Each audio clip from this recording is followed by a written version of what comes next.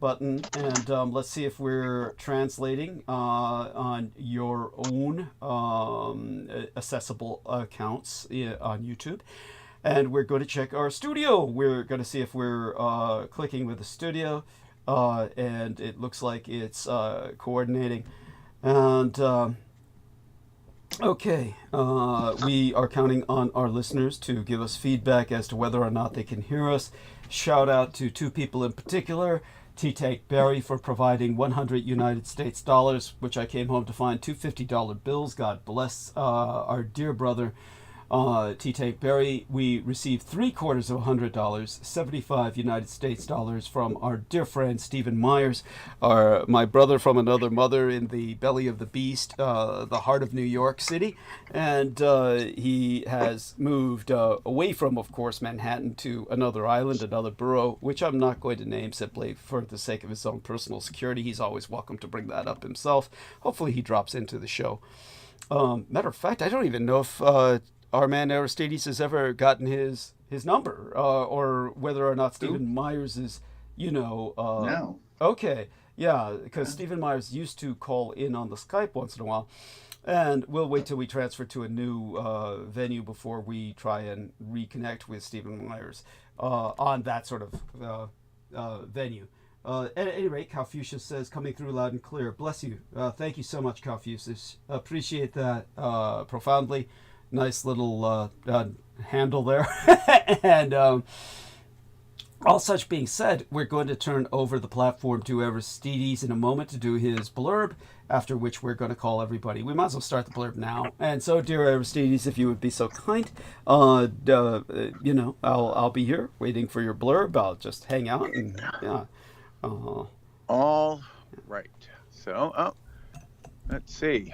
Sitting down in front of the computer, and what do I see? A notification here. Mm-hmm. And, oops, let me turn that down. That comes from turning on the notification bell next to the subscribe button, which you should also enable under the program window. And then check that right after you hit the thumbs up upvote. That is very important because there are upvotes and downvotes, and that affects the algorithm, which allows Douglas to be heard and searched and discovered, suggested. And there are those that put down votes. You can't see them. YouTube hides them these days. But they do it perhaps in numbers with bots, and to affect that algorithm negatively. So please hit the upvote. Make sure you're subscribed, even if you were before. It may have become undone somehow. Turn on that notification bell. As far as the upvotes, if you would really like, see, I just put one. And then what you can do is go under your account settings on your main account, if you have an account, to do these things of some sort. If you don't, please sign up for whatever it is, Google, YouTube, it's the same thing. Whatever it tells you, sign up for that, make an account. And then once you have an account, you can go under the account settings and you can create channels under your account. Usually people put different kinds of content there, but you can just make dummy channels. And the cool thing is that they're all capable of their own upvotes. So look at that, I put a second one. I'm just one person. So you can do that. And just please try to remember to switch back to your normal account that you like to use or communicate with, especially before chatting. It's very easy to forget. And then you start chatting, you're like, who's that? Oh, who am I? So, anyway, please, Douglas was just telling me he's close to his goals, financial goals for the month. However, it would be much appreciated if you would find the PayPal link. It's going to go in the YouTube chat. If you can't find it, or if you're only hearing audio, you can't see anything, it's at PayPal, and it's just, if you just go on PayPal, search Douglas D. Dietrich, one word, you will find it. You will see his picture. Send him your money. So I'm putting that there. Please send him your contributions.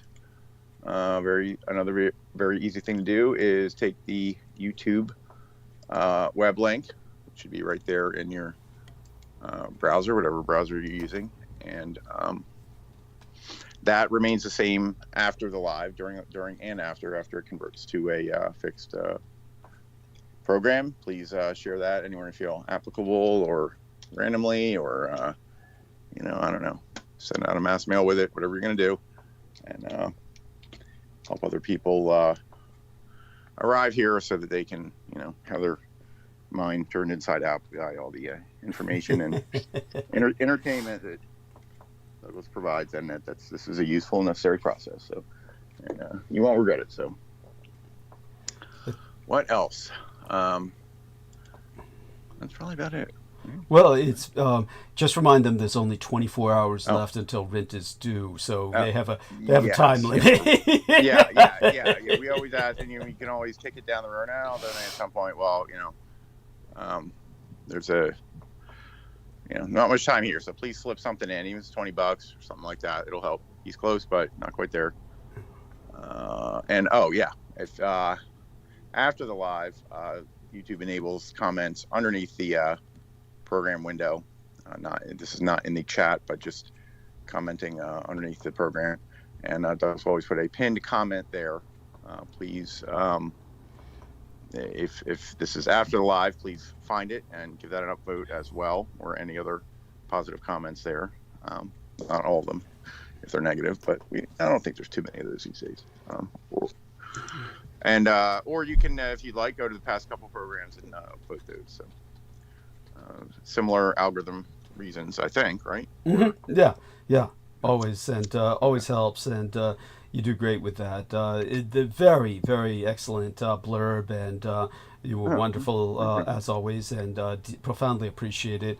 Believe me, a few months ago, basically the month before last, our man Aristides contributed $200 US. I'm trying to avoid relying on our own team members so much, and especially on Aristides, who's already contributed well above and beyond the call of duty by contributing a brand new computer. So with the kind of contributions that our man has already made, even if I haven't taken advantage of the new computer just yet, simply because of fear of what will happen based on what happened last time, which was simply such an incredibly traumatic experience, where adding a new computer forced a change of IP address, which it should not happen. None of this should happen. But then again, I'm not in any normal situation. Understand, for instance, when we make jokes about the Waymos circling around my home like sharks, that may sound funny, and it is bemusing in its own right. I can derive amusement therefrom, but understand, any normal person would be driven to insanity by these tactics of intimidation and just brazen surveillance. When I told my gang brother Beaver about it, who has been a Tong member all of his life and pretty much has made a career out of human trafficking, though we feel that we're doing so in the right as we rescue people and extract them from situations of true slavery, and smuggle them into better lives here in America. Even with that background, he scoffs and laughs when I said I've got Waymos circling my house and it's obviously surveillance. And my response to him was, well, do you have any Waymos circling your goddamn house, your block? No. Well, there. I mean, there you go with that. That's the answer. By the way, our dear friend T-Take Berry dropped again $100 US. He probably noticed there is now a camera affixed to the door, not my own, but that of my landlord's. So the property manager on site has a camera affixed to their door now, thanks to Trampus Nicholson smearing our steps with shit some months ago. And no need to worry, T-Take Berry. The camera's not there for you. It's there for people like Trappist Nicholson and the gang stalkers. And this way, the property manager on site protects my landlady's property, who asks that I deliver money into their mail slot the way T-Take Berry delivers money into mine. So all that being said, I need the money to deliver. We have 24 hours to get it from you, our listeners. And so by God, help us out so that Aristides doesn't have to. He does more than enough. All right, with all that being said, that was wonderful, Aristides. Start adding people by all means, and we'll start. Yeah. we'll start deep into conversation soon enough. We got a lot of listeners already. We're going to get more, and in the interim, we're going to get people roundtabling here soon enough. Let me give hugs to our dear friend Eric Cradle and Confucius okay, and while I'm doing that, we're going to just invite more people to subscribe and upvote, and upvote the afterwards as well. Once the episode is uploaded, I'll have a comment uploaded, just reiterating what our man Aristides already said, but I really can't emphasize it enough. I'm glad to say that our subscriptions are back up over 3,400 the way they should be, because as Aristides said, you will be unsubscribed without your consultation by YouTube, because that's what YouTube fucking does. And especially when it comes to my channel. And there's an active suppression of my channel. And the only way we can overcome that is through guerrilla warfare. And that's through your support, the support of the people, the Volk. So do your part. It's your war. You've got to fight it. We can't win it without you, and we can't win it for you. And if we did that, you wouldn't deserve the victory. Now, aside from the people listening to this show, the majority of the public doesn't deserve it anyway. But all such being said, we're fighting on their behalf for no one's benefit other than our own, so that we can survive these trying times and help to rebuild a better space and time, a better. All right, a wonderful photograph from Aristides that I've downloaded, and so now we've got other people uploading onto the call, and that brings us on to a new call in which I don't see that photograph because we're in a new call where other people are joining Skype, and we've gotten so used to this. It's going to be it's going to be awkward switching to whatever we switch to. We haven't really concentrated on that yet. We've all come to the conclusion we're not going to go Microsoft Teams, and we're going to instead, do something else. But we've yet to conclude what that is, and we're still sniffing around. Though we've got good help from good people, and we'll find out that way. Our dear friend Nemo provided some good suggestions, and hopefully Nemo comes on to calls in the near future. Aaron Tice has been dealing with what seems to be a case of long short COVID. There's no other word for it. They have what they call short COVID these days. That doesn't stop it from impacting people for extended periods of time. So everybody maintain Aaron Tice in thought and prayer. Without him, we would never have gotten the manuscript at all from Peterless the Moonsuck, the Peter file, who used to be on the show regularly for no other goddamn reason than to waste all of our time. We've got people adding on to the call now that don't dial easy. Let's put it that way. Crystal River, for instance, and Stephen Myers. I don't know if he's ever tried to call in, but Stephen, if you do want to call in a few more times on Skype before we abandon the venue on May 4th, I believe. Just do so and I can merge the call. I think I have the capacity to do that. Skype has updated multiple times since the problems we had where I used to add people or do something and it would just give me a white screen after that, which rendered the call useless. So I don't need to worry about that anymore. I think, though, in the end, it's probably better safe than sorry. And we just let our man Aristides handle everything. He's gotten quite handy at it. And all that being said, we're in for a lot. Obviously, there's a lot going on, so we got to talk about a lot. As soon as we get some other people on here to roundtable with us. By the way, Aristides, have you added everyone? I don't. Yeah. Oh, okay. So, okay, there we are. 22 in the call. There we are. 20. We've got 20 other people aside from Aristides and myself. And so they've yet to respond, but let's hope they do. Otherwise, I'll just start in on kind of like monologuing until the other people show up. And, just start droning on.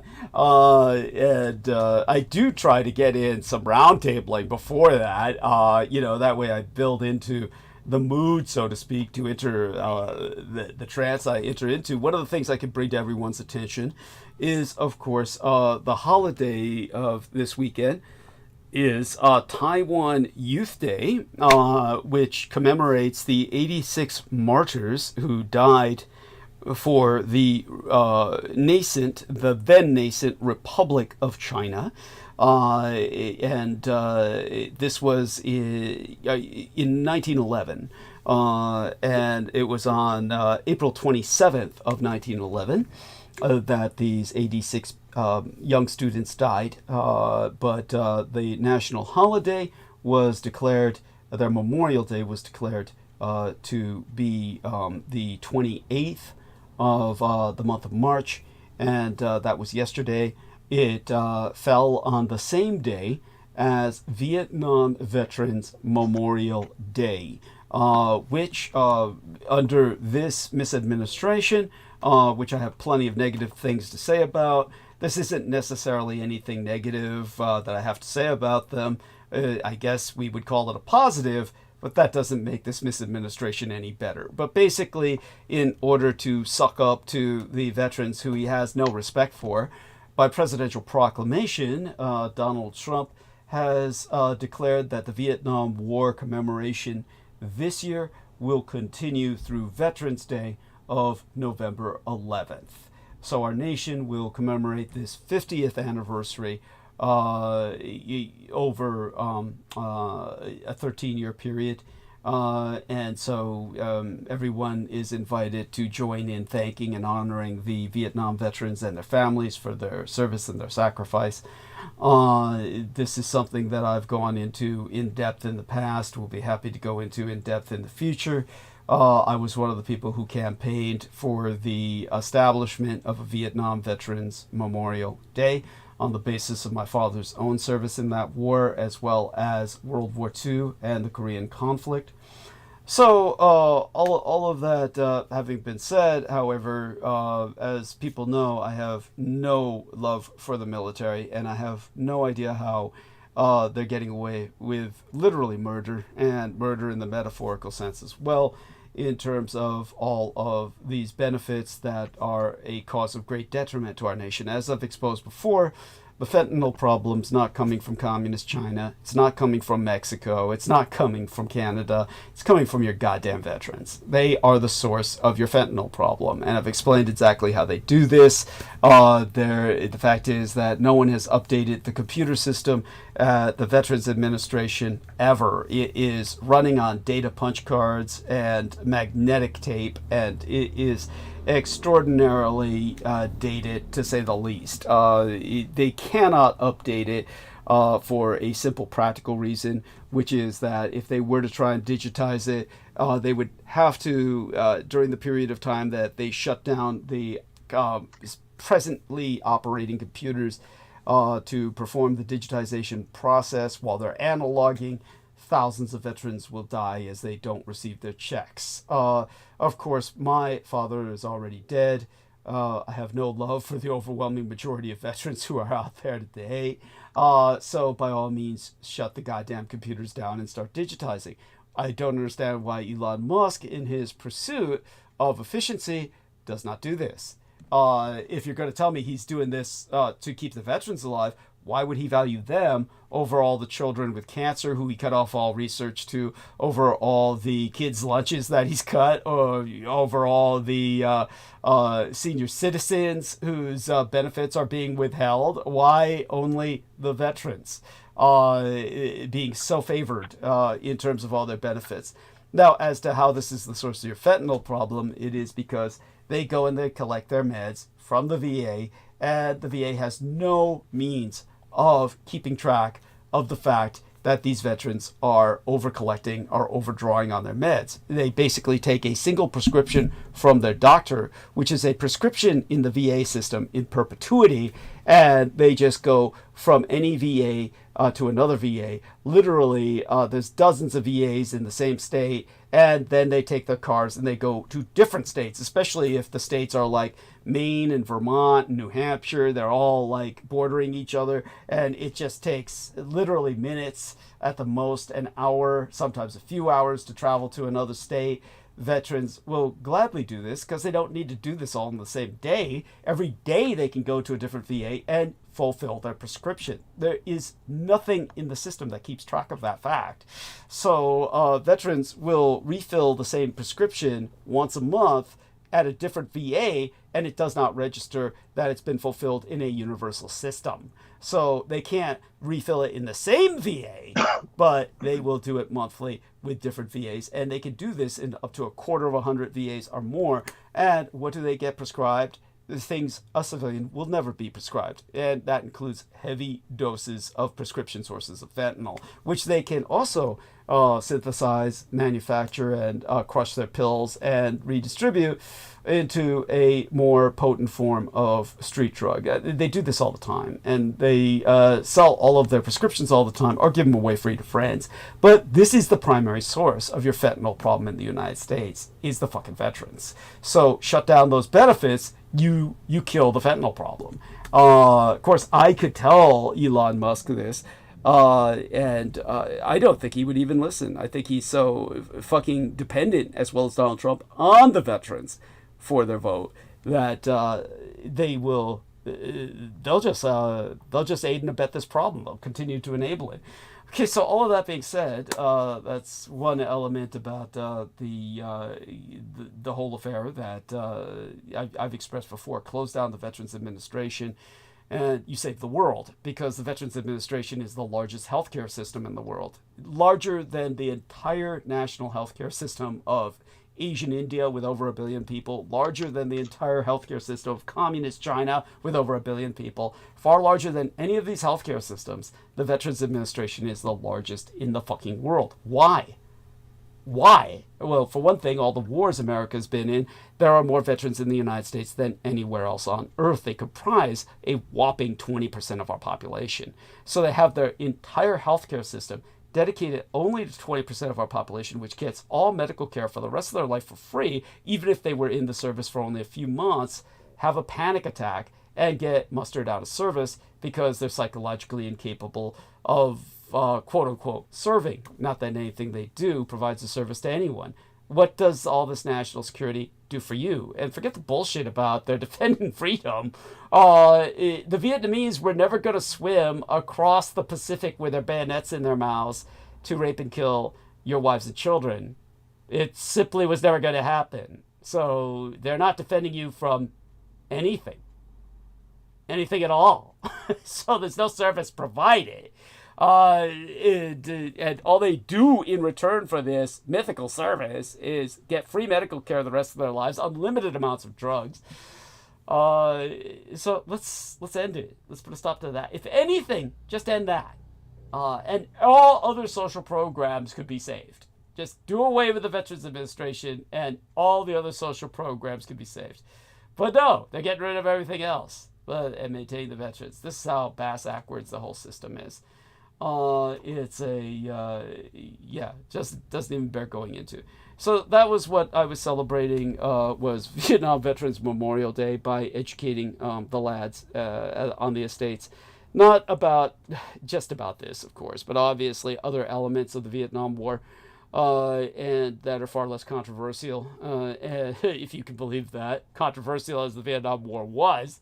Mostly explaining to them about my own personal issues with the military, of course, that are personal but not personalized. They're endemic to the system. In other words, I'm describing systemic problems with the military that I know about from personal experience, both bureaucratically, having worked as a civilian with the Department of Defense, and in a combat sense as a veteran. Aside from that, explaining the history, of course, of Taiwan Youth Day, And as well, I'm returning to the Estates first thing in the morning, as soon as my Meals on Wheels is delivered. My home-delivered meals arrive, and then we will be returning to the Estates for Transgender Day of Visibility tomorrow. We'll enter that holiday at midnight. It's an international holiday, an international event marked on March 31st. I think there's still confusion with people about the entire concept, and a lot of people don't understand that transgenderism has nothing to do with transvestiture or my cross-dressing. My son, of course, is transgender. I am basically a cross-dresser as defined by American culture, but it's based on a Japanese cultural skill set developed by ninja, or the practitioners of In2-INT, the art of ninjutsu. Ninjutsu is actually a bastardization. It's corruption. It's not really a Japanese term. Japanese, for instance, acknowledge the term jujitsu. It's not offensive, but it's really part of the entire martial arts system, which would encompass, say, for instance, karate, which is not really called karate in Japan. That's an Okinawan term that got shall we say, Americanized because of the American involvement with the Okinawans. And the Japanese, on the other hand, refer to the art of karate as atemiwaza, or empty-handed combat. Now, in all fairness, everything that the Americans are familiar with, jujitsu, atemiwaza, or, karate, these really aren't Japanese per se. They're Okinawan, and the reason why is because the Japanese martial arts, if you will, are basically known as buge, and they usually, if not almost universally and exclusively, involve weapons. So the Japanese weaponized martial arts systems would be basically various forms of budo, as in warrior ways, the ways of the warrior. So, but nevertheless, they acknowledge what the Okinawans do by calling an Okinawan martial artist a budoka. So the Okinawans were basically like the Bruce Lees of Japan. But in Japan, you have the samurai and you have the ninja. So these are very different worlds, and a lot of Americans don't really understand this, and they have no comprehension of it.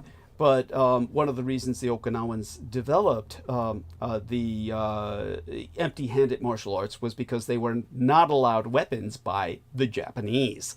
So that's why they learned to fight without, or use farming implements as weapons, such as the tonfa, which you would recognize as the prosecutive response 27 or 27-inch baton with a handle that's used by police officers. That's simply a modernized tonfa, or Okinawan flail, used for some kind of rice or millet mashing that I have no idea how they do it, but it's what they do with an implement that became the police baton, the modern day police baton, not the one, the old billy club that the Irish cops used to carry with a handle on it, but the modern day police baton that has become universally identified with modern police forces is based on the Okinawan tonfa. So all of that being said, this is what the Okinawans would be farming implements, because the Japanese would not allow them swords or guns, which again, just to kind of try and put this into perspective for Americans, Japan was the most armed nation on earth when it came to firearms. The Battle of Sekigahara, 1/3 of all the world's extant firearms were deployed in that battle. And that was a samurai battle. So Americans have this insane idea that the Japanese somehow suffered American occupation, and then for that reason, the Americans instituted gun control in Japan. And again, a lunatic perversion of history that has nothing to do with reality. The Japanese always had gun control. Nobody was allowed guns except the samurai, but the samurai had lots of guns. As I said, the majority of firearms in the world were concentrated in Japan. There's no other nation on earth that had that many guns. The Europeans had guns, yes, but they were dispersed, and they were in basically never as concentrated within one nation as they were in Japan. It took a long time for Europeans to really universalize guns because they were using guns in combination with shields, crossbows, pikes. All of this is quite true. People are just ignorant of their history and they don't realize this. They think suddenly guns happened and everybody just switched to guns, which was not the case because guns weren't all that practical. They really weren't. You had pistols were usually one-shot affairs. And what pirates in particular would do is they would carry lots and lots of pistols. So instead of bandoliers full of ammunition, pirates would have bandoliers full of pistols. And each one of them was a one-shot. They would just one-shot, you're done, and they would literally toss the pistol aside on the deck. If anything, it would be recovered later. They're not concentrating on that right now. They're trying to get a shot out. But if they're boarding a ship that they're taking, they're just firing, throwing the gun away. Fire, throw a gun away. Fire, throw a gun away. Because it's useless to the enemy anyway. The enemy will pick it up, and what do they got? An empty gun. They can't load it. So you fire it, throw the gun away, and then later on you sweep all the guns back up and reload them again if you take the ship. Otherwise, you've got other problems on your mind. So all that being said, hopefully that gives people a little bit of perspective on European guns. But unlike the Europeans, the Japanese, of course, improved upon the model. They took it and they improved upon it so that you could reload more effectively. And it's the Japanese who modernized firearms. They actually put protective cases around the flintlock so that they could fire during the rain. Europeans never developed that. Europeans never had that. So, yeah, all that being said, Japan instituted gun control because they didn't want anyone else having the guns other than the samurai class. So that effectively has lasted forever, since samurai times. It has nothing to do with any mythical American occupation. Again, to show people how ignorant they are.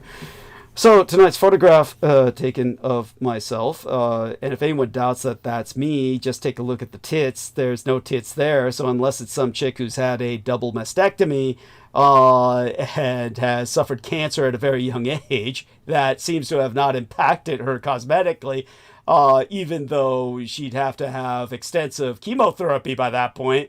Yes, it's just me. And so take a look at the tits. I couldn't really make the picture any higher, though it's a full-body picture. There's only so much I can fit due to YouTube requirements on what you can squeeze into the thumbnail. So in order to fit my own head in there so I don't chop off the top of my head, basically I exposed what I could of my torso so that people could see that it's me in cross-dressed vestiture because of my ninja background. And that was one particular school of ninjutsu, or more properly, the Japanese term is inindo, as opposed to ninjutsu, which is an American corruption.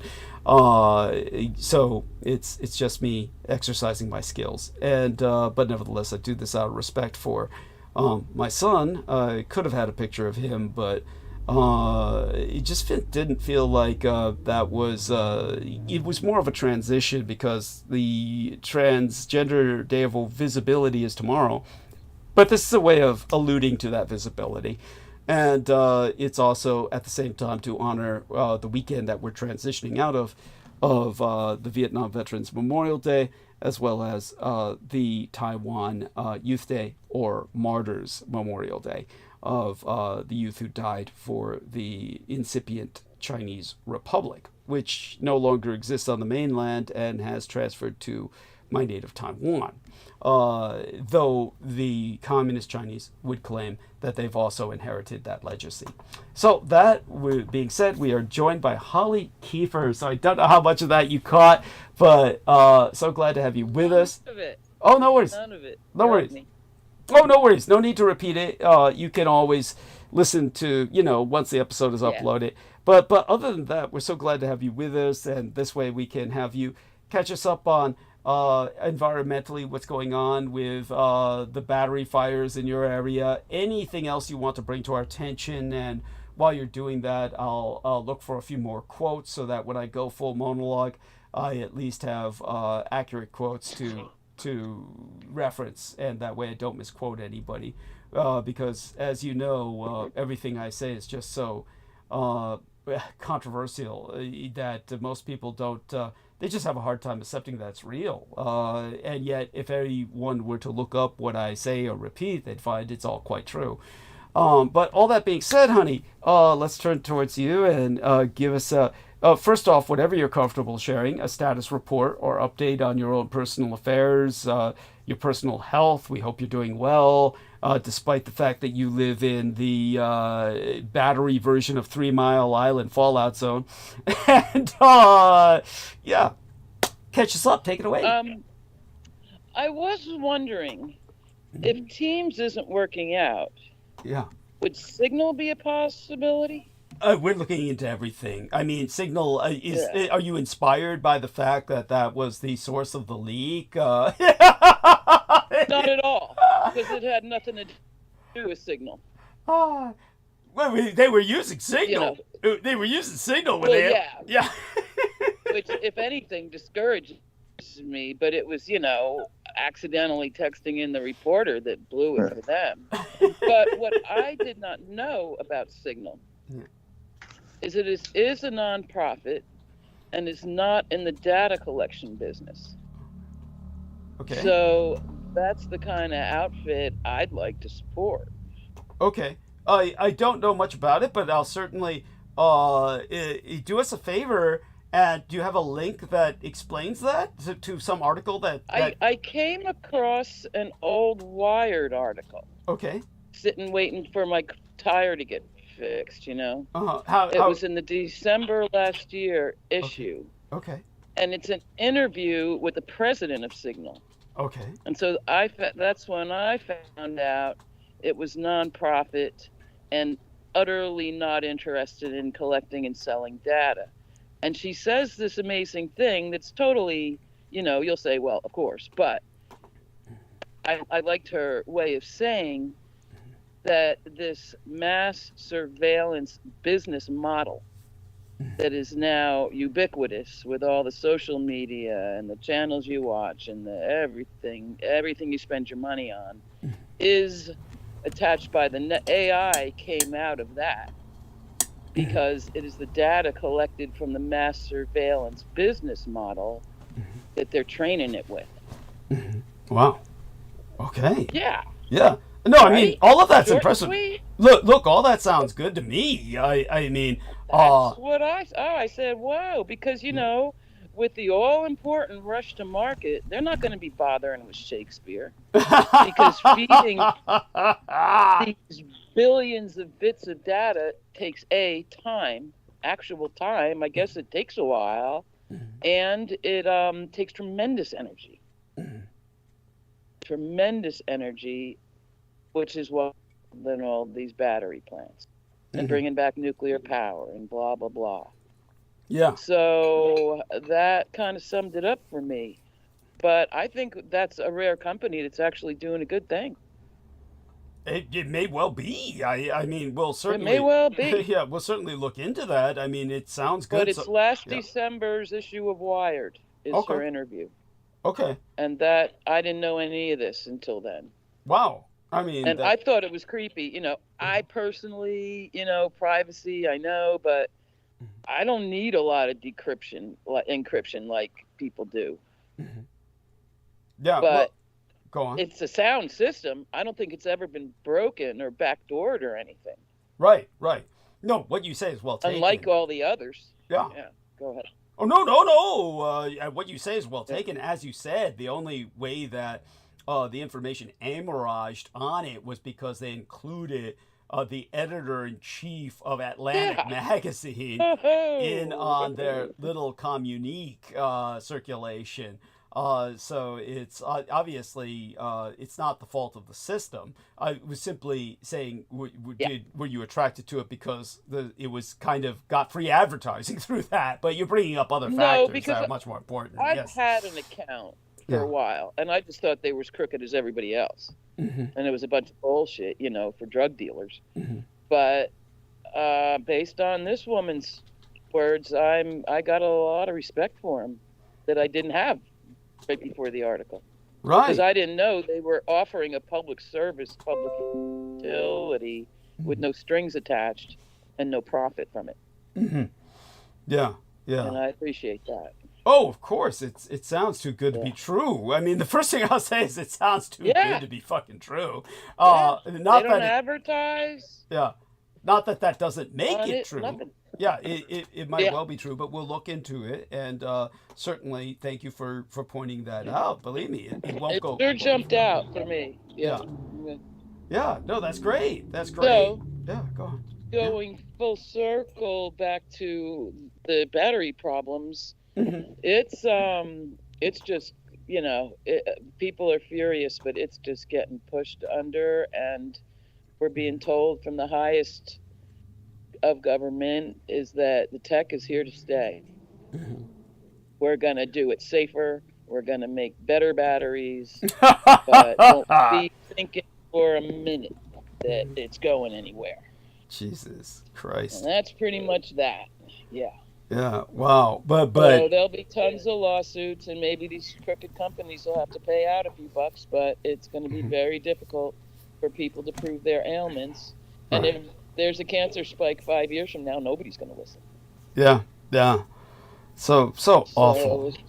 Yeah, it is. And it is, this total inversion of anything green, even though that's the moniker it's carrying to the finish line.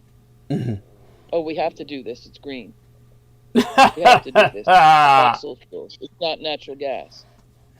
Whereas, I imagine there's enough natural gas to go forever. But I don't know that. Right. Well, but there sure ain't all that much cobalt and shit. So good point.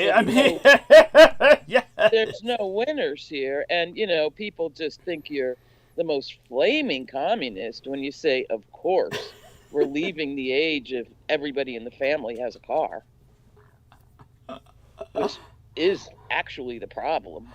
Well, that's a good point. So elucidate a bit on that. By that, I take it, I myself would interpret that what you mean is that we've come to this place of ecological catastrophe in large part because in the developed world, but particularly the United States, everybody in their family has a car. Correct? Everybody. Right. You used to have one car for the family. Remember those days? I bet you do. Well, yes. But that's all over. Yeah. But what I know is that the bare three minimum things you need to survive in America are a car. Yeah. Well, in this order. Yeah. A phone, a car, and a bed. Yeah. Wow. Why the bed? Phone, car, bed. Because you need a safe place to sleep so you can get on the phone and find the job and get in your car and drive there. Phone, car, bed makes the world go round. Otherwise, you're a dead fish. Right. Yeah. No. No argument from you that definitely the phone, the bed. I'm not so sure about, only because so many people I've seen these days live without a bed, because I know what you mean. You probably mean that includes simply a mattress, perhaps just a mattress that's in a safe place to sleep. Yeah, safe places. So what you're really saying is a roof over your heads, so long as you're not homeless, some kind of room to park your ass in. Sleeping on a bed. Yes. Right. Even if you're not sleeping on with water. Right. Right, with presumably running water. Understand, of course, I don't have even the running water. So Right. well, I have running water, but it's not potable. It's not potable. So Right. yeah, it's one of these things where, as for the bed, I barely have that, in the crypt. But the I one hear thing you. Hey, all those things for me are hanging by a thread. yeah, for you and me both, and many Yeah, people are joining many us in. people. Yeah, many people are joining That's us right. in that precarious lifestyle. But when it comes to myself, always remember that as much as I appreciate what you're saying, and what you're saying is absolutely true, also remember that somehow I've never had a car in my entire life, and neither has my family.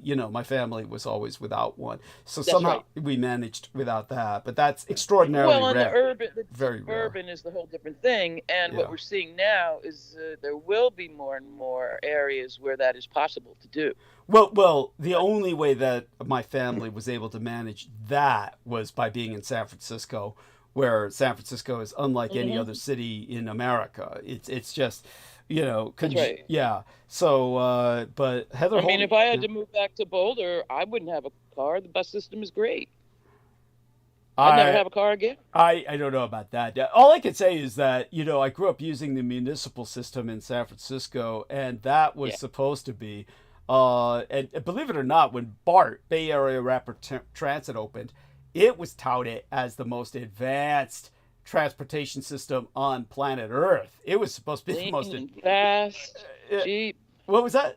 What was that? Say that again. Clean and fast and cheap. Yeah, lean and fast and cheap, whatever it was they said about that, it was touted as, this is it. This was that was the bleeding edge of mass transportation at the time in the world, as it was advertised. That doesn't mean it was so, but that's how it was advertised. But yeah, that went to shit pretty quick, and and San Francisco was advertised for the longest time as, again, supposedly the most convenient mass transportation system in the world. That there was nowhere else on Earth where you could just walk outside the door on average in San Francisco, and there would be a bus stop within walking distance where you could catch a bus. And all of this is due to San Francisco's incredible congestion, being built on a peninsula where everything is so developed to that point where this was possible.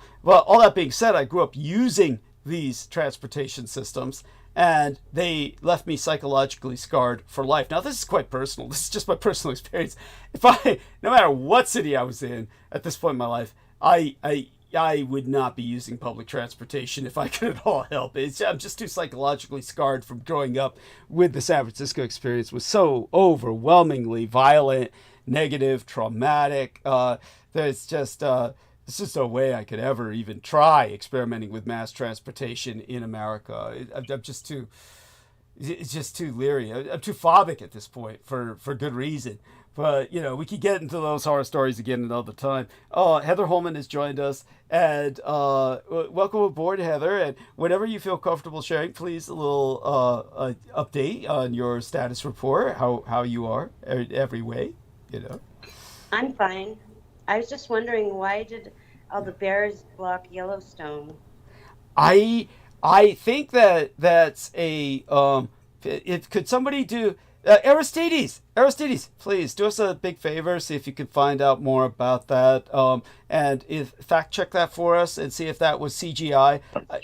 Was that CGI? All those bears blocking Yellowstone? You don't need to answer that right away. Just yeah. Oh, but I think I would take a risk, and I would assume that's CGI, but I might be wrong. I did see there were a lot of people talking about it, and so believe me, what Heather. I heard nothing. Okay, so look it up, Holly, and tell us whatever you find as well. I mean, Heather is referring to something that made big news. So it was big news. It was all over the internet, where because the Blood Boys were talking about it. The bears were blocking entry into Yellowstone, and but I think it's CGI. I basically was scanning, and I didn't really look into that in particular, but it looks awfully cute. It looks but I think I believe They might be pissed off forest Forest Service having fun. yeah, you mean with CGI? Hacking. Hacking Yeah. and making a CGI of all the Yeah. bears blocking Yellowstone. Yeah, but what were you gonna say, Heather? Bears hate Trump. Yeah, of course. I believe it. You believe? Yeah. Well, I'm not saying it's not true. They may well be true. In which case, Yeah. yeah. What, Holly? Holly? No, I was agreeing. Yeah. Okay. I was agreeing. Yeah. They are probably, I guess, coming out of hibernation. Oh, all I can say is I don't know. If you take a look at that photo, I think some people were making AI generated photos because that's kind of excessive. Okay. Yeah. Thank you. Thank you, Aristides. I Like there appreciate haven't that. been what that it- many bears up there for 100 years. Yeah. That's what it's looking like, though, from Yeah. the talk out there. Thank you. Yeah. I mean, for those of you who don't know, back in the days when every adult male was expected to carry a gun, that it was just considered part of being an adult male, part of your responsibility as an adult male was to carry a gun.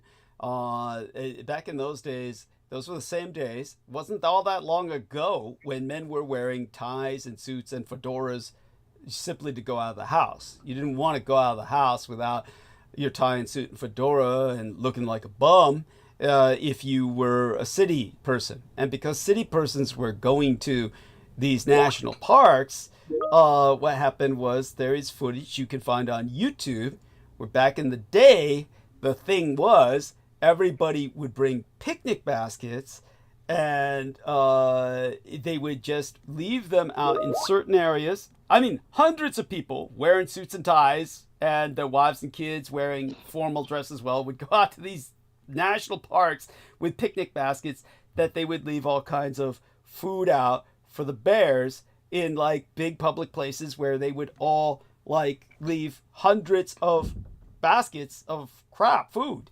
And then they would sit down and watch while the bears came out to rip and tear each other to fucking pieces to get at these picnic baskets. And if the bears came too close to the humans, the men would just start shooting at them and the bears would retreat back to, going at the picnic baskets. Normally they wouldn't even pay attention to the humans because the humans did not register as easy food. So this is what life used to be like in the national parks. You can find footage of this on YouTube. This is what America was like. So all I can say is that's the only kind of thing that I've ever seen that would bring out that many fucking bears at once. Because what Heather's referring to... I found a link to this from the Smithsonian talking about it. Okay. Oh. About what? The bears About now? the bears. You mean now? The bears now? Yeah, I put it in the chat. Oh, okay. Interesting. So Smithsonian, grizzly bears are emerging from the... Okay, it's officially grizzly bear season in Yellowstone, Grand Teton National Parks. But what would draw them out onto the road if people weren't placing picnic baskets on the road? Do they explain that in this article, honey? I mean, does this article reference the roads being blocked? Heather? Yeah, well, it's the first thing that came up when I Googled it. Okay. So legitimately, the bears are coming out of hibernation, but it's not necessarily a link explaining that photo. However. Oh no, probably not. Okay, thank you. It's just 2 days ago. Okay, yeah, no, all that's legit. Nemo says the TikTok videos of the bears is definitely AI. Okay, so Well, I haven't seen that. well, you've seen the videos of the bears. That's what. No, I didn't see it on TikTok. I saw it somewhere else. No, just saw it I online. I know. What I'm saying is you saw it, but it's the same thing that showed up on TikTok is what I mean to say. You didn't necessarily see it on TikTok, but you saw the same stuff that's on TikTok that Nemo is referencing. Believe me. Oh yeah, I wouldn't know. I haven't seen it on TikTok. Right. I get it. Yeah. I'm not trying to put words into your mouth, believe me. That's all. Yeah. It's yeah. So there we go with that. And but you think it's fake? I personally, along with Nemo and Aristides, we're all very skeptical about it. That's a lot of bears. And what we can't understand is what would be the reason. Like I said, that's why I went into this long meandering story about what people used to do at Yellowstone. It's like, you get what I'm saying? I brought that up because that's the reason bears would gather in those numbers, was because, hey, there's free food. But there's no free food on the road for the bears now, so why would they? What would be their mission, you know? There, thank you. I think it's because they're not herd animals. Yeah, thank you. And like they function independently, so it's not like they have some migratory route or something. Yes. So like Holly said, it seems more like park rangers who all lost their jobs, just putting out shit like that to keep people away from the parks.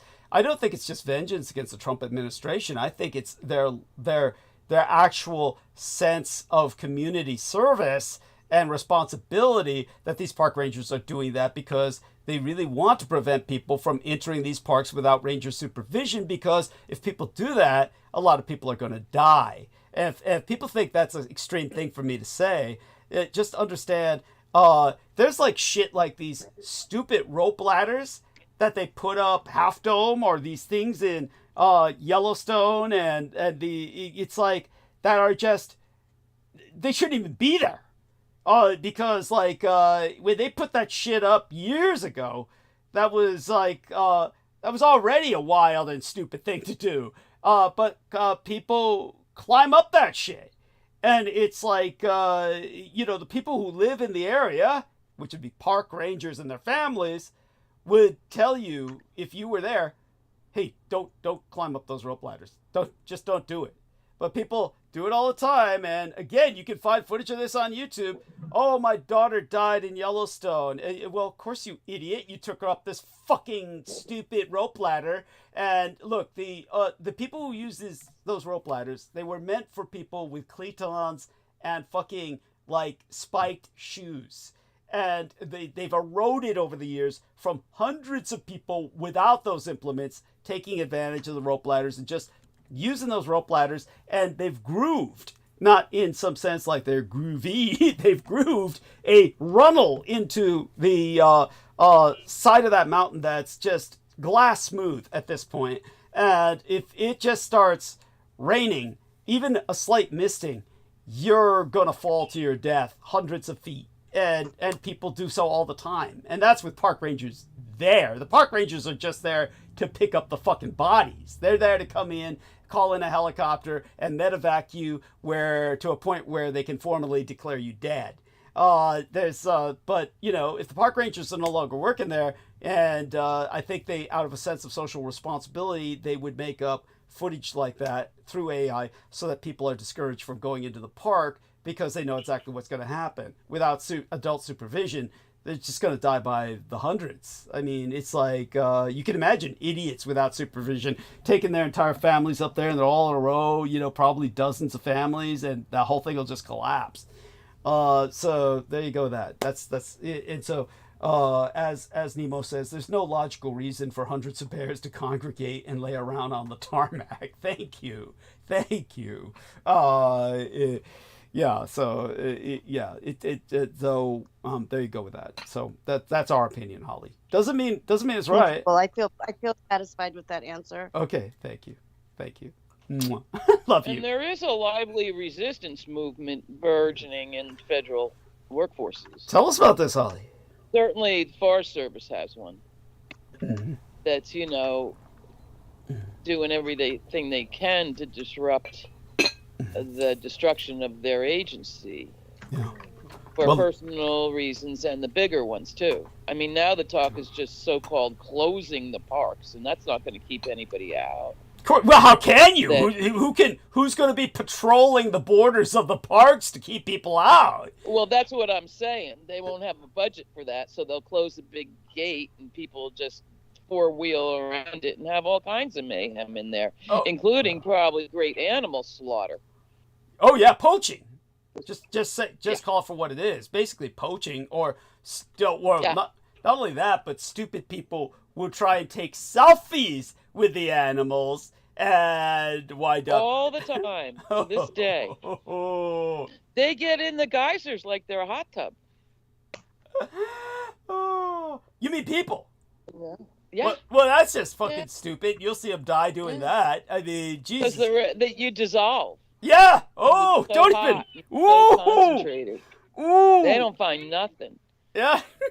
Or you fall through the crust, you get off the boardwalk and fall through. And, oh, God, horrific shit. They shouldn't even have national parks. I mean, they really shouldn't. And that brings us back to Holly's specialty. Tell us about 411 or 411. Tell us about other stories of people's disappearance in the park. How many people disappear in these parks every year?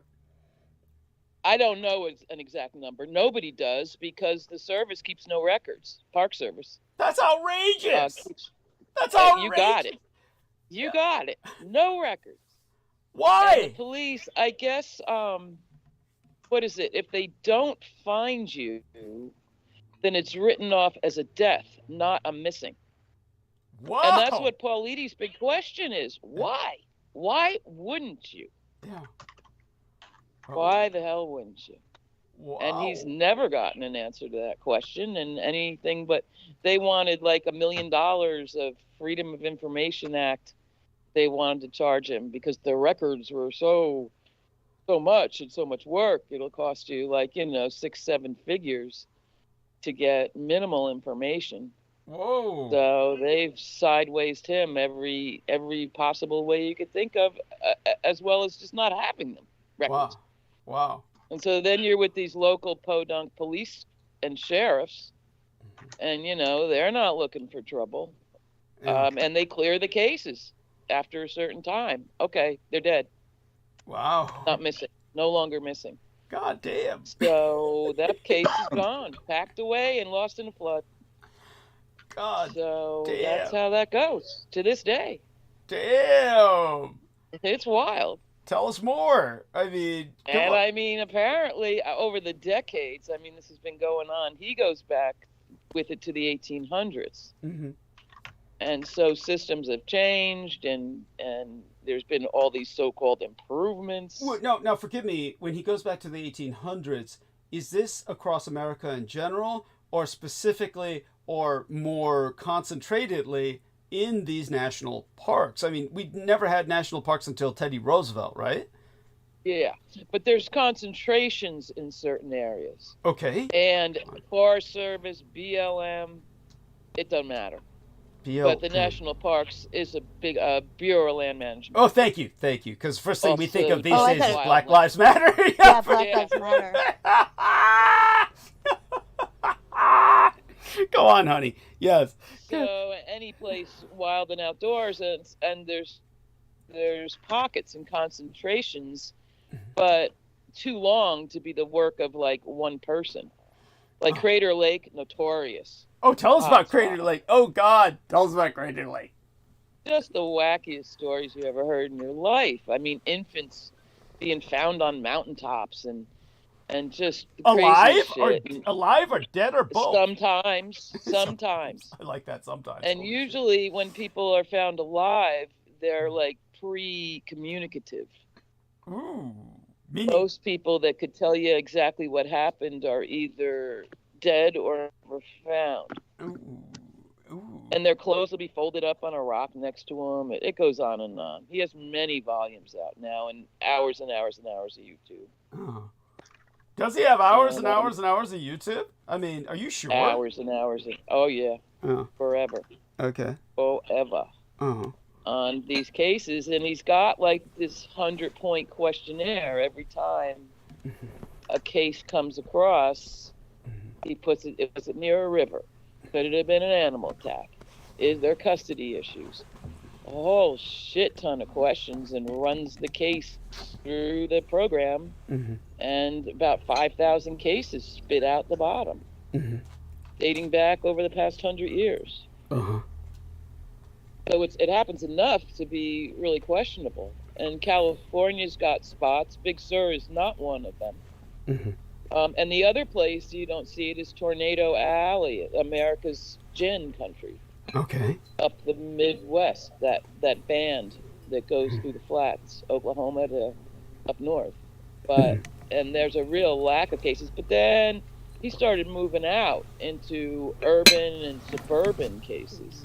and there are, and then he moved to Australia and Europe, and so that's when you get into your canal deaths and your smiley face deaths and stuff like that.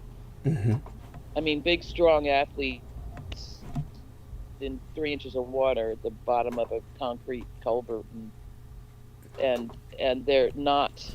So, many times they've been missing 2 or 3 months before they're found in plain sight. So when they're found, even though they've been missing for 2 or 3 months, they're not found decayed. They're found like freshly clean clothes and fresh as sushi. And there was getting to be a lot of them. It all started up in Manchester, but it spread to the states, the northern college states. Well, tell people Minnesota. about the smiley face killers, the theory of some kind of homosexuality involved, but on the part of the perpetrators, at least, if not on the victims. But also tell people where the name comes from. I mean, why the name smiley face killers? That's a bunch of mysterious deaths, outdoor deaths, were found with that graffiti on the culvert or the tunnel or the wall or whatever was closest. Of the smiley face. The smiley face, yeah. And so that was just part of the speculation, because I guess that crossed over into canal deaths. It all started up in Manchester, where they also have strange cat deaths and shavings. Shavings? Yeah, people come home with it, and the cat comes home and it's shaved. Ooh, you mean completely? Don't ask me. You mean completely shaved? Pretty much, yeah. Fuck! Yeah. Fuck!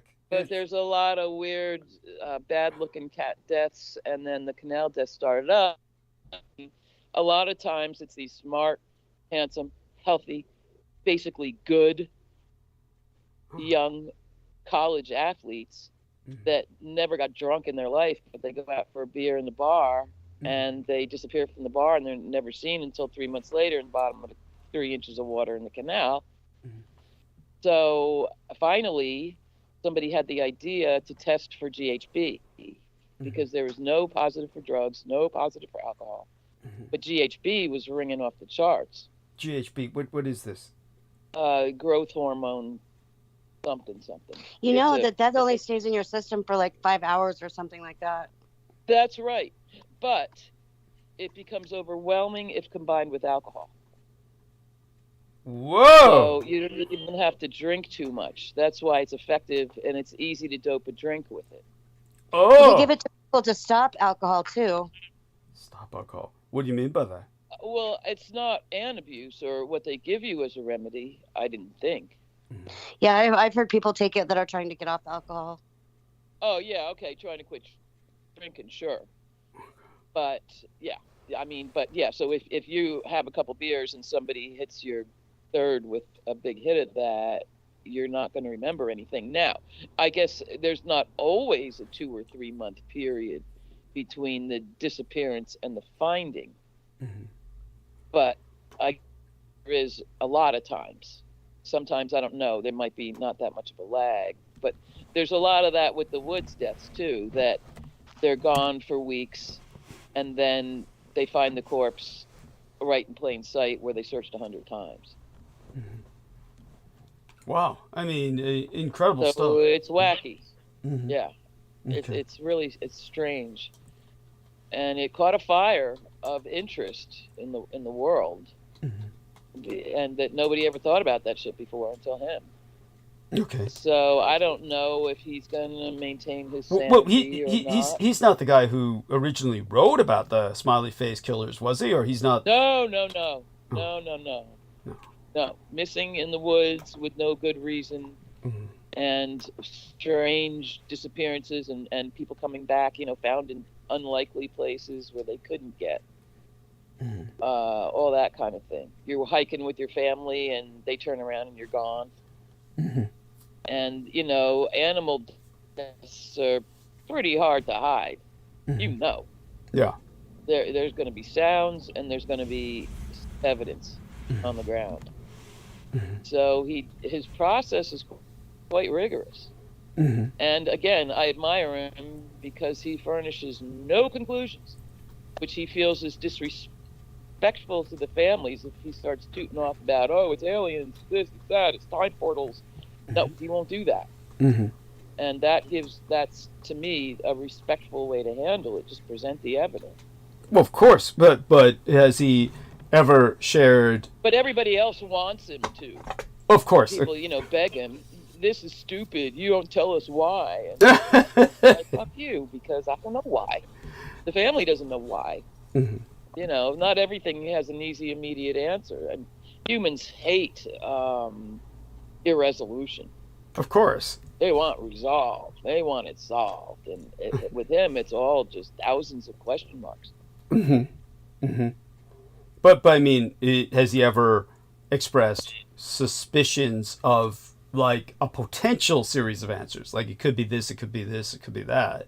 Or at least shared other people's If anything, it's a combination. And he is a Bigfoot guy. He was Okay. the guy that went and talked to 100 different Indians and tribes. Right.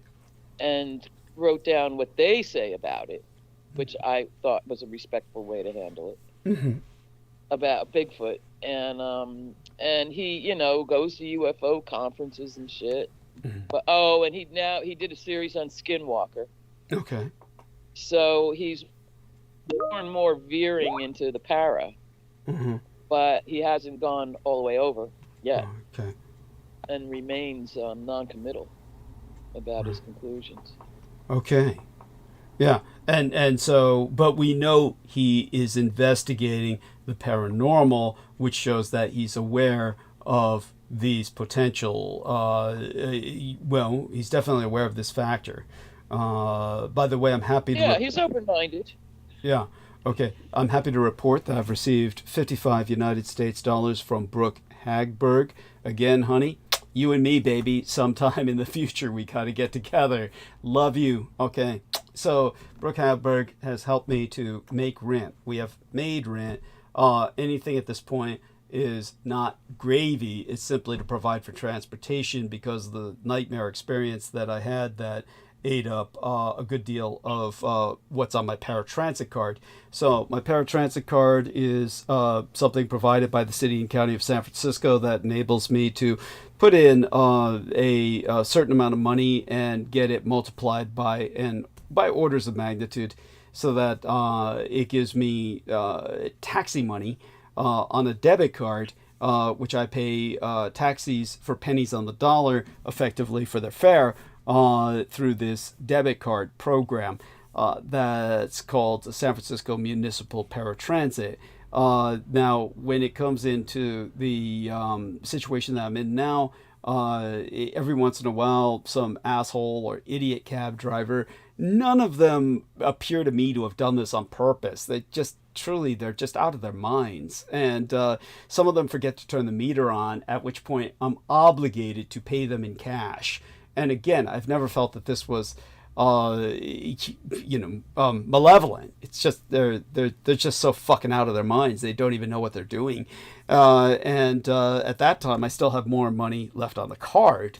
But even with that, every once in a while, I run into some idiot who eats up the money on the card because they do something incredibly stupid. And I've already said that my chiropractor I see once a week is in a apparently very frightening to other people. To me, it's like, I feel perfectly at home there, but I grew up with gangs in Chinatown, so, I'm not your average person. But your average person is scared to death to go into 39 Wentworth Place, which people are invited to look up. Anybody can look up 39 Wentworth Place in San Francisco, and you're going to find a scary looking Chinese alley where you see a literal sign for an opium den that turned into a massage parlor, the Lion's Den. And so right there where the sign is up on the Lion's Den, it's just a few doors away from that. The Lion's Den is where I see my chiropractor. And cab drivers have been literally scared to death. They refuse to enter that alley, drive their cars into that alley. I think they're just stupid fucking morons, and chicken shit, beyond expression, but that's just me. At any rate, so this one motherfucker, and I noticed that the last few rides I had, the cab drivers were Sikh, For those of you who don't know, the Sikh, if you want to see a portrayal of a Sikh that mostly is probably the only portrayal that 90% of Americans or 99% of Americans have ever seen, it would be Ricardo Montalban playing Khan. That is supposed to be the American perception of a Sikh. So, for those of you who don't know, from The Wrath of Khan, Ricardo Montalban is pretending to be a Sikh. So, that's the American concept of what a Sikh is. But anyhow, the Sikhs are a warrior caste in India that, they weren't originally part of India. They're surrounded by India today, and their nation is Khalistan. And they strive towards an independent Khalistan, which I have nothing against. But at the same time, we do have to think economically. It's not necessarily going to be a very viable nation because economically the Sikhs dominate the military in India and the police forces in India. The majority of the military and police in India are Sikhs. So they have this background where what would be your fucking economy if you become your own nation? It's like kind of like it's not necessarily viable, but I can understand what they're striving for, and that's not my issue. Issue is I noticed that Sikhs, for one thing, maintain long hair. It's part of the religion. But one of the Sikhs who picked me up the other day was haircut. All his hair was cut. My hair is longer than his. And I was like, oh, okay, what the fuck? I get it now. They're all scared to death of being deported. The second guy who picked me up, I just had no tolerance for. I mean, the other guy told me his own life story. This one it's just awful. This motherfucker takes forever to pick me up. When he picks me up, it's like he calls ahead of time, which pisses me off no end. I hate it when the cab drivers do that. Shows they don't fucking trust you. It shows they think you've left and picked up some other cab. Well, they take so fucking long, you bloody well should have, if there were any other cabs available. But I'm waiting in front of my fucking home. There's no cab traffic in front of my fucking home. Albeit, bizarrely, a cab did come by that I thought was coming to pick me up because there's no cab traffic in front of my home in any normal sense. But before this motherfucker shows up, some cab drives by my home. Slow. I mean, like, so slow, he must be stopping by to pick me up. So I'm like stepping in from him, waving him down, but it turns out he's got a passenger. Just, okay, bizarre coincidence. Or not. Whatever the fuck. The next guy calls me. Are you still there? Yeah, of course I'm still here, you fucking idiot. Then when he comes and picks me up, he takes me down to Chinatown, and of course it starts to rain. Which I had pointed out to Brendan Zogi just before I left. I said, look at this. I looked up in the fucking weather service on my computer. It said it's going to start raining, and it was only going to rain for a block. It has the entire day divided into bars. So the entire day, every hour of the day is divided into a single hour bar. And so you just, in this completely unnatural pattern, it has a single bar of rain for the hour that I had my appointment with my chiropractor. Literally, the hour that I would be riding to see my chiropractor is the 1 hour it would rain that day in San Francisco. So it's like, I don't know, is there a weather machine they just turn on for that? They pre-schedule it? It's like, of course that's outrageous. That can't be real. But again, how does this shit happen? It just seems to work. So it's beyond synchronistic. So then, I go outside, and as soon as he picks me up, it begins to rain. So this fucker is panicking his ass off about ICE, Immigrations and Customs Enforcement. And his hair is cut, and he's a Sikh. And I began to figure out then, they're all cutting their hair because they're afraid of being deported. They're afraid of being identified as foreigners. How chicken shit. At any rate, so this guy's so scared about ICE and ICE, and he's talking about, deportation and all this shit. He cannot drive. He is just completely freaked out. And so he cannot find my destination, 39 Wentworth Place, which is a obscure little alley between multiple streets that you have to look for. He would not look at my map. And kept relying on the stupid GPS. And then when he finally, the GPS is not working. So of course it's not going to work. It's Chinatown. It doesn't work in Chinatown. Chinatown's full of alleys that aren't registered on maps. So it's like, he wouldn't use my map. So he's like just trying to find it in Chinatown. He can't find it. And he wound up expending $36, at least $40 of my paratransit through that shit. I mean, outrageous, going around the rain and so slowly. I, of course, don't give a shit. I mean, I had plenty of time before my appointment. I was reading a paperback novel and just looking out the windows and trying to tell him, calm down. Look, I can help you if you only listen to me. But, you know, what really pissed me off is when we finally get into the alleyway and the moment I step out of the cab, I always have this moment of post-traumatic stress disorder induced panic. When I step outside of a cab, I always feel like I've left something. So, but the moment I step out, and I'm literally carrying my wallet and everything in my hand because I had to pay this motherfucker using the paratransit, and he ate up everything on it.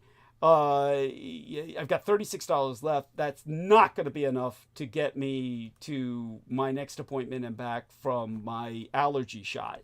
My immunobooster injection full of dead dust mites and dust mite fecal matter and dust mite shells all pulverized and powderized into this serum that they injected me once a week.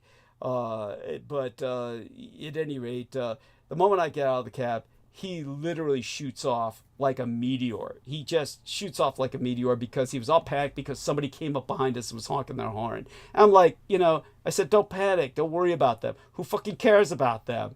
But the moment I stepped out and slammed the door, you know, first thing I did when I stepped out of the cab was I gave them the big fuck you sign, the people behind us, because, you know, they have no right to sit there and honk the horn when they're behind a cab that's stopping to let out a passenger. Okay, fuck you. There's nothing you can do about it. The guy's stopping to let off a passenger. When I got out and he just took off like I swear to God, I hope ICE busts that motherfucker, and I hope they send him down to El Salvador. That's, you know, it's like, it's hard for me to defend and advocate as a liberal progressive for yellow niggers like this son of a bitch who isn't worth 2 cents. He's like spit in a bucket because this son of a bitch is so chicken shit.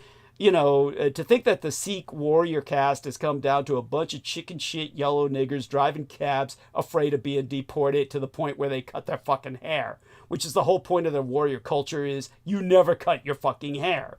You know, they're afraid to enter alleyways and shit. I mean, it's like, I don't know what's happened with all the downbreeding, but these are the ones who come to the U.S., of course. They aren't worth a shit. That's why they come to the U.S. They can't hack it back in India or back in Khalistan, where they have a warrior history that is stellar. You know, the ones that come here are the rejects and shit. But, yeah, there you go with that. So just letting people know, contributions are necessary in the next 24 hours on top of what Brooke Hagberg has contributed to help me make my rent, because she has made my rent. The rest of you need contributions just so I can make certain that I can get home in my cab rides, not just from my next immunobooster shot on Tuesday, but on April 1st when I have to pay the rent, because I'll be taking a cab to, hopefully, if the phone works, and I've explained before why sometimes it doesn't, but if the phone's working, I'll be taking a cab down to the Chinatown Bank on Tuesday and taking it back home. I guess I could walk, but I'd rather be taking the cab because it's going to be fucking raining. So on April 1st, All Fool's Day, it's going to be raining. You know, I'd prefer not to walk to the bank and back. I'd rather take a cab and back, and that'll take fare, which, you know, I don't have enough money on my paratransit to cover, and I'll have to wait until, you know, basically my PayPal cards load up again before I can refill the paratransit card, because I have to do it through PayPal. So there you go. That explains that situation to everybody, and I just needed to cathartic and vent about that. And you know, thank you all for bearing with me, but hopefully you were morbidly entertained, if nothing else.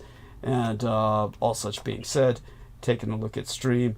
Yes, T-Tank Barry's been very active. Thank you so much, T-Tank Barry. Again, thank you for your 100 United States dollars. T-Tank Barry left 100 United States dollars through my mail slot, and he did so in the form of two $50 bills. We had another $0.75 of $100 $75 sent by our dear friend Stephen Myers. So all that being said, back to what our dear friend Holly was speaking about with this individual. What's his name again? That dude who wrote 411? David Paulides. Yeah, Paulides. Yeah, David Yeah, Paulides. yeah. And of course, Holly's well aware of this. I have nothing against the guy personally, but when I did personally talk to him, all I can say is, Yeah, that pisses me off. yeah, Damn, I didn't know that yeah. until recently. Tell us what you remember. Tell us what you remember about Very what it's. disappointed. Yeah. You offered him to be on the show, and he's like crabby about it. Oh, he was. Oh, you got to buy all my books first. Like, Yes. Yes. so I can't vouch for his sanity. And, he may not age well. He may not end well. Yeah. But it was very disappointing. Very Thank you. disappointing. Thank you. No, And then your crazy Vegas story. Yes. about- Yes. And tell us what you remember about that. Tell us what you remember about that. Oh, God. Inspired by Paulides in all the worst ways. But you can provide the color better than me. Oh, well, So creepy. You don't have to if you don't want. yeah, we don't need to What relive a another fucking heart. freak, you Yes, know? yes, God. yes, yeah. Oh, yes, that's right, that's right. The In man, a freaky movement. Yeah. yeah, the man who was supposed to actually kill us all, and that was just, yeah, that was unnerving. But Keith Cole was with me. God knows, I think what happened with Keith Cole was that Keith Cole really was, I think, upset with me. Hasn't communicated with me since, based on all of that exposition I wrote on magic. And Keith Cole, of course, is a very much a Christian, and he feels that such things are very negative. I think he's angry with me for even attempting to try and communicate about magic to the public. But then again, When did you do that? well, when I sent you, I think, a good deal of the what I was writing about magic that I wanted There people. were some very recent short pieces. Yeah, in the yeah. last 6 months, I'm saying. That's right. That's right. That I was trying to get Peter Moon to Oh, put into so the it was- book. Yeah. Yeah. Right. And so it's only been since then. Yeah, that's correct. That's correct. Okay. Gotcha. Yeah. Gotcha. Yeah. And it could be, of course, something completely. What's he doing now that Yeah. didn't he get shit canned He did, poor bad. from Yeah, his poor good guy. job? Yes. Do you poor know what guy. he's doing? I told him, I gave him suggestions of what to look for in work, but all I know is that he had to go looking for work, and it could be he's just totally consumed with that. For all we know, he could be homeless at this point. I don't know. Yeah. I hope he found something good. We can only pray. I mean, it's hard to Mhm. find work when you have that kind of background. Remember his Hell yeah. yeah. Oh, he'll never be able to sit at C.S. Lewis's desk again. Yeah. God. It like a Mormon school too, right? Brigham Young or something. Oh, no. It was kind of like that. It was fuck, what was it? It's the one I can was I can some tell no. branch. I can tell you exactly what it was, because it was something he actually took some offense, not in the wrong way. It was how would I say it? It was I'm so ashamed. I should remember this right off the bat, but I have to take a look at football player,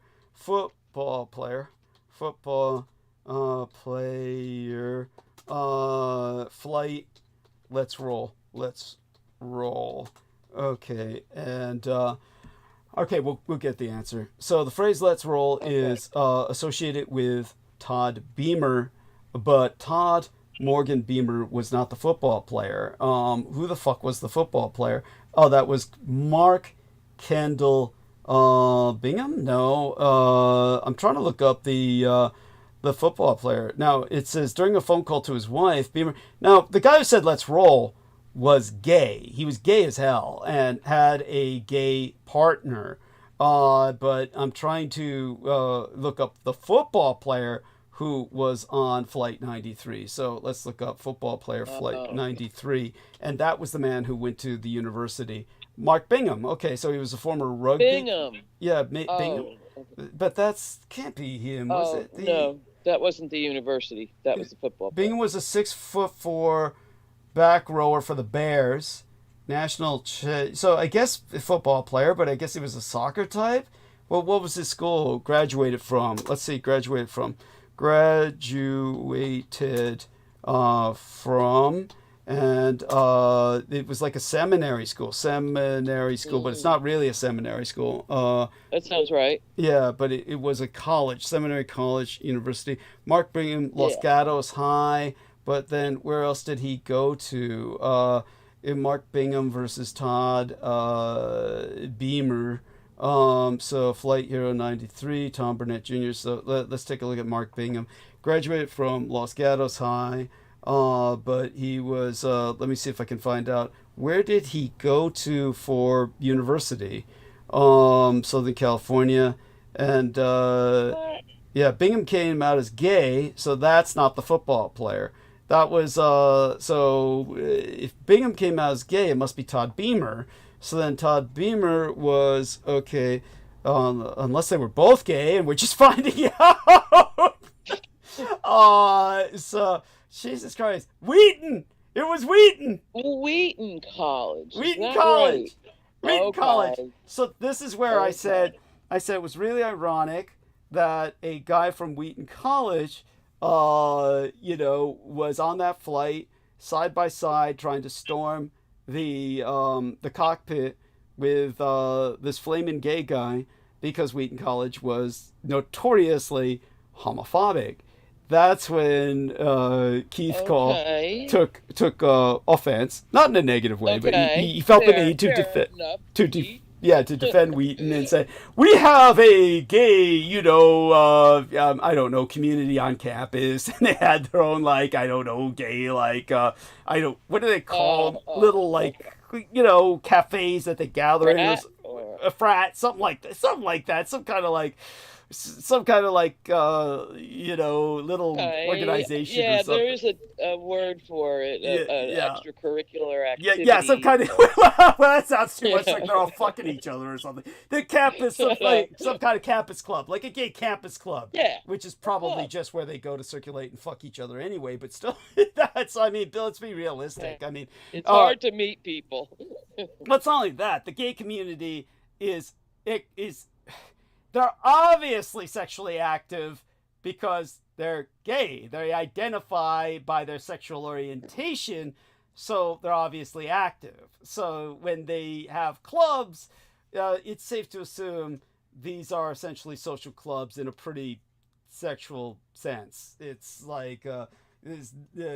Well, nothing. And furniture and and interior decorating.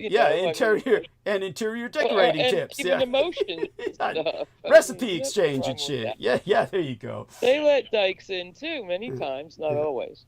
Yeah, there you go. Yeah. And anyhow, so he was talking about that, but the point was that.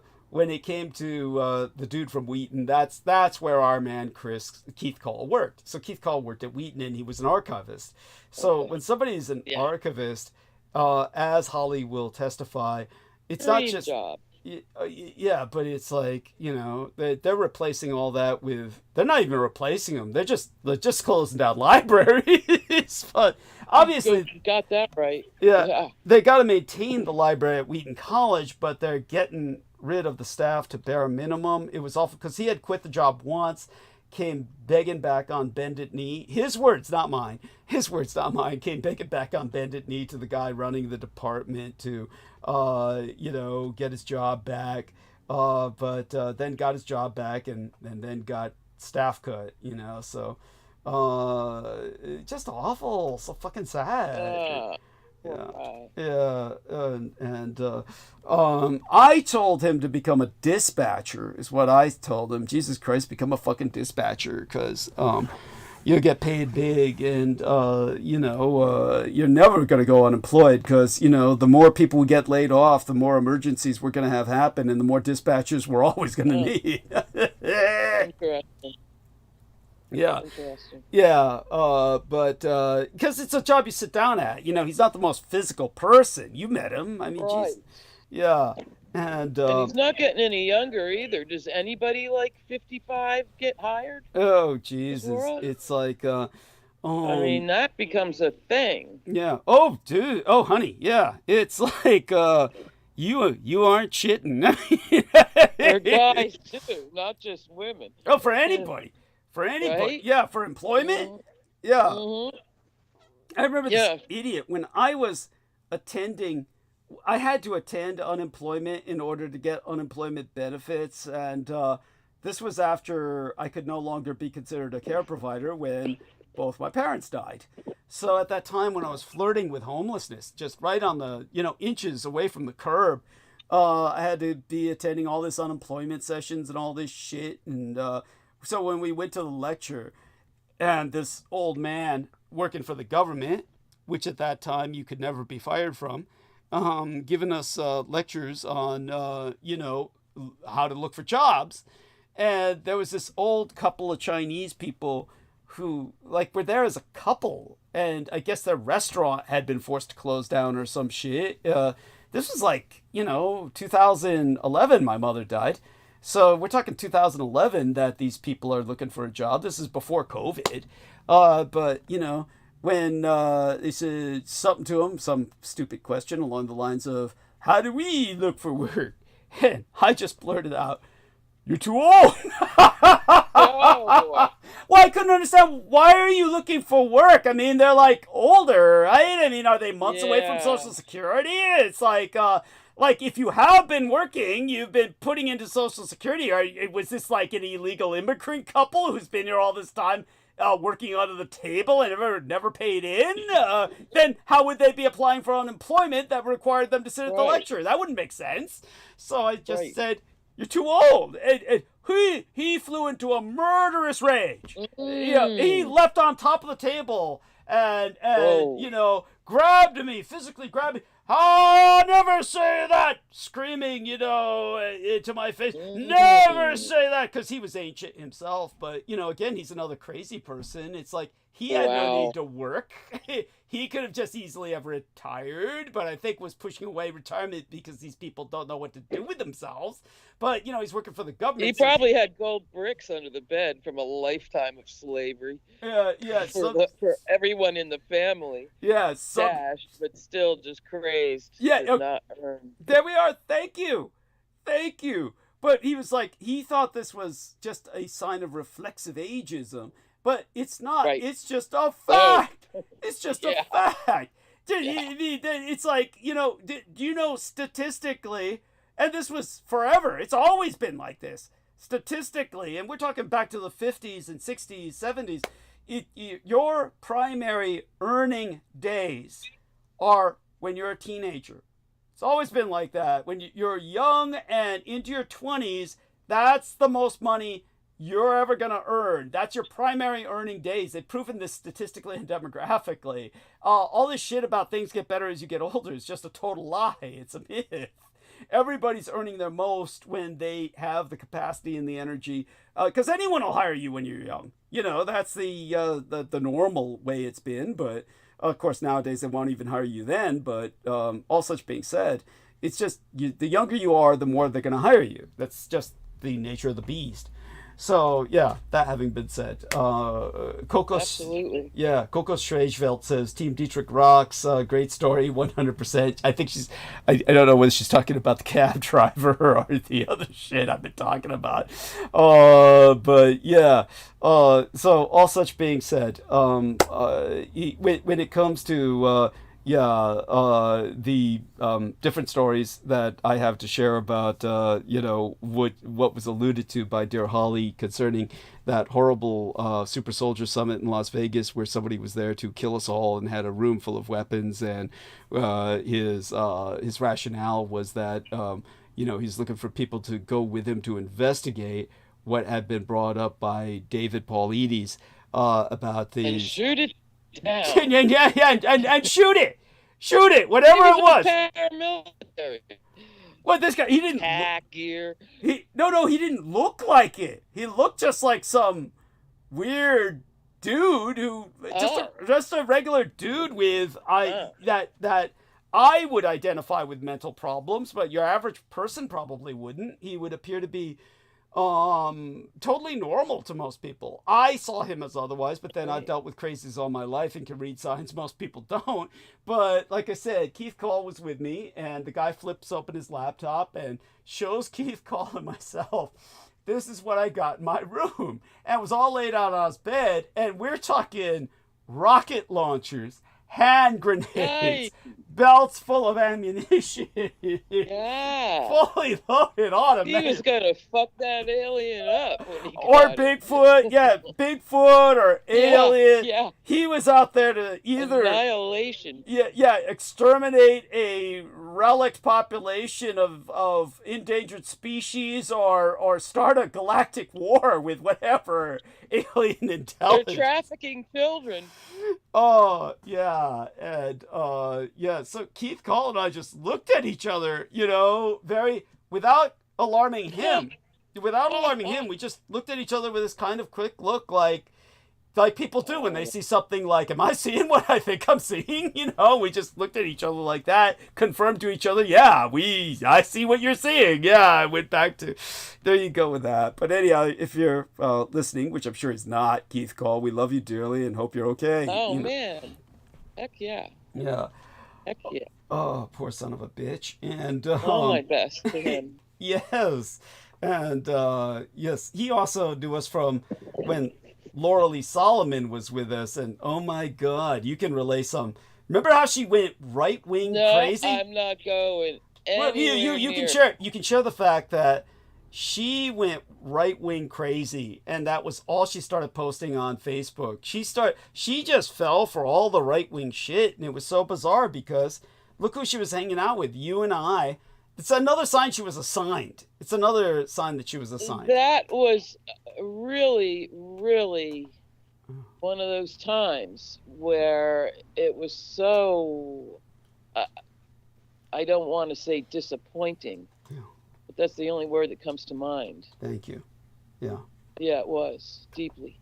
Thank you. In an emotional way, yeah. And it hurt.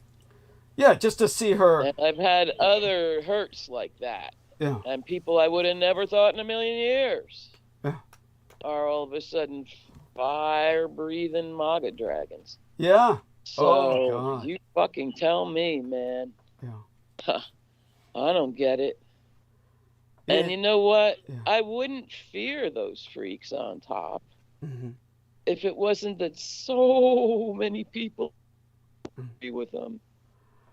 Yeah. And this is all going great. Yeah. Those are the people I fear. Yeah.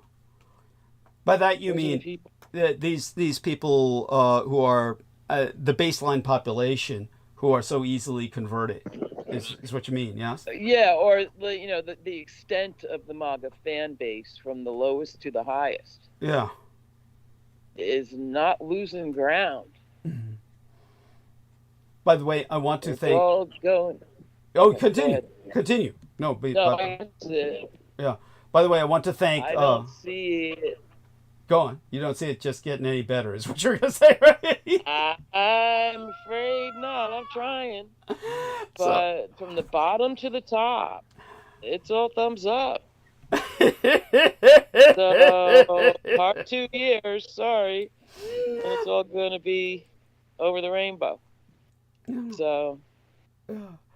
Anyway, that's all I got on that. Well, Kevin, I'm sorry. Good friend named KP says carry on and contributes $250 United States dollars. So that's $25 we got from KP. God bless you, KP, and we love you dearly. Hugs, dear brother, and you've always been very supportive. And like our dear Brooke Hagberg in Canada, someone we can never allow ourselves to forget. So we're covered now, essentially. If I need any extra cab fare, I'll turn towards our dear friend, Mr. Aristides, but let's not pressure him economically any more than we have to. So if anyone else wishes to contribute, please do so, and that'll keep me covered. I will be, but it won't get there in time. Oh, no worries, honey. You contributed 100 United States dollars this month, so I understand. Wow. Yeah. Whatever you contribute next will be for next month, but thank you for doing so at all. Right. I mean, obviously Holly does her best, and Never mind. yeah. Oh well, you're an angel. You're an angel, and Heather has done her best in the past. You deserve it. Heather, well, thank Yes. you. Yeah. Heather and Vin have always been very supportive, and so Heather, we hope Vin's doing well. How's Vin? You know, hopefully he's doing okay along with his mother. But we're actually, we're having a bit of a struggle right now. What's going on? Oh, I don't know. Just not things aren't good. Oh, sorry. I'm Yeah, sorry. starting with the cat to whatever, The what? We have a cat problem. Oh, what's the cat problem? The cat problem is that we moved in with his mom, who has a female cat, Okay. and the cats aren't getting along. My cat keeps attacking and getting its ass kicked, and it's just a nightmare. Oh, I'm so sorry. Ooh. Oh, that's why. So it's like I have to go rehome my cat or rehome myself or something. Oh, no. Oh, that's awful. I'm so sorry. Are there any, does your mother know any of the neighbors in the neighborhood that might take your cat in, or they're just not No, I don't neighborly think so. like that? Are cats allowed? The cats are allowed, and of course they must be. Yeah. Okay. Yeah. Oh, I'm so sorry. I mean, that's tragic, very tragic. Yeah. So that's bad. But Yeah. yeah. But hasn't been that long. I mean, is this just kind of developed? I mean, like it's how come they weren't fighting from the very beginning, or were you Oh just? no, I knew it was going to be a problem from the beginning, but no one would listen to me. Okay, I see. Well, there's plenty of cases where that wouldn't happen, but in your case it did. So it's kind of unusual, isn't it? I mean, aren't cats don't they usually No, female cats usually don't get along in I the same see. household. I see. Yeah. I get it. Yeah. It's like human woman. Yeah. Yeah. Yeah. Yeah, that's a bitch. To use a pun. Not necessarily true. Yeah. You mean about the human woman or the cats? Definitely the human women. Oh my God. Well, the Chinese word for trouble, the iconograph, the Chinese character for trouble is two women under one roof. You know that, right? Yeah. No. Chauvinistic fuckers. Yeah, it's like an They're age-old Chinese, thing. doesn't It's make always them been the right. thing. That's a different story. Yes. Yes, there is this age-old thing, like Heather says, but I can understand where Holly's coming from. Look, I get it, Holly. Yeah, I get it. It's like, and all such having been. It can be a lot less stressful. Let's put it that way. It should be. I mean, honestly, why can't we Yeah. just all get along? I mean, really? Dude, Yeah, but telling you. yeah, but did you hear that time that it was Pixie Princess Star Fox was on the same time as Brooke Gibson. Did you hear that encounter? Oh my God. I did. I think not. I did. Yeah, Heather did. Yeah, but what did you say, Holly? Okay. What did you say, Holly? No, Okay. I missed that one.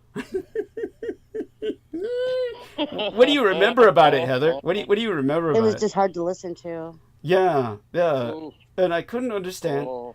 why. Did they get along? Well, or obviously not. I mean, if they did, it would. Sadly, if they did, it would not be memorable. But not? no. Was there screeching? Oh, they were. It was all.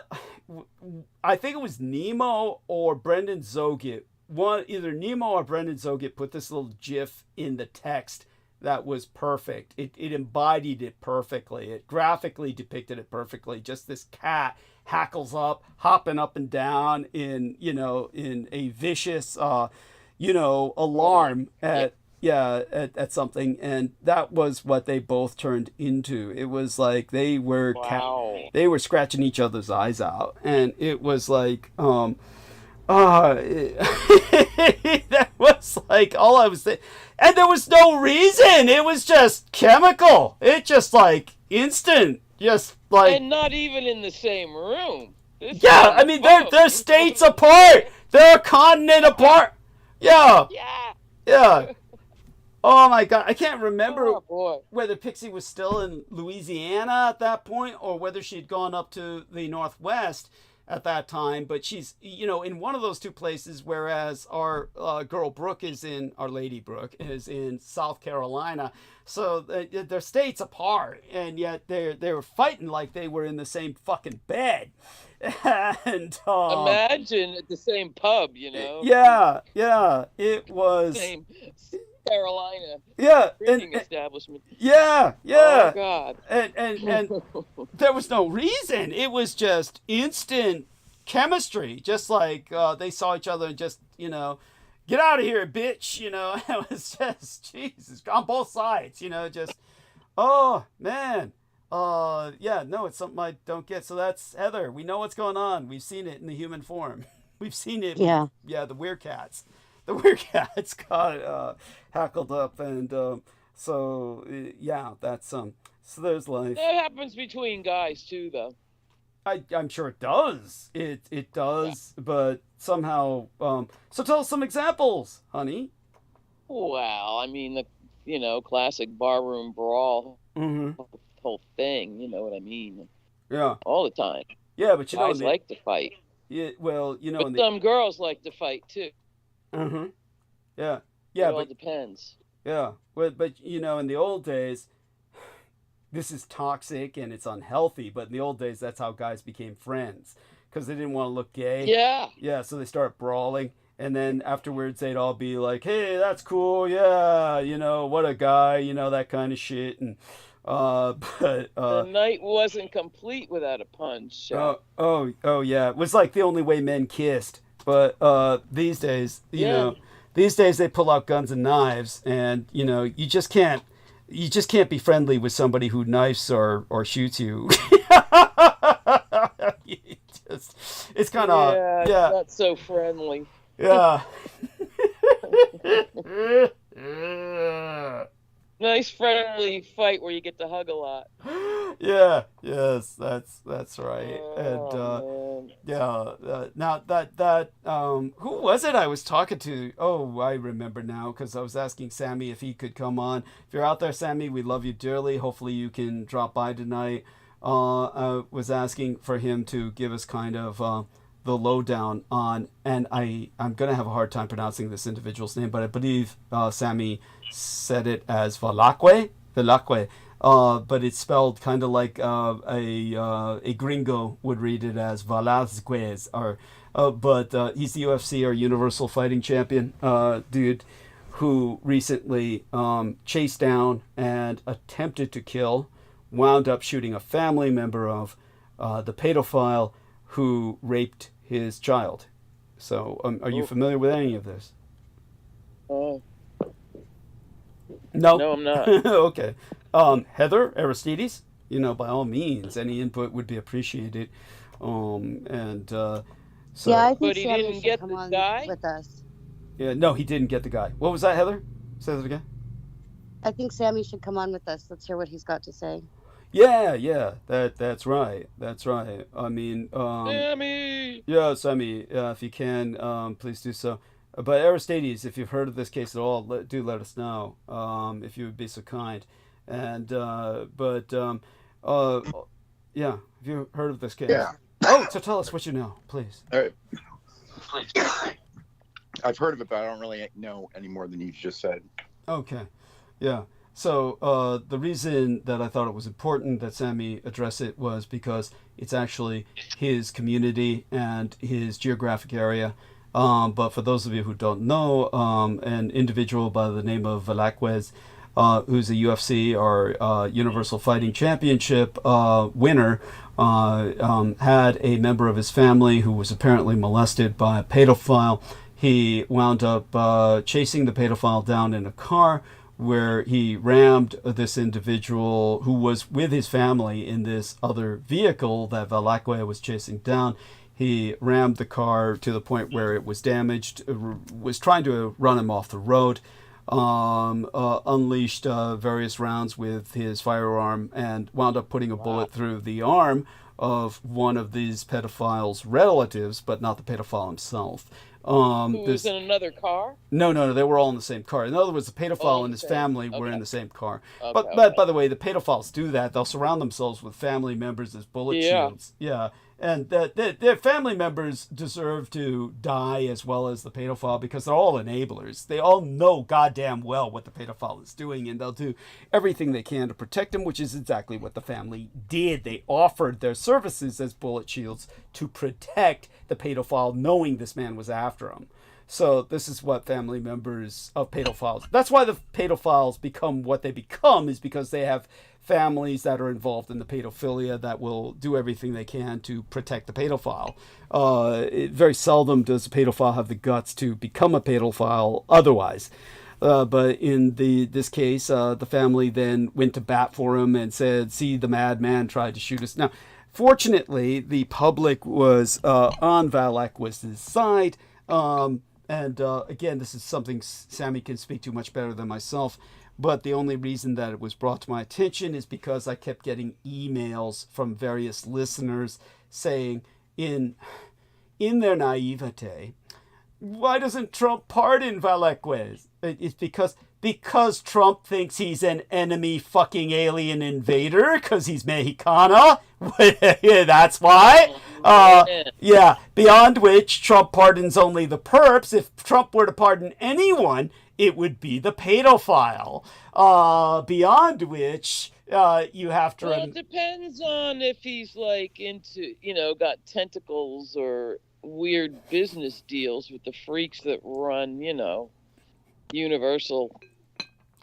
What was it? Something wrestling? Yeah. I get what you're saying. I mean, that scene ain't wholesome. And it does sound like a little bit of a kind of steroid-driven response on the part of this poor guy who's now put himself in a shit ton of trouble. Well, it happened actually about 2 to 3 years ago, but he was just sentenced. Which is why. So what'd they do to him? Well, so basically what I can tell you, obviously Sammy, again, will be much better at this than myself, but what I can tell people is this. I do want people to understand this. I think Valakwe is going to be okay. He got sentenced to 5 years. I would bet the farm, he's going to be out in 1 year.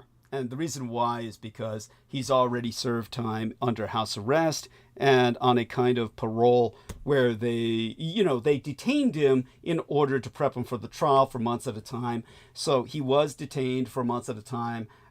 He was under house arrest or under heavy parole requirements that he obeyed the other amount of time. So he's already, in effect, served 4 of his 5 years, so he's basically going to do 1 year and get out for good behavior, and he's going to be and he's been institutionalized long enough that he can do a little more. Yeah, I guess. What I mean, without completely freaking out. Oh yeah. And besides, like Sammy said though, because he's a UFC champion, they cannot let him loose with the other guys because everybody's going to want to take him down just to prove himself. God, so he's going to be protected. They're going to put him in a special area of the prison. And bare knuckle shit. Yeah, and Sammy's convinced he's going to come out of it fine. Bring him good books. Yeah, yes, that's it. Hopefully he'll get a book deal out of this and actually profit from it. But the majority... he could too. Oh yeah. Boy, he could. Oh yeah. Angle it to the Christian right? My God, he'd be You would think, but remember, honey, his ethnicity. So he would cater more to... I don't care. There's a lot of brown Proud Boys. That would true enough. Because a lot of folks that have made it up to this country didn't make it because they were left-wing socialists, okay? Yeah, yeah. I mean, that day is gone. The ones that do get up here are fucking righter than as right as anybody I've seen MAGA right. Yeah, yeah. So, hell no. Yeah. So, Heather, what do you mean by poop knuckle sandwich? What does that mean? I'm sorry, I'm just having a little bit of a nervous breakdown. Okay, no worries. No, it's nothing really. Okay. She said poop knuckles or something like that, or knuckles or shit knuckles or something just now. And I was trying to understand what she was saying. Yeah. Well, explain to Heather what you were trying to say about what would happen to Velekwas if he were let loose on the floor in a regular prison with the rest of the population. I think that's where you came up with that phrase. Yeah. Me? Yeah, you were just saying. I don't know. Yeah. I don't know what I said. Oh, no worries. You were just saying he would be in trouble. Like someone was going to fight or something, or people were going to fight. Yeah. Basically what Holly was saying. Oh, they'd never leave him alone. Yeah, they'd never leave him alone because everybody's trying to prove that they're the man. They're the man by taking him down. Yeah. And he doesn't need to be the boss because he's getting out soon. Yeah, and so like Nemo Not said, like he's looking at 20. Yeah. So like Nemo said, Holly said bare knuckle sandwich. That's what Holly said. Bare knuckle. Oh, Thank you, okay. Yeah. Thank you. Yeah. Thank you. Yeah. Thank you. And but as for what he did, yes, the public overwhelmingly has been on the side of Velekwas, and so that helps. But technically, just so people understand, technically Trump theoretically could never pardon him. It would have to be the governor of California, who's worse at this point than even fucking Trump. It'd have to be Gavin Newsom, because our man Velekwas is a Californian, so it's the governor that would have to pardon him, because it's not a federal crime. He wasn't guilty of a federal crime. He's involved with the state courts, so it would have to be Gavin Newsom that would pardon him, and Gavin Newsom's never going to do that, because Gavin Newsom is now, for all intents and purposes, just another fucking white supremacist. So tell him about that, Holly. He wants to be tough on crime. Oh, shit. Beyond that, Holly. It's beyond that. Because Californians are screaming for it. California's red. It just doesn't know it yet. Yeah, it's like, I would argue that, but I know what Holly's saying. It's that the Gavin Newsom, our governor's trying to make it red by overwhelmingly trying to favor that part of California, which is red. That's the way I would phrase it. Does that make sense, Holly? Yeah. Yes and no, but I think the left in California to begin with has been dissipating steadily. Okay, give us some examples. With the demographic changes. What would the demographic changes be, Holly? Like back in the day, if you lived near a big city like Manhattan or Denver or San Francisco, man, if you really couldn't afford a place to live, you could always go there. Red California. And get the any big urban area, $150 horrible apartment. Okay. You know what I mean? You would never have to live on the street because the cheap housing was in the inner cities. Mm-hmm. And when that switched up dramatically and quickly, there was just not any place else. You know what I mean? You already ended up there because it was so cheap. But when it wasn't, there wasn't a lot of backing out. Does this make sense at all? Of course it does. But okay. I think big, and I think in the long term. So the way that I would express it would be that people have to remember. I think that we're headed towards a civil war, and I don't think in the specifics that Holly thinks in, because Holly's thinking in a more immediate sense. And what Holly... Well, no, I was talking over the decades. It used to be the cheapest place to live. No, I get what you're saying historically. Now, yeah, it flipped, and the inner cities were retaken by the rich. Oh, you mean gentrified? Gentrified. Yeah, exactly. But Exactly. beyond, I mean, completely. yeah, beyond, in other words, that the cities are rendered unaffordable and therefore uninhabitable by the common man and their families. But Well, no, old brownstones and this and that are now gleaming towers, skyscrapers, yeah, and shit. yeah, It just, it became the hyper rich wanted it back, and they got it. yeah, yeah. That doesn't make it a tenable economy, even though it's one that is the model for the rest of America, as I've explained about San Francisco. You've heard me go into detail about San Francisco's Asian Indian-based caste system, correct? Oh boy, yeah, and I've seen it in my life. Yeah, yeah. So, healthcare, look out. Mm-hmm. Woo-hoo. Now, such having been But said, anyway, what Holly is saying is she's also basing a lot of her reasoning on the loss of rent control in California. Or what was it again? The vote was for, to make housing affordable, and everybody, the majority voted against it. Tell us about this in California. well, even in supposedly leftist California hippie world, there was never any rent control. Except for the exception of, shockingly, San Francisco. Of course. Trying to do the right thing. Right. Otherwise, oh no, nowhere. No. But what was the statewide vote? There was recently a statewide vote that was exemplary. Yeah.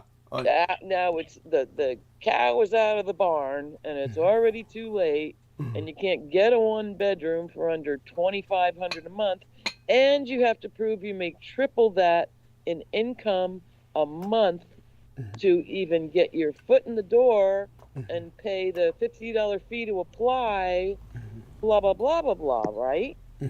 So, a very reasonable bill was passed that would limit annual increases in rent to 7% Right. of the year before. It compounds. Now it can be 10 or more. So it wasn't going to break anybody's back in terms of being a landlord. Because who gets 7, 10 salary increase every year? I don't know. Not that I've heard of, unless you're I don't know what. But it failed in a mega landslide. 70% statewide to 30%. And where I live, the whole county, the renters are the golden goose.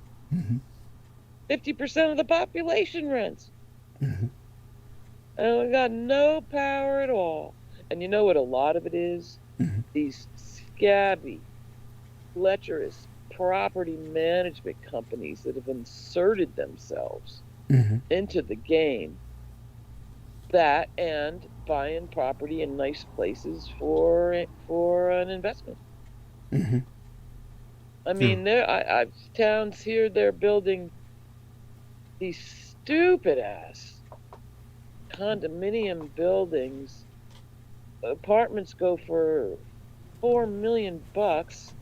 They sell as quick as they finish them, and nobody lives there. Yeah. Because they're like extra large safety deposit boxes. They're asset protection. Jesus.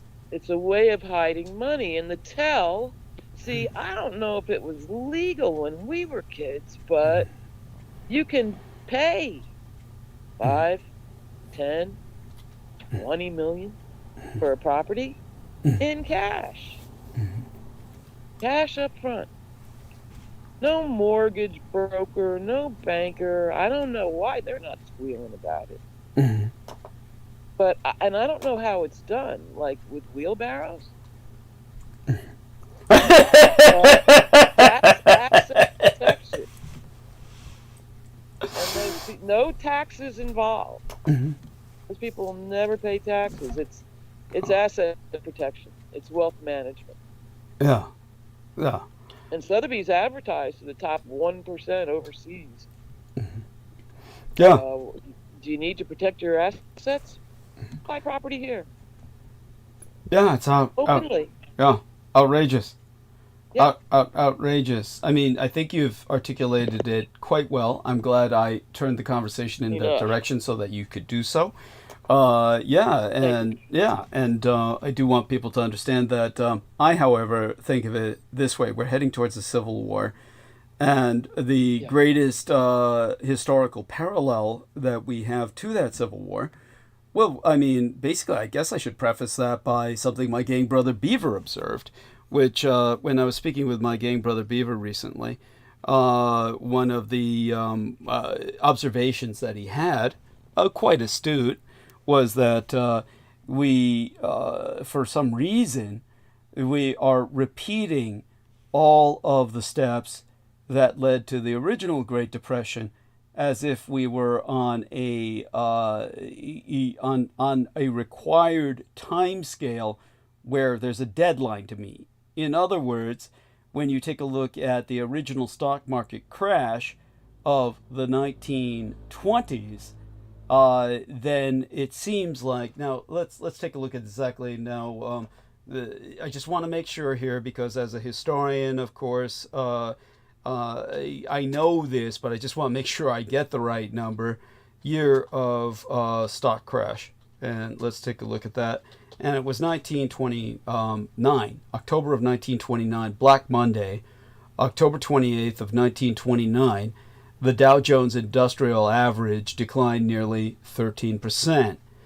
So when you think of the stock market crash of 1929, Beaver is my gang brother. That's his name. His real name is Daniel, not Beaver, but we all call him Beaver because we all knew him since he was a child and he had big buck teeth, Chinese. But at any rate, he is concerned because he can't understand why Trump seems determined to cause another stock market crash before or on the deadline of 2029. Like, he wants to cause one like 100 years after the original stock market crash, like he's almost like required to, like almost like he has to. And so when it comes to... Dude, there was another stock market crash in the late 1800s. Okay. Maybe a year ending with a 9. Mm-hmm. I only read about it one place, but it affected America. But that was when Londoners were jumping off the buildings. Interesting. Yeah. Okay. Let's look late it up. 1800s. Okay. 1800s. Okay. British stock market crash. Okay, it says the Panic of 1873, a significant stock market crash and economic downturn occurred in the United States in 1873. But it says the duration, this economic downturn, which became known as the Long Depression, lasted from 1873 to 1879. So, so the Great Panic of 1873 had global repercussions, triggering widespread economic downturn and financial instability in both Europe. I thought London triggered ours. Possibly could have. But I could be wrong about that. Well, maybe not. If Brendan were here, he would argue that it did. Because he pretty much feels that much power is centered in London. At that time, that would have certainly been the case. But it says during the time of Friedman's Bank. Oh God. Yeah, interesting. Remember that crazy kid named Friedman, who was responsible for all that? Sam Friedman. Yeah. Yeah, but in the Panic of 1873, it was known as Friedman's Bank. Think of that? Yeah. So fascinating. Yeah. So the panic started. Says here. His grandfather. Yeah. Says here the panic started with the problem in Europe, where the stock market crashed. So it says here it started in Europe. It says investors began to sell off the investments they had in American projects. So it's the Europeans who began to sell off all the investments they had in American projects, particularly railroads. So so this was, there we are. So it says on the 9th of May in 1873, the Vienna stock exchange crashed. Vienna. There we are. And I know London's did too, big time. oh, no doubt. Afterwards, yeah. So And it lasted 6 years of bread lines or whatever, and if you it's like- can get that much. well, so it So by- how long did the 1929 run bread lines? well, let's put it this way. Basically till World War II. But such being said, Whoa. yeah, this brings us back. Thank goodness that Our Lady Holly brought this up, because this brings us to the Federal Reserve history, where it has an article titled "Banking Panics of the Gilded Age." Banking Panics of the Gilded Age. Yeah. And brings me back to another observation by my gang brother Beaver. The Tonkster Beaver was pointing out the fact that the Gilded Age is being repeated here in the United States prior to Darn a depression. So just as we had the Gilded Age prior to the last century's depression, then we have a Gilded Age that is now instated, and that they seem, these Gilded Age oligarchs today seem determined to trigger another stock market crash. Now, here's the whatever. Now, why would they want to do that? Why would they want to? That's why I have to take a deep breath. I have to take a deep breath here, because obviously there is no sane reason by any logic that you and I can process. So what I can say is this. What was the logic behind President Herbert Hoover? President Herbert Hoover was handed a petition that was signed by over 1,000 economists. I mean, that's outrageous. Oh. I mean, that's like, Oh. imagine in those days, before there was an internet, over 1,000 economists communicated by what in those days was still telegraphy and telephony, and they basically got together, organized a petition, presented it to President Herbert Hoover, and Herbert Hoover receives this petition from over 1,000 economists that tell him, beg him. They say, please do not sign the Smoot-Hawley Tariff Act. You will crash the stock market and collapse the economy and trigger a worldwide depression. And he went ahead and signed the Smoot-Hawley Tariff Act, and bigger than whale shit, crashed the stock market, collapsed the economy, and engendered a worldwide economic depression. So it's not like he wasn't warned. It's like it's every economist got together and told him, please don't do this. And so Trump, it's the same shit. Every economist is telling him, please do not instate tariffs. You will crash the stock market, collapse our economy, and engender a worldwide depression. But Trump says he doesn't care. He said it. That's exactly his response was, he doesn't care. Yeah. He doesn't give a shit. He's going to do it. And so this is between him and industry, because industry can't want this. Yeah, industry does not want this. No, nobody wants it. No, there's nobody who wants these goddamn tariffs other than the crazy ideologists behind Donald Trump, who has bought into their crazy ideology. So it goes to an ideological insanity that has infected Donald Trump. And so can that last 4 years? You heard today he's going to change. They're going to change the Constitution so he can run again. Oh yeah, that's his idea. That's his intent. That's headline news. But can that last? I see industry squashing him like a bug. Well, as I said before, honey, and maybe Elon too. His only. And I just read a line. It was in that Wired magazine, I think. The venture capitalism ironclad rule. Okay. And this was only written in December. This article, it was a guy way up in the defense industry, never crossed Elon. Never crossed Elon? Oh, well, I don't know about that. What I can say is this. Well, this guy, is, horrible, scary. But if those evil motherfuckers don't dare, then what the hell? Well, Elon is, Because the guy, if this guy's trying to make Elon sound scary, it's not like, it's kind of like when I had a troll who was in the chat once who said, I don't take Elon seriously. And I said, well, you'd better start taking Elon seriously. That doesn't mean that Elon himself is some kind of intimidating figure or some kind of scary dude. It's simply that he's doing a lot of damage. Control. It's simply that he's doing a lot of damage. I don't know if he's control. And he's got a lot of control. He owns the space program. Well, let's put it this way. You don't want to attribute too much to Elon Musk. Elon Musk is doing a lot of damage because people are too chicken shit to stand up to him. It's not because the guy has any... I think his troops are with him because the alternative to admit they're wrong. How are they going to pay for their condo? Yeah, well, I don't know what troops are with him because he treats everyone like shit. So it's not like... Vast workforce. I don't know. Well, he's got crazies who are working for him in the dodgy department, and that's his personal inner circle of the elite. Industries. Well, in the industry, that's different.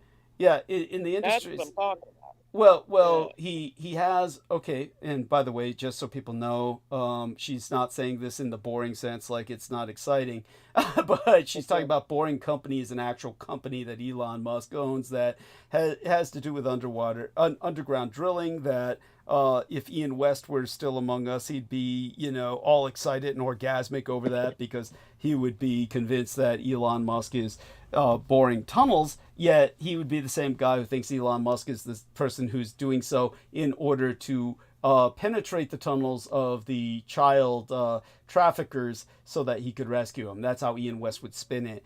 But when it comes to... Well, and this is the heavy duty military quasi-civilian infrastructure work that Bechtel used to do. Yeah. Remember when Bechtel was the king? Oh, yeah. And they had those boring bits that drill out subways and stuff. Yeah. No, under rivers and crazy shit. Yeah. That's Elon now. Yeah, Bechtel used to claim that they were the company that built the world. Yeah. That's but when it comes to Elon Musk, understand that you're talking about a person who's buying up everything he can, but it really doesn't in the end it doesn't mean anything when look at all the damage he's doing to himself. I mean, Tesla's fucking tanking. It's the only person who wants tariffs aside from the ideologists behind Donald Trump is Elon Musk, because only the tariffs will protect him from communist Chinese overwhelming of the American marketplace, because the communist Chinese... Democrats of California are standing up for his battery storage systems. Yeah, well, that's under Gavin Newsom. That's under Gavin Newsom. Yes, Gavin Newsom is the all enemy. of them, even the Dem, John Lard. Yeah. Terrible disappointment after a wonderful career. Yeah, well, I trusted him. Yeah, well, I don't see how you could. I'm sorry. I don't see how you could trust any of them at this point. Because I got to get up for work in the morning, so I can't go into existential despair, hide under the couch full time. Understood. Yeah. But when it comes to the only reason. Yeah, but when it comes I don't have enough money to be that depressed. Got it. But when it comes to the communist Chinese, they are building the best electronic cars, and they're building the best batteries. They would just completely conquer the world market if it were not for tariffs. That's why it was Elon Musk who begged Trump to install tariffs so they would protect his Tesla company. So and so Musk is he controls or influences Trump to a great degree in that sense, where Trump goes out and prostitutes himself for Elon Musk by saying we're going to make this. But just remember this: all that Musk is built on is defense contracts, which is corporate welfare. It's not like he can survive without the government that he's destroying. So he's never good. Yes. So he's completely auto-destructive. He's completely self-destructive. Trump too. Yeah. Yes. Trump too. Trump's dad. Yeah. So what we're talking about is a couple of lunatics who are completely self-destructive. But Trump thinks it doesn't matter. Trump thinks it doesn't matter because he feels that, okay, basically to give you an example of the precursor. The precursor was last century, as our gang brother Beaver observed. Last century we had a Gilded Age, we had a Great Depression, and the Great Depression would have lasted, for all intents and purposes, for eternity, except for global war. The only thing that pulled the world out of the Great Depression was a world war. Here's what Trump thinks. Trump thinks that he can avoid the Great Depression, which he's going to cause, by starting a world war. So Trump thinks, well, I'll just start the war. And it's working because now Europe's rushing to build more, better arms. But that doesn't... It's working for Europe, that's I was for about sure. to say, that doesn't help America, honey. So No, because he's so stupid, we don't have the factory infrastructure anymore. Thank you. But he has triggered a rush to build more and deadlier weapons than at any time in my life. Yes. Since the nuking days of us against Russia. Yeah, in Europe and Japan, thankfully, yes. Yes. But that doesn't help America. That doesn't help America. Thanks to the Republicans offshoring all industry elsewhere. It was the Republicans who did that. So it does help Lockheed and Boeing and EEG. But how does it help them? How does it help them? Like well, there'll be money in it for them. He's not cutting the military budget. Well, he's like I said. However, it's something that doesn't help, defense contractors like Musk in the long run because they're destroying the very government that provides those contracts. So the government won't be able to deliver on those contracts when the government effectively no longer exists or is rendered unoperational. So they're destroying themselves. But they'll be in charge. Well, of what? of a wasteland? As I said before, they intend to steal all the gold. The gold, whether it's in Fort Knox or elsewhere, the gold reserve is what they want to get their hands on. We know originally the gold was all stolen by Franklin Delano Roosevelt, who demanded all Americans turn in their gold. So the majority of Americans were so stupid that they did so, and it wound up with all of this gold in Fort Knox at that time. Wherever the gold is stored now, we'll use the term Fort Knox as a metaphor for where it's stored, and probably much of it still is stored there. Regardless, it's stored somewhere. And wherever it's stored, basically they want it. And the way that they're going to get it is by creating a crypto reserve, which needs to be backed by something, because right now crypto isn't backed by anything. So by backing the crypto with the gold, they effectively steal. They get all the gold. Yes, and that's what they intend to use to fund the crypto cities that will be company towns that they intend to build when they develop the land in the federal parks that they are now closing. Sovereign. Yeah. Goddamn right. Yes. Goddamn right. But that's a dream that can never be realized, because the insanity is, how do you get people to move there? Well, they intend to destroy the economy, and therefore people have no choice because they think they can offer them jobs in these places. But jobs doing what? They're all corporate welfare recipients, and they get their jobs from an active government, an operational government. They're contracts. So without the operational government... Well, they're all getting laid off in 10,000 tranches, you know? I mean, these techs and corporate guys. Yeah. So since they're laying off the government, then they're laying off corporate too. Yeah, and corporations too. Layoffs. Which is I explained in our last episode. I explained how layoffs don't work. Layoffs don't work. And so so all they're doing is engaging in a form of self-destruction. So there's nothing that they're doing that's constructive. They're like locusts. Everything they do is destructive. Either side. It's destroying government, but it's also destroying corporate. Yes. So what the fuck? So is this really some Kali Yuga, ray that's hitting the earth and just makes everything go berserk and make no sense whatsoever. Well, if Brendan Zoget were here, he would essentially. I wish he was. Yeah, he would essentially verify or validate that comment. He would say yes. He would say yes. He would say, I have no idea where he is. We can only hope he's doing okay. He sent me a few messages just before the show started, but they're just links. He just sent me some links. That's about. He's just checking in. He proof of life. Yeah, that was at 9:16 a.m., 9:32 a.m. So it was earlier today. Hopefully nothing's happened to him between then and now. But you can agree for him at this point. Oh yeah, that's what he would say. It'd be like Kali Yuga great. It's it's time for madness. It's that time. Yeah. But in terms of what I think they're thinking is that Trump is thinking that, okay, what I'll do is I'll start a war, and when I start a war, that'll mobilize us all, because he's thinking magically. It's magical thinking. Jobs. Yeah. Jobs.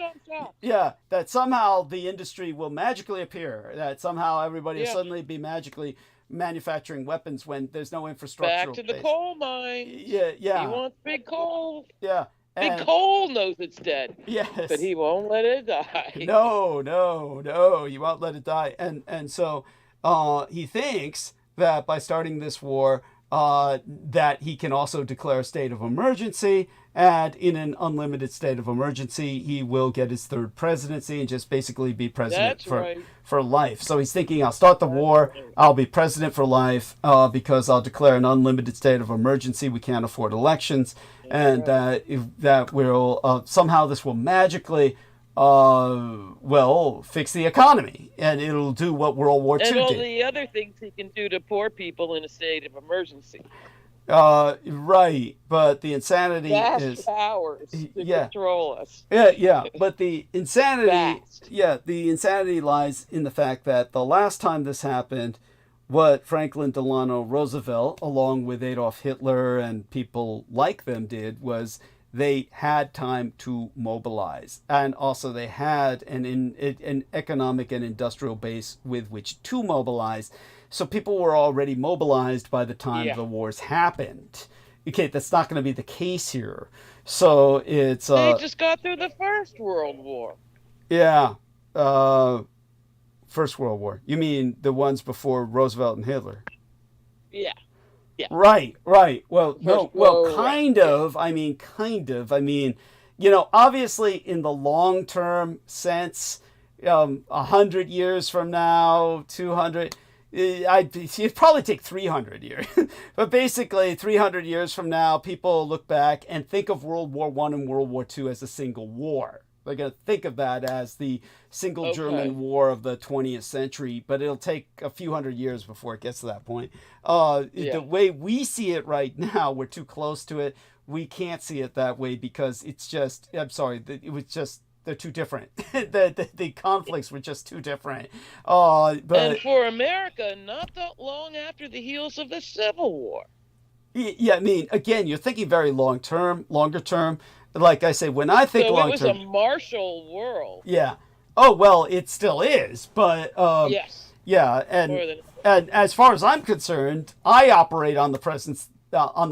I operate on the premise that it always will be. Indeed, I personally, this is where Brooke got all offended and was attacking me as a warmonger when I said I really cannot conceive of humanity ever getting beyond that, because if we did, we actually would no longer be human, because our warring is one of the things that defines us as human. What if war no longer existed? Like I've seen stickers like this where, well-intentioned people have stickers that say, imagine a world without war. I mean, to me, that's literally unimaginable. But I mean, let's say we, for the sake of argument, we do imagine that. What would humanity be?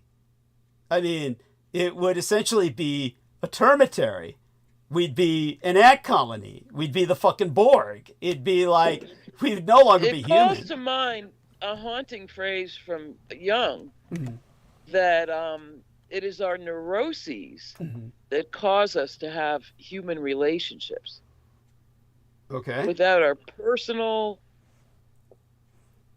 personality faults, Mm-hmm. we wouldn't need each other. Mm-hmm. Mm-hmm. And so that always, it sounds like this to me, like the tiny seed of what results in worldwide conflicts.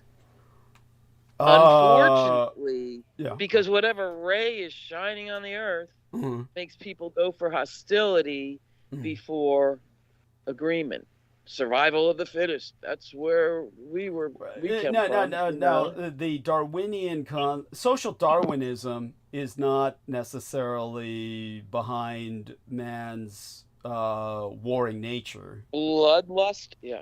Okay. Yeah, I would argue that's not the case because people are warring who are socialist, who are communist, and that's theoretically not social Darwinism. So social Darwinism really is just its own phenomenon. Yeah. But when it comes to war, it's just an intrinsic part of man's nature because if you look at... Man is flawed. Well, I wouldn't say it's flawed. It's just what man is. It's like it's self-destructive. I don't think it's self-destructive at all, but that's why Brooke got all offended that I said that. She felt that the way she would describe it, it would be like I was running around with a severed head and waving it, to let the blood drip all over the place. Fight. Yeah, well, I was screaming, let's all kill each other. It's not what I'm saying. And again, just so people understand, if you look in the Amazon rainforest and any primitive culture in New Guinea, these are gardens of war. What do people do? They run around in tribes and they fucking kill each other. So don't be giving me any shit about how we ever had this idyllic, Edenic existence where somehow, man... I don't. Yeah, I mean, you take a look at Otzi, the ice mummy, who we know better than any other primitive human being simply because he's so well preserved. And what did we find on him? Well, a whole lot of fucking weapons. That's what we found on him. And they obviously were not hunting weapons. These were killing weapons so he could kill other men. There's a difference between hunting weapons, which you use to kill animals, and weapons you use to kill men. And what he had on him was a bunch of weapons to kill other human beings. So, Otzi... I just read this amazing thing that the island of Cyprus in ancient times... Yes. was like a worldwide source of bronze and steel, annulled kind of forever weapons. Okay, yeah. The island of Cyprus, the whole island was dedicated, cut all the trees down. Interesting. Well, Cyprus. The island of Cyprus is the Berlin of the future in terms of a divided capital. Nicosia is one of the few divided capitals left on Earth. And it's divided between Turkey and Cyprus, and it will be the future dividing line between civilizations, will be Nicosia. Which, if you ever take a look at Nicosia, look up divided Nicosia or Nicosia the city, it's an incredible city that is circular and very fortressed. It's basically a circular star fortress. You can look up the term star fortress. And it's a circular star fortress.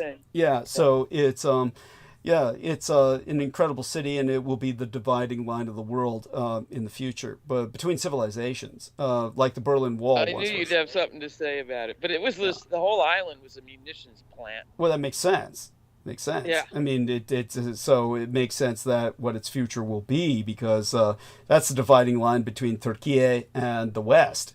But it fueled the Ottoman Empire. I mean, shit. There we are. Yeah, there we go. Now, such having been said, when it comes to America's next civil war, the historical parallel and precursor and precedent would be the Chinese Civil War, the 20th century Chinese Civil War.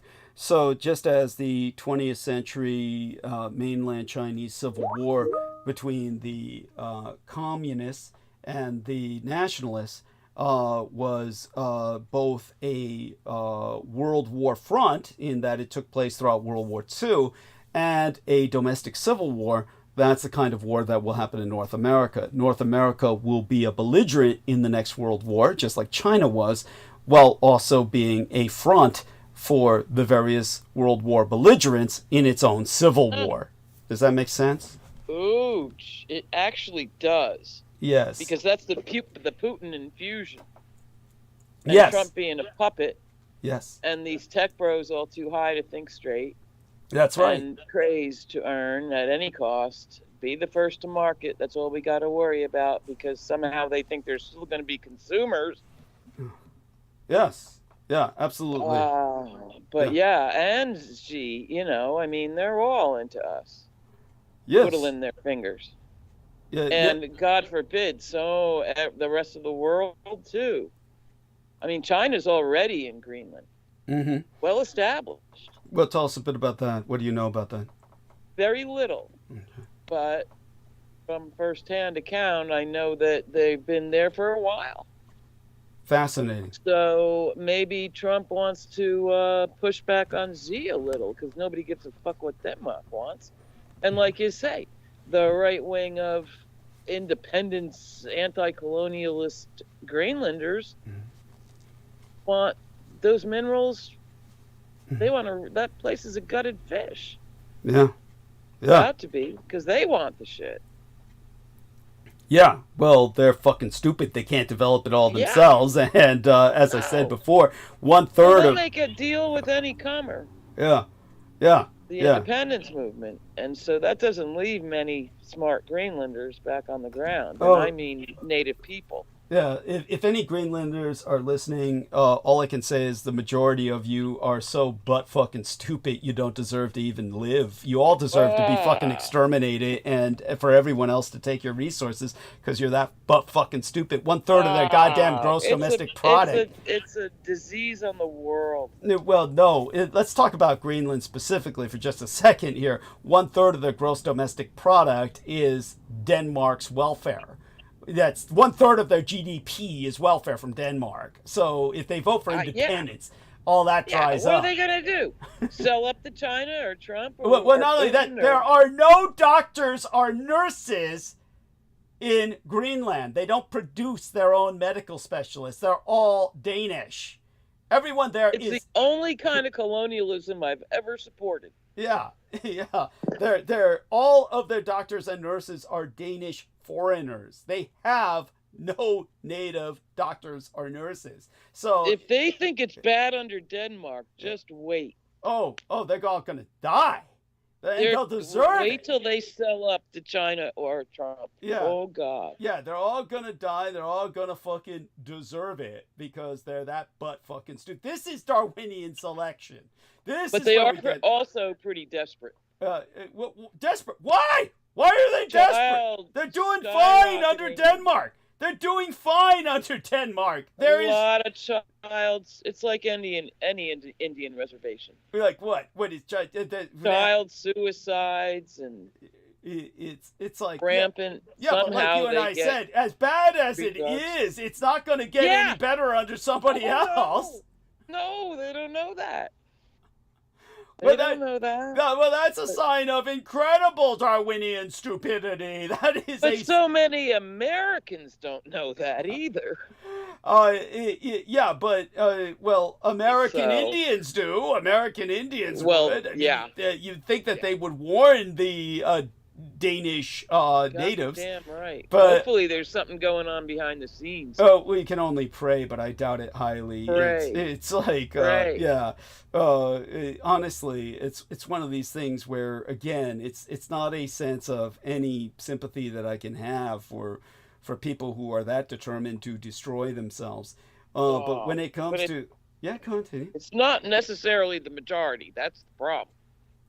These minority figures. Okay, go on. Get a hold of shit and run rampant, and nobody else has the power to stop them. Oh, well, in Greenland, how does that analog? How does that like who's the? Well, in ways I can't even. I mean, not that many people live in the city.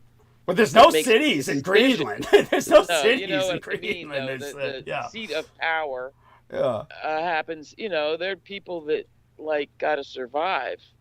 Right. Politics is just something that isn't, anything they can do much about. Right. Well, in Greenland, they they do have political power. They're allowed to vote. I mean, this is part of the problem. They damn well shouldn't be. They damn well shouldn't be, because and again, it's kind of evidence that there isn't much power in the vote, and there hasn't been. Well, I see what you're saying. Look, I understand your general cynicism when it comes to voting, but here's the problem. I do it religiously. But as well we should. It's the only thing you can do, and that's been talked about since the 70s. All you get to do is vote. You know, you can go to all the meetings and hearings and write letters and blah, blah, blah, and block it with your body, but all you got is a vote. Yeah, you should have added lock it with your body, like the bears, the bears blocking off the entrance to Yellowstone. Yeah. But there's no real ability to engage that's meaningful. Well, I mean, let's put it this way. Look, I hear you. Street protests don't do shit. Yeah, I mean, well, not necessarily. I mean, obviously. Not necessarily. Yeah, obviously. They did it in the Iraq War. I was with 500,000 people. Tell us about this. Yes. 500,000 people. Yes. And 500,000. Mm-hmm. And I got on a high place and I could see this great roaring serpent. Mm-hmm. As far as the eye could see, building side to building side, roaring for peace. Mm-hmm. It didn't matter a nickel. Twice I saw little boy George went and did whatever he wanted to do. Yeah. And that gaping, sore, infected boil. Mm-hmm. Will rain down on us forever. Yeah. Just like Palestine. And white people wonder why everything's crazy and, they're stealing my bicycles.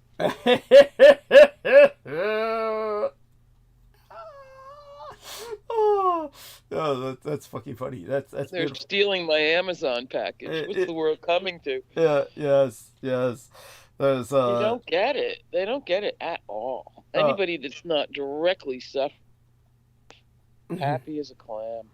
Yeah. And most people, so fire 50,000 government workers, who gives a shit, but they're running Social Security and the national parks, so. Yeah, and then grandma doesn't get her checks, and that's okay. Yeah. Well, it won't be okay when grandma starts bitching to them, and they have to listen to it, because they're the ones who are gonna. There's nobody answering the phones. Yeah, well, they're never. That's the thing. They're gutting it. So it turns out, I just read today. Okay. California, and with Gavin just saying fully out, and I'm going to explain to our listeners, Gavin Newsom. Say Gavin Newsom, our governor. Governor of California. Yeah, there you go. Trying to have a foot in both worlds, with a picket fence running right up his balls. Right? Trying so hard. He's looking kind of JFK Jr., hard as he can. But nonetheless, don't let me lose it.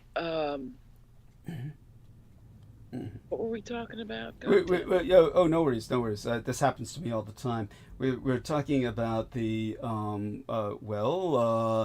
we were help us out here, Heather Aristides, Heather, help us out here. We were talking. We were talking about the. What were you asking? Never mind. It was something about. It was. We were on. It wasn't about Newsom. No. It was all about the voting. Don't vote. It doesn't matter. But the voting is something you do religiously, because then you saw the protests, and it didn't do nothing to stop Boy George from attacking Iraq, and then. Ripping a new one. Yeah, then it's Gavin Newsom. Yeah, Gavin Newsom is now trying to. Yes, we're all trying to. Just. A big gust of wind just came through, and it blew it right down on my head, but it was good. Yeah, well, don't worry. I had some shit like that happen all the time. It happens all the time. This is what happens. It'll come back. We all do our best. And well, I know that if you are married, then you're not going to be able to vote, because it's not your name that you were born with on your birth certificate. What? Say that. Say that with your voice. They're making it. All my life, it was like, get out the vote. Why doesn't anybody vote? America. And the women wanted to vote so bad, you know. Mm-hmm. And now that's flipped upside down completely. Whoa, Heather, what were you saying before then? I mean, before. Well, because they're gonna make it so you have to, in order to vote, you have to be. Right, prove with your documentation that you're a U.S. citizen. That's what you're referencing. No, that you're married. It's not your legal name that you were born with, so you're not going to be able to vote if you're married and change your name. Oh, you mean for women? In order to eliminate the female ability to vote, they are now forcing women to identify with their documents who they were before they were married? Is this what you're saying? Yeah, but if they're married legally and they've already changed their name, there's really nothing that they can do to go back except for go and undo everything. Right. So are they... Oh, and it was about nobody answers the phone. Okay, there we are. Nobody answers the phone. That's what puzzled me, because as far as I'm concerned, nobody ever did, but go on. And so with Medi-Cal in California, okay, Gavin Newsom insists, with many others, and I get this from a humanitarian perspective, illegal immigrants can still get help in the emergency room. Okay. They'll get a giant bill if they can, but they will not be turned out the door if they're, hemorrhaging and shit. So we get 50% of our Medi-Cal support from the federal government. Okay. Nonetheless, it's running a $6 billion+ deficit. Okay. So if the 50% gets cut off overnight, the agency is gutted. The agency is gutted. And I want the hardworking people of California to get medical care.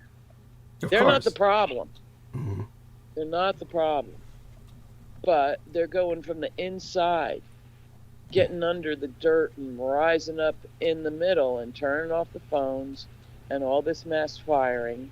So, if nobody answers the phone, you're fucked, pretty much. But nobody ever did answer the phone. Oh God, yes. If you want Social Security, it's different in San Francisco, but any place else, even in medium-sized cities, the local offices answer the phone, and they're very nice people.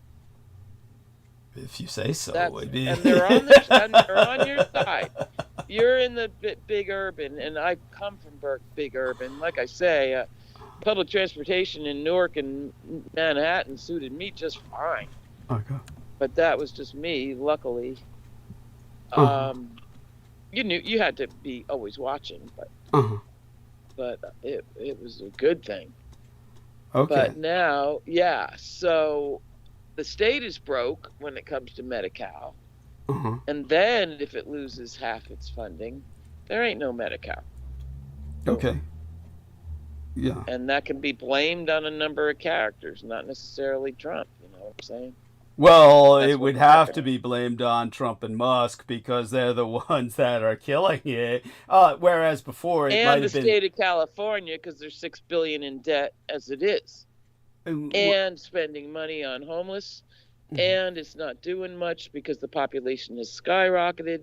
So they're treated like a laughing stock, just like Portland, because anybody that tries anything, it just turns out to be a whipping boy. And all the people that aren't doing shit, which is why they end up in Portland and San Francisco and whatever, laugh and point fingers and say, look at those stupid Democrats. Okay, yeah. But such haven't been said. Does that sound crazy? No, not at all. It's just that there's no cohesive It's basically humanity. It's just that I mean we can agree on, but when it comes to what you're talking about with the government, this is what I couldn't understand about all these people who were panicking when Elon Musk was tearing up half a government and all this stuff. It's like, now, when I tried to process, like Holly says, this is my experience. It's not the norm necessarily. And like she says, she says in normal places. In the 70s, forget about it. It ain't nothing like anybody's idea of norm that wasn't there for all that. Well, in the 70s. Which was normal for us.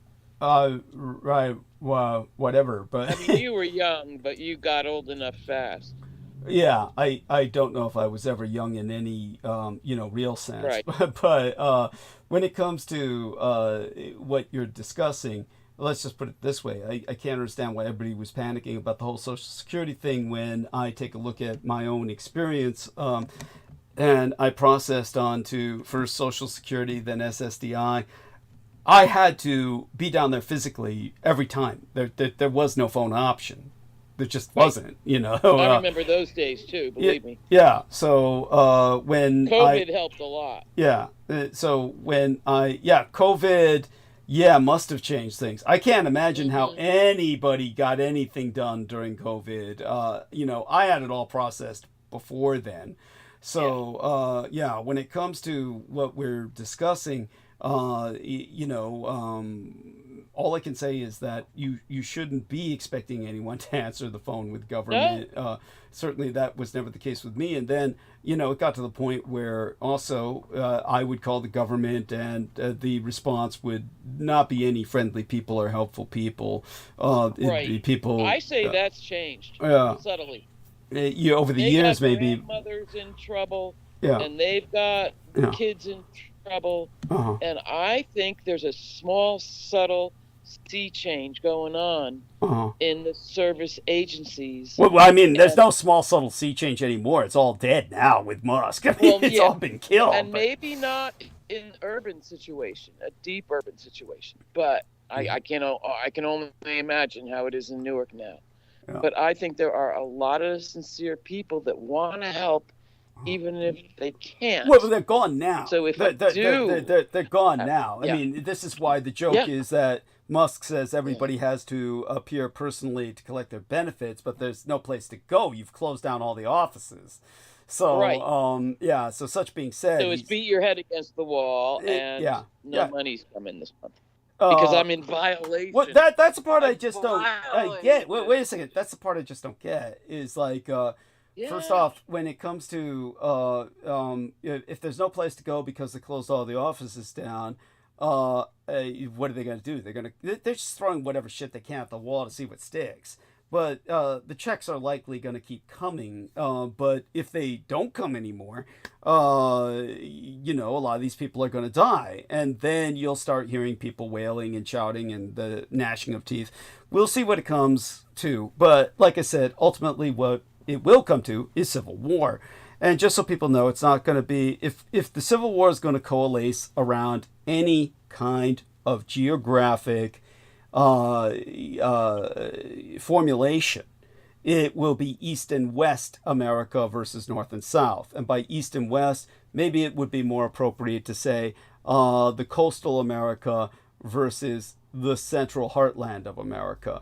But the central heartland of America... That thin rind. Well, I don't know about... the skin of an orange. Well, along the Pacific coast, yes. That will be... and the eastern coast. The eastern coast will be much more deep. The eastern coast will go all the way towards the Mississippi. So by eastern coast we mean... I mean New York. Yeah. New York City will be the capital of the liberal progressives.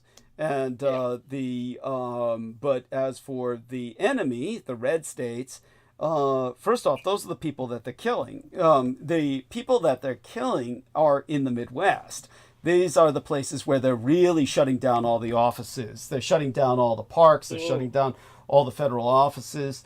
But the coast, they're still leaving that open, generally, so far as Nothing left to do out there but cook meth. Hey, yeah. You mean, in the middle of the United States. Yeah, but these are job. Yeah, but these are the stupid people who voted for Trump. Is all the fucking meth heads. Yeah. These but this is what they voted for. But so they're the enemy, and we're talking about what I call the 4M or 5M states. These are mountains, missile silos, Mormons, militiamen. That's what you got out there in the Midwest, which is not really Midwest. It's more like East America. It's West America. It's all West America except for the coast. So the coast, of course, will be liberal, progressive, and aligned with New York and eastern United States to the Mississippi. But here's the problem. These are the good guys. But go on. So what's the problem? Before I continue with my historical analogy. Yes. Yeah, this is worth, I think, demographically, now that the rind of the coast has become top dollar, internationally sought property, you lose that. We're all into that together, Bodega Bay, let's be a community kind of thing completely. It becomes devoted to resorts and asset protection and people that come at Christmas and Easter, and that's it. And they don't vote blue. I'm sorry. Okay. What relevance does this phenomenon have? Changing. It's the demographic that the property values in formerly overlooked places have skyrocketed to the point where, you know, nobody who's leftist can afford to live past Fresno.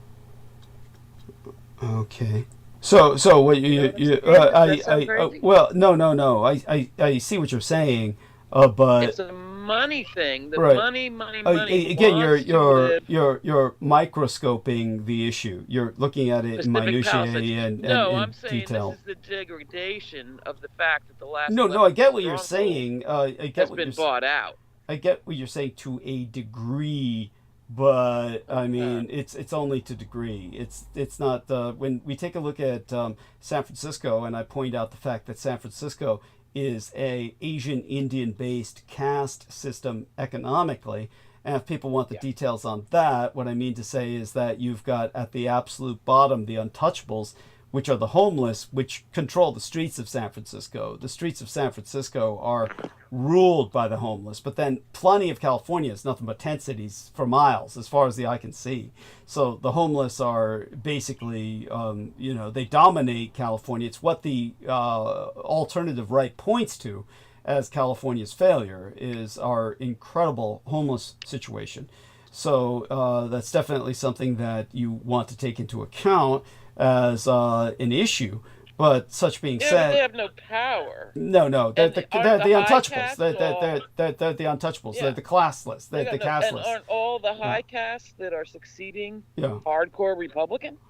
Absolutely. In general, absolutely in general. As a generality, yes, they're industrial strength Republicans. So these are the top of the pyramid. These are the Brahmin caste. So the Brahmin caste in America is the techno bros. Too. Who are overwhelmingly Republican. And so these overwhelming Republican Asians, the crazies, self-destructive, self-loathing Asians who think that they can acculturate, these are the people who, along with the techno bros, dominate real estate in California and dominate, of course, the tip of the golden cap of the pyramid of San Francisco and its economy. Welcomed in. Yeah. Open arms. And then the warrior caste then comes, which is the basically the techno servants. These are the people, software programmers and the developers and all that shit. And quickly going obsolete. Because AI can do it in 3 seconds. Yeah. And therefore the entire system will collapse because you just can't have wealthy people in AI. It's not going to work. And but beneath them is the borderline casteless or classless, which are the labor class of the servants who cannot afford to live in San Francisco. They all commute in to work at Starbucks and work as Ubers and all the Lyft and what is it again? DoorDash, all of the door delivery food. Miles of them. House cleaners. Yes.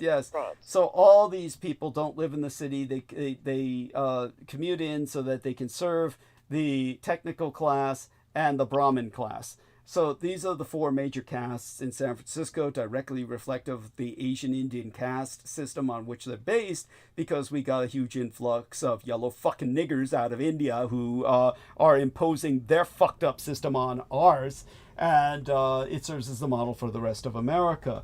There's a reason. Hence, the last bastion of leftism is turning bright red. Well, yes, but that's not how it's going to be in the event of civil war. So in the event of civil war, all things change. Everything collapses as you knew it, and it falls back. The model will be, as I said, mainland China during World War II, when mainland China fought its civil war while acting as a belligerent during a world war. So this is what we're going to see happen with the United States. And what was the Chinese Communist Civil War like? Well, if you were to be very cynical about it, as I've said in the past, it falls down to basically urban gangsters, or the nationalists, versus rural or countryside bandits, which would comprise the communists. So, so was that Chiang against Mao? Yes. Chiang Kai-shek would represent the urban gangsters that were totally dependent on the coast. All of China's coast was the cities. All the cities are on the coast, in effect. So the cities are completely dependent on foreign logistics, the merchandise, the trade, the mercantile trading class. These are all people who are established in the cities. They're not in the countries. And it's all the educated people. So all the educated literati, all of the literate, all of the professionals, they're all in the cities. The countryside, which was 90% to 99% of the Chinese population, was all countryside farmers. It was an incredibly agrarian economy that was overwhelmingly went to the communists.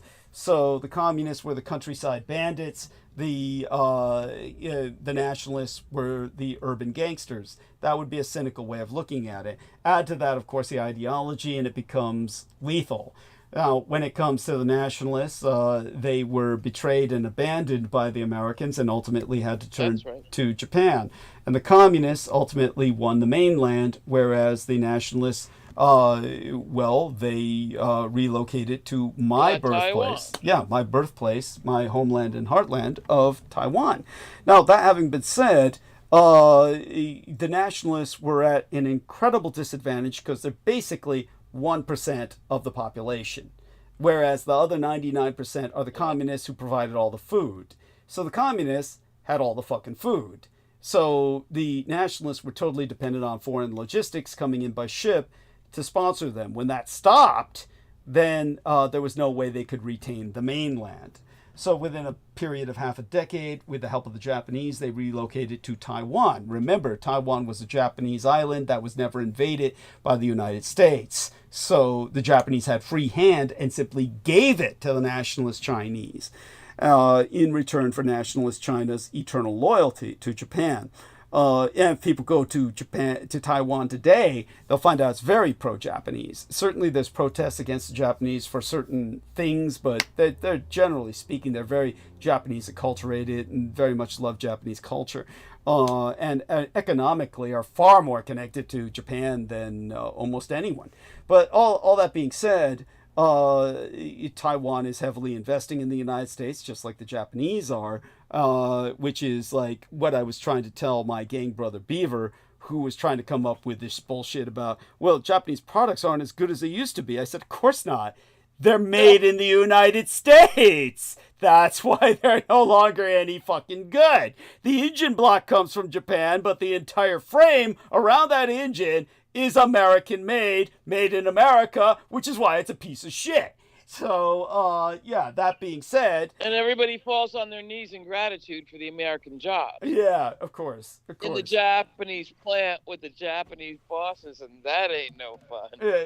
But such having been said... They got high expectations. Yeah, but all that being qualified... when it comes to America, so you'll have this East-West divide on the basis of basically the majority of America's literati, it's educated, and it's moneyed class just the people with everything that's worth a damn that makes the economy run, they're all in the cities. So the cities are on the coast, and they're on of the coast of the Pacific. They're that little thin strip, right? Practically in the sea, including San Francisco, including Portland, including just Los Angeles, everything in between. That's all on the Ring of Fire. Yes, on the Ring of Fire. These cities will be aligned with the East Coast, headquartered in New York, and stretching all the way to the Mississippi. There's going to be some pockets like the morbidly inbred zombies in the Appalachian Mountains, or wherever you find, truly morbidly inbred people that are a reflection of the city or little county town portrayed in the movie 10,000 Maniacs. But outside of areas like that, which would be red Republican. But big university towns tend to skew liberal. Yeah, there you go. Although But that's all in the area I just described. They're not in the Midwest. No, but like Austin and places like that. Yeah. You're going to have that dividing line. Wisconsin and Michigan. Yeah. You're going to have that. But they've all been taken over by tech bros.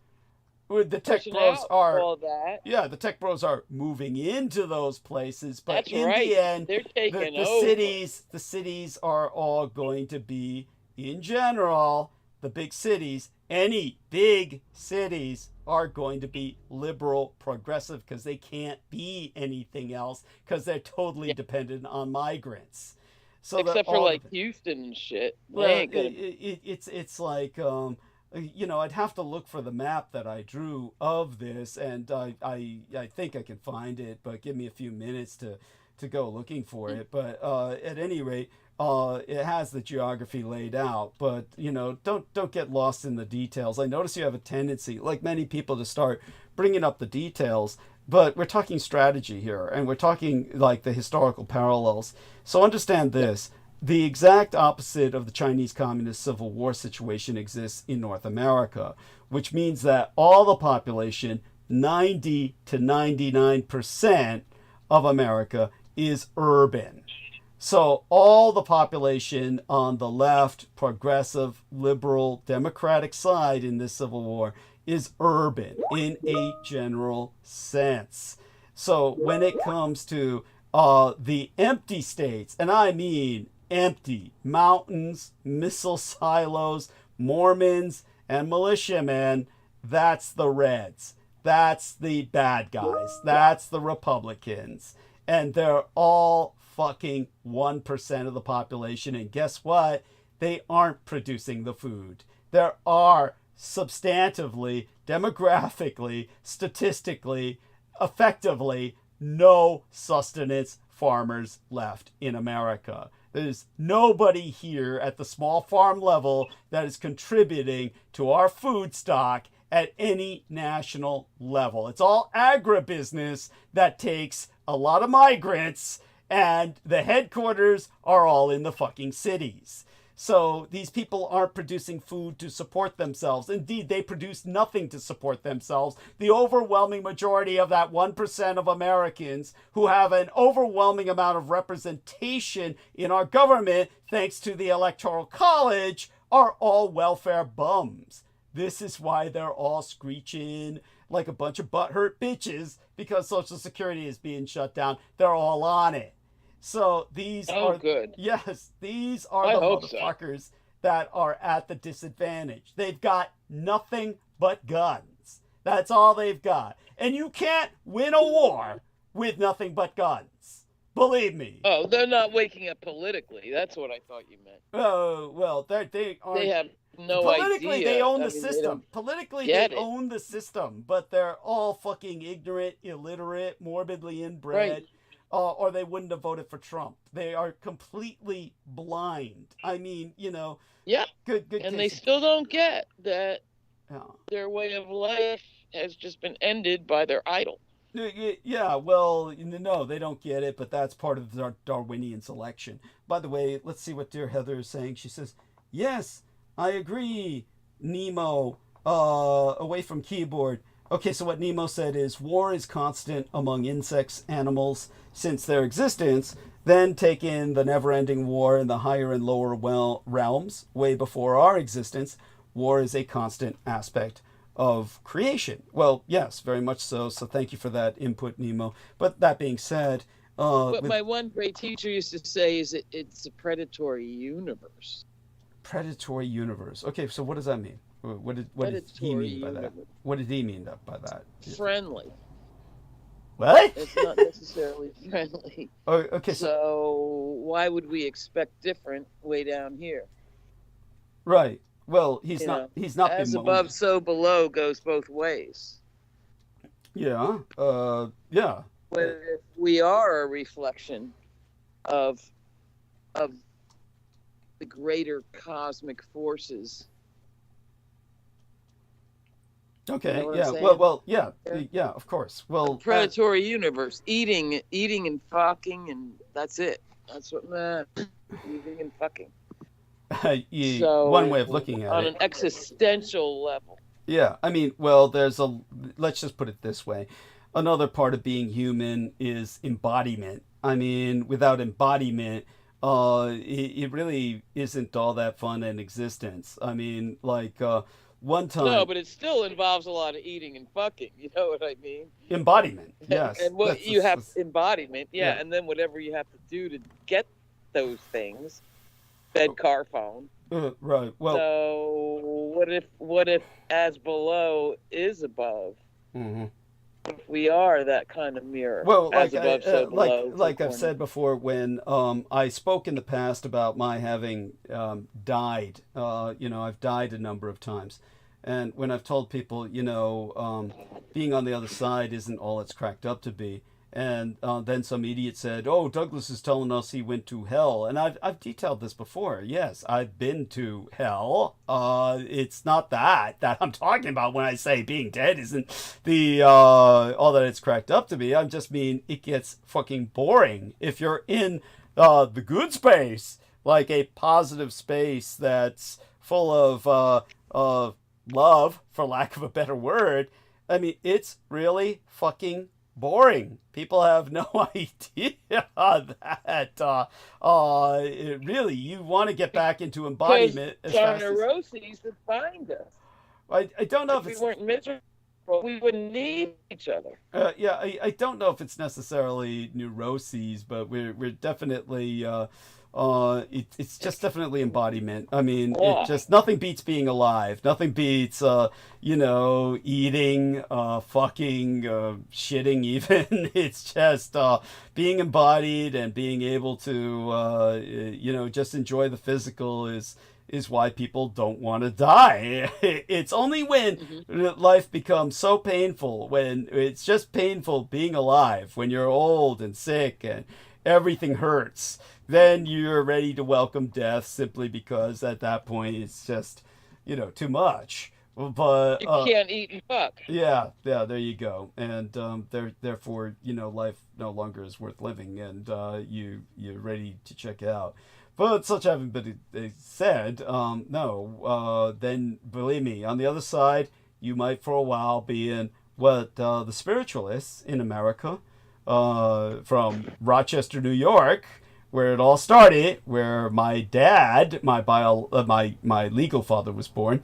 You basically, the spiritualists said that they called it Summerland. They called it Summerland, the other side. But if you're in Summerland and, it's all just kind of peaceful, and it really is fucking boring. Well, you know what? Yeah. People get old and they get tired of living, but they don't necessarily die. They hold on for a long, long time. Yeah. Sometimes they don't even let go. Well, that's because embodiment is so, great. I mean, that's, you're no longer embodied on the other side. Well, what it is that they're attracted. There's something in the material world that they're attached to, and that is what causes the suffering, is the attachment. Oh, I can understand what you're saying from a spiritual sense, which is why, of course, spiritually you try to, do away with attachments. You've kind of done that, right, Heather, to a great degree? I have, and it comes in waves. Yeah, and that's appreciated.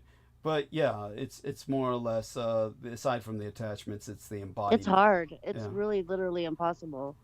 Yeah, that's right, Heather. It's very difficult. And such having been said, yeah, a lot of people on the other side, you reincarnate because you just want to come back. It's just so boring on the other side. If you're that, and that's in the good space.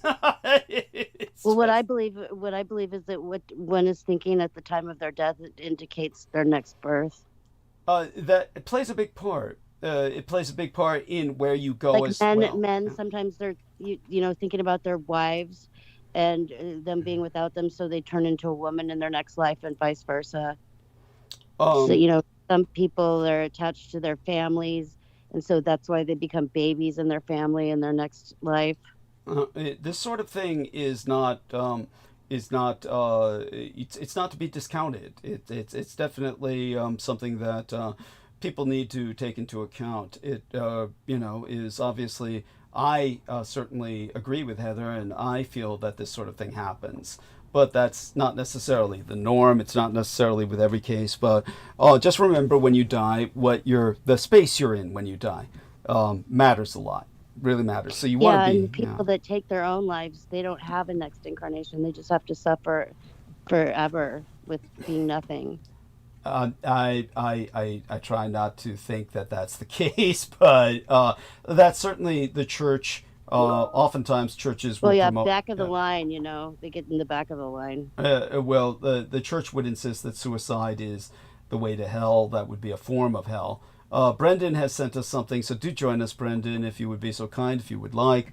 I've certainly expressed the general historical parallel for our next civil war will be the city versus the countryside, but the countryside is empty, and it does not produce its own food, and it does not have people. They got a lot of guns. Guns. But people without Heavy any weaponry. Yeah, but you can't build a society on first-person shooters.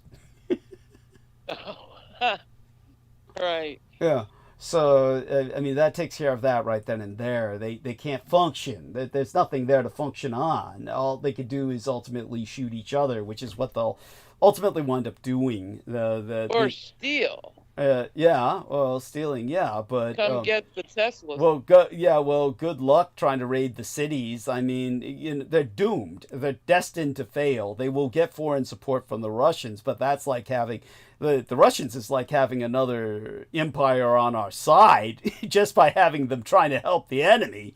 The only thing they're good at is producing memes and pissing people off, provoking them to violence, but obviously the Russians can't wage it effectively themselves. It's a joke. Sure. So it's all so back to the total global spiritual existential level. Mm-hmm. Is it just the triumph of chaos? Is that the point? Well, you mean nonsensical, certainly, rational mind. The enemy never wrap around it. The enemy, both on the Russian and American side, is Edomite. They are ultimately on the side of chaos. So for its own sake. Yes, yeah, and with no reward for anybody except those ones that think they've finally got enough, and a rocket base in the desert. Whatever they've got waiting in some remote base, all covered with mirrors and stuff. They got the money. Yes. They're doing it. Yeah, but you can't. And I don't think these new smart micro sovereign cities they're just going to be completely curated. You have to be hot and young and successful to move in there. Well, it's like good fucking luck. Who the fuck wants to move let into the cities devour themselves? Yeah. Go all Mad That's their up in there, but they are going to be that's their fantasy. That's their drone fantasy. fleets and autonomous bombs. And, Well, yeah, that's I know. their fantasy, but it's not going to work. It haunts me deep in the night. Yeah, but it's not going to work because who's going to produce all that shit for them? And who's going to maintain it? Okay, they can't operate those drones themselves. They really can't. Now, Nemo, just to pay respect to his participation, says, it's best to disregard what modern religion teaches regarding the afterlife. They use the enteral, or eternal, I believe he means, the eternal suffering idea as a fear tactic to try and make you conform to their theology, which is why Heather was bringing up that idea that, you know, if you kill yourself, that somehow you'll be forever in eternity suffering, essentially, is what she was saying. Well, and that's very much a Catholic doctrine. Don't forget the Orthodox also said it. that. The Orthodox also said that. Just the churches in general say that. Protestants, forget about it. But, yeah, that's a New Testament kind of, and probably Old Testament too. You work hard now so you can get the great American vacation when you die. And I don't trust in that either. That's what every American wants. It's almost an archaic term. Yeah. Take a vacation. Yeah. Who takes vacations anymore? Yes, that's right. Well, I never took a vacation in my goddamn life. So I harbor a deep resentment for people who have taken vacations. So that's the American idea of death, secular or religious. Great vacation. Now, I'm going to You don't realize you have to challenge 1,000 demons and know their names and have studied all your life to prepare what's about to happen. Yeah. Oh, no. Right. I don't have to go to work. Yeah. Now, I'm going to ask. That's all I want. I want to lie like a cat in the sun and just forever. Now, I've got to make my next crock of tea and just take a short break, but then I'll go into monologue with participation from whoever decides to stay around. If at all possible, Brendan, jump on with us. You know, because and Heather, Heather's left. So, but Holly, let's see if we can have you have a conversation with Aristides. Aristides, you are awake, correct? Let's see if you can hold the conversation with Holly while I'm gone, so that I can. Yes, but I'm glad it's happening. I am for now. Yeah, I felt bad about bailing last time, and you've been running long time without a break. Oh, yeah. Every night. Yeah, so thank you. I appreciate that, Ollie. So do me a favor and talk with Aristides. I'll be back in about, 10-ish minutes. I'll make this this crock of tea. So you guys have got this. I'll be back. When I come back, we'll start into monologue. Numbers are good enough where I'm not quite sure if I want to risk it. We might as well start in monologue now without my getting tea, but then should have something to drink near me, so I better get. We got nothing. Yeah, I think you're doing fine. Yeah, you're doing well. Just go real quick. Just go. I'll be gonna back. Need it. Yeah, you're gonna need it. Have a pee too while you're at it. Yes, of course. Yeah, we didn't need to share that. That's a bit TMI, but yeah, that's the general idea. So everybody, stick with these two people. You're in the best of hands. I'll be back, and for God's sakes, stay here or come right back as soon as you hear my voice. I'll be monologuing then. Both these people will still participate. All right, love you both. I'll be right back. All right. Bye. All right. Good to speak with you again, brother. Yeah. It's been a pleasure listening to you. You guys together have a lot of good insight. Yeah. Not too crazy. No, it's really pretty great. Yeah, very easy to listen to. Yeah, far out. I appreciate that. I have no idea how my miking sounds, so no, I think it's good. Enough.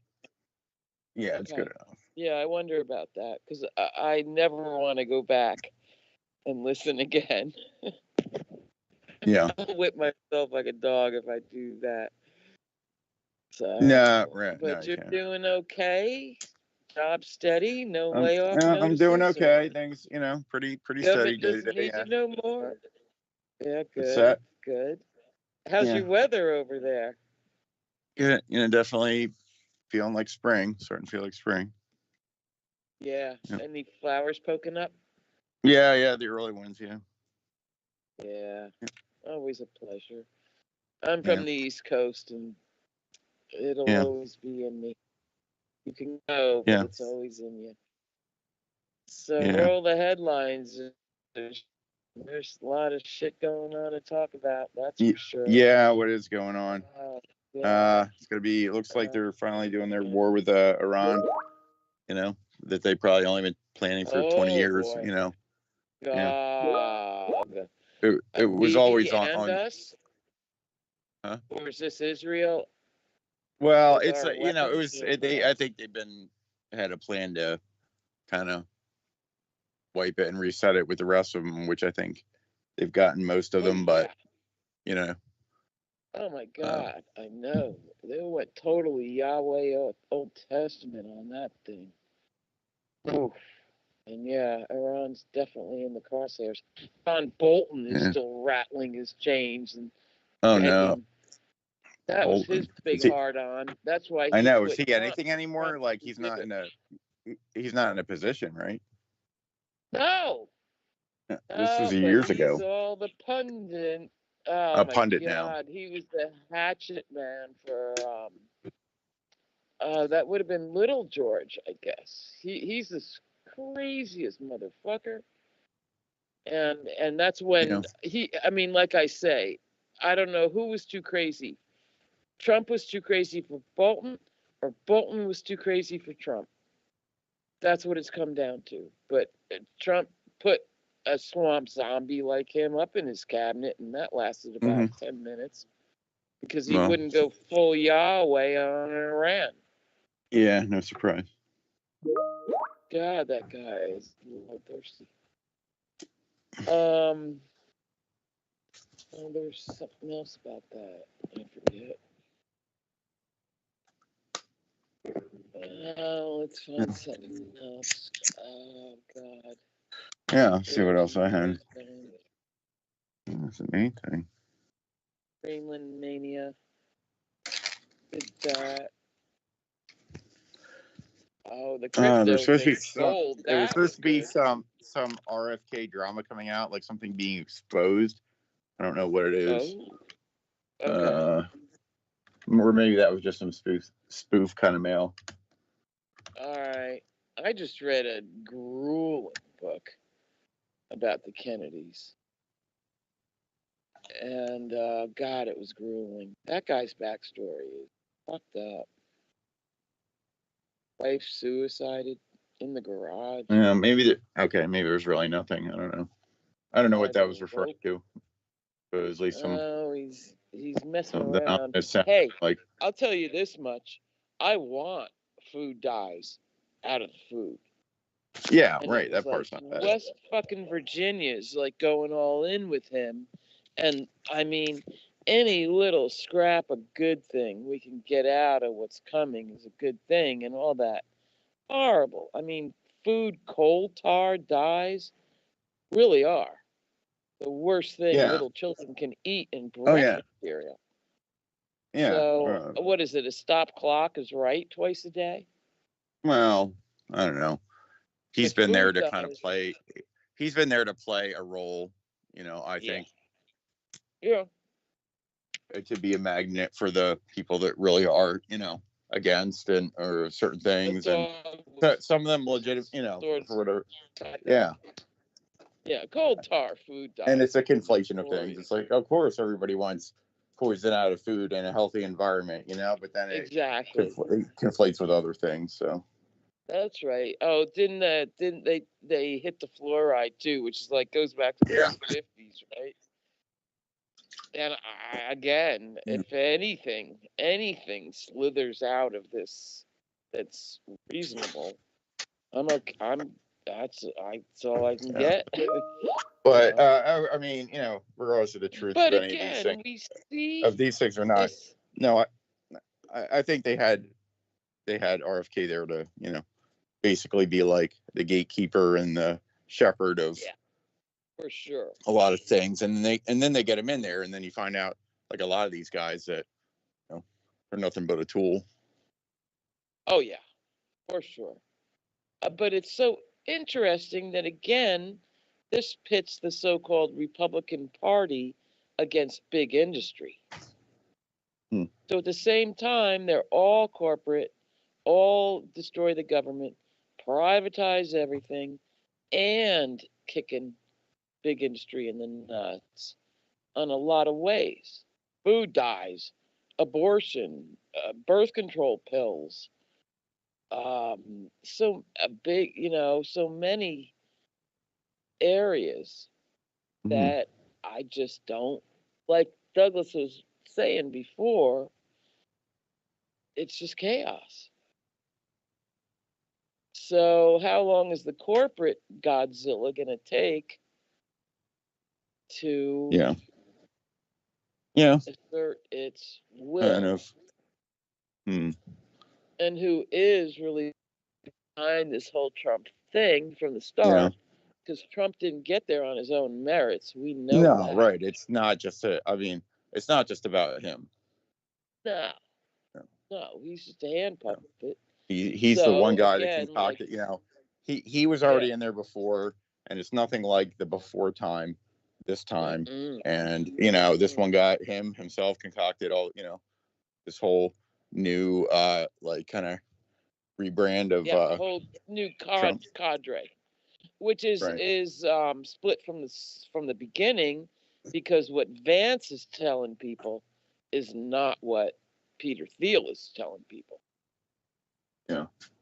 Or Elon or whatever. It's like, Christian values and American family, and I know, right? Because he's there to be a magnet for some things, and meanwhile, etc. In the middle of it, which again, I say, everybody thinks it's a failure of government, and it is, because this corporate mentality and laws and shareholders and what we got to do and expand to get more infiltrated government so deeply over the course of my whole life, to where there's no thought of public service left forever. What we were saying before, in the old Gilded Age, those bloated millionaires and then did build universities and libraries and museums up the ass. And the Gilded Age is back so bad. There's a place you can go in Rhode Island, Providence, where the Gilded Age mansions were built that had never been seen on Earth before. And when I was a kid, it was really fun to go up there and take tours and hear the crazy stories of the crazy French princess painting over the gilding of the walls because she was crazy and blah, blah, blah. Now those mansions are being pulled down. The foundations are ripped out, and new, bigger mansions are building right there. So it's Gilded Age 2, but no social payback whatsoever. And not even paying a nickel in taxes. So society's doomed. I don't know what. And hopefully, like Douglas is saying, maybe I don't know. There's a lot of good people. But are we strong enough to rise up against this terrible, chaotic doom crew? Fuck, it sucks. And how about that Malaysian earthquake? Jesus Christ! I saw something about it. I saw one line about it, but I haven't looked into it. It's all about oh man, that's really something. And everything's shaking everywhere. I'm trying to think. Could bring that up with Doug. I'm sure he wouldn't mind talking about it. I'm always grateful to be together with folks like this. And I am kind of scared about how the general sense of this is all great is pretty prevalent here in hippie California. So, God knows. This Civil War business does seem to be boiling. and it is in the homes of every American ever since the first Trump, that brothers and sisters and parents and kids and everybody was agreeing all the time. So it's like, do we have to witness the triumph of chaos? Do we have to witness and endure and try not to cause suffering? It's got to be interesting both for California and the country. And I'm good with property destruction in the right circumstances. I'm fine with that. But it's going to happen. Yeah. I mean, if those January 6th protesters were political prisoners, well, then so is anybody that gang loots in Nordstrom's, for fuck's sake. I don't see much different. I mean, pretty much. How's your job going? It's okay. It's there, Stuff I'm good at that I get to do. So. Family okay enough? Yeah, it's all holding out. Trying to hit the okay enough bar. Yeah, it's As long as I can do that, I'm good. That's enough. I mean, it's not great, but it's enough.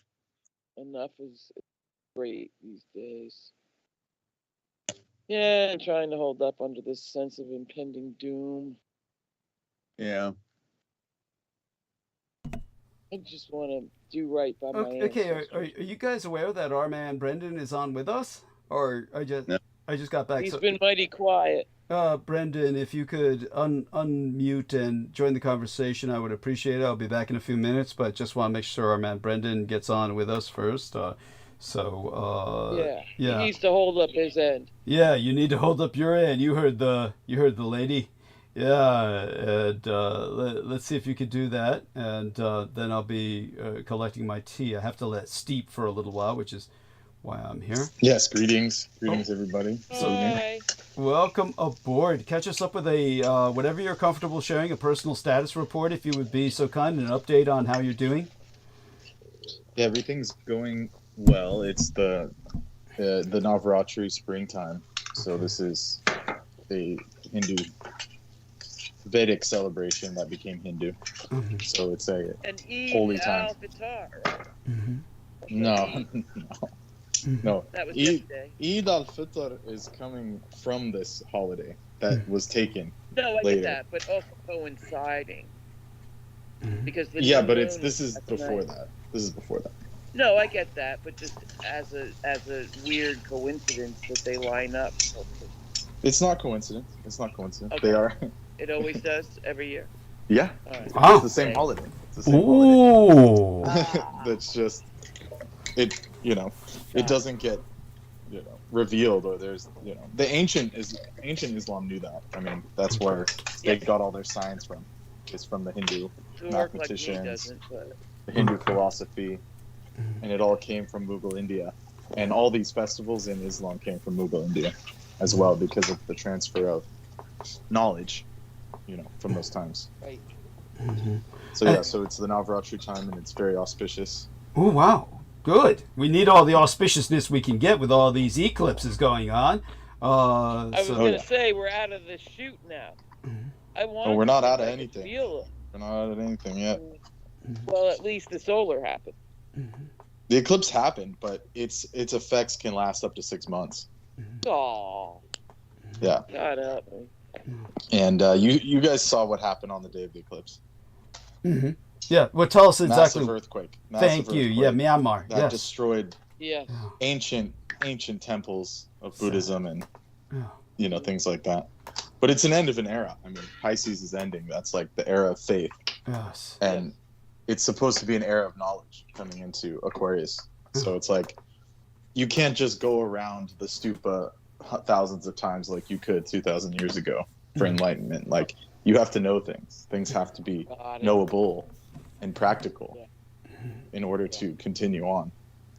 Thank you, Internet. So those old things, and the internet is that. Is that, it is that thing. Anything you want. A magic book. Yeah.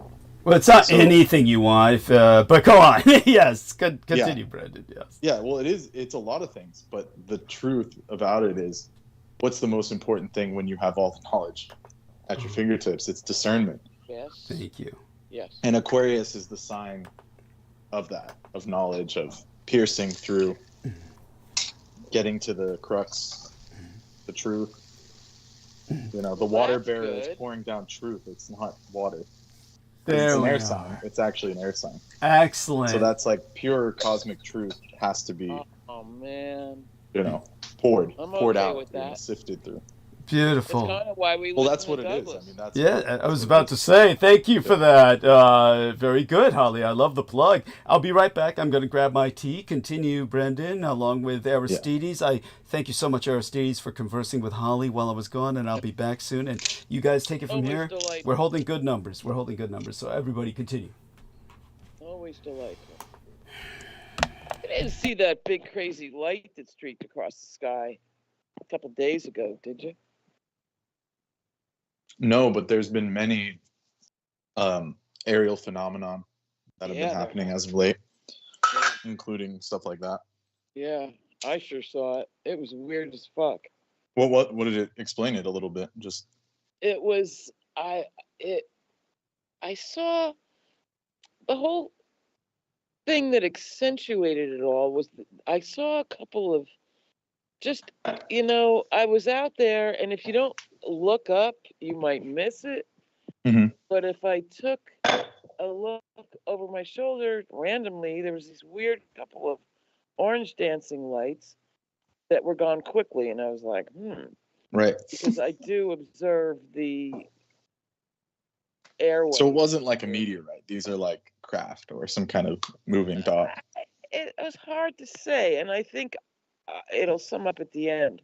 But then this thing shot across the sky Yeah. from west to straight east, and from where I'm sitting. When did you see this thing? Oh, I'm gonna say like Monday night. So prior to the earthquake, essentially. Yeah, Hmm. right. It's fascinating. Do you know if it was caught on camera anywhere? All over the place on social media.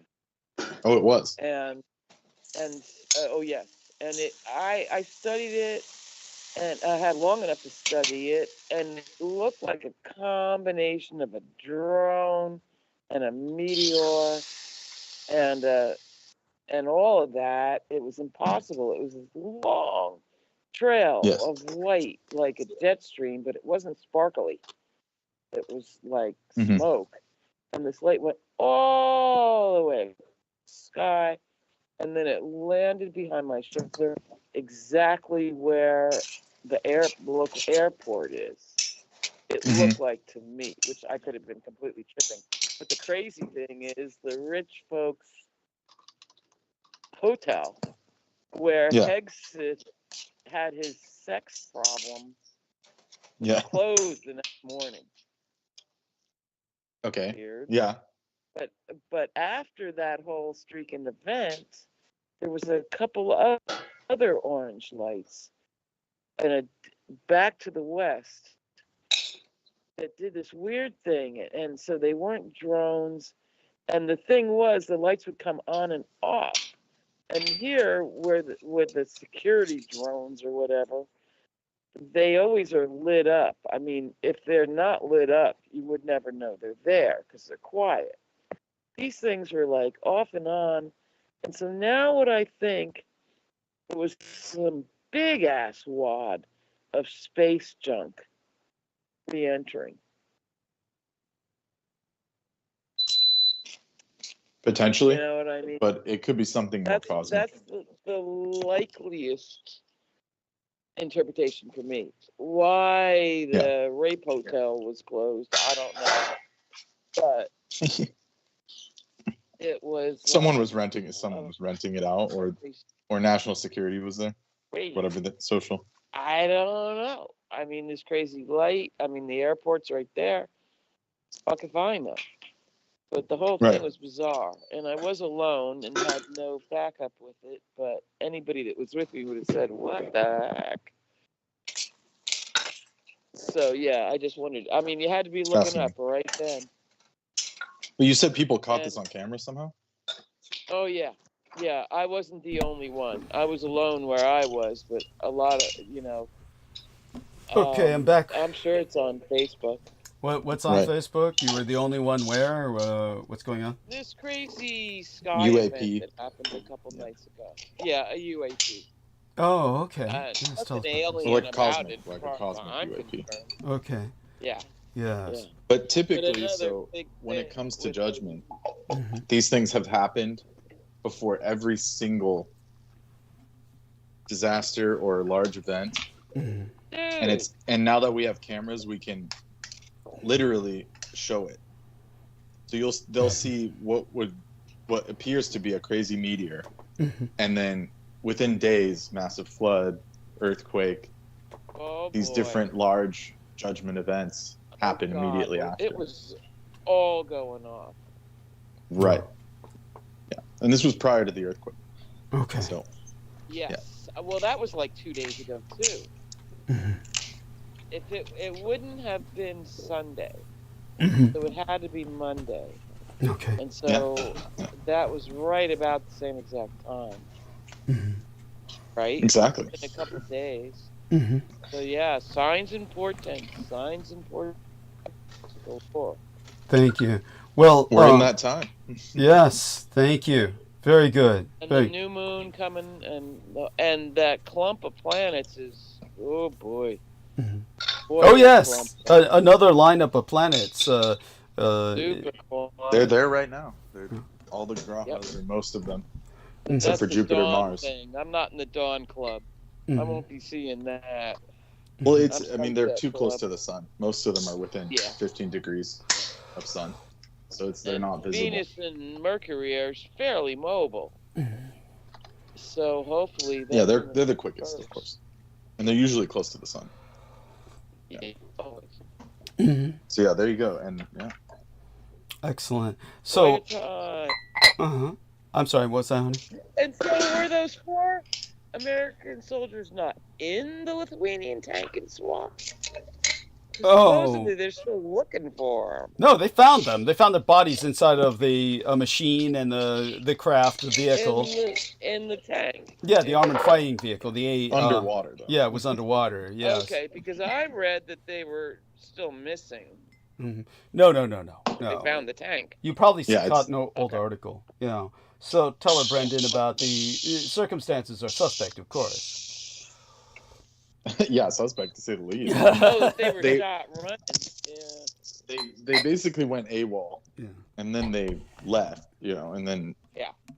they were presumed to be AWOL. Mhm. Then they were found underwater, all dead in their vehicle. Right. So, I mean, obviously, it was not normal situation Mhm. in And any. yeah, and Scenario. Sir, we speculated another that. mystery. Well, we speculated it's not really a mystery. We speculated it might be a No, Russian. that's my Yeah, joke. yeah, it might be a Russian ambush, but the reality is they probably were told by their commanding officer that they were there to help the Russians, not fight them. And they probably all tried to defect to Europe and were killed by their own sergeant.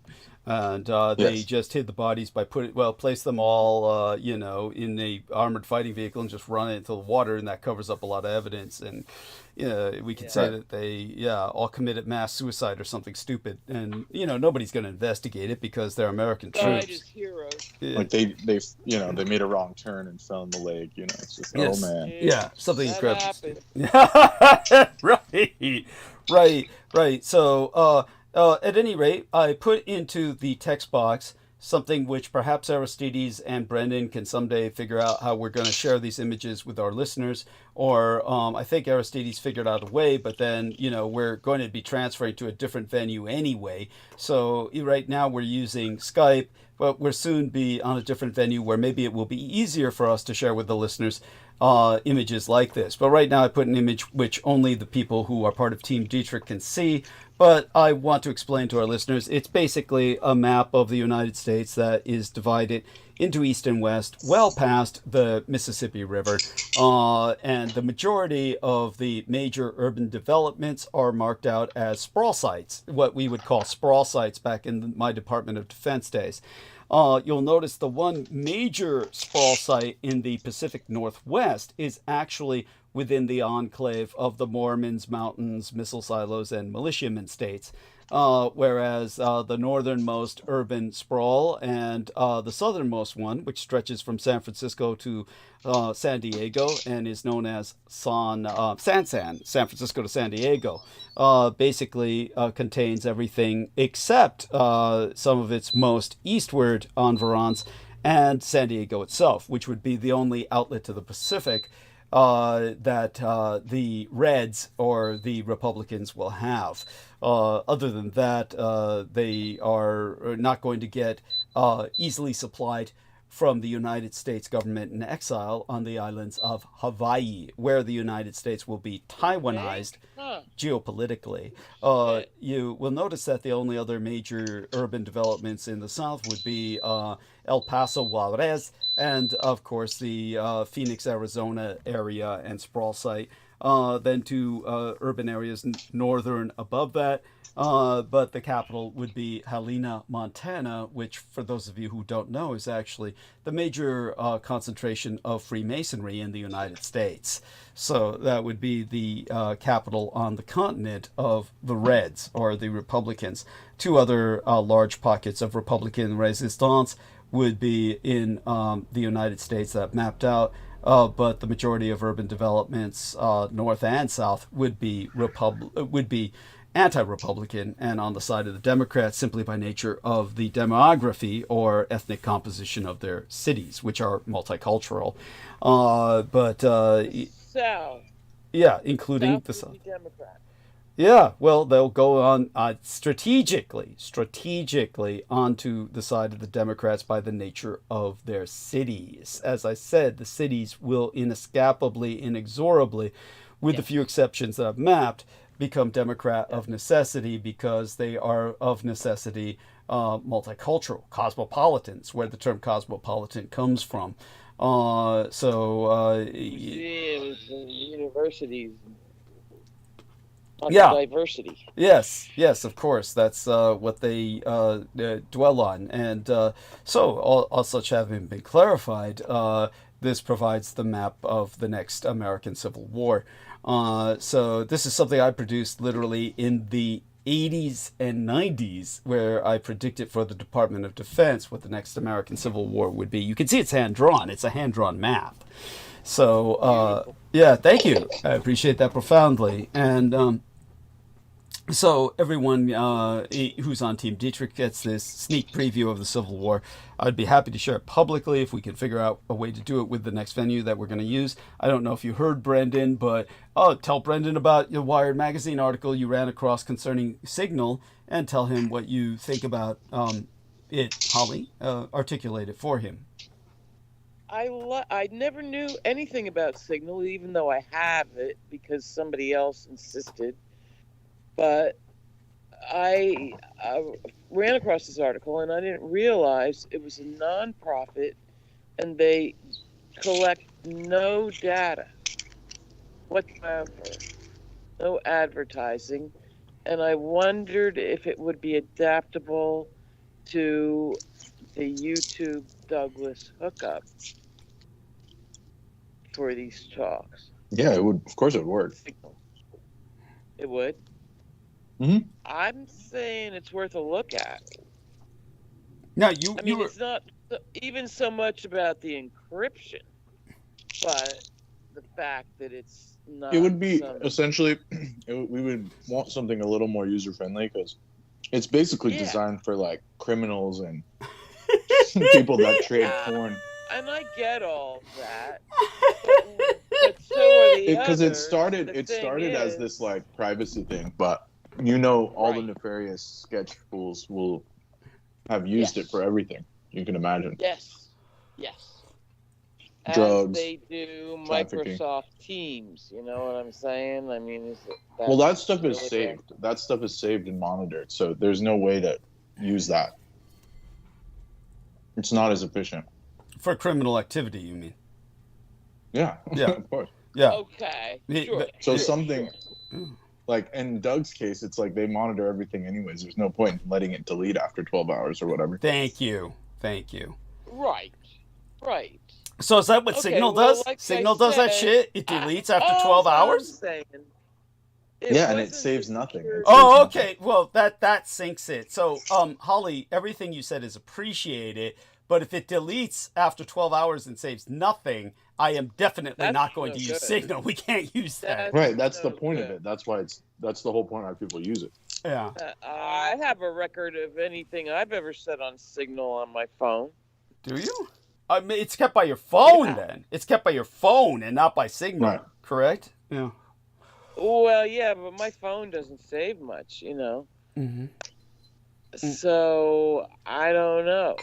But the thing of it is, with this whole blow up with it on with Hegseth and all that, Mm-hmm. what I read, and like I say, until I read this article a couple days ago, I knew nothing about it. Mm-hmm. That their conversation, and this is in the context of the article, said, well, you can turn off Signal after 7 days, you know, set it to delete. You don't want to save the conversations after 7 days or 30 days. And theirs was set for 30 days. I've never delved into Signal to see if it erased my calls or not.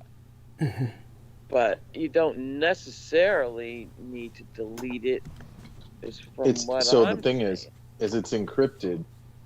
So between the chats, it's encrypted. Then it's up to the person's device if it's going to save or not. Okay. Wow. And then even the phone and stuff doesn't keep it permanently if you have the setting to have it delete. Well, my only had, and you're answering my questions. If this apparently is not a viable substitute for Teams, because it's about getting it straight to YouTube, because there's no record on Skype either. No, Skype's got a record. It saves it almost permanently. Yeah, that's shit. that's why I liked Oh, shit. Skype. It has all these old conversations. Oh, God. Yeah, that thank God we were able to transfer to Microsoft Teams. So the reason that the Microsoft Teams is important is simply to keep my Skype records. That's all. Oh, I had no idea. I Yeah. thought it was just a phone call, like, you know. No, oh no. Yeah. No. Yeah, as a matter of fact, the only reason that we have It's certain transcribed? Yeah, the only reason that we have some of my interviews up at all is thanks to Skype. When it came to John Oh. Warrington being remember that one I did with Sean Bond? That piece of shit, white trash, son of a bitch, was not going to publish that interview at all. So he was just another Right. fucking enemy, in effect, because... But it was Skype way back then? Yeah, that's right. And it was shit. only because it was on Skype that on the last fucking day it was up, and there's plenty of interviews we have just like that. It's only because on the last fucking day it was kept up by Skype that John Warrington downloaded it and then re-uploaded it so I could publish it at all. Right. Because that fucker Sean Bond wasn't going to do it at all. And it was only after, we published it that he finally said, "Oh, okay, I'll publish it too." And it was. Well, then he released it months later, and that's how Brooke found it. That's right. And To Book- juice his ratings or whatever. Yeah, that's right. Once he saw it was working on my channel, and he Right. figured, because John Warrington is convinced he wasn't gonna ever publish it because he looked like he was drunk out of his fucking mind. That's what John Warrington assumed, was that he was Oh, embarrassed. dude that- was microdosed Yeah. into macrodose. Like he was gone. Yeah. Oh yeah. He's Once in the morning and once at noon, and then other stuff at sunset. yeah. Right. And That's microdosing. yeah, and so there we have No, that. that fucker was blasted. Yeah. Yeah, that poor son of a bitch. Yeah, and but I have no sympathy for him because he was obviously self-conscious enough. He did not want to publish that interview. So Skype has helped us with interviews in the past. We were actually able to download them. There was another one was the same way. It was saved only by Skype, and it was the one that other dude who interviewed me, I can't even remember his name, and John Warrington has it in his files almost certainly, but it was that one guy who, after he interviewed myself, he came out as quote-unquote bisexual. So it was really weird. I don't remember his name at all. That's so awkward. Yeah. It's just weird. And it was, but I do know that... And like, yeah, I'm sure you can, attest to this. If a gay person or like an actual LGBT heard someone say that, they would laugh. Like, why do you have to announce you're bi? I mean, yeah. It's like so You ridiculous. turned him gay. It's your fault. Or it's just like absurd. It's like, it's just...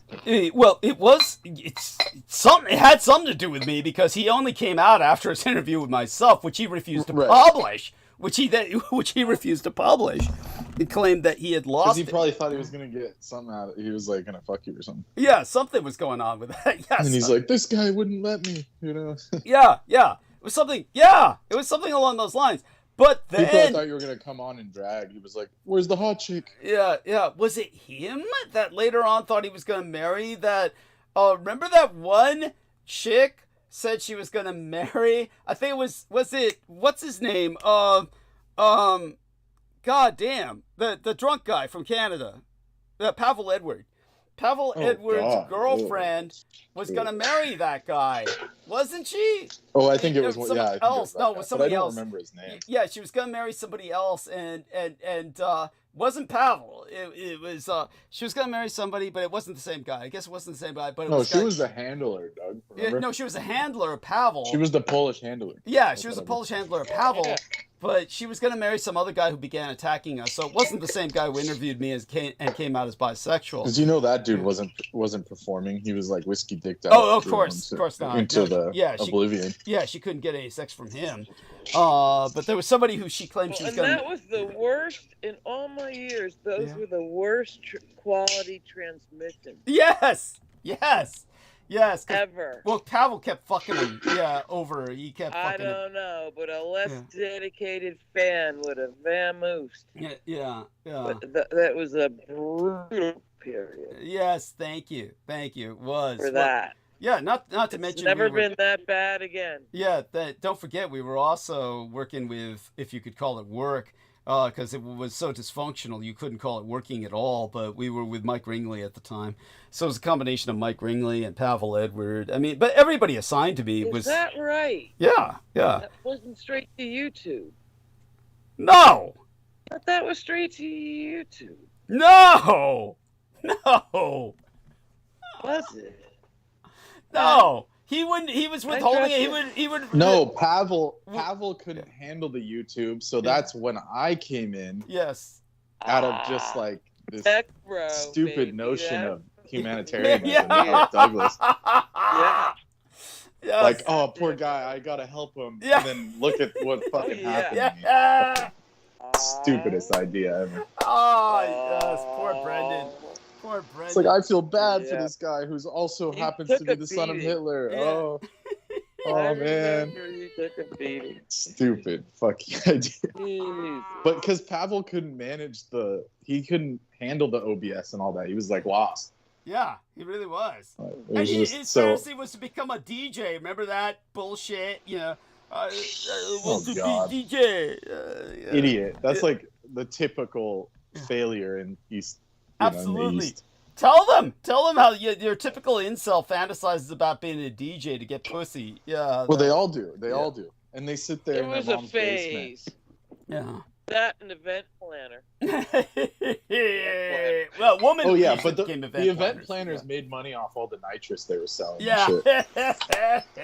Those people were a little bit more successful. These guys were just pathetic. Yes. Oh.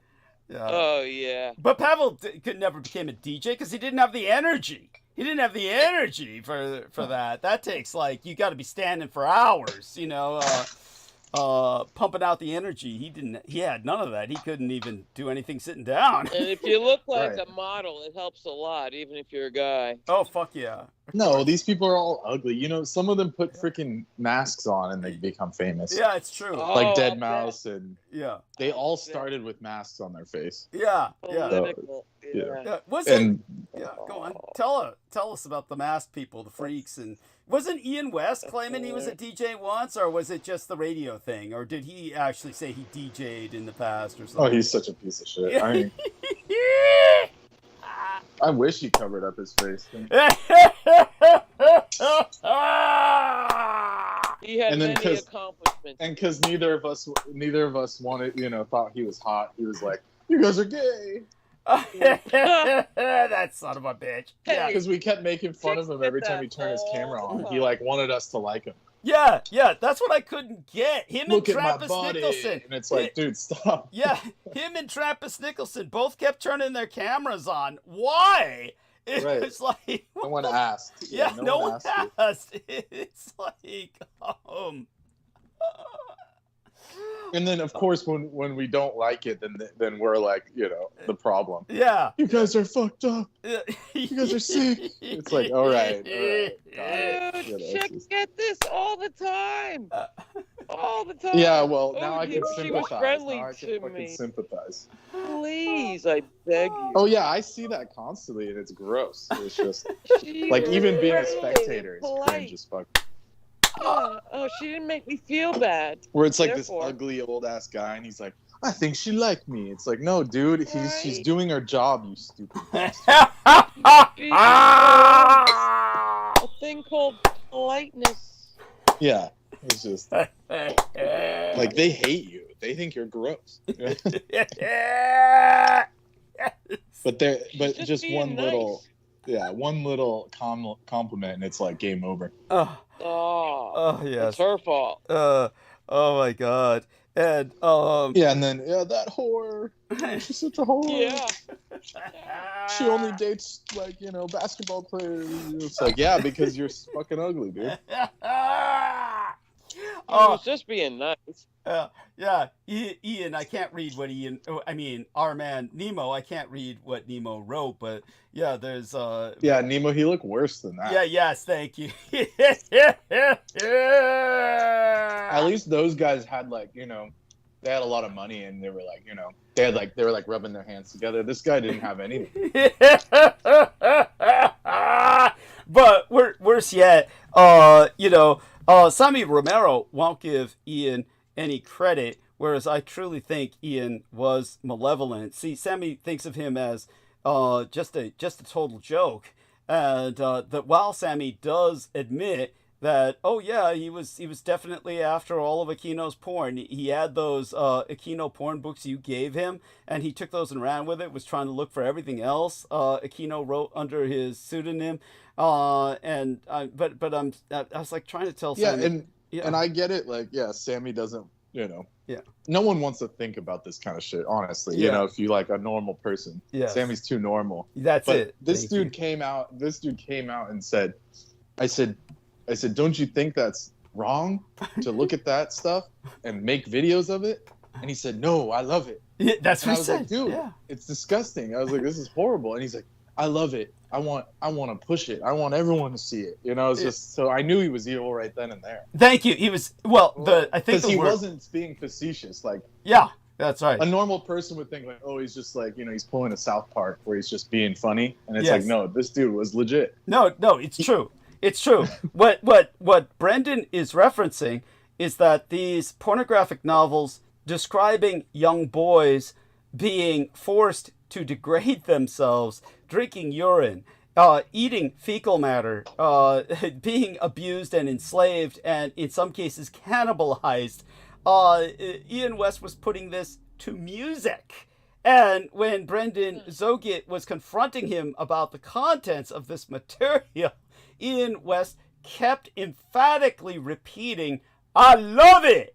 I love it! At that point, the word you're looking for, Brendan, is at that point, Ian West exposed himself as irredeemable. At that point, he was that irredeemable. on air? Yes! Exactly. On record! Exactly. on record. Yeah, on record. Multiple times. Yes. Multiple times. I said, don't you think this is wrong? Don't you want to like rebuke that kind of stuff? Like I asked him like basically along those lines. I said, don't you think that's wrong? And he said, no, I love it. I think it's great. He said that. Yes. Yes. In other words, when Brendan... And he wanted to make it more palatable. He said, I wanted it to be a musical so I could show everyone. That was it. Sick fucker. But by the way, I can't help but laugh because it is so horrific. It's like you're... Oh, God. Yeah, it's hard to... It's so larger than life. I want to hear the soundtrack. Yeah. That's what I want. He sent us the soundtrack. He sent it to all of us, but none of us ever opened it. But guess what? It's still on Skype. It's still on Skype. I'm sure the soundtrack he sent to all of us. So, but none of us opened it to listen. And also, yes, as Nemo says, he also tried showing us child porn videos he had archived on his PC. He sent Brooke Gibson video footage of a child being beaten up by an adult. He sent her that, which made her angry, of course. But what made him so malevolent was towards the end when we just rebuked him only in the sense that we had been working towards that point where we just could no longer just tolerate any of this. None of it was a joke anymore, and we just had to shut him down, was when he, two things happened. He was with us on one show, and I think the final straw, even though it should have been the final straw much earlier, but it was, I kept trying to probe saying, were you somehow molested as a child yourself? Is this a product of abuse you suffered as a child because of his obsession with this material? But it was around the point where it just became obvious he was the enemy was when Brendan and George Knight brought up Liam. What was his name? It's not Liam Nelson, but Liam the British Payne. Thank you, Liam Payne. Yeah. Yes, and that's when Ian West just out and out lied, and he would have gotten away with it. He was trying to cover up murder. Yeah, he was trying to cover up a literal, investigated, open murder case. Yes, which it had George Knight and Brendan Zogett not been there, and because they're both familiar with the music industry. I'm atonal, and I am not familiar with the music industry at all. Ian would have gotten away with it. I was just obliquely aware of this guy, and I knew he was British. That was it. Right.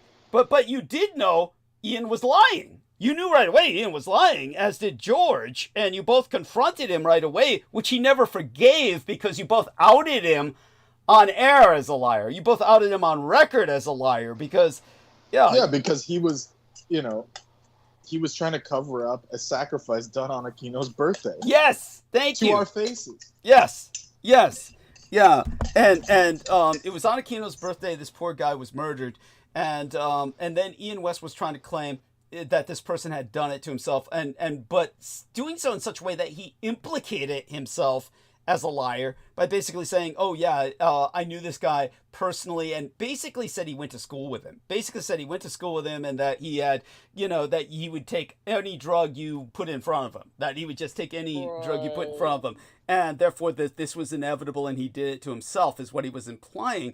But when George Knight and Brendan Zogett both confronted him and said, you could not have gone to school with this guy because he grew up in England, then when he was outed as a liar... He was from north of England, like Lincoln or Manchester. It's like, there's no way you knew him. Yeah. Thank you. Not on some personal level where you went to school with him. And not at all, actually, but certainly not in the way that he implied. And not implied, but actually stated that he actually claimed. And then when he was exposed, I think it was the same night. Was that not the same night that he then called Brooke Gibson? Was that not the same night, or was it? He was so short. It might as well. No, that was later. That was later when you wouldn't let him on the call, and he said, "Fucking call me." That's right. Call me now, Doug. But then he was always saying that. He was always saying that, so it's hard for me to remember because he was always saying that. But it was even on our private calls. Yeah. Even on our private calls, he would say, "I know you guys are talking." Right. Which he knew. Somehow he knew. So did Trappist Nicholson. They would both know when we were on. And again, who was it? Was it Trappist or Ian that then? After Peter Moon went into his severance, and exposed himself for what we always knew he was. That one of them kept bringing him onto the calls. That was Ian, wasn't it? That kept bringing Peter Moon onto the calls after his severance. They were having their own conversation. Yes. In the old calls, yeah. In the old calls, they would get into the old calls. Peter Moon with Ian West and Trappist Nicholson. Where Ian was like tagging Peter, because Peter probably didn't know how to go back that far. Right. So Ian was tagging Peter, saying, "What do you think about Doug doing this to you?" You know, and Nemo, being the saint he is, went in there and thank you, scrubbed all of that and told them to fuck off. Thank you, Nemo. Yes, Nemo ultimately blocked them. Thank God for Nemo. Thank you, Nemo. Jesus Christ. Yeah, what a but the horror is, Holly, without overdwelling on it, we just want our listeners to understand that Peter Moon was assigned. It's like he literally was always the enemy. Well, and the infrastructure under it all is so intensely complicated, so molecular. How do you mean? In terms of the opposition, if you will. I'm not denying it. I'm just No, I'm not either. Yeah. But it's multi-layered. Well, I don't know if I don't know if we need to complicate it very much. I mean, just basically the enemy keeps throwing people at me who claim they're going to help, and they're only there to. Where do they get them?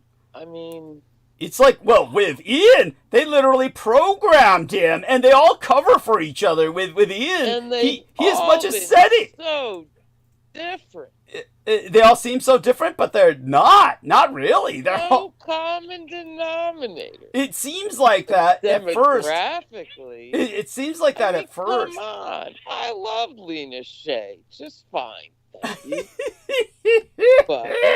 And also Derek Talley. I thought was an actual normal guy like me and you. Oh, nothing normal. Remind Holly of what Derek Talley was claiming, that they were trying to make all black men gay. Remember how? I know. You heard him say that then. You heard him say that then. Oh. Well, yeah, he was saying they wanted to corrupt the Christian blacks. It took so long. By convincing them to, like, you know, fuck dudes or something. I'm saying. They're wasted. And he kept, like, going into this weird detail, like, they keep depleting their seed. And it's like, dude, just stop. He's like he's like jacking off to the video and then saying, how could they do this to me? Or something. It was weird. It was really weird. I'm just an idiot. But I tell you what, but that was the aftermath of Pavel. Yeah. When, principally thanks to Brendan and the rest of the cast of crazies, one way or another, things looked up. And they've been looking up ever since. Well, they've been looking up more and more as we've weeded out the enemy, but the enemy has weeded. And you've been able to deliver the information. Yes, it's true. Which you continue to do. Yes, thank you. Oscar-winning, bravo. I appreciate that. Yeah. Wonderful companionship. Profoundly, and with the team and the audience. Yeah. In the best case. Yeah. Yes. And Nemo. Yeah. Wherever you are. Everyone. Yeah, Australia. That values this sort of thing. Please come. Come. Yeah. Never know. Yes. We'll wash up on the shore. Dear Brendan says, all credit to Doug's adaptability, learning how to produce with my guidance. He gives me far too much credit. It's very generous on his part. I think you've come a long way. I don't know about that in a sense. Like a two-finger typer to Thank you. Yes, that's cute. That's true. Well, that's why they never forgave me, because I gave you the ability to do this yourself. It's true. And they hate me for it. They want me dead for it. Oh, it's true. And they've tried to kill me multiple times because of it. It's true. All of this is true. No, he's right. He's right. Pavel Edward never taught me shit, and I couldn't learn anything working with Pavel. Oh, hell no. That was a mess. Oh, it was awful. And he kept trying to, because of his fantasy of becoming a DJ, he kept trying to be a musician or a DJ-like, and he kept pumping in all this music that kept getting the the video censored and shut He down. was like scratching. No, I I'll be a wish. scratcher. That would be funny, at least. That would have probably been more entertaining and attracted more people than the crap he did, which was just use copyrighted music that kept getting those copyright strikes. So the episodes would be shut down by YouTube. That was his intent. He would hold them for days and days. He wouldn't publish them until the last minute. God. You know, so Yeah, because anyone that knows anything about music production knows that there's like millions of public domain songs you could use for free. Yeah. This dude was just deliberately fucking you up. Yeah, but And even back then, they had the AI that would hunt you down for doing. Oh yeah. That was Hunt you eternal. down. Oh yeah, that was. They had algorithms for that right after Napster, right? Yeah. Well, definitely. But when it came to the sinister thing about Ian, where it got truly sinister, was after he was exposed as a liar concerning Liam Payne. Then he called up Brooke Gibson and basically, there's no other word for it, hypnotized her. Samuel Romero is convinced he put a spell on her, like literally cast a spell. But the other way to express it would be he hypnotized her, and she called Brendan and I up and was not herself for hours.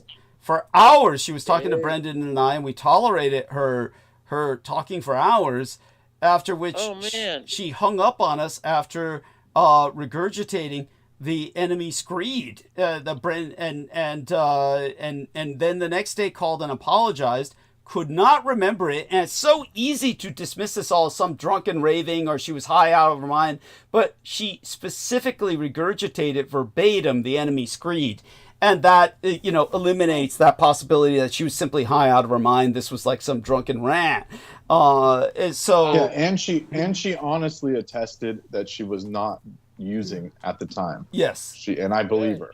Yeah. So that's true. And Ian West and that's did why that? she was so. Yeah. That's why she was so freaked out, because the next day she couldn't remember anything. Yeah. And she said, "There's no way, because I didn't take anything. Right. I didn't drink anything. Right. How is it possible that I forgot the whole conversation?" And we just said, "Yeah, it's called." But remember, when we brought up specific talking points, she would then remember. Yeah, when we said, "You said this," then she would, yes, I did say that. And she said that was the last thing I talked about with Ian. So went back to Ian. So it was like Ian literally, but Ian himself, when Holly says, "Where do they get these people from?" Ian was literally programmed at, Laurel Canyon. Tell her about that while I grab some stuff. I need some extra water beside me. Just tell her about that. From Florida, and then somehow ends up in LA. He said he lived there for years. And then he said, and then listen to this shit. He said, "I worked at Chuck E. Cheese fixing the machines at Chuck E. Cheese." And then somehow he said, "Every day I would pass the exit for Laurel Canyon." And that doesn't add up, because it's in the middle of like the mountains, like right somewhere between there and San Diego, like LA and San Diego. Yeah. There's no strip mall with a Chuck E. Cheese nearby. It just, something didn't add up about that. So they did Absolutely him in the film crazy. studio, or what? What? Did what? you see it? They convinced it he was up in the film studio. The one that Jared Leto bought. Yeah, exactly. That. Yeah, watching all this shit, getting brainwashed. Where they shot the moon landing, right? Yeah, Doug, I was just saying that he said he worked at Chuck E. Cheese fixing the machines. Yeah. And somehow he would pass Laurel Canyon every day. He's like, "I remember taking that exit every day." And I said, "There's nothing, there's no strip mall near there. It's like in the mountains." Thank you. Thank you. Oh, God. Yeah, no, beyond which. That place. Yeah. Hey, I respected that guy that wrote the book about the rock star Okay. thing there. Okay. Yeah. You Remember mean that. strange noises in the canyon or something like that? Strange happenings in Laurel Canyon? He was another one that did not draw conclusions. He just assembled a book of actual facts that were puzzling. Yeah. It's It's That's hard. all he ever wanted to do. Yeah. Because he didn't want to get killed. Yeah. There It's you go. Yeah. There you go. Yeah. Well, he did die young. Well, there He you go. was a cigarette Well, smoking house. So he should have just did it. Then. Yeah, But He yes. did die young. Yeah. And but when it comes to Ian West, yes, he was probably programmed in that same home. They clockwork oranged him. Just like they did Trappist Nicholson. Yeah, and that's how they all knew me. They were all assigned, Holly. They were all assigned. They were all produced. I understand And that from the beginning. Yeah. And there's no, like, From the I don't beginning. remember there being someone every day at a Chuck E. Cheese fixing the machines. You know, that's Because just I absurd. remember specifically when I was young, one of my, like, I went there every, we went there for birthdays and shit. And then one time, like, one of my favorite Star Wars machines broke or something. Yeah. And it never got fixed. Yeah. Yeah. So there's no such thing as a full-time Repairman. Chuck E. Cheese repairman. Yes. There's no such thing. Oh God. Yes. can you imagine? Yeah. This is how he sold himself. Ian West sold himself or presented himself as Oh, and the. Doug, Yeah. and the one important thing is he's from Florida, and he said he lived in California for like 3 or 4 years on Yeah. a Chuck E. Cheese salary Yeah. in LA. It Yeah. doesn't make something's weird about Yeah, that. yeah, well, yeah, beyond which he said he was the Maytag repairman for Chuck E. Cheese. Like you said, like, the old thing was the Maytag repairman was the old advertising trope was, oh, it's hard to be a Maytag repairman. Your Maytag never Right. breaks. Yeah, but they showed these Maytag repairmen as if they were regularly employed and always responding to Right. Maytag emergencies. And Ian West was portraying himself as that, the Maytag repairman. Which is funny because Maytags never broke. That was the irony of it. Yeah, yeah, of They were all course. sitting They're around literally- playing poker. Right? Yeah. Like bulletproof machines, but Yeah. that was a joke. That was you Yeah. never see the repairman. Yeah, Not yes. watching child porn or anything. Yeah, yes, that's right. But with Ian, yeah, definitely, that was where he got programmed. The thing was, we brought that up in front of Peter. Chuck E. Cheese? Yeah, not at Chuck E. Cheese, but at Laurel Canyon, where he claimed he was passing every day like clockwork.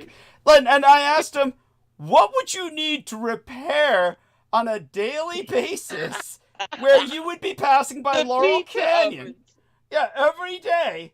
And I said, you weren't passing by. That's where you were driving to. That was your destination.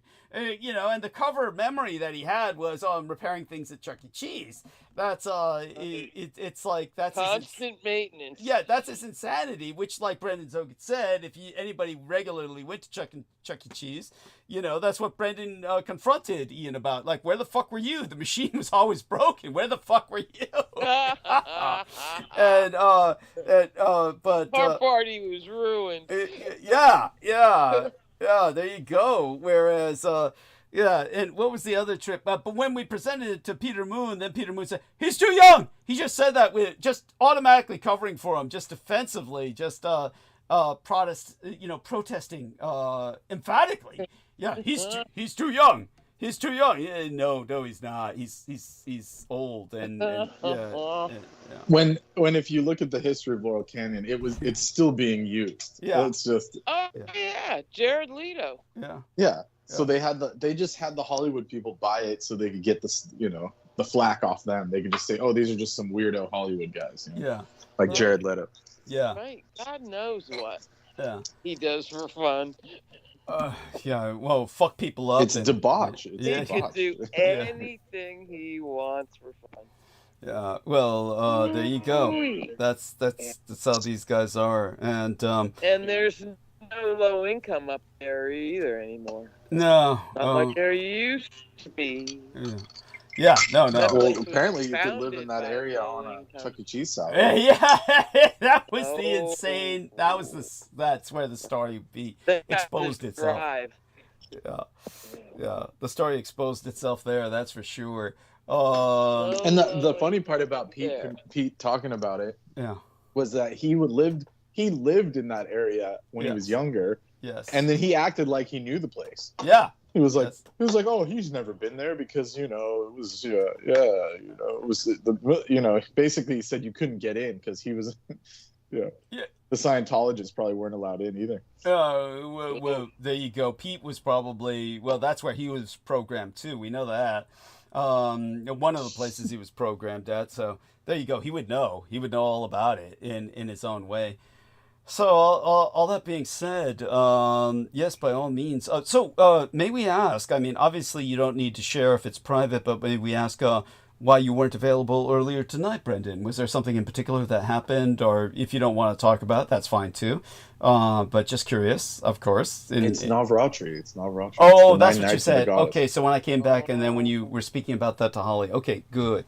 Okay, He now was praying, baby. yes, We need that. yes, it's true. Our world needs it. Yes, we do. We do. So thank you, Yes, we Brendan, do. for your. Thank I you, wasn't praying thank for you, any of thank the people. But you weren't just praying for yourself. I know that. Even if you don't, you weren't just praying for your own. Oh, I believe that. Yeah, Brendan's You never won't. praying for himself. Brendan No. prays in a cosmic sense. He prays in a cosmic sense. Oh, it's praise. Yes, praise. Thank you. Not pray, praise. All right. Yes, got it. He praises the goddess and My Yes. genetics is Catholic, so I can't help it. They praise too, like Hail Mary. That's true. That's true. Hail Mary, thou art full we of pray grace. and pray. Yeah, Yes. exactly. We pray and pray. You Praise talk them. And we about her. believe in suffering. Yes. We believe in redemptive suffering. Redemptive suffering. There we are. Well, this is just dogmatic. The real Catholic thing is different. Yeah. you know. And Oh, yeah. fine. Yeah. My understanding about Dr. John Henry Hagman, from what little I was able to learn about. Oh, so I'll tell you. Let me say this quick. I blame the Romans.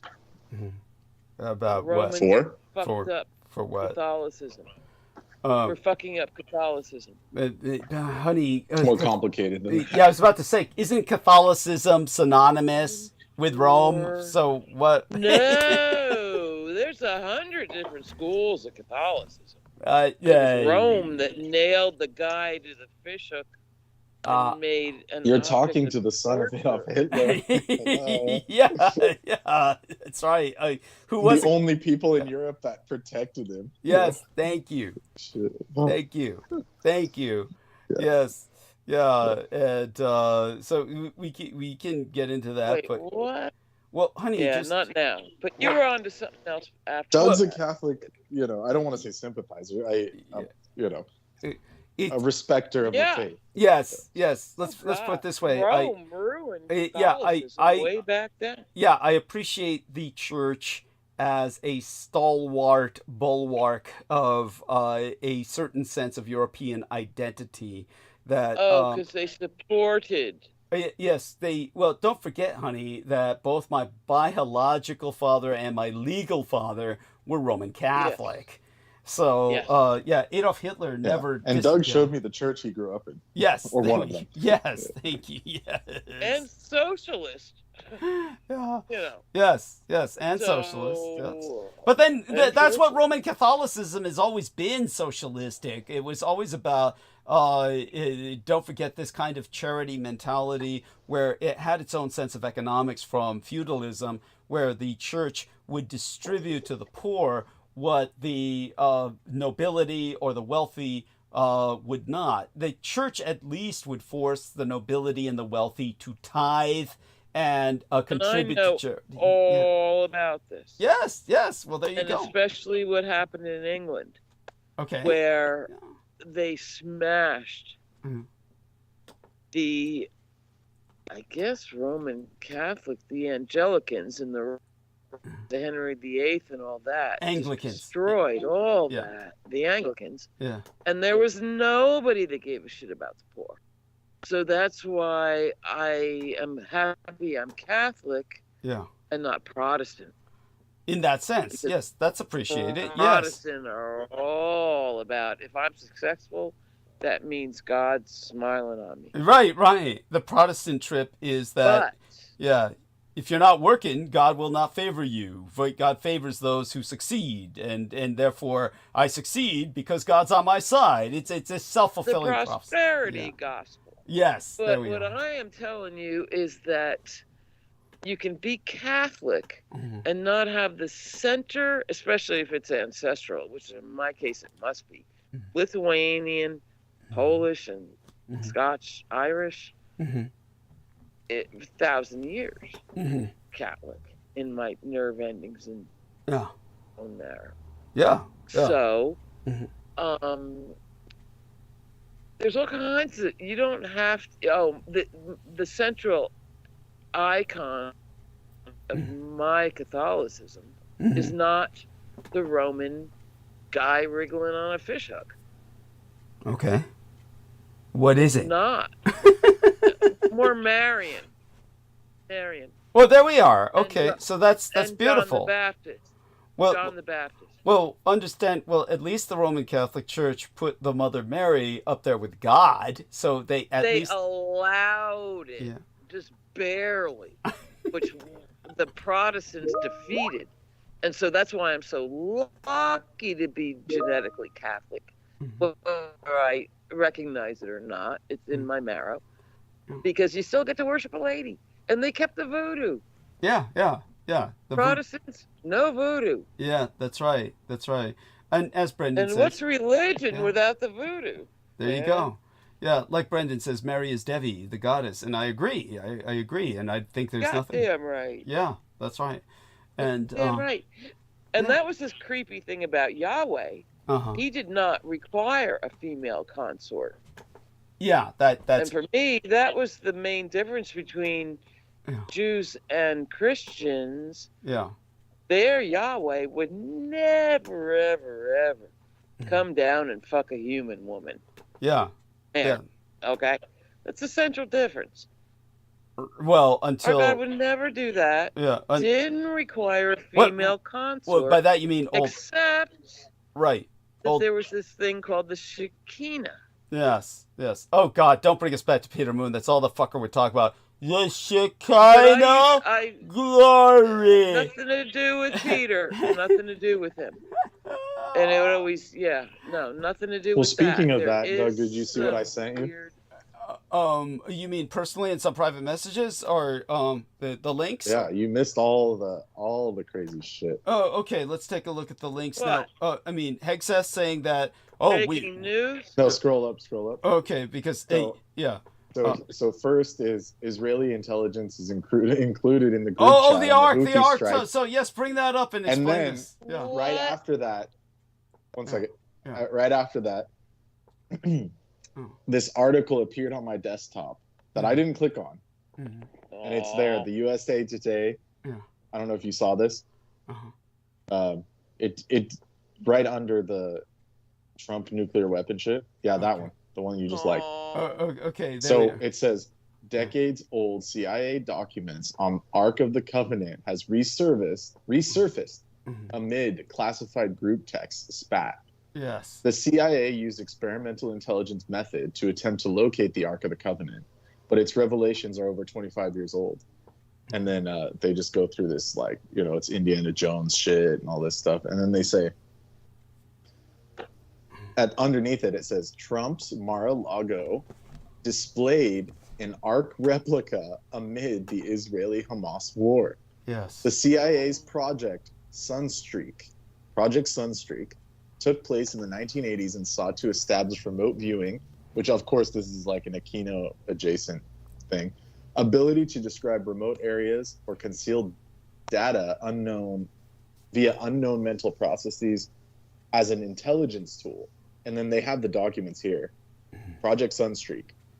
There you go. Huh. And then it says, the Ark of the Covenant was reported to be somewhere in the Middle East, hidden underground, dark and wet, with the use of a power unknown to us. These are the notes. These are literally the notes from the CIA. Mhm. And then But I this, thought it was in a temple in Ethiopia. and then Really? it says here, reports were unclassified and released in 2000, but the symbol has relevance. The Ark of the Covenant, and then it goes through the whole thing about, the Torah and all that and what it means. And, anyone who knows about the Ark would know that. Mhm. And then it says here, the same replica. Okay, so here it is.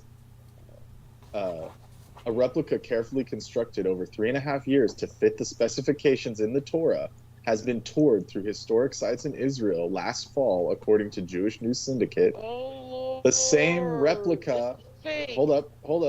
The same replica also appeared at President Donald Trump's Florida home at Mar-a-Lago early 2024, according to JNS, the Jewish News Syndicate. It was a project designed, this is what they said about it. It was a project designed to bring peace to the world and bring victory to the land of Israel and bring peace and kindness to America again. This is the project's financier, Louis Topper, and his response about the Ark. As JNS has reported, Trump in the White House did not respond to inquiries whether this replica was ever at Mar-a-Lago. And there you go. Well, I What do you mean, think about that, Douglas? yeah, well, talk about contradictory objectives. Wants to bring peace to the world, victory to Israel, and this Well, other their thing. peace isn't Well, so their this peace must be isn't like everyone the- else's peace. Yeah, there you go. Yeah, that's. Didn't they also get the perfect red calf?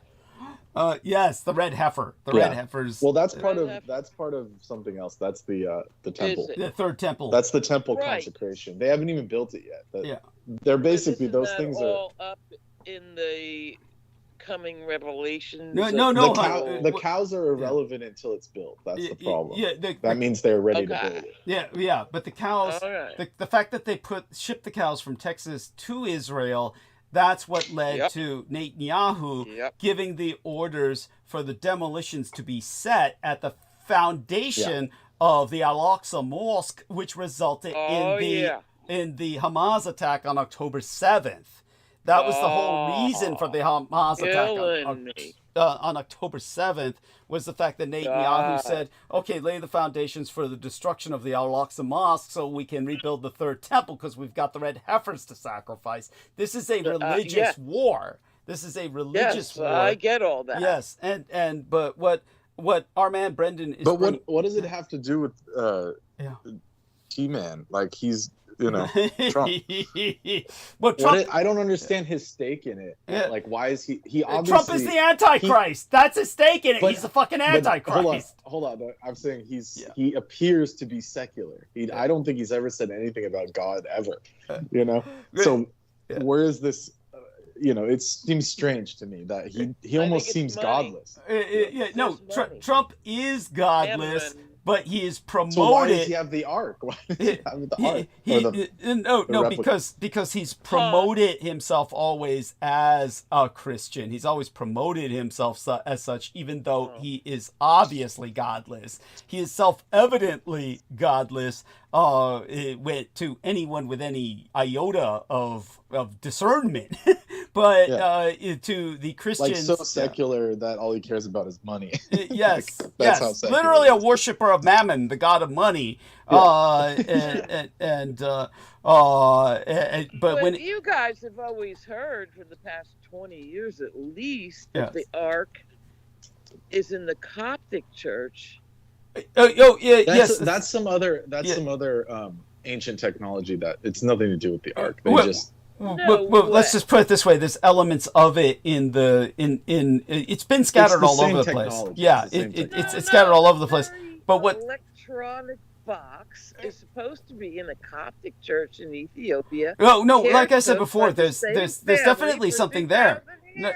No. There's definitely something there, honey. Like I said, everyone there is impacted by what Healthy. appears to be radiation, and they die early. They all die early.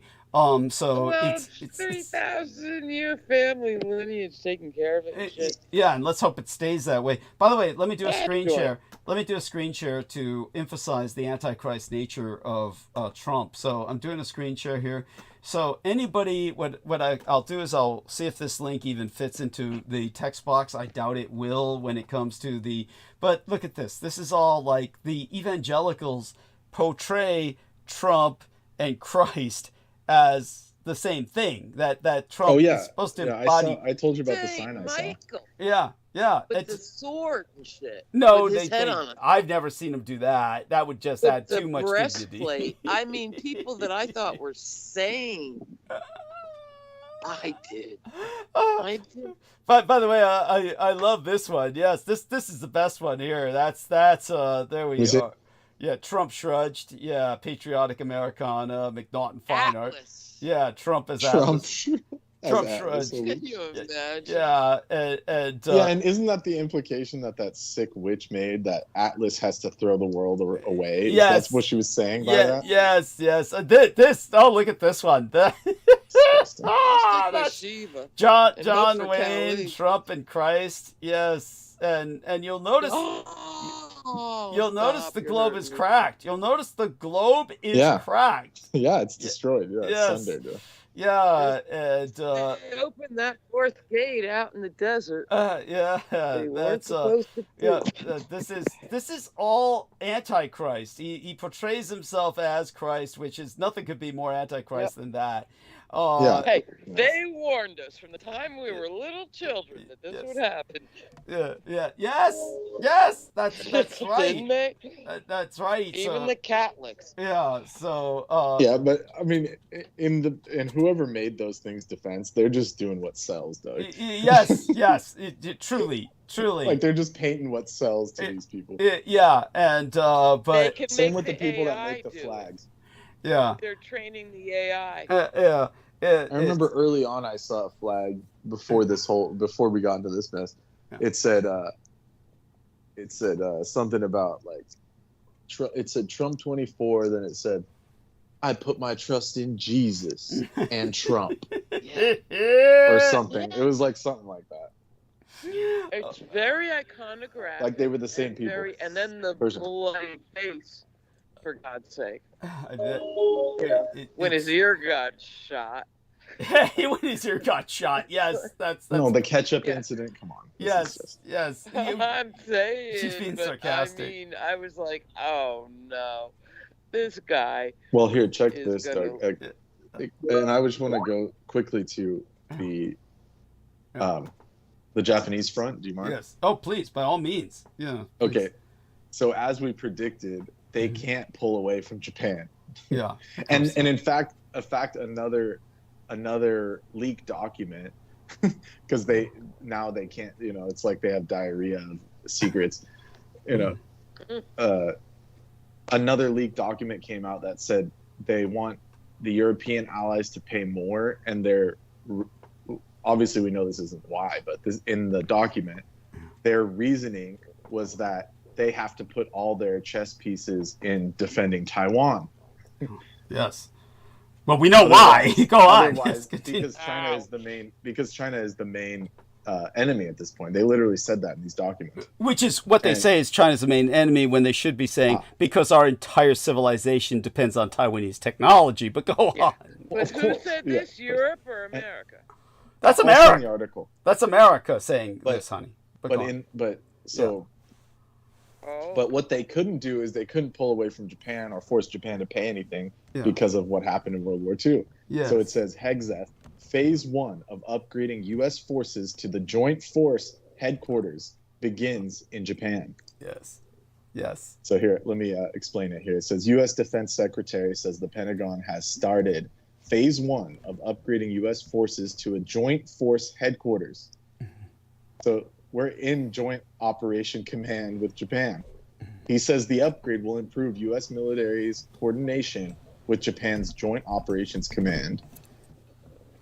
Japan's Self-Defense Force launched the Joint Operation Command on Monday. So this is a Japanese order that we have to go back them up. Monday to place all three of its branches under a singular command to coordinate with the U.S. force. Yes. What do you think about that, Doug? Well, it's important, and as Is So it it's no Japan longer a competing self-defense with force. China Yeah. I mean, to it's take an over attack the force. United States? It's Yeah. no longer a defense force. well, it's never been a self-defense force, but it's like they're still gonna like at this point they're forced to officially acknowledge. And that. then Let's- this yeah. guy, this Hexeth guy has, I mean, he's such a diplomat.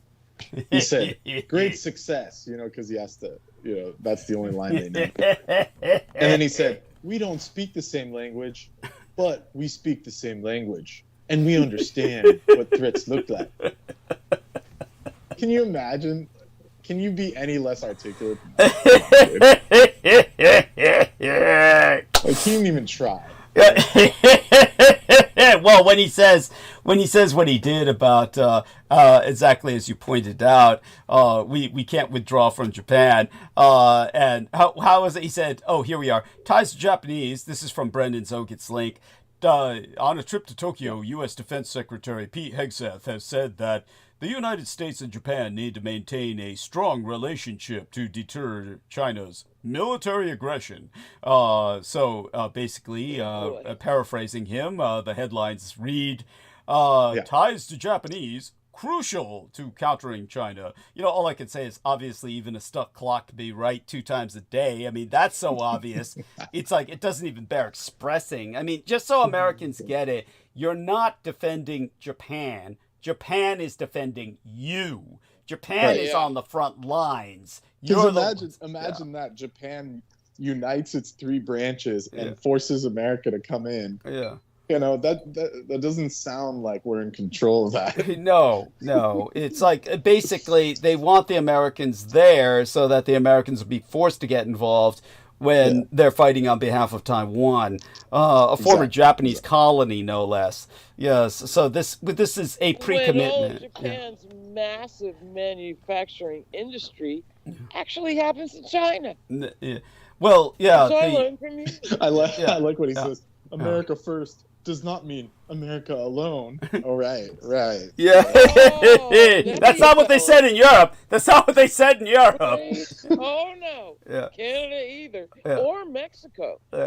Yeah. And you notice they'll never mention Japan giving the Russians that's the freaking island they stole. Yes. Because that would be like, suicidal. Yeah. Thank you. Yes. I mean, my gang brother Beaver, I had to remind him that Russia and Japan were still at war legally. Of course, I mean, the truth is, just so people understand, it's not that my gang brother... The Ruskies would get obliterated in one day. Yeah, well, I mean, that's why Putin did not attack Japan. When I've expressed before, we have from Putin's own intelligence sources the reality that Putin... his original target was to attack Japan, not Ukraine. But then he basically said, no, turn around and make it all Ukraine. I mean, he had that much common sense. That if he had attacked Japan, that would really be the end of his regime. His regime would have ended then and there. I only wish he had. I wish Putin had attacked Japan. I really do. That would have been... I mean, they wouldn't have even had to pull out the Gundams on his ass. Yeah, it would be like, yes. It would be like one battalion. Done. Yes. Oh, God, yes. And his regime would not be here today. Literally, his regime would have been taken out simply by his failure. And it would have done so much to the economy. The world would have mobilized because they would have been forced to, considering an attack on Japan. That would have just been so outrageous. But no, he went chicken shit and he went for Ukraine, which is serious enough. But such being said, it's classic American, or whatever. The modern war is like you attack the weak, person. Instead of alliances. Like in the old days, you would go to the weak person and say, "Give me tribute." Now you just killed. It's just bizarre. You just it's attack. Topsy-turvy. Yeah, you just attack. But in terms of the entire affair, I gotta edge out, you guys. The storm's coming here. Okay, well, we love you dearly beyond expression, but feel free to check Fascinating, wonderful later. Night. Well, I'll make it. Yeah. Thanks to your participation, Holly, I assure you. Fantastic evening. Thank you, and contribute, please, folks. Yes, thank you. But if you're listening and you feel like calling in and are able to do so, go ahead if you feel the need to interject while I'm monologuing. Yes, by all means. Good. But I'll switch to YouTube now and shag it on home. Thank you. All right. Thank you guys. Yes, love you in turn. Thank you so much, Holly. You've been so much of a help. And so with that, yes, well, we're definitely glad you're back here with us. And when it comes to this technology of the Ark, obviously the Israelis are still on a genocidal path where they feel that they can harness the powers of God. But one of the ways that they manipulate... Well, do you notice? Yeah. Before I found that article, yeah, what I was watching, I sent you. Oh, let me. The Nazis' obsession with ancient mythology explained. Oh yes, and it talked about them looking for the cup, the Grail. Yeah. Yes. And also the Ark. Okay. Yes. And what is this one on top of that? When I scroll up, there's this screenshot you sent me. Is that? Are you trying to tell me? Yeah, I'm trying to tell you that this guy's queer, or he's telling you. Okay. This is what is his name? Daniel Craig. Remember we were talking about it the other day? Daniel Craig. What did the we... old James Bond. He used to be James Oh, Bond. there we are. Well, so we were talking to an old about man it. like So they me, thought, he's like quote unquote the new James Bond. To an old man like me, no, go on, he's one of the newer James Bonds. Got it. So, but but remember you said, oh, he's super gay, yes, and he's obviously open about it. Yes. And then now he's in a show where he's gay openly as fuck. called queer. Okay, I get it. So and it's like smeared across his face. Yes. It's jizzed on his face. Yes, it's true. Yeah, like it's bukkake. Yeah, like a bunch of gay guys. Yes, just spurted all over his facial features. Could they just make it any more lurid? It's just ridiculous. Thank you. So for those of you and they thought we were into it because we were talking about it the day before. So they're like, maybe they want to watch it. Yes. So you went into our feed. Yes. Okay. So here we are. It says Max sponsored, and American expat finds a meaningful connection in 1950s Mexico City. Stream queer exclusively on Max now. And the main actor is Daniel Craig. Yes, there we are. Okay, because I didn't even recognize him. He looks terrible. Yes. No. You know what it is? It's like once those gays succeed, whether it's him or whether it's Jean-Luc Picard, what's the name of the Shakespearean actor behind that character again? I forget. The guy who plays Jean-Luc Picard. You're talking about Patrick Stewart. Yeah, Patrick Stewart. Yeah, whether it's Patrick Stewart or this guy whose name I can't even remember again. I've just blocked it out of my mind. Who played James Bond? Daniel Craig. Daniel Craig. Yes, he's got a to me a very innocuous name. It's hard for me to even remember. But it's two first names. It's probably so it's probably pedo. Yeah, but anyhow, so Daniel Craig and Patrick Stewart. I mean, and George Takei. When these old gay guys, once they get successful, there's something about them that they don't keep track of their looks anymore. They don't keep it up. They don't maintain. And Ian McKellen. I mean, Ian McKellen looked 60 years ago. Yeah. He just got old as fuck randomly. Yeah. And I'm trying to remember who that even is. Ian McKellen. The guy that played Gandalf. Or Magneto. He was also Magneto. Oh, Magneto. That's right. That's what I remember him as his best role. One of his best roles. Yeah. Probably at the apex of his career. His best is Gandalf for sure. Oh, okay. If you say so. It's like he's immortalized as Gandalf. Okay. So. Okay. Yeah, but Gandalf, wasn't that Christopher Reeve? No. Who was Christopher Reeve, the evil guy? He played Saruman. He played Saruman. Oh, he played the evil guy. Saruman. Yeah. Saruman. Yeah. The White Wizard. Yeah. And then Gandalf the Grey. That's it. So Christopher Lee played the guy in white. The good guy, right? No. Okay, so Saruman turned evil. Right. But he was originally the White Wizard, the head of the Istari Order of Wizards. Okay. Yeah, but that's Christopher Lee. So Christopher Lee then becomes the villain. Because basically Christopher Lee wanted to play Gandalf, but what's his name? Peter Jackson said, "Dude, you're evil as can be. You're the villain. You've always played villains," and he talked him into playing Saruman. Yeah. So there you go. Okay, that makes sense now. Remember, to me, I try to blank out a lot of Tolkien because to me Tolkien is he's become so standardized that I can't stand him. It's not Tolkien's fault. It's the standardization. No. Yeah. You know how it was. They basically took the high fantasy and just copy and pasted it. All of them have orcs and elves and that's all from Tolkien. Yeah, it's all from Tolkien. And that's why it's so offensive when that stupid, nasty, fat piece of shit. What was his name? Oh, the Game of Thrones author. Right. Oh, yeah, George R.R. Martin. George R.R. Martin is using Tolkien's model, and then he says, I think Tolkien was shit. And he's all fat talking about it. He's like, I don't like Tolkien. I think he was wrong. And it's just like, dude. Why does he think Tolkien was wrong? Why does he think Tolkien was wrong? Because he just wants to be contrarian. Because he's one of those cultists. He's a freaking anti-God cultist. That makes sense. I mean, I'm certainly not denying that. Believe it or not. What other reason would he have? Yeah, like I said, when I was young, I was a fan of George R.R. Martin, but he was in a totally different space in those days. And then what happened was he, just Well, like he couldn't make money, so he said, "I'm that not was it. Tolkien." That was it. That's that was what it. happened. Thank you. And then after he makes his money, then he says, "Oh, Tolkien was a piece of shit. He was lying. He didn't do what I thought it was good or something." Right. So you get why I'm upset. It's just I don't blame you because it's Tolkien, like all he has to do is say, "Look, I'm not a fan. I appreciate Tolkien, but I'm not a fan of what he did." But instead, he went out there and did a full smear campaign. Yeah, right. Got it. After he died, and the guy's dead. It's like he can't defend himself. It was just so shameless. Got it. Disgusting. So it is offensive. It is offensive. Yes. And for those of you who don't know, Tolkien fought in World War I in the trenches. So that's totally different from fat ass George R.R. Martin, who is barely able to. I don't think that George R.R. Martin can get out of a chair without help.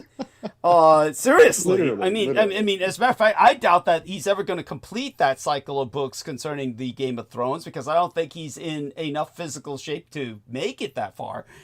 No, he's on the level of Pete, where you could hear him typing. He's like getting winded. Yeah. There you go, getting winded just keyboarding. Yes. Remember Pete? What he was saying? He's like, "Doug gave me so much information, I couldn't handle it." Do you remember that email? How could I forget?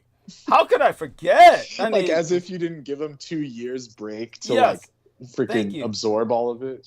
Thank you. That was. I mean, he's been sitting here for half a decade.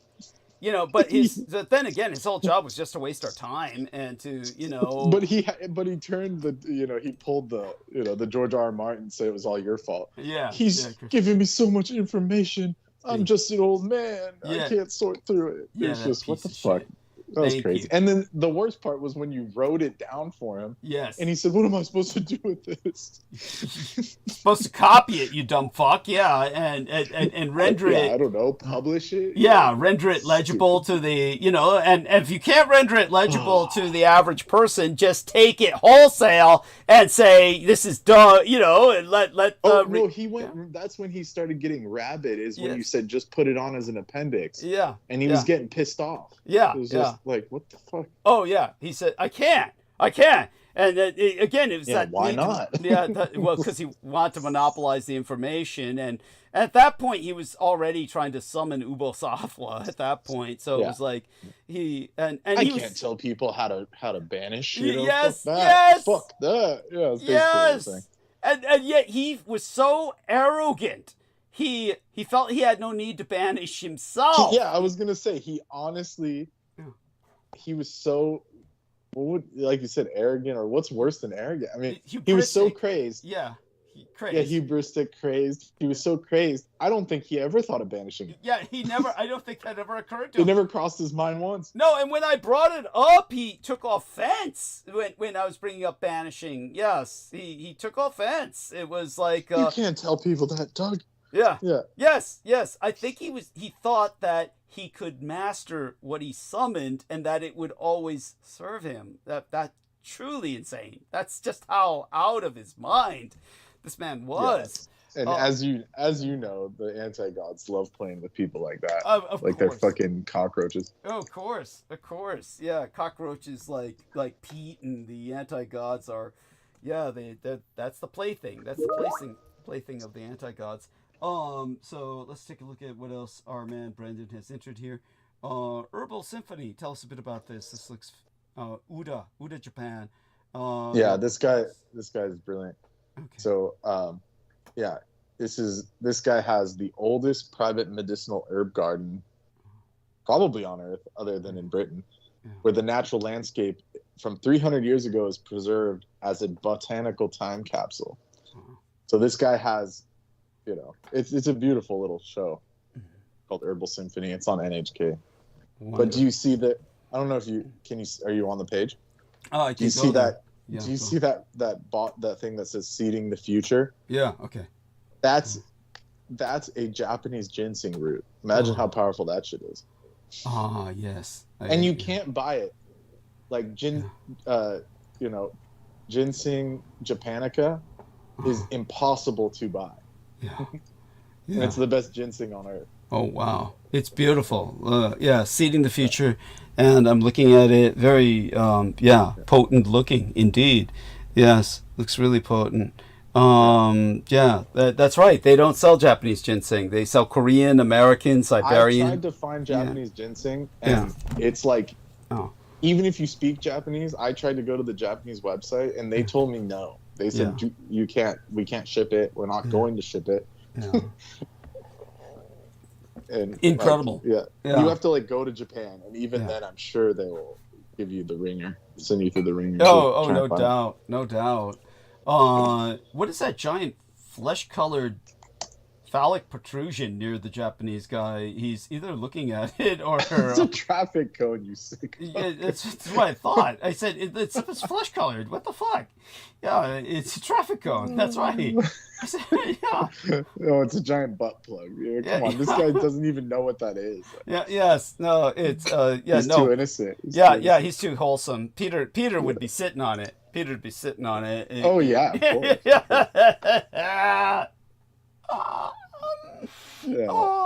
Oh God. Okay. Yeah, if I watch it, I'll send you the screenshot so you can sleep soundly at night. Yes, there we are. Thank you. I appreciate that. Now I'm going to start in a monologue for all our listeners. We've held great numbers. I thank everybody for their patience, and it's been wonderful. And by all means, I want Brendan to participate. Just interject and cathart whenever you wish about the stuff I bring up. Like I said, just to clarify for our listeners, when it comes to my gang brother Beaver, and how could he know you all your life and not know that? Because I got an email just now. How can he know you all your life and not know that Russia and Japan are legally at war? It's like, you just remember, he shuts down. He shuts down when he's around me. He does not listen when I talk geopolitics. It's like he really doesn't care. So yet he has this political awareness that he, I guess, wants to think on his own. So he has this desire to think on his own. He's very liberal, progressive in his politics, but it's just no, he doesn't know what I talk about at all half the time. And then when I bring it up, it really is news to him. It really is. And there's plenty of them that's just weirdly naive. Go on. Yeah, like we're not normal. You know, these people. No, we're not.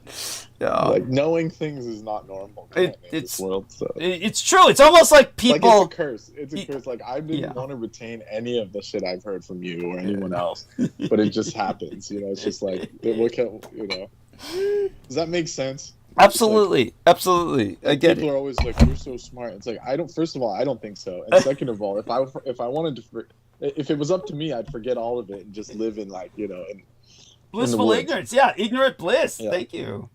Thank you. It's too real. And by the way, I looked up, or I went to the site for Panax japanicus, Japanese ginseng. Yes. And there's a red box that pops up says, "This plant is not for sale. This is an archive page for informational use." Wow. Oh my God! So sad, B. So nice to have access to such a It has the ability to reproduce with itself on demand, so it's a very unique plant. No doubt, yes, that's incredible, and thank you, I appreciate that. And so the question that we need to ask, based on the local, the more recent threats to our economy, is America feeling lucky? That would, let me try and make some sense of that question. Basically, citizens of democracies, they like to point out that personalistic political systems, or cults in power, where power is concentrated in one leader, it has the personality cult of the leader, they under-deliver economically. This is why Nazism was not such a model. Nazism, under my biological father, Adolf Hitler, was very much a polyocracy. There were multiple personalities that each had their own empire. Goering, Goebbels, Himmler, etc. And therefore, the economy was enriched by competing departmental agencies that still had a great deal of influence over corporations rather than the other way around. In our and in that thing that I sent you, yes. it was talking about Otto Rahn. Yes, tell us. Looking for the Grail. Yes. And then it gave the run. It was like it was one of those old History Channel ones, but before they got popular. Yeah. So they actually spilled the beans on everything instead of just asking a bunch of circular questions. So that's why someone, ripped it and put it on YouTube.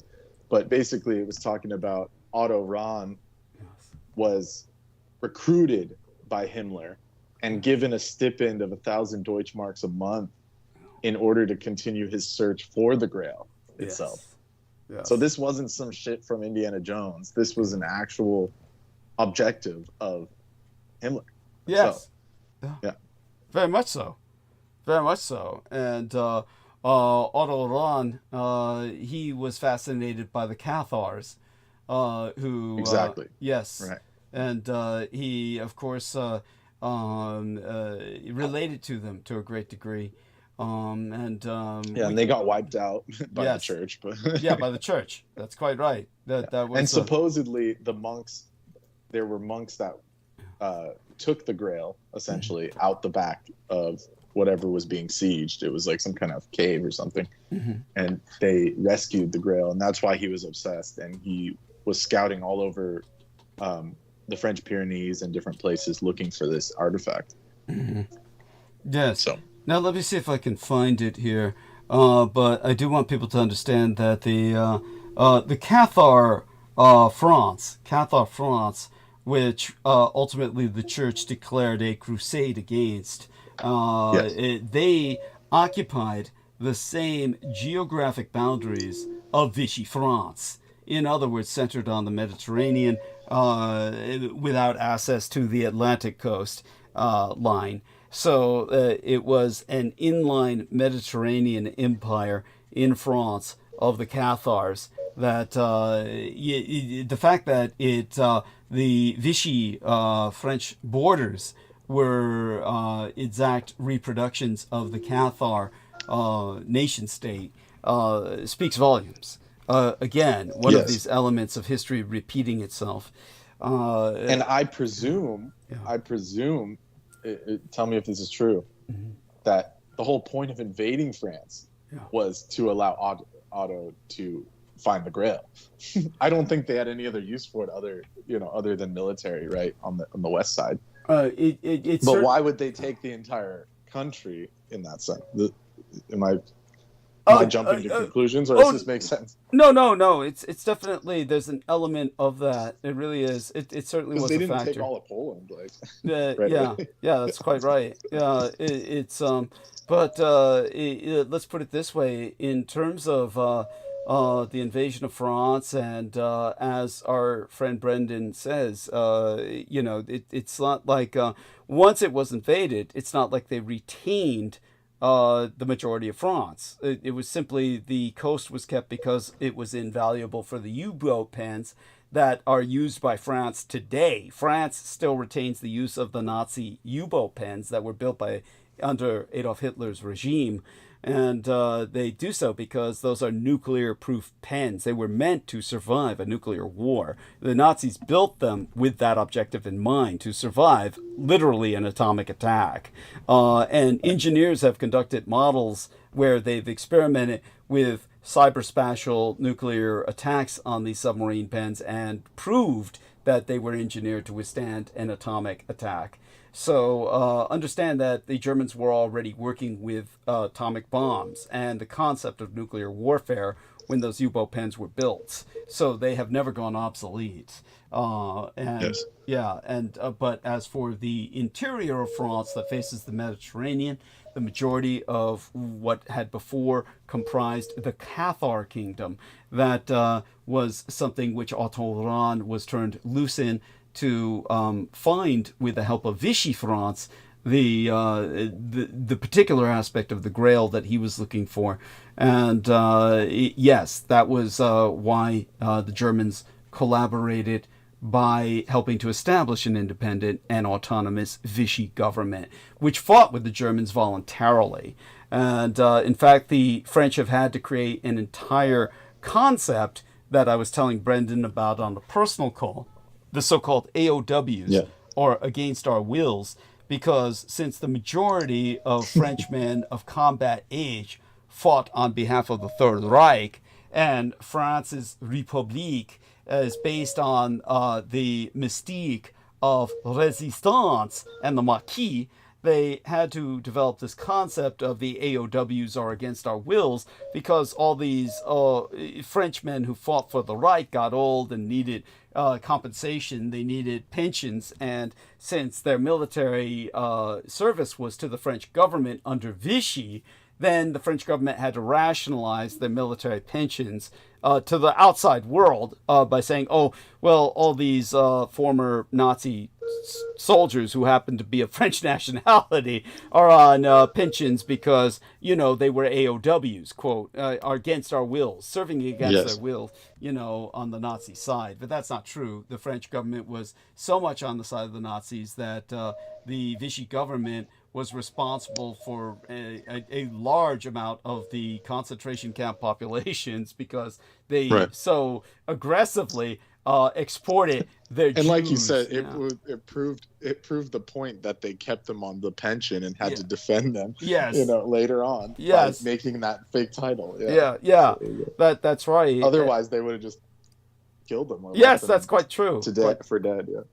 Quite true. And so when it came to the France, it never experienced this kind of civil war that you would see in other nations. It was not a civil war in France. It was like literally all of mainland France was essentially allied with the Germans to the point where they never surrendered their naval fleet. All of the French naval fleet was fighting on the side of the Germans to the point where the British were forced to sink as much of the fleet as they could.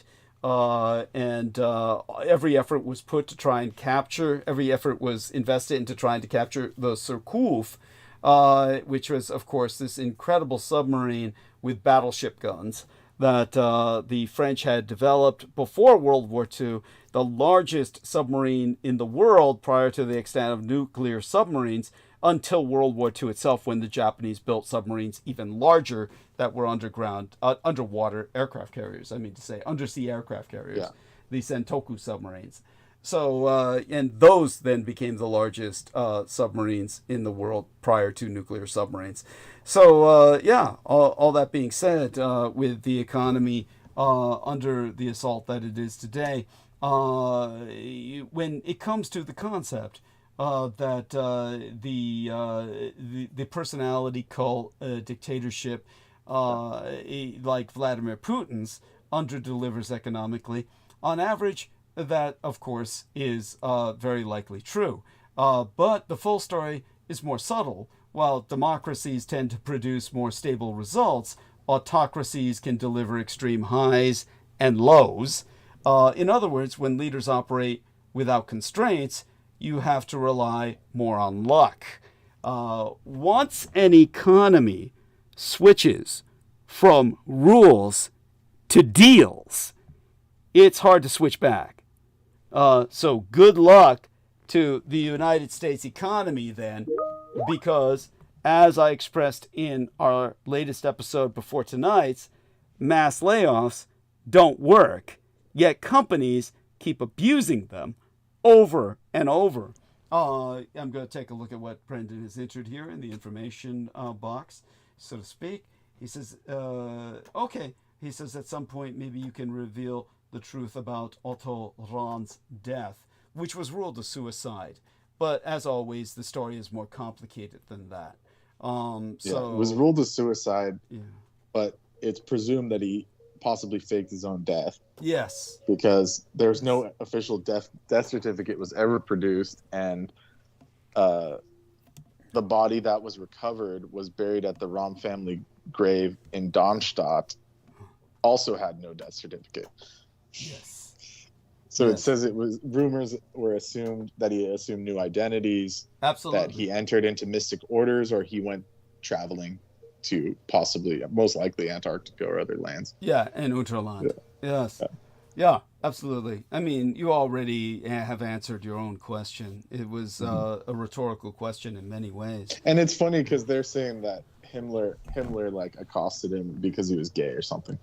It's let's put it this way: it's like Himmler wouldn't give a shit about that so long as the man's delivering results. It's that's literally what he said. He said yeah. he would overlook it as long as he kept producing books and research. Yeah. I mean, but he did forbid him to drink and forced him to do months of guard duty, but otherwise forgave. Yeah.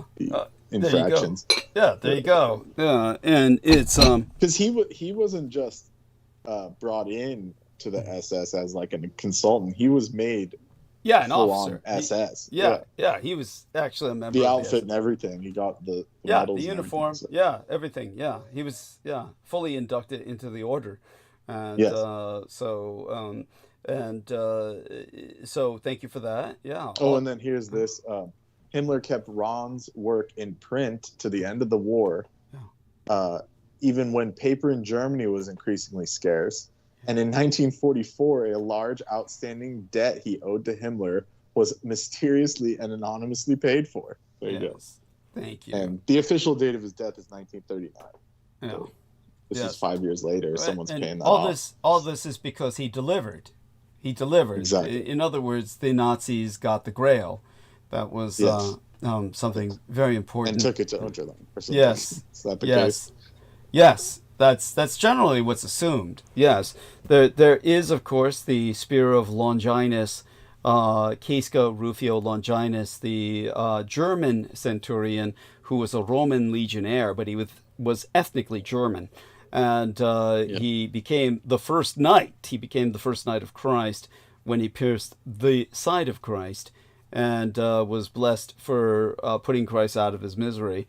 And his cataracts were healed when Christ's blood fell upon his face when he pierced Christ on the cross.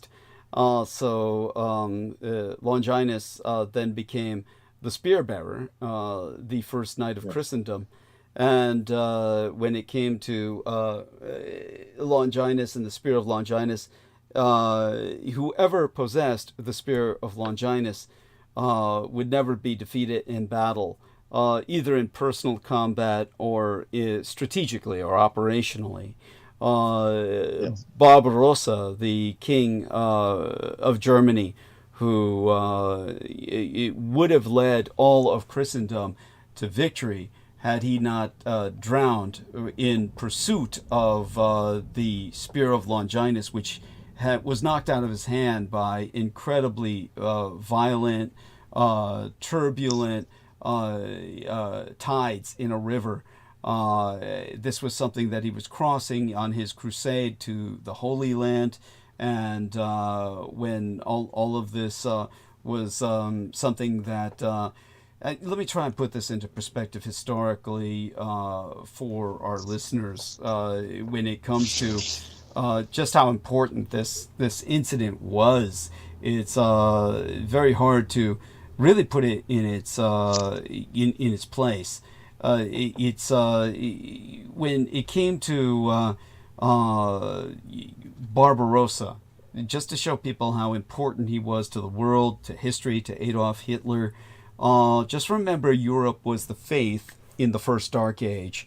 King Charlemagne the Great, Karl I, as he was known, also known as Karl or Charles the Great, the King of the Franks. Karl the Gross. Thank you. In the 800th year of the Christian calendar, Pope Leo III crowned Charlemagne the emperor of all the Romans.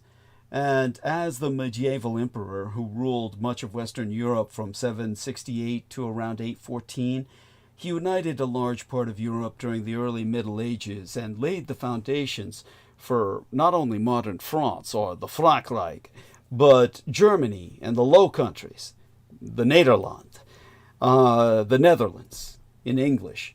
Now on June 15th of 1098, the 1098th year of our Lord, on the Ides of June, the army of the First Crusade discovered the Holy Lance, the very spear that had pierced Christ's side upon the cross in the city of Antioch, where it was brought by the Black Knight, who was ethnically black.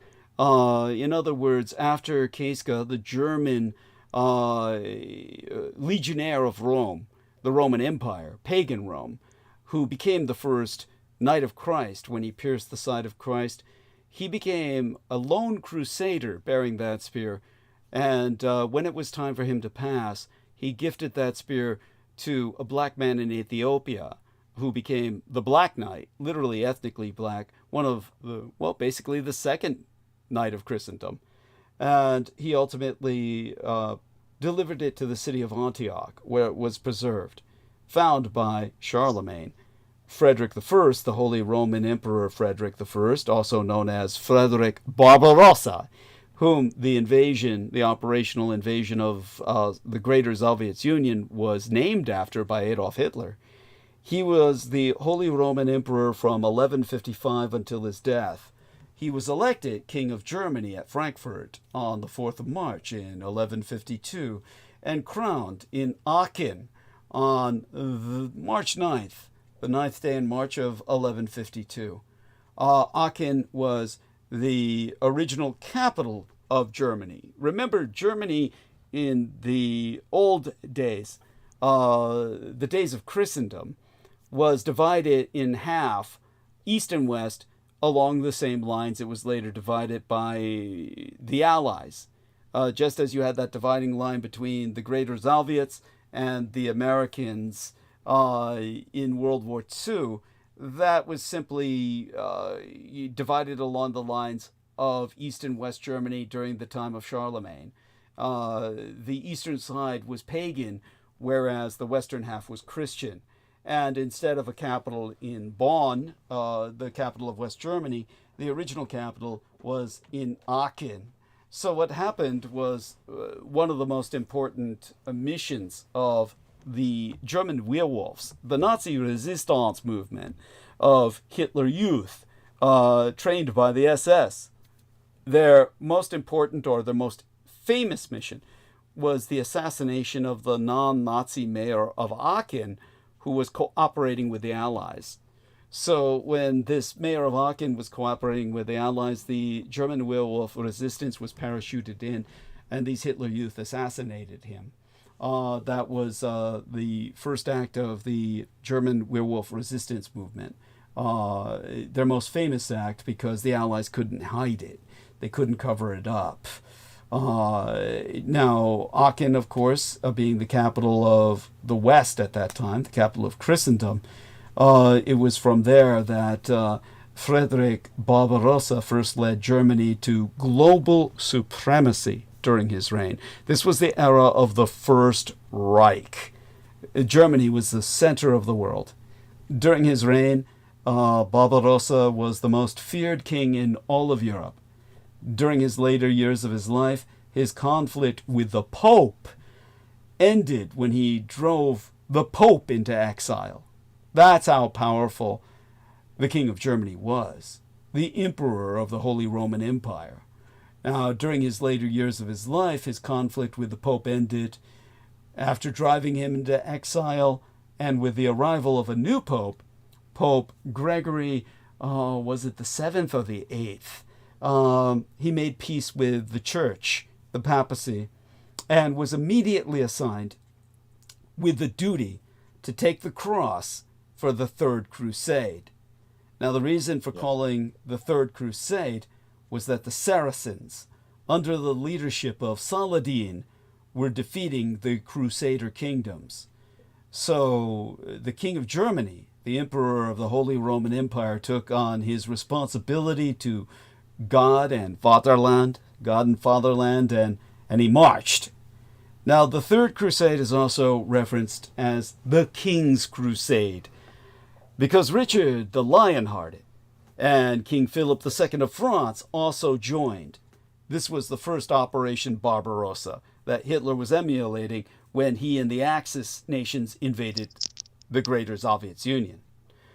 Yeah. Now, Barbarossa, which was the largest, to this day, the largest military excursion in history. Yes, yes.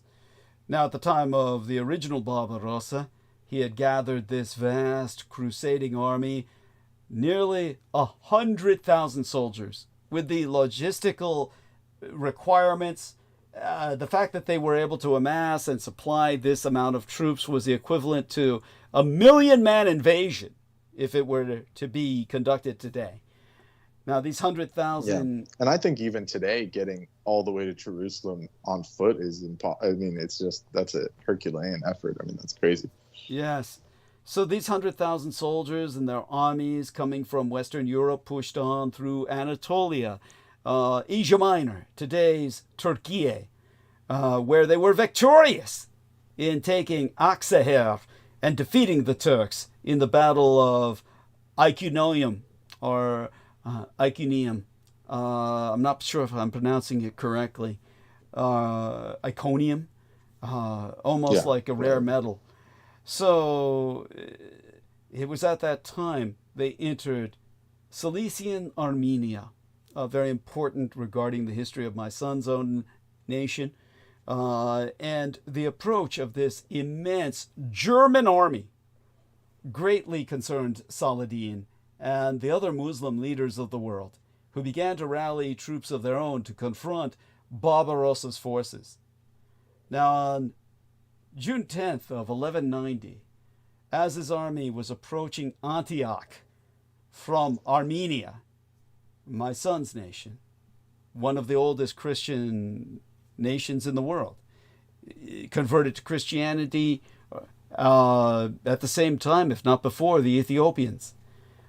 Emperor Frederick Barbarossa dropped the cross. Well, his burden was that of the cross in metaphor, but he dropped the spear of Longinus, the spear that had stabbed Christ on the cross when he was crossing the Cilician river Goksu.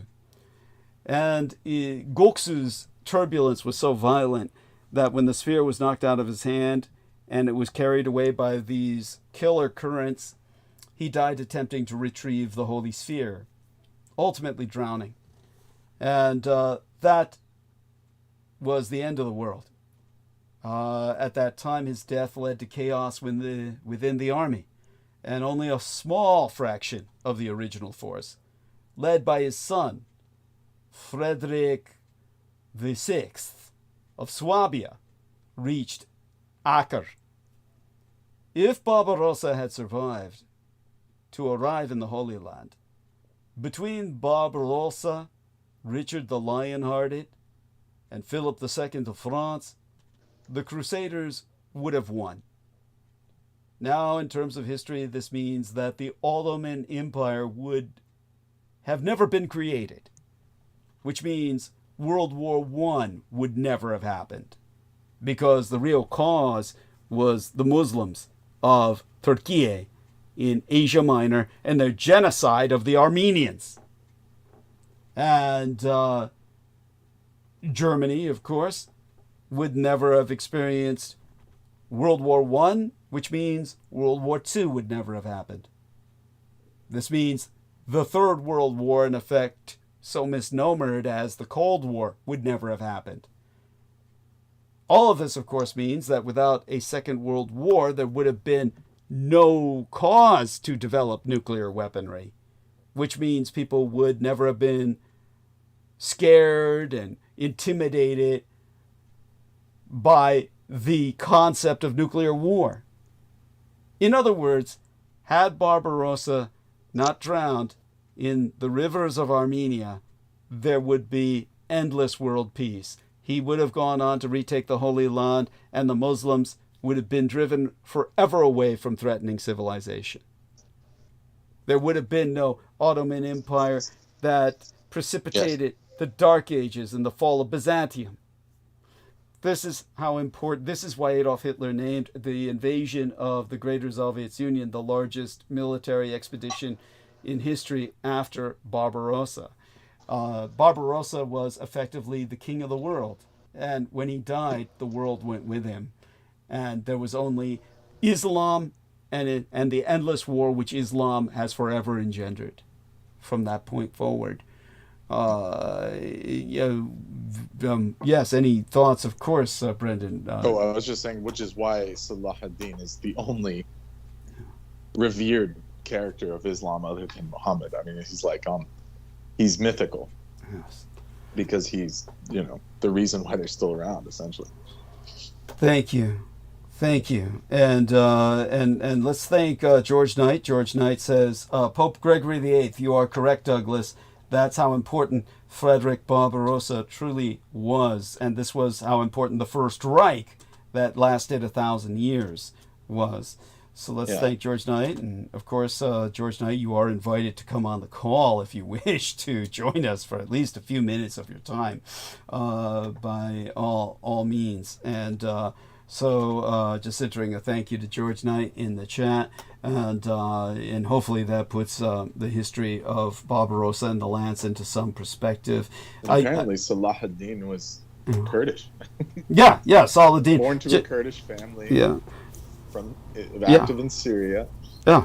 And reestablished the Sunni regime in Egypt, 1171. Yeah, and so I do want people to understand the Kurds themselves, who I deeply sympathize with, are very ambivalent about Saladin. If anyone respected Saladin, it was the Christians, because he allowed the Christians to continue their pilgrimages to the Holy Land. He did not.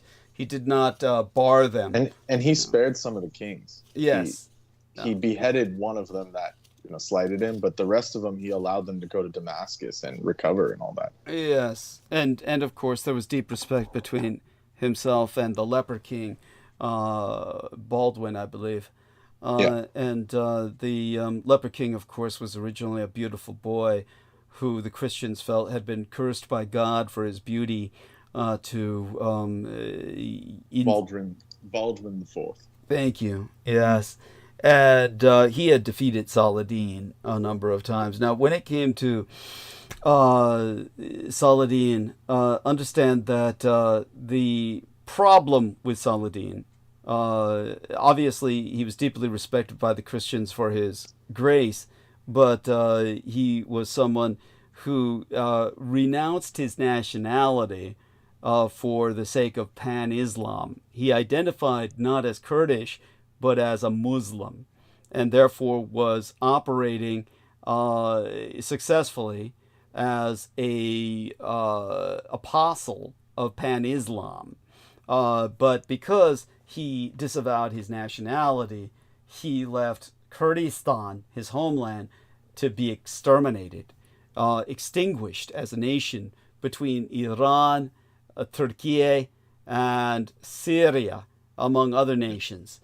So the Kurds really have no love for Saladin. He abandoned them. Well, because he was an agent of Islam, not of anything ethnic. Yeah. Thank you. George Knight has joined us. Yes, Douglas. Thank you. Welcome aboard, and Yes. Thank you so much for joining us. And tell us a quick update on your status, your situational report, whatever you're comfortable sharing. Yes, no, thank you, Douglas. I do apologise. I just want to come and say hello, and hopefully I'll be with you for much longer on Wednesday. I've just literally I'm glad I heard what I just heard about Frederick Barbarossa. So I much appreciate that, Douglas. Yeah, it's much later on in the day, so I can't participate for very long at all. I just wanted to come and say hello, and hopefully I'll be with you much longer on Wednesday's show, Thursday my time. Wonderful. But yeah, thank you so much. And yeah, the morning was incredibly dark as the first week commencing the daylight saving time during summertime. God. So it's so dark, and yes. Oh, you guys are on the time now? Yeah. Yeah, so we get the wartime. Go on. Yes. Yeah, thank you. We're on wartime. And Sound so thrilled. yeah, obviously there's daylight for longer throughout the day, but it's dark first thing in the morning. So yeah, it's horrendous, Douglas. And Yeah, why did the Brits wait so long? That's almost worse. To do that maybe because of the latitude. Spring. Yeah, I do have to go. I do apologise. I have to commence for work. So I appreciate it. But I'll join you on Wednesday, Douglas. Thank you so much, and take care, Brendan. Well, we love you too. Yes, you as well. Love you dearly too. Bye bye. Thank you. Stay safe and be well. Okay. Bye for now. So that's George Knight. Glad he was able to join us just to say hi for a few moments. And yes, I'm glad he heard that as well. So in terms of these mass layoffs, just to summarize them, because we went in depth into this with our latest episode before tonight's with Brendan, and for our listeners, basically I'll summarize it this way. Attributing mass techno layoffs to a contagion effect that led to companies enacting mass layoffs simply because everyone else did it. Jeffrey Pfeffer, P-F-E-F-F-E-R. Jeffrey Pfeffer is a Stanford University Graduate School of Business professor and an expert on organizational behavior, who has himself advised that if overhiring or underperformance was the true problem, the company should question their leaders, if anyone, who greenlit the overhiring and may have failed to develop productive roles for their employees. To quote his T, you could blame the workforce or the managers and leaders who are leading the workforce. These techno layoffs make no sense to me. Now, Pfeffer was reminded of this impulse on a recent flight when he got upgraded to first class and ended up next to an airline executive. Now, Brendan asked the legitimate question, why was this executive of Southwest Airlines flying on his own airline? You would think he'd have a private jet that he could use. Well, he does, of course, but it was just a, what would you call it? A stupid, what do you call it? A maneuver when they do it for public relations? In other words, just trying to show people. Just a stunt. PR yeah, stunt. I use my own airline, that kind of shit. And it was only by pure chance that he got grilled. Yeah. He was originally intending to sit next to a paid journalist, an embedded journalist, who was going to, softball him and let him, get filmed, sitting and in his own terrible management probably they probably didn't tell him. Thank you. His own man switch you, and they didn't even know their freaking boss was in the freaking plane. Thank you. Now, this industry had abused buyouts and mass layoffs to shrink staff sizes during the pandemic, and faced difficulties in refilling those positions when the demand picked up. So Pfeffer told the executive the layoffs had been a terrible idea. And then he asked him if his airline had gotten rid of any airplanes when the business was down. And the executive said it had not. And Pfeffer closed their conversation with a question that shut the executive down into sullen silence for the rest of the flight. So why get rid of the employees? Now, other questions about the state of the economy have only intensified with high anxiety towards inflation. The Trump misadministration's continuing barrage of tariff threats, as well as the Republican president's looming deadline for automakers next week, has sent investors running for the exits again on Friday into this weekend. With just one session left until only benefits, literally only benefits Tesla and Japanese companies that are making stuff in the U.S. Thank you. It doesn't even benefit U.S. car companies because they're all made in Canada and freaking Mexico. Thank you. Thank you. And tell people about Tesla. Tell people about Musk is the man who begged Trump, and that's why he supported Trump, was specifically to instill these tariffs. Yes, to protect his company. To save his shitty, pointless, worthless cars that don't work. Yeah. Yes, thank you. Because after cyber flop, it's like he was just, they were doomed. I mean, they are still doomed. Yes. Because guess what? The Chicom company came out with a car that has more range and it has more horsepower than his stupid Model S. So he's cooked. They're cooked. I mean, the Chinese are going to storm Tesla and, basically make them obsolete. Well, they'll conquer the world market, but the Americans are left, due to these tariffs, with nothing but Tesla. Well, apparently this new Chinese car, if we are to believe the Chicoms, it's going to be so much leagues above the Model S that people will pay the tariff just to buy it if it's ever available on the U.S. market. So that's up to the Chinese to do that, because they as of right now haven't released it to the U.S. market. It's cheaper than the Model S. It has higher range and higher horsepower. Yeah. So, well, that wouldn't be too difficult considering how badly the Tesla was put together. But nevertheless, and the Chinese are smart. Yeah. Their flagship model from that company, which I'm forgetting the name right now, but I'll get it. The flagship model is actually a hybrid. So it has a 4-cylinder. It has basically, they took the Japanese model and said, our main car is going to be a hybrid car, because that's the only logical way to do it. You don't just make a purely electric car, because that's how you get stranded and you can't do long trips and shit. So thank you. Yeah. So they did something that Elon is never able to do, because he's never been able to engineer an internal combustion engine. Because the electric car is basically just an RC car. It's easy to make. It's like you don't need any really engineering skills. It's just some, electric motors, and then you put an axle. That's all you got to do. Yeah. Whereas ICE, internal combustion, needs all this geometry and engineering and tolerance to work efficiently, which he and his engineers could never even achieve, literally. Thank you. Yeah, absolutely. He's no fucking engineer. Just so people understand that when it comes to that son of a bitch. And it would cost him a fortune to engineer something like that. Like, you'd have to start from scratch, basically. Yeah. Whereas the Chinese, they're state sponsored. They're state sponsored, so they have no problems. It's like a defense contractor. They got no limits to their budget.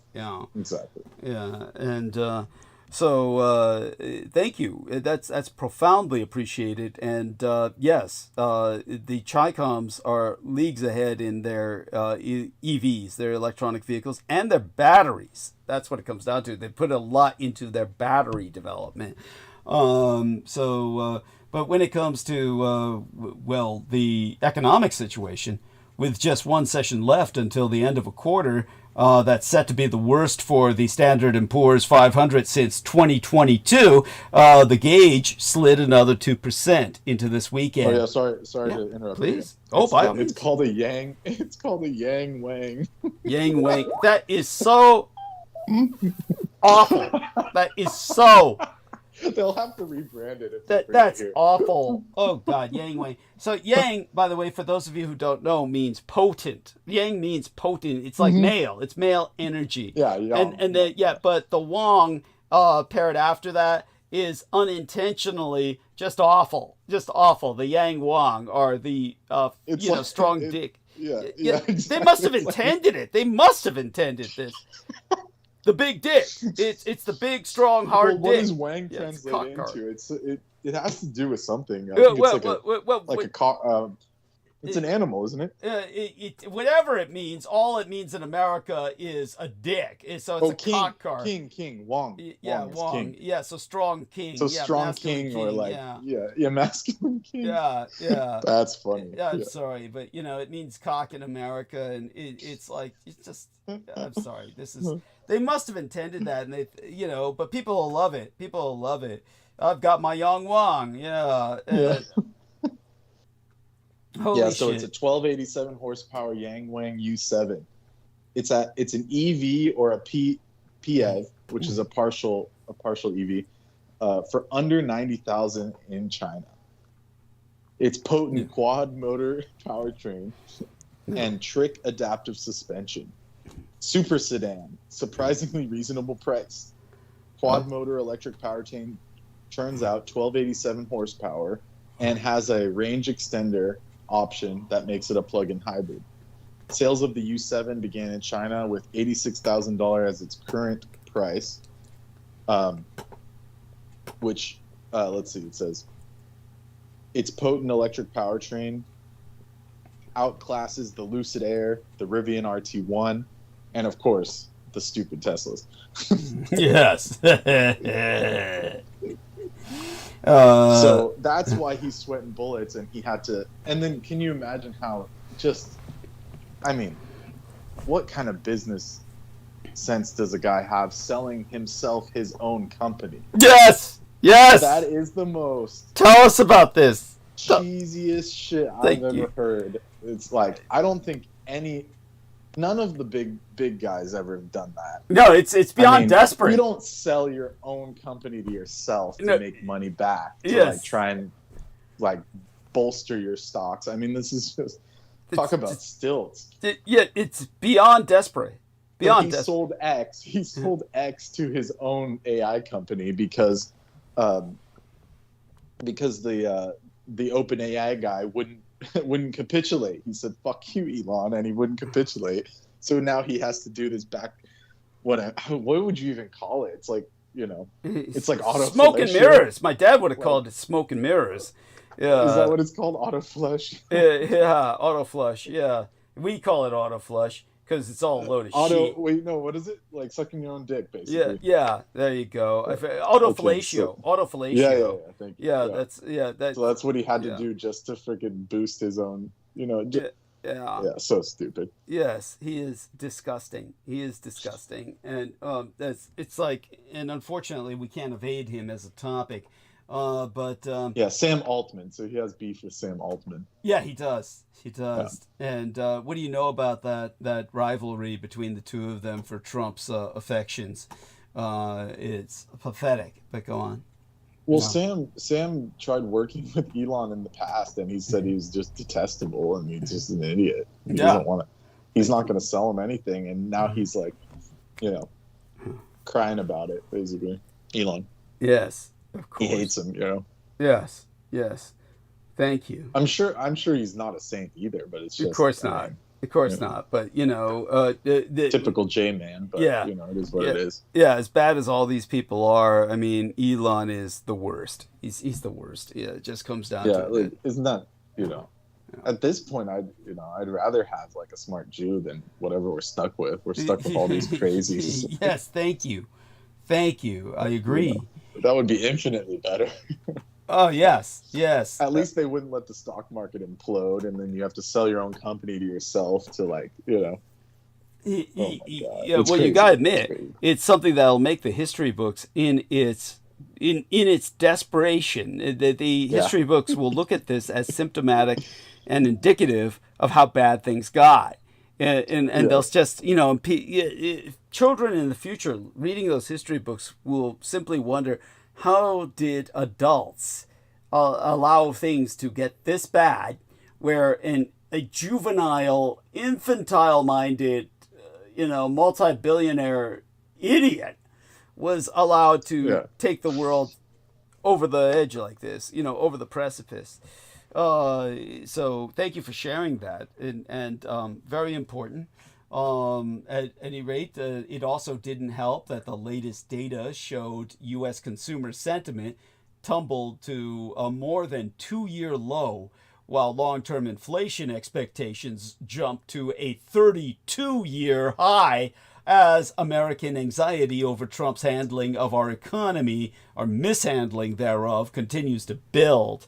The final March sentiment declined to 57 from 64.7 a month earlier. This is according to the University of Michigan site that I'm sourcing.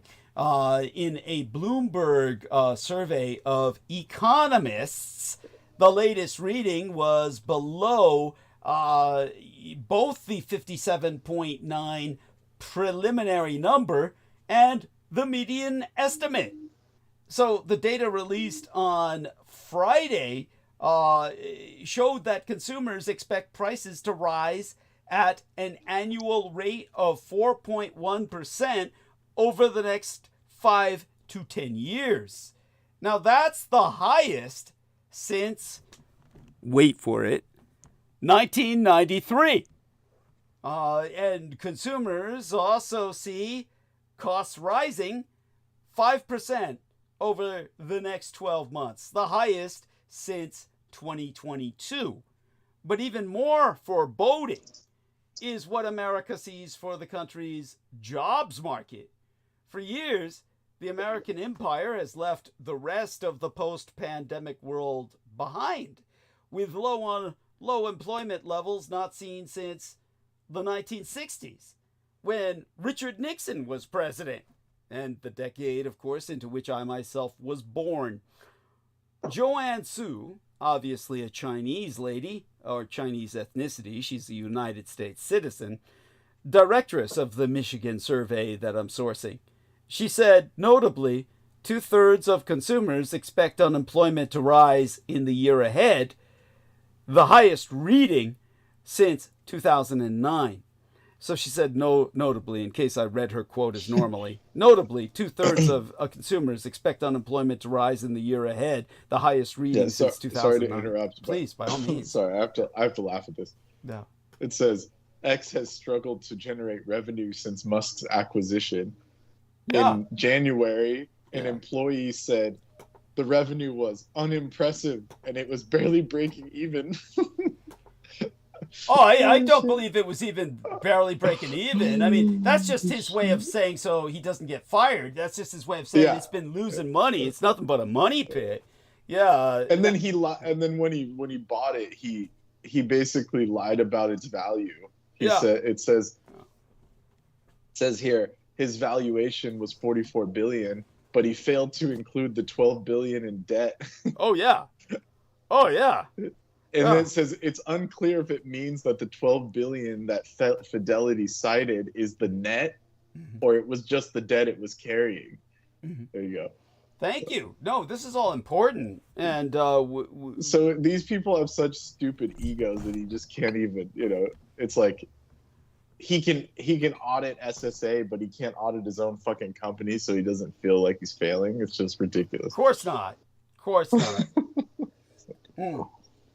I mean, honestly, it's so stupid. I mean, it's just. As I said last episode, these companies could avoid all mass layoffs if they would just cut the salaries of their CEOs down to something that is humanly decent. Oh, easily. Yeah. And they would be able to give everyone a raise, which would boost productivity. It's like, I mean, it's such a simple equation, but they're so greedy. It's just beyond greed. It's like we need a new word for it. It's just blindness, like money blindness. Or thank you. This one guy. Like it doesn't cross their mind. Losing money, even for good, doesn't cross their mind. Like for benefits, it's just crazy. Of course not. That's not even losing money. It's a reinvestment. What you would call a reinvestment. Yeah, that's what they would call it losing money. We would call it just logical reinvestment. Thank you. Yes, they can't even think or process like that. What is it? What is it called? Reactualizing or allocating. It would just be reallocating something for a greater good later, but they cannot handle that. It's just that's how bad we've gone. Yeah. Or the term that would be used that Brendan is alluding to is resource allocation. And their concept of resource allocation is non-existent. All they can think of is stealing all. Their idea of resource allocation is stealing everything and amassing it all themselves. Which is not capitalism. That's monopolism, but it's beyond that. Yeah, it's really just theft. I mean, it's gold collar crime. In the end, all it is gold collar crime. And now, thank you, Brendan. And now we're all looking ahead to a momentous date, April the 2nd. I mean, are you set to celebrate Liberation Day, as Donald Trump calls it, perhaps by hosting a party? Here's a tip. Liberation from what? Liberation from a functional economy, I guess. Yeah. So here's a tip. If a guest shows up with a gift or bottle of wine on Wednesday, be sure to levy an extra tax on it before letting them into your home. Almost no one, of course, will relish the arrival of Mr. Trump's extra tariffs, even if you thought higher taxes on imports. All I gotta say is I'm glad I bought a car when I did, because yes, it's gonna jump a price of a car to I think it was like $8,000 to $12,000 added onto the price of a car. I mean, these dealerships are gonna all go bankrupt. Absolutely, no one will be able to sell anything, because in America the dealerships, they're not owned by the car company. They're private enterprises. Yeah. So they have to take bank loans to even have the car in the lot. Yeah. And that's how they make their money. They flip the cars that they buy on bank loans. And if people can't afford to buy them, they'll all go bankrupt and it'll just implode. Yeah. So it's just ridiculous. Thank you. And what's going to be left? A bunch of Tesla dealerships with that, are going to be useless. That's a joke. Yeah, that's you're gonna see. If you thought people were on a campaign of sabotaging Tesla stations before, you just fucking wait. And even if you thought, what do they want? They want it to just be like this This is what the thing is, which is why I sent you the Mr. Bean meme where it's like only it blames it on the government. It's not the government. It's the corporations. It's the corporations, but they basically want. Like what people were saying, if they introduce electric cars, then they can shut off your car whenever they want, and they have total control. So if Tesla becomes this monopoly where you can only buy Teslas, or you can only afford to buy it, or whatever, then they can shut off your car when you talk against them. That's what they want. Is that not the case? Everyone's going to be pigeonholed, or this is the strategy. Everyone's pigeonholed to buying it. Yeah. So then when you piss them off, they just switch off your car and destroy your life. Yeah. Yeah. That's certainly one of the factors, albeit it gives them far too much credit for foresight. But it's definitely a motivation. But that was the fear. Yeah. That was the fear of people originally with the internet electric cars. Thank you. And tell people again what the meme says exactly. It shows Mr. Bean and this other dude. And it says, it's that one. It's that one scene from the early Mr. Bean film where he's taking the test and he keeps like peeking over at the other guy's test to cheat. Yeah. And the guy, every time the guy looks over, he like looks away. It's funny when Rowan Atkinson does it. And then it says what the government does, with dystopian sci-fi novels. Yeah. Yeah. Yeah, and it gives them taking notes from the dystopian sci-fi novels, and then when people ask them about it, they're like, "Oh, I don't know." It's like right. In other words, he's looking at it as an inspirational idea and a motivational foundation for his own actions. But that's really needs to be blamed on the corporocracy in America, not the government. So that's where the meme is off for me. Now, of course, now the corporations are the government, so I can get what they're saying. That's probably what the meme designer meant. The memer, we'll call him the memer meant, but it's still, this is why text is imperfect. So, Now, even if you thought higher taxes on imports made sense, and they most certainly do not, the cavalier way that Trump threatens, imposes, and sometimes removes them is adding uncertainty for all. So no wonder stock markets. Yeah, who told him that this is how it? Like someone really ingrained it in him that this is how it works. Like who told him this?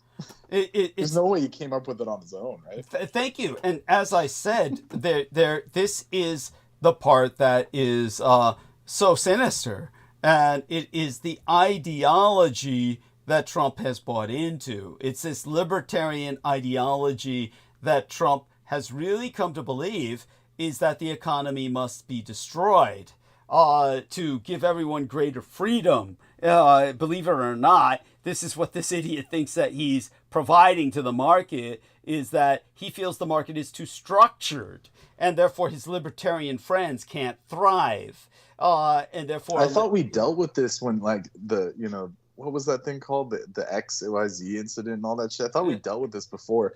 Because the people in France, when those crazy they're almost like Desaadian people were saying laissez-faire, and then they had this debate for hundreds of years about if you just let everyone go, it's just going to devolve, Yeah. Like I thought they had that figured out. That laissez-faire doesn't work. Well, there's too many people who still believe laissez-faire works. I mean, these are all the crazies that are involved with the whole libertarian movement. Yeah, it means allowed to do, letting people do as they choose.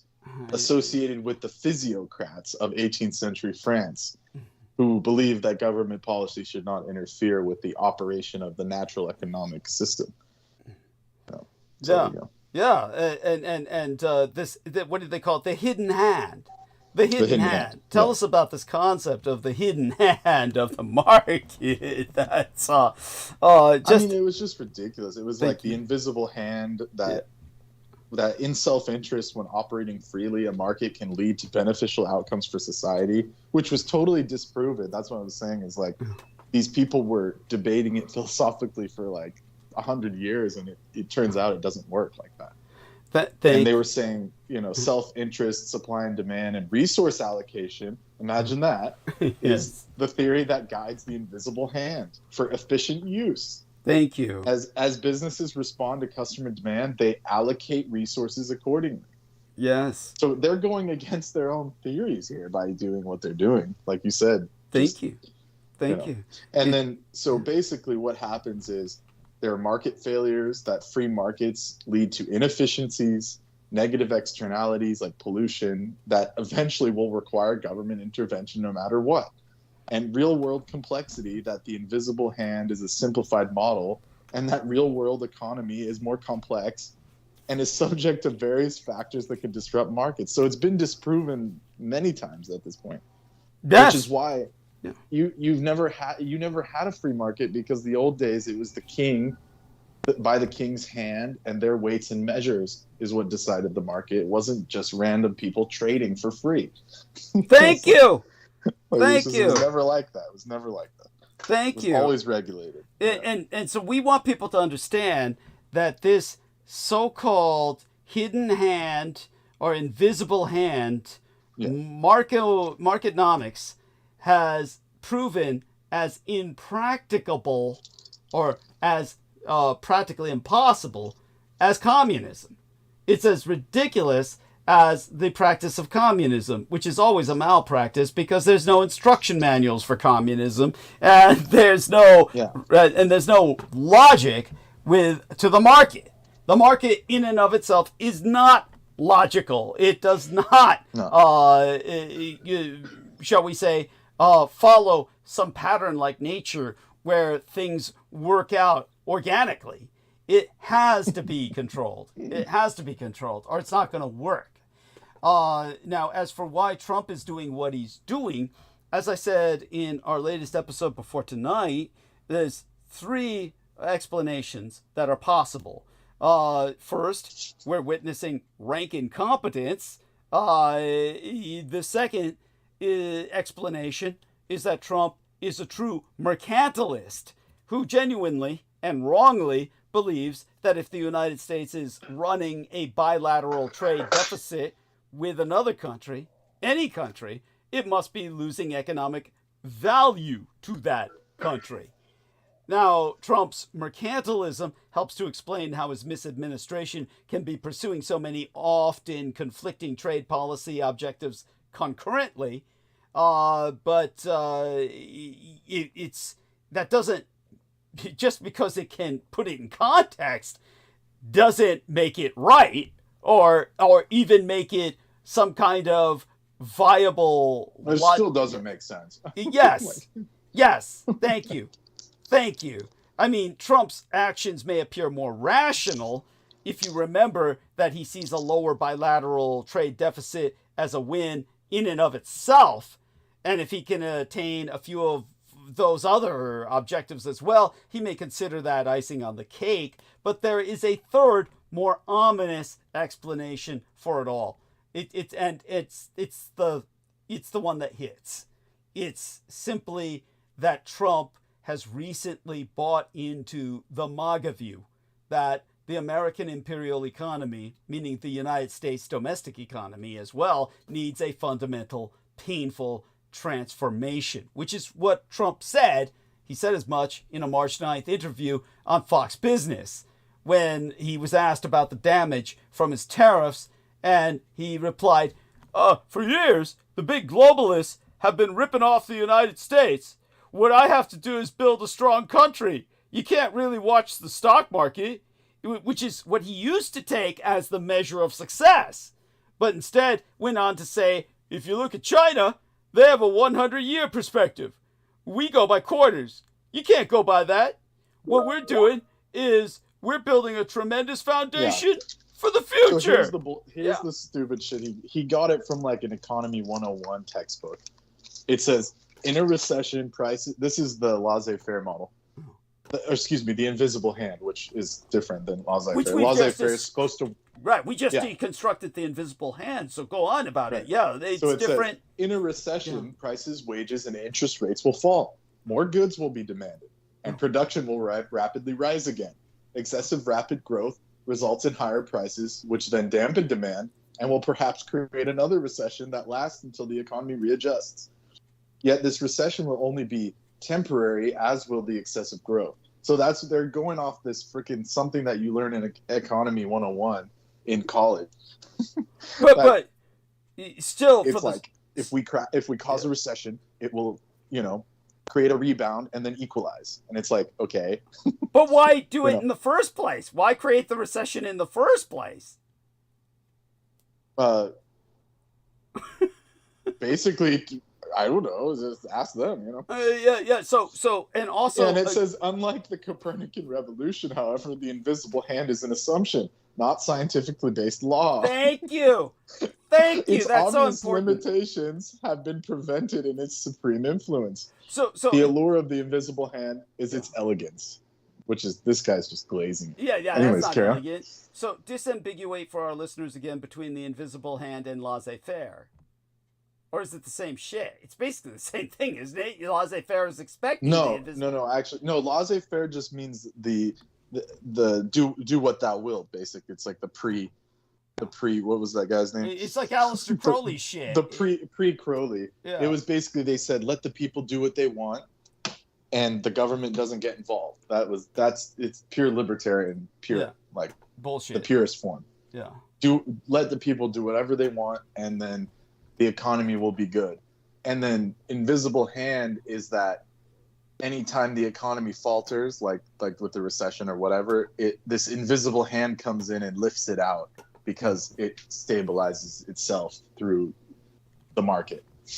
Yeah. Which is so crazy. And so invisible hand comes from a Scottish philosopher. Economist philosopher. Back then they were philosophers, Yeah. And there you go. So thank you for that. And but the point is, we learned about this stuff in like Economy 101, like in high school. Like how are we just like, Americans are so behind? It's like I can't believe it. It's like, it's staggering that people don't. Yeah. And the reason that we learn about this is not to inculcate us with this as some kind of physical law, but rather it's more along the lines of a history of philosophy that we're learning this in high school and college. As this is one of the ideas. It would be under the same kind of pretense or the same kind of, shall we say, objective that we learn about communism, not because we want to practice communism or encourage and the practice. It's almost like adjacent, I would say, to like this communistic ideal. It's idealism. Absolutely. It says the invisible hand is a metaphor inspired by the Scottish economist and moral philosopher Adam Smith, describing the incentives which a free market sometimes creates for self-interested people to accidentally act in public interest, even when this is not intended. Smith originally mentioned the term, but had different economic examples, and Yes.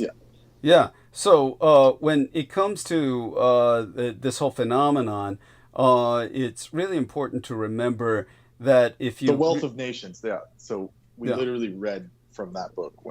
And I just went to a normal public school, so I don't know how these people are like lost and shit.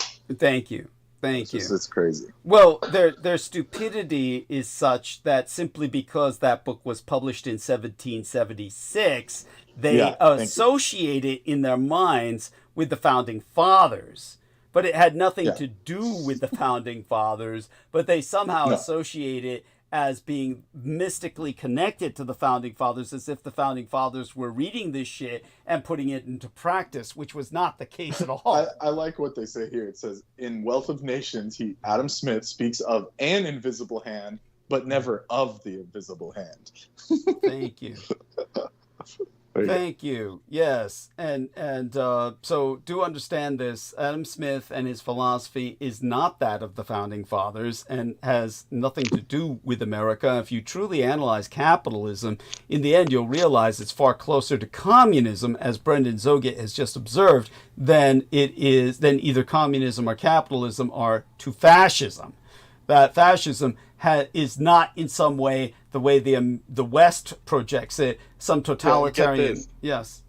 Go on. Get this. Smith himself once described, quote unquote, the invisible hand explanations as a style suitable for unscientific discussion, for which he never used it to refer to any principle of economics, general or otherwise. Thank you. Important point. Important point. Again, understand that the West tries to conflate fascism as a totalitarianism akin to communism. So they'll often say the Nazis and the communists or something of that nature, whereas communists will conflate fascism with capitalism. In fact, they will say that it's the inevitable outgrowth of late-stage capitalism. Both of these are completely wrong and completely false. And as I said, when you actually, when the political philosophers use the horseshoe analogy or parallel when they claim that both the extreme ends of leftist and rightist political spectrum practices end up converging, meeting in a circle, a snake that eats its own tail. They wind up in a circle that meets at some end of its spectrum. They're talking about communism and capitalism. They're talking about communism and capitalism, not fascism. Fascism is not included in that equation. That's added later by amateurs who are misreading. Why all those commies capitulated in the end, because they knew. They fucking knew. Yes. But remember, the communists observed quite astutely, as Lenin did, that the capitalists will sell us the rope by which to hang them. So understand that the capitalists inevitably sell out to the communists, and the communists inevitably sell out to the capitalists. The only escape from this cycle is fascism. That's why both sides attack fascism. So this is the point to be made about fascism. It's not part of that spectrum of circular logic. And yet after when he mentioned the globalists in that Fox News interview, he then smeared, Trump did, the obviously pro-business Wall Street Journal with the same aspersion. Globalist, which is a slur in the MAGA movement. And Trump has repeatedly declined to rule out a recession.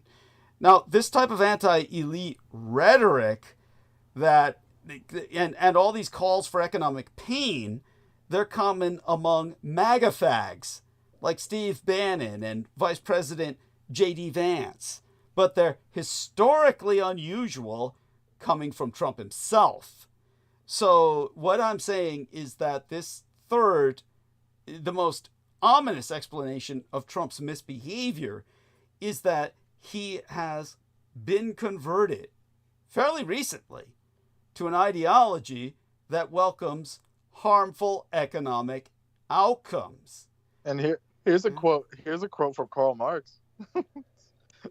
He made reference to an English economist whom these people presume was Adam Smith, even though he was Scottish. But he says, "The relation of supply and demand hovers over the earth like the fate of the ancients. With the invisible hand, it allots fortune and misfortune to men, sets up empires and wrecks them, causes nations to rise and disappear." That was a quote from Marx. Wow. In German Ideology, in his book, The German Ideologies. Right. Yeah. And, okay. I'm just taking a look at this latest individual in the chat. Can you make any sense of what this individual is saying? Could you... Which chat? Yeah, if you could trouble yourself to look at the chat on the YouTube, not our text box, but the chat in YouTube. Can you see that, or do I need to share screen? Because I don't know if I share screen. I see it, but what am I supposed to do with it? Okay. With this me, not you guy, does it make any sense what this guy is saying, or is he just tripping? It's like, isn't it all rhetorical? Self-interest, I, me, mine, desire for critical thinking versus no need to think, we got you covered, understanding the needs of the consumer, needs was then, wants is now, Ouroboros. He's just responding to what we're saying. Yeah. Then what he's saying is AI, right? Isn't AI rhetorical? That's all rhetorical. Isn't it all rhetorical? Okay. All right. It is. It used to be when people like Smith were writing it was rhetorical. Now we have to live through it. In other words, we now have idiots who truly believe it, so it's not rhetorical. Yes. Yeah. Communism is not rhetorical when you have a Bolshevik commissar putting a bullet through your brain. Communism is no longer rhetorical at that point. Right now we have the equivalent. It was for Marx because he was just a writer, but all the other people, it wasn't. Yes. They're taking it and trying to act it out. So what I've just expressed, for me, not you, to ask this question, isn't it all rhetorical, is profoundly disturbing to me because obviously it's not. This man is about to crash the world economy. It's not rhetorical anymore. It's it's as Brendan said, it's rhetorical when it's the purview of the philosophers and teachers just trying to teach students that there's different ways that people thought our economy worked. He says, gently falling on my own petard. Okay, I get what you're saying. So that's nice. Okay, so he's very diplomatic. You're profoundly diplomatic, so I can appreciate that. But yeah, no, it's not rhetorical because we've got the equivalent of the Bolshevik commissar putting the bullet into our head, but it's coming from capitalists who are going to kill us by crashing our economy. Millions of people will die. So we're now entering territory that's extremely dangerous. I mean, really, let's put it this way. It's no wonder that stock markets, the consumer sentiment, and the other indicators point to a previously roaring economy, slowing, probably sharply. Mr. Trump may not be triggering an outright recession, well, not yet. But it's clear that America is set for higher inflation and sluggish growth at the very least. So is this like MASA, M-A-S-A, make America stagnate again? Or what? If there's a sticker shock for Americans buying cars, I'd expect Mr. Trump's own popularity to suffer.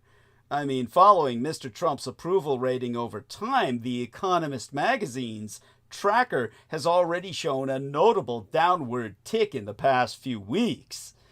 Trump's net favorability rating is negative once more. Wiping. One last thing from Adam Smith himself. Yeah.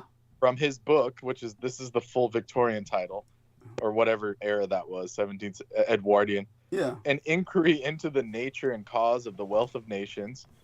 He argues against import restrictions, explaining how individuals prefer domestic over foreign investments. And Smith uses this phrase to summarize how self-interested actions are so coordinated that they advance the public interest. In those two instances, a complex and beneficial structure is invoking basic principles of human nature and economic interaction. So, dude, whatever Cheeto man is going against all of it, because he never said that. He never said do these import restrictions. He never said any of that.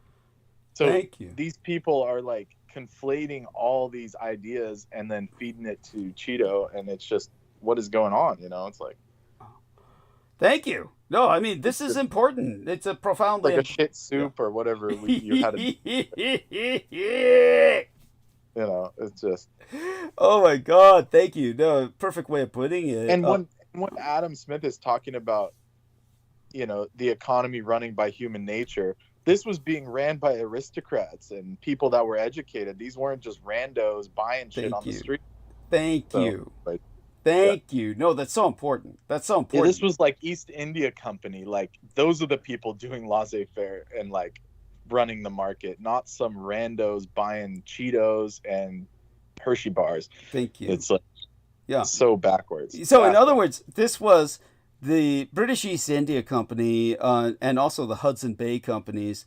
These are the mega corporations of the day. When the Founding Fathers rebelled against the greater British Empire, it wasn't even so much the empire they were rebelling against. That's just the propaganda they gave to the public so that the public would have an identifiable enemy in the concept of a lunatic king, King George. He's a mad king, a mad tyrant. But the reality is what they were going up against was the largest corporations on earth. The Hudson Bay Company and the British East India Company. This is like going up against Microsoft and fucking Tesla. it's right. Or the Musk empire. Except these were their own nations. Right? Yes, they're like effectively. Their own, they had their own forts and armies. They had their own armies, forts. Yes, absolutely. They truly were the dystopian fantasy that people have about corporations with their own mercenary armies. These companies are the model for that. They're the effective working model, as opposed to the crap you got these days. Corporations would never invest in their own personal armies because they're too fucking cheap. No. They asked the government to intervene on their behalf. And they were profoundly more effective than any of they took over all of India. For hundreds of years. There's no company on earth that could do that now. Yeah. Well, yeah. In any efficient way. Yeah. I'm hoping there will be again in the future from Germany that would, take the place of the British East India Company. God knows the Asian Indians need it. But all such being said, as I said, Trump's net favorability rating is negative again. Wiping out the slightly positive bump he had enjoyed since early November. So my prediction, as is usual for presidents, is for a steadily downward drift from here on onwards, from here on out, if we're thinking conservatively. The reality is we know it's not going to be that smooth. Trump's going to drop like a rock. You see, even as Trump's Liberation Day will kill America's economy, Trump still insists that he's not joking about trying to serve a third term as president. So today, yesterday by now, because it's after midnight, President Trump said, "I'm not joking about trying to serve a third term." The clearest indication he's considering ways to breach the constitutional barrier against continuing to lead our country after his second term ends in early 2029.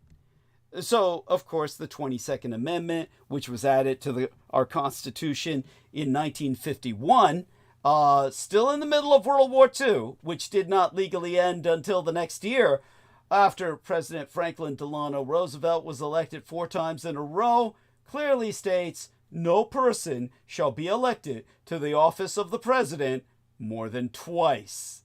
Now, when NBC News asked about a possible scenario in which Vice President J.D. Vance would run for office and then pass the role to Donald Trump, Trump responded that that's one method. Indeed, it's based on Putin's own infamous Medvedev bait and switch, where Medvedev was run for the dictatorship of the Russian Empire, and after he won the election, turned all power over to Vladimir Putin. Now, the Democratic Party, unless it broadens its coalition and starts to take risks to oppose the destruction of democratic institutions, will fail to mobilize popular support, continue to lose at the polls, and squander democracy itself. As Brendan Zogit has concluded privately in phone Skype conversations with myself, free and fair elections might very well end in America as soon as 2026. This is what Brendan feels, is that there's not going to be any more elections. All to be corrupted, with the X platform cheerleading every fumble as we somnambulate into autocracy. And X itself ain't nothing but the back-ass shadow side of Twitter. It is a white supremacist site. I mean, Twitter was a mess, but X is a disaster. I mean, is anybody still using X besides Elon Musk? So much so he had to sell it to himself. By the way, Troy Bellamy says only happens in Republican administrations. Thank you, Troy. And obviously, any thoughts on this? We come back to X now with Brendan, what he's already observed about Musk selling to himself. It's now been more than 2 years since Elon Musk completed his complicated acquisition of the social media company Twitter in October of 2022. In July of 2023, he took the further step of renaming the platform simply X, which, by the way, is the number 10 in the Roman numeric system. And since then, there has been a lot of turmoil at that site, as well as multiple headlines about users leaving X in a mass exodus.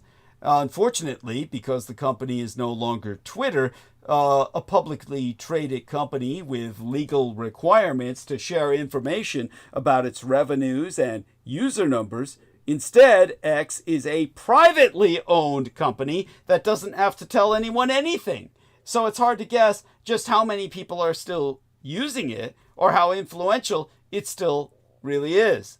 But that hasn't stopped people from speculating about the toxic mess that they know that platform has become.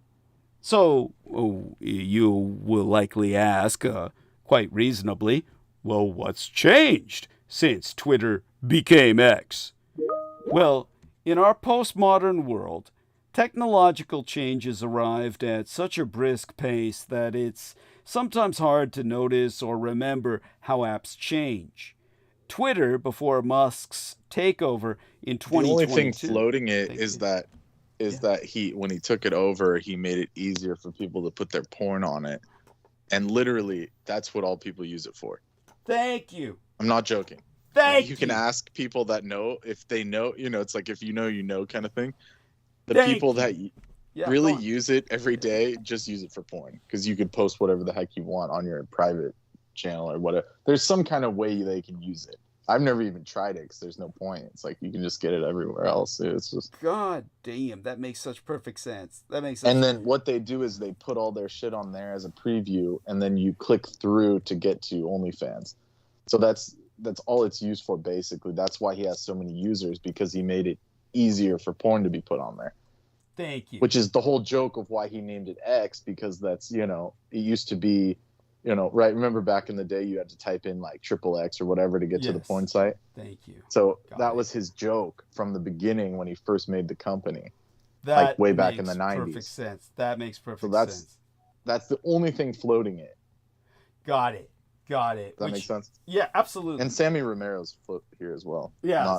Welcome aboard, Sammy. Thank you. Hugs to Sammy Romero. So thank you for joining us. And by all means, Sammy, give us whatever you feel comfortable sharing, a status report update on your own situation, please, by all means, with whatever you're willing to share with the public.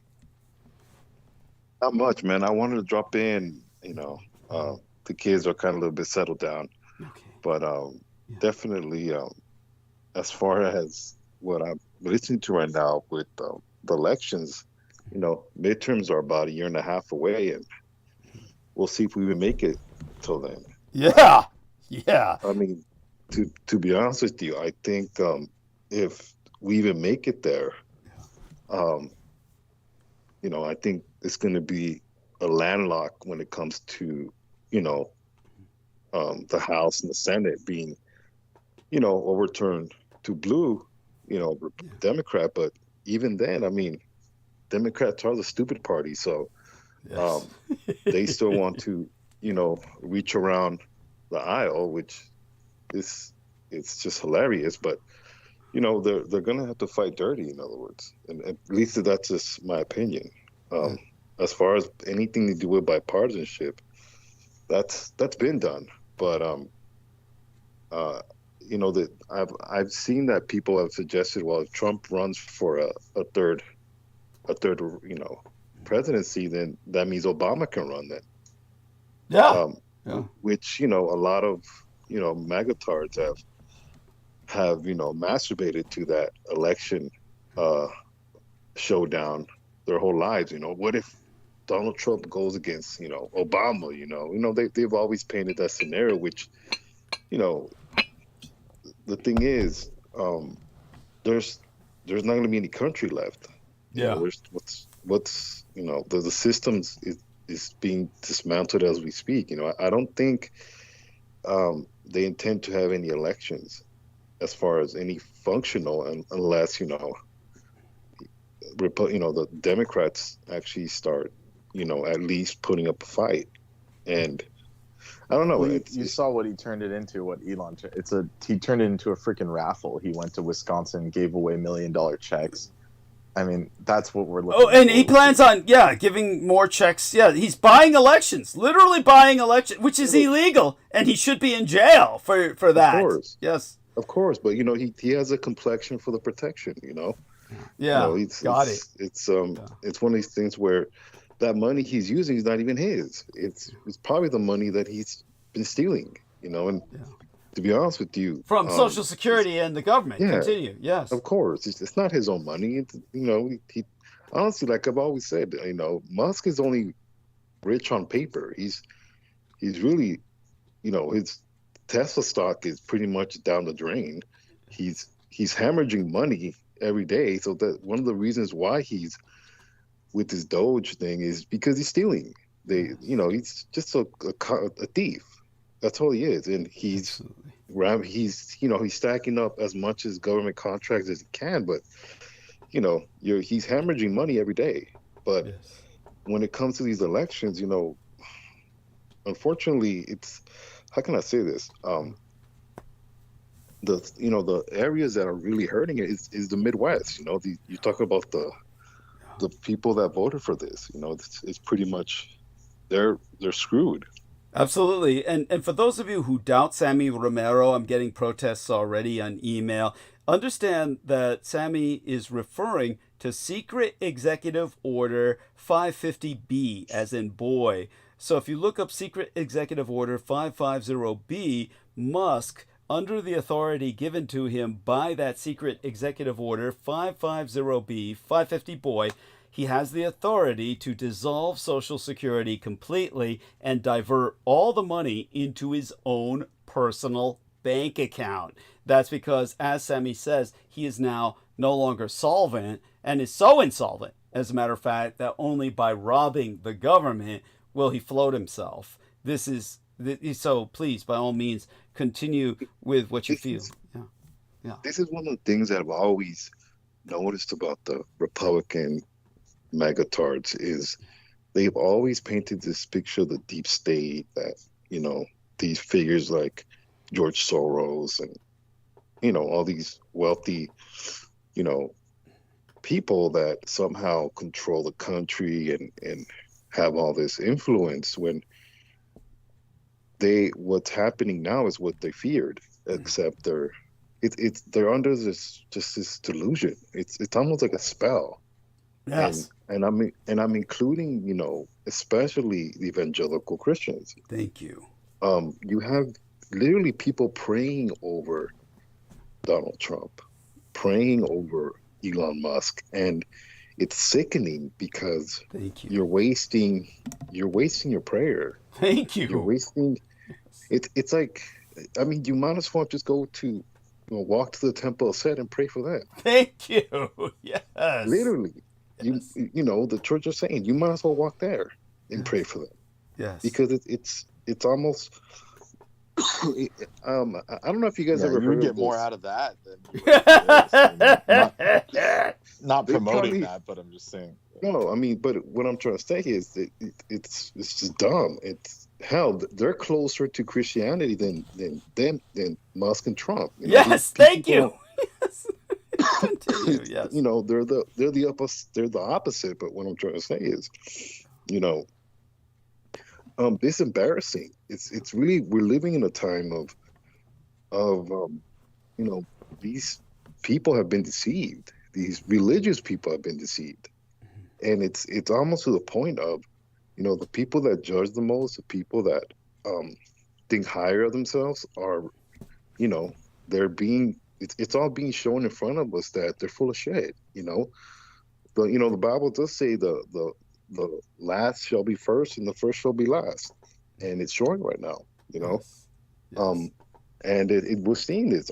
Pretty much the basics of Christianity it's not even been shown. They ignore it and they let politics take over. I have family that's like this. They self-proclaim. They're Christian and they support, a moron like Donald Trump and just another moron like Musk. These people are these two individuals are just they're just insane. Thank and you. it's almost it's what really is what I've talked about is the blunder. The big blunder is coming, in my opinion, where it's going to be to the point of he's going to have to go. Yeah.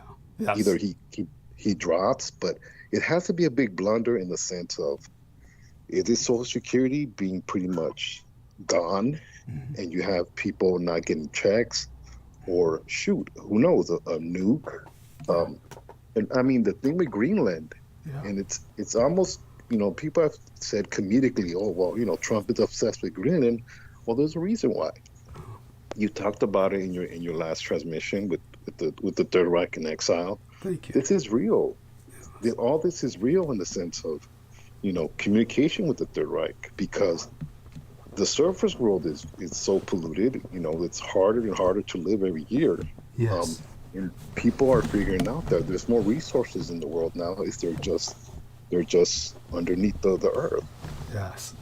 Yes. Thank you. And the search for energy it's getting more and more intense in the sense of leaving fossil fuels. California is trying to eliminate all fossil fuel vehicles 2035. Yeah. I don't think that's going to happen because as far as at least as Chicano community, we love our lowriders. I don't know how that's going to work, but nevertheless, this is something that is plaguing this world, that climate change is happening, and regardless of Donald Trump or whoever the hell's in power, there's going to have to be a change of our source of energy. So these energy wars are going to start, and they've already started. And Trump he's no dummy. He sees dollar signs with Greenland. Yes. The problem is he's going to provoke NATO. We're going to have to go against NATO, our own quote unquote, team. But it's part of, in my opinion, and that might be the great blunder, because unfortunately, this is one of the things about this country this nation is we've lost our sight of reality. Yes. In the sense of the news. Honestly, the news that I see is a lot of the times is the Tonight Show and comedy. That's how sometimes I have to receive my news, but it's not really a game, because when you talk about countries that are going to start taking them seriously, which they already are as far as sanctions, but when you see an unstable figure, we might get sanctions. The U.S. might have to have sanctions put on us. Well, that's going to happen. Yeah, continue. Well, it is. Yeah. And that's what I'm trying to say is when we start getting sanctions, when NATO, when Europe starts giving us sanctions, fuck the Tea Party, and as far as the tea tax back in the 1700s. Yeah. This is for real. Yes. Yes. Absolutely. This is what I'm trying to see, where when you start, looking at this and you talk about a recession, and you put sanctions on top, as far as the housing market, crashing, which is about to. I mean, we're seeing it now. Yeah. You add this on top of this, all this, pile of shit. It's going to be the big blunder, and people are going to. You talk about chaos. It's going to create chaos, because that's what Trump thrives on. Yes. All throughout the pandemic, he never acknowledged, COVID until he was on his deathbed and he was in that military hospital getting revived. Yes. And, in my opinion, it probably, was because, in my opinion, he might have died in some Yes. type of entity came into him. That's very astute. Very astute. Continue expressing that. That's because that's a line of reasoning that really makes sense. Continue. Yes. Well, you talked about it in the sense that he was on his deathbed.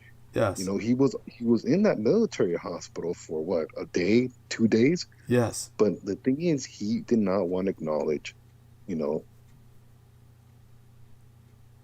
COVID. CV-19. Yes. Until it knocked on his door. And this is one of the things that I'm trying to evaluate is, he doesn't encourage deep thinking. He doesn't encourage self-reflection. It is somebody that thrives on chaos. Yes. And when he talks about Greenland, when he talks about all these subjects, it's always in a joking matter, and it's not a joke no more. Yes. And when you talk about all these blunders, the big blunder that I talk about, you know, I believe there's a mixture of all this, but it's almost like when it hits, people are going to be in confusion. It's going to be mass confusion. Right. And that's where he thrives, because people are going to start looking for, you know, people are going to start looking for Elon Musk. People, if they don't find him, they're going to, if you think the Tesla dealers are not going to be on fire, they are. They already are. Yeah. You know, you have people that are already doing this, and this is just the people that, you know, are being influenced by social media. They're being influenced by, you know, these small, big things. It kind of sounds weird, but it's going to escalate to when it starts hitting your front door. You know, especially people that are not used to not being uncomfortable.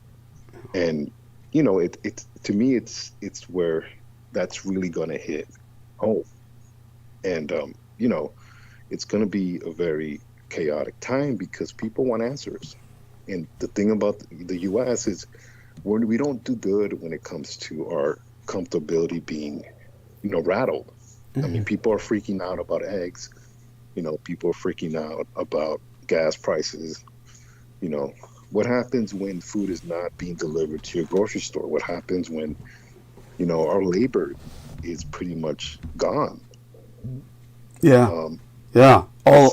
All migrant that we depend on to make our economy continue. Absolutely. And this is pretty much the reality where society breaks down. And I think, you know, that big blunder is coming. Yes. And what happens is Donald Trump he lacks empathy. He lacks a sense of leadership. Yeah. You know, when it comes to leaders that are great leaders in disaster or really turmoil, is, you know, Emperor Hirohito is a great example. Thank you. This is a great leader of our time that, you know, strategize how to take advantage of a war. And it wasn't, you know, unconditional surrender. It's about economic prosperity. It's about giving your nation a chance to really live their lives. Yes. You know, obviously, the Japanese have their problems, but, you know, compared to the U.S., it's night and day. Yes, absolutely. And this is one of the realities that this country really breaks its back to revert to its old ways. We refuse to be a modern society. Yes. As far as civilized, we refuse. That's right. And we're going to pay for it. Yes. I hate to say it. I wouldn't want to live in this lifetime, but if you really look throughout history, this is really no different. We're just repeating cycles of this lack of uncivilized, a lack of civilized. You know, this is just a rerun to me. You know. Yes. You know, you can go through many examples. You talked about Operation Wetback. You talked about, you know, as far as internment camps with the Japanese. For God's sakes, he's reneging with the Cuban community. You know, he reneged on their citizen rights as far as their pathways. You know, he turned their back on the Cubans, as you know, and people as far as the Caribbean that voted for him. Yeah, you know, they're getting their wake up call, and this is somebody that has literally no honor. And politicians are pieces of shit as it is, but Yes. he is definitely, I don't know, I do believe in a way he died in that military hospital and something revived him. Yeah, because even the people within the government have only said, "Oh well, he was subjected to technologies, medical technologies that were in possession of the military that the general public does not have access to," because he Right. definitely was almost terminal. The reality could be, of course, simply that in the Aquino-esque sense of occult technologies, they allowed an entity to inhabit his body, his corporeal body. And it would explain so much. It really would. The fact that, Well, that this Absolutely. this would be far more of the biblical reanimation of the Antichrist than his phony assassination act. This would be where he died and reanimated. It was the biological bullet of COVID. It makes so much sense. Yes, continue. And the thing is, I think honestly, our nation really has a problem with actually, serving justice. You can speak on a bunch of massacres, or just a bunch of crooked politicians. We don't like our politicians to pay. We're very much, we care about what people think, and it's almost where we don't want the world to know that we're pieces of shit. As far as our political system, when it's riddled, it's seething. So, that's just my opinion, because it just really it's almost where it's not even hidden no more. It's really in our face, and we're reverting back to all these, his agenda to try to bring back segregation. Yes. Bring back all these all these this post Reconstruction policies, Jim Crow, whatever you want to call it. It's just you're talking about introducing this in this type of time frame where the younger generation really has bought into this idea of comfortability. And I'm not saying it's not hard for younger Americans, as far as 18 to 45, generally in that vicinity, but this is where you create chaos. And I don't think this can be very dangerous, in the sense of people that are scared, people that are in fear are probably more dangerous than anything. Absolutely. Because they are capable to do irrational things. Yeah.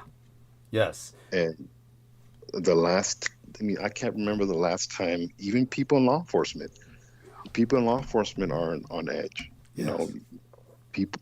You add chaos and you add the general public, unrest. This is worse than any atomic weapon, in my opinion. We're going to eat each other alive. Yes. And I think this is where the nexus of, the mind war, chaos. Yes. All this is coming together to really, see what we're made of. And it's unfortunate that we're going to see this, but it's just a reality.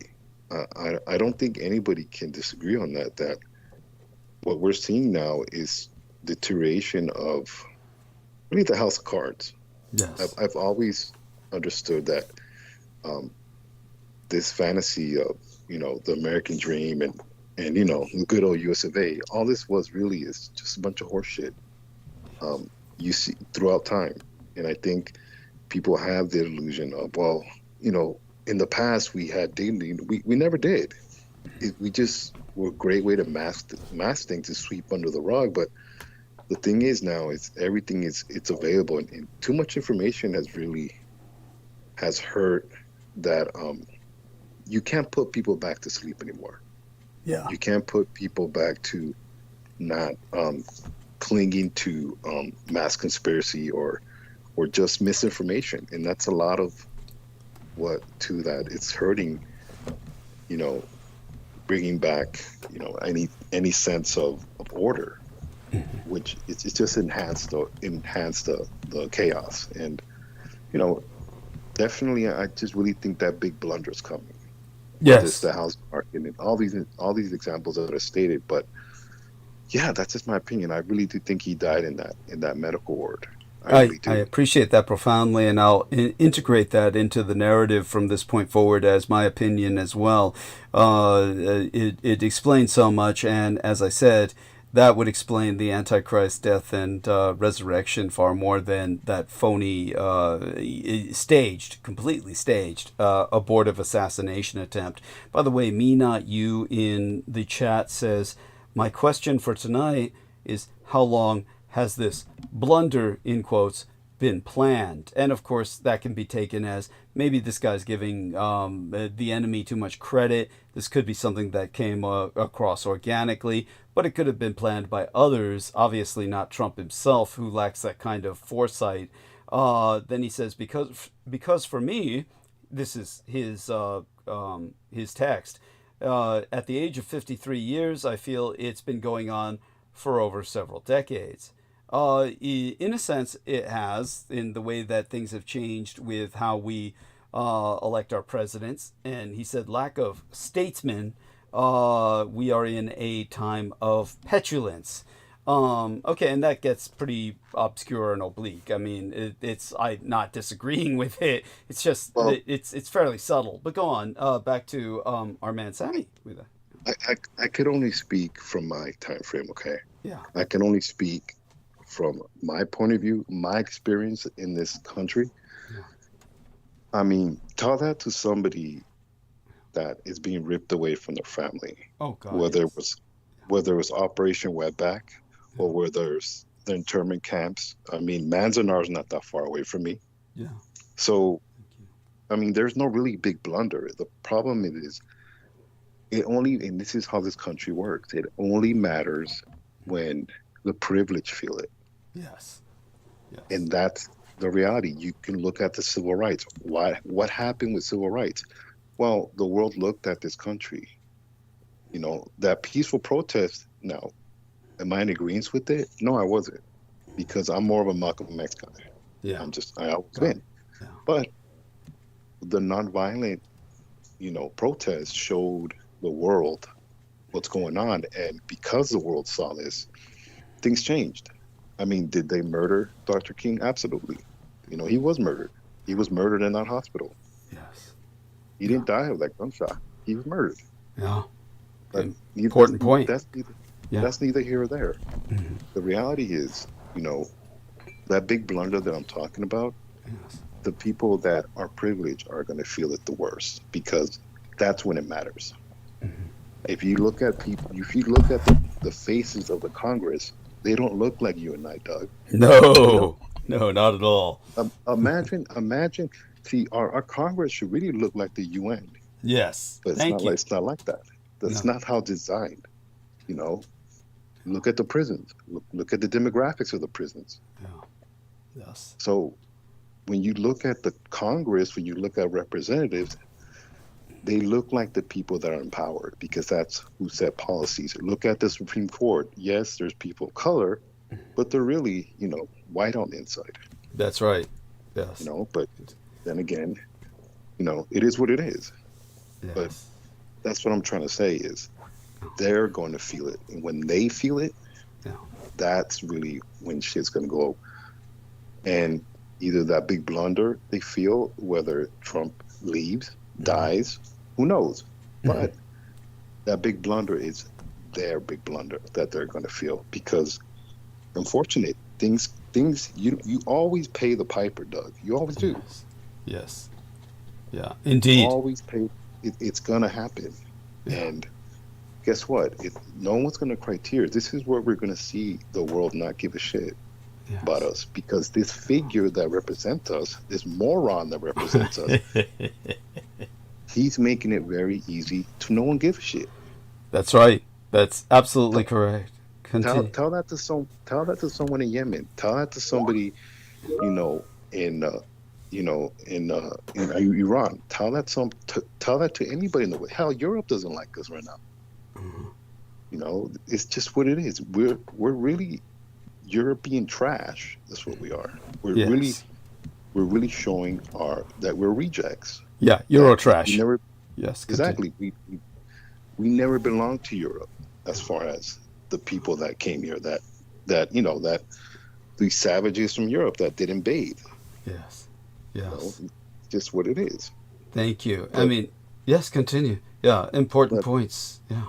So that's what I'm trying to say is it's going to be very difficult for people to feel sorry for this nation. And unfortunately, let's think, it makes me wonder that 7.7 earthquake that happened in Asia, in South Asia. Yeah. It's pretty bad, but I wonder when it's our turn, how bad it's going to be. Oh, well, we're definitely going to, we're already experiencing that. We're experiencing that through various natural disasters, like Hurricane Helene was an example of that. And such things are only going to get worse in this misadministration because of the climatological catastrophe and the repercussions that no one is willing to even admit exist. So it's only going to get worse until we confront the fact that we are in the middle of a massive, a sixth mass extinction, a tremendous climate catastrophe. Now, you said, of course, things change when they begin to feel it. They'll feel it.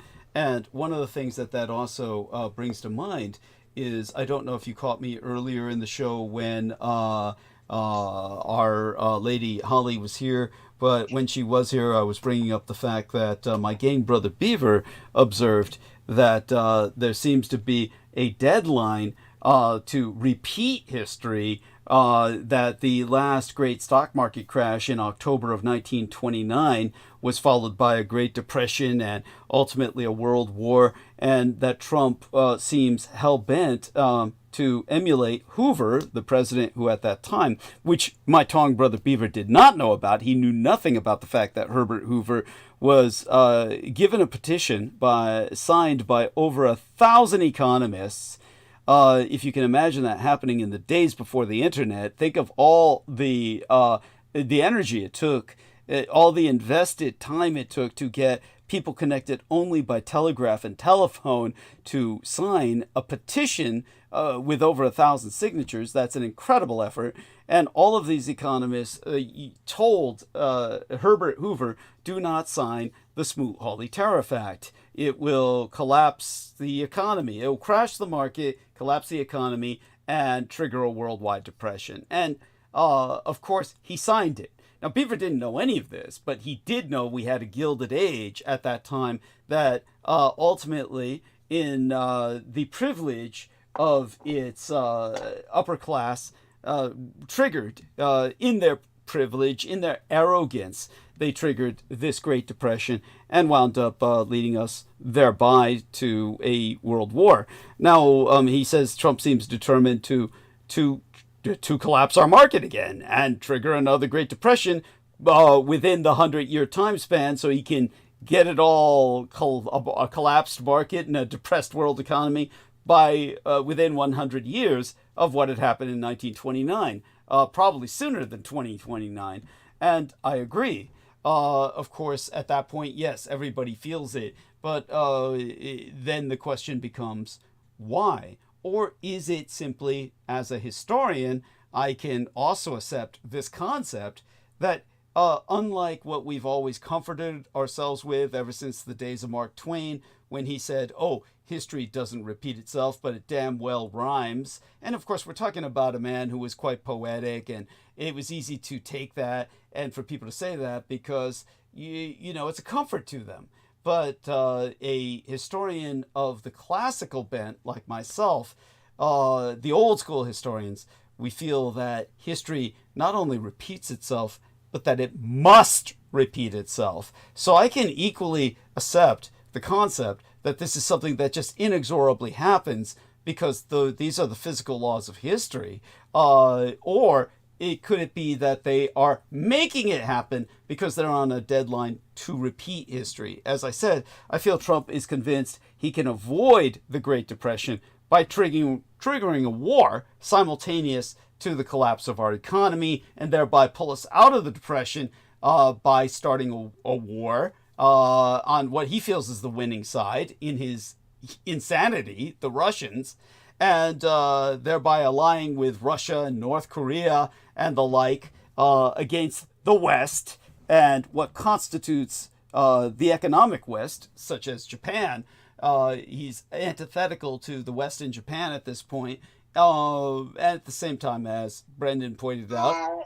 Yeah. So all of that being said, any response to that, Sammy, as well as, of course, updating us on any thoughts you have on Velázquez, I believe is the way you pronounced his name, the UFC fighter. Yes, please, by all means.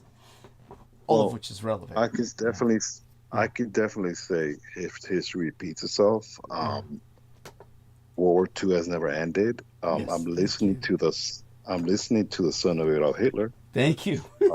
Thank you. What a coincidence! You know, Yes. it's not a coincidence. You know, we know the Third Reich's in exile. All the chess pieces are here, Doug. Yes. It's one of these. It's, you know, you have a president who is not even in World War II time. He's beyond that. He's in Civil War time. Yes. Thank you. So pretty much our politicians are old as dirt. Yeah. We're still living in these times. It's just, you know, it's all this has to happen for us to, you know, progress, unfortunately. Yes. And like anything, change and refining yourself as a nation, it's going to hurt. It's going to cost. Yes. And it's going to take these people to die for change to happen. These people are still clawing and grasping to these old ways, which are really outdated. But nevertheless, you know, I think you're going to elaborate more on it. It just something came to mind to me. I do remember you saying that FDR made everybody give the gold up. Is that true? Yes, that's true. He made everybody turn in even their numismatics, which not even dictators like Stalin or Mussolini would touch, their private gold coin collections. And many patriotic Americans were silly enough to do so. And in that way, FDR essentially stole and monopolized the gold. Continue, please, by all means. Would you kind of make a metaphoric, you know, comparison? Would that maybe be Social Security, or hell, maybe that's just our vote? Absolutely. Basically, what FDR did and what Trump are trying to do is somewhat similar in the sense that what FDR did was he took America off the gold standard. After he demanded everybody turn in their gold, he took America off the gold standard so that he could print an unlimited amount of money. And this is what made America's currency the world currency, because it was the most fluid currency on earth. Now, Japan and Germany and the Axis powers refused to peg their currencies to the US dollar, which everyone else in the world started to do. And for that reason, they were considered a great threat to FDR's worldwide economic conquest. And it was one of the primary reasons behind the declaration of war against the Axis. Nemo asks, did FDR give all the gold to the Soviet Union? Now, as far as we know, so theoretically, it's all supposed to be in Fort Knox still, or sequestered somewhere within America. We really don't know that, of course, but we can only assume. And but the reality is, I suspect it is true that if not in Fort Knox, it's in very similar facilities, because what they're trying to do now is basically steal it all from the government. FDR stole it from the people. Now it's time for the cryptocrats, the Musk and all of the Gilded Age autocrats, the oligarchs who support Trump, the technoligarchs. The technoligarchs are trying to push crypto, and Trump is allowing them to create a federal crypto reserve. If they do that, then they finally have something to back crypto, which otherwise has nothing behind it. It's just funny money. It's play money, literally. And because it's riding on air and on an empty bubble, just keeps expanding, it's one of these things that is going to pop. but not if you put gold behind it. So they're going to say, oh, we've got the Federal Crypto Reserve now, and therefore everybody invests in crypto. And this way they take all the people's money and they say, well, the crypto's backed because, now we've got the gold. And they simply take the gold and redistribute it in their own economy, where they plan to take all of the closed down federal property in our former federal national parks, and they're going to develop it into their new company towns, their crypto towns, where cryptocurrency is the currency, and it will be backed by the gold they've stolen from the U.S. government, but in the hands of these new feudal lords, these fiefdoms of Musk and other technoligarchs that are developing their own communities in formerly federal national parkland. That's their conspiracy. That doesn't mean it will succeed. I don't feel it will succeed because I think everything's going to go to hell in a handbasket, and rather instead, we're going to enter into this world war that Trump is triggering while suffering the fate of China during World War II, when China was both a belligerent in World War II and a front line. We will be both a belligerent in this new world war, but also a front line, engaged like mainland China in a civil war against ourselves. And in this case, the Democrats, I feel, have an advantage, or the successor party to the Democrats, because we're the cities, as opposed to the Reds, who are the Republicans, who are basically the 1% of the population in the countries that are basically welfare recipients, living off of, the corporatocrats or the technoligarchs. They're just corporate welfare recipients. They're all defense contractors like Musk, who need all the tax dollars to even survive in terms of their companies. And as for the rest of the Reds who vote for them, they're all welfare recipients too. So all these people are going to die without a functional government. They've dismantled their own ship of state on which they parasitize. So that's the first rule of a parasite, is don't kill the host. Well, that's what the Reds, the Republicans, are doing, is they're killing the host. So when it comes to this situation, I think that's it in a nutshell. We could go on about it for hours, of course, but that's the summary of it. Continue. Yes. They can't.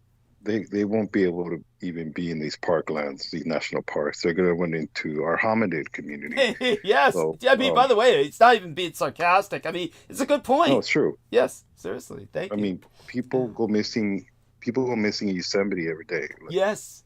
Thank you. Thousands of people. It's true. But, over time, it turns into thousands of people. Sammy's quite right. No, it's yes. Continue by all means. Yes.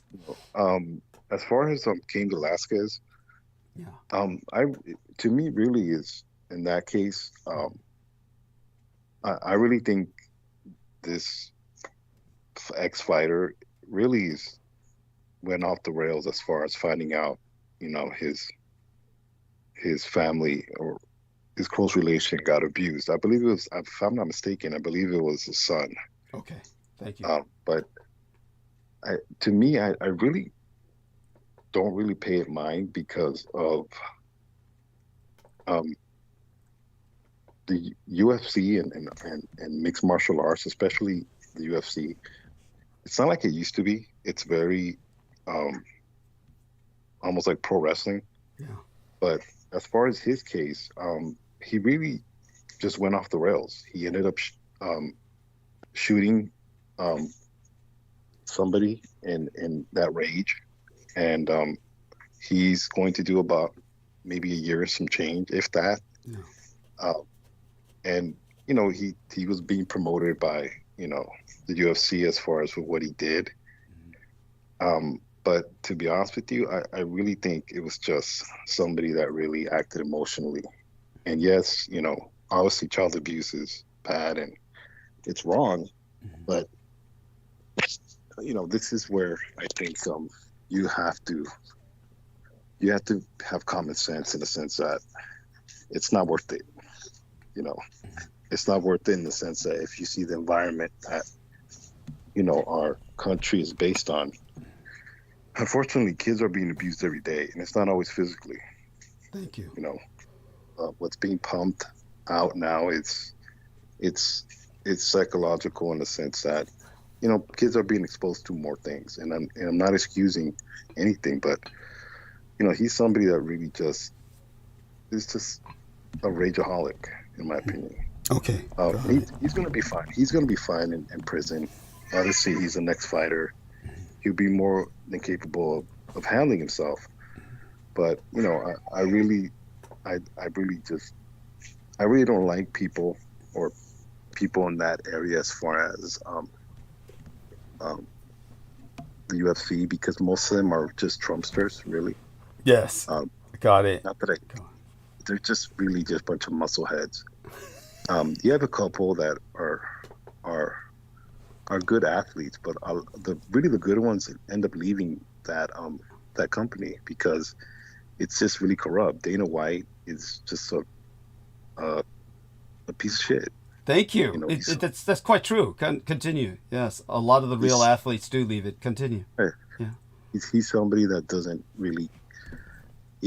like the art form. He doesn't appreciate the art form for what it is. You had fighters like Royce Gracie, who was in Brazilian Jiu-Jitsu, but you're talking about the companies at its infancy. You're talking about the mid '90s, early '90s, where it's a bloody sport, and people have their fans, but the thing is, it's just evolved to just a circus, and that's really my 2 cents on it. I don't really it's not something I really follow.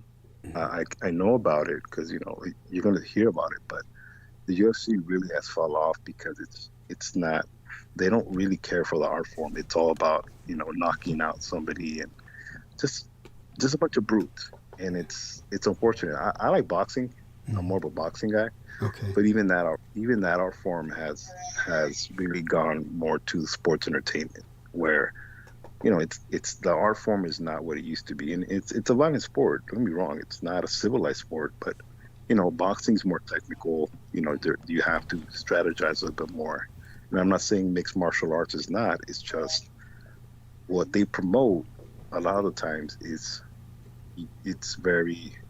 it doesn't do its justice, because most of the great fighters end up leaving, and they usually go overseas. So that's just my 2 cents.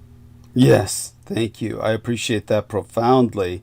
And it's important. Believe me, it's relevant to everything that we're speaking of for the reasons I articulated while Holly was still with us earlier in the night. And I don't know if you heard me talking to her about it, but like I said, everything I knew about the case was based on what I learned from yourself, though people were asking me questions about it. I never even knew it was his son. So thank you for providing that information. As you say, you probably were piecing pieces of the puzzle together from what you could find. And I'm sure that a lot of it is hidden for reasons of protecting the privacy of both families, yes, continue. Yeah. Well, one of the things that I've always found out about even dealing with child abuse and the criminality of that that subject, everything's very much corrupt, in a sense that a child's testimony is not really admissible in court. Thank you. And unfortunately, you proved this to me. Thank you. Yeah. And when I was on jury duty and I was dealing with a trial that involved rape, and this case was a wife charging her husband of multiple rape in front of the children. The children testified to what they witnessed, and it was thrown out. So awful. And so awful. It's a test. It's just it's designed that way. You've talked about it. I forget what case was it. It was the case involving Michael Aquino, of course, and yeah. And continue by all means. And I don't want to go down, that door, but you referenced the case, and it's one of these things that you always reference that it just infuriates you, because you see the hand at work, you see the manipulation, you see the corruption. But what I'm trying to say is, these type of cases, when people gripe and bitch and moan, when you really find out why things are the way they are, they don't want to really tackle it, because you get sucked into it's almost like a booby trap where you are labeled that. Yes. You're labeled a predator because most of them are. Most people that investigate that are obsessed with that are that, because I don't know, it's just a very tricky, it's tricky. Yeah, it's the way to express it would be, the metaphor would be tar baby. It's a tar baby, where and the horror is exactly what Sammy is alluding to, is the fact that so many people who claim to be, I want to protect the kids, and it's all about the kids, and they investigate this phenomenon. It's really just a cover so that they can access child porn and they're really pedopredators in their own right. And they're simply taking advantage of this quote-unquote investigative cover to basically participate in their proclivities under a pretense. That's these private, by that I mean personal investigators. You can't call them private investigators because we don't want them to be confused with private detectives. Rather, they're personal investigators who declare themselves like crusaders for the children. Obviously, I'm going to... one of the worst examples of that is, of course, the right wing, and I will be getting into that soon enough, again, just by continuing to talk about Twitter and, explaining about this, which, yes, continue, by all means, Sammy. You're a walking example. Thank you. You shut down the Presidio, and you're borderline homeless. Yes. Thank you. So, you didn't get a reward. Did you get a sash or some type of trophy? No, you didn't. Thank you. To say the least. Did you get a parade? No. Do you get a day named after you? No, you don't. Thank you. This is just, these subjects, these type of subjects really make you feel like shit. Thank you. No, I really do. They're not healthy to pursue. They're not. So when somebody says I'm trying to fight, child abuse, it's almost like you have to blow your eyes, because the system does not allow you to, at least in the form that we think, because it's just how it's designed. This is how, Aquino's influence has, it's still here. And, definitely, I'm looking forward to monologue today. I had to come on because, you've asked me to, and thank you. I want to honor that. I'm obviously, I have to take care of what I have to, but, you're a great friend of mine, and, everybody, our listeners, please support Doug.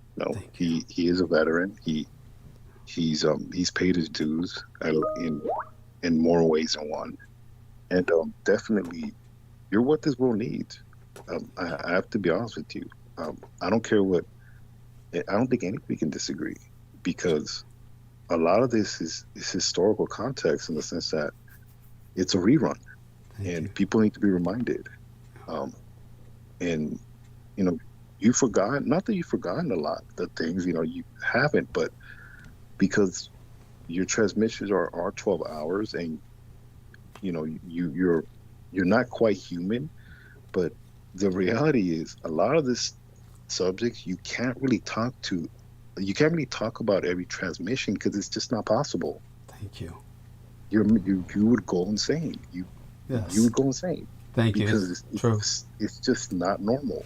It's not healthy. You have to laugh. You have to create other dialogue. You have to interact with other people, rather than talk about, well, tell me your experience about, the Presidio, and what was Aquino like. That's not how reality is. You are really, in a lot of ways, still very much human. Thank you. And I really think you're blessed because of that, because obviously we've had people that are obsessed with that are no longer here, thank God, but it's just not possible. It's not. And I'm so glad that you have other outlets, like your son and the States, and because this really helps you center yourself. And obviously, your heritage as far as your bloodline, that you need to nourish yourself and rejuvenate yourself. Last time I saw you, you look good. Thank you. Appreciate even that. even my wife said it. You look very good. You look very well together, and it shows that you're evolving as a person, as a creature, in the sense that you learn some things you can't do and some things you can. And it's just it comes with time. So definitely it's good. It's good being on, and I'll listen in the background. Okay. Bless you, and we love you dearly. Share our love with Maria and the family, and yes, anytime you feel like interjecting, even while listening, please do so. And otherwise, of course, we'll speak again soon. And Brendan, before our man Sammy leaves for the night, say gute Nacht to all our listeners as well, dear Brendan, and I'd appreciate that. Yes. Yeah. Gute Nacht. Yeah. Good to hear from you, Sammy and Yeah. Doug. Hey, good to see you. But I must go to sleep and recover. Understood. So I will return. Bless you. Bless you both. And Yeah. okay. And I appreciate what Sammy said, but I disagree. Oh, in what way? In what way? What are you disagreeing with? That even if you talk about it every day, you won't be any crazier than you are. Yes, indeed. Yes. Yeah, obviously I'm just being facetious. But anyways, good night. Yes, good night to both of you. Okay. Yeah, my love to both of you.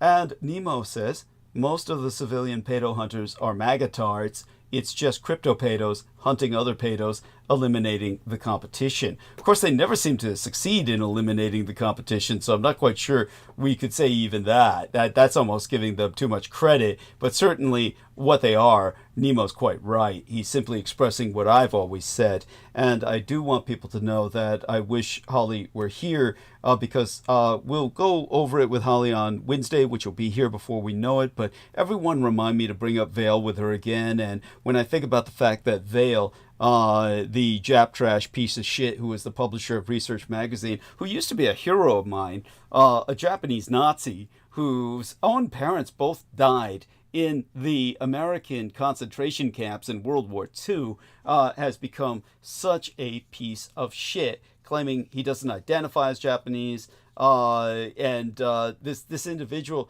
who, oh my God, wound up going through a series of foster homes. That's where his programming began. He may have been rebelling against that when I met him, and he was a practicing Nazi, but when he was truly against the system. But that's where his programming really began, was in all those foster homes. I mean, both his parents died in the camps, and he himself was adopted out to a series of homes. That's called human child trafficking. That's probably where his programming and sexual trauma really began, sexual trauma programming. I'm willing to bet on it now. And certainly I'll put that into some context simply by addressing the whole phenomenon of X. By the way, Me Not You says, thank you. A pleasure to hear your point of view, Sammy. So just want you to hear that, our dear Mr. Romero, so that you're appreciated by our listeners.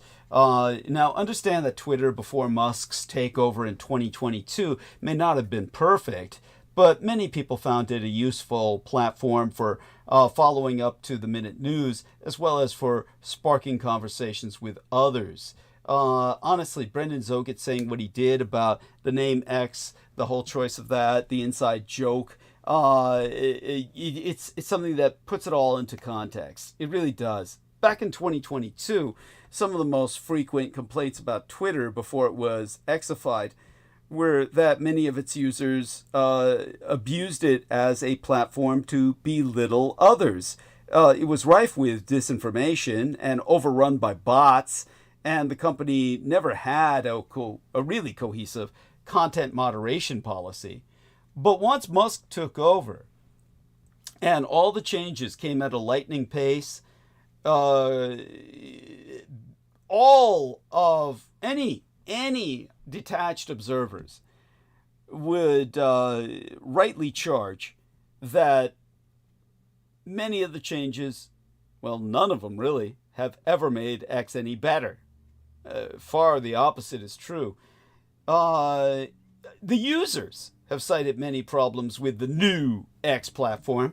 Among them are, well, multiple problems with linking to and embedding tweets, the blue checks.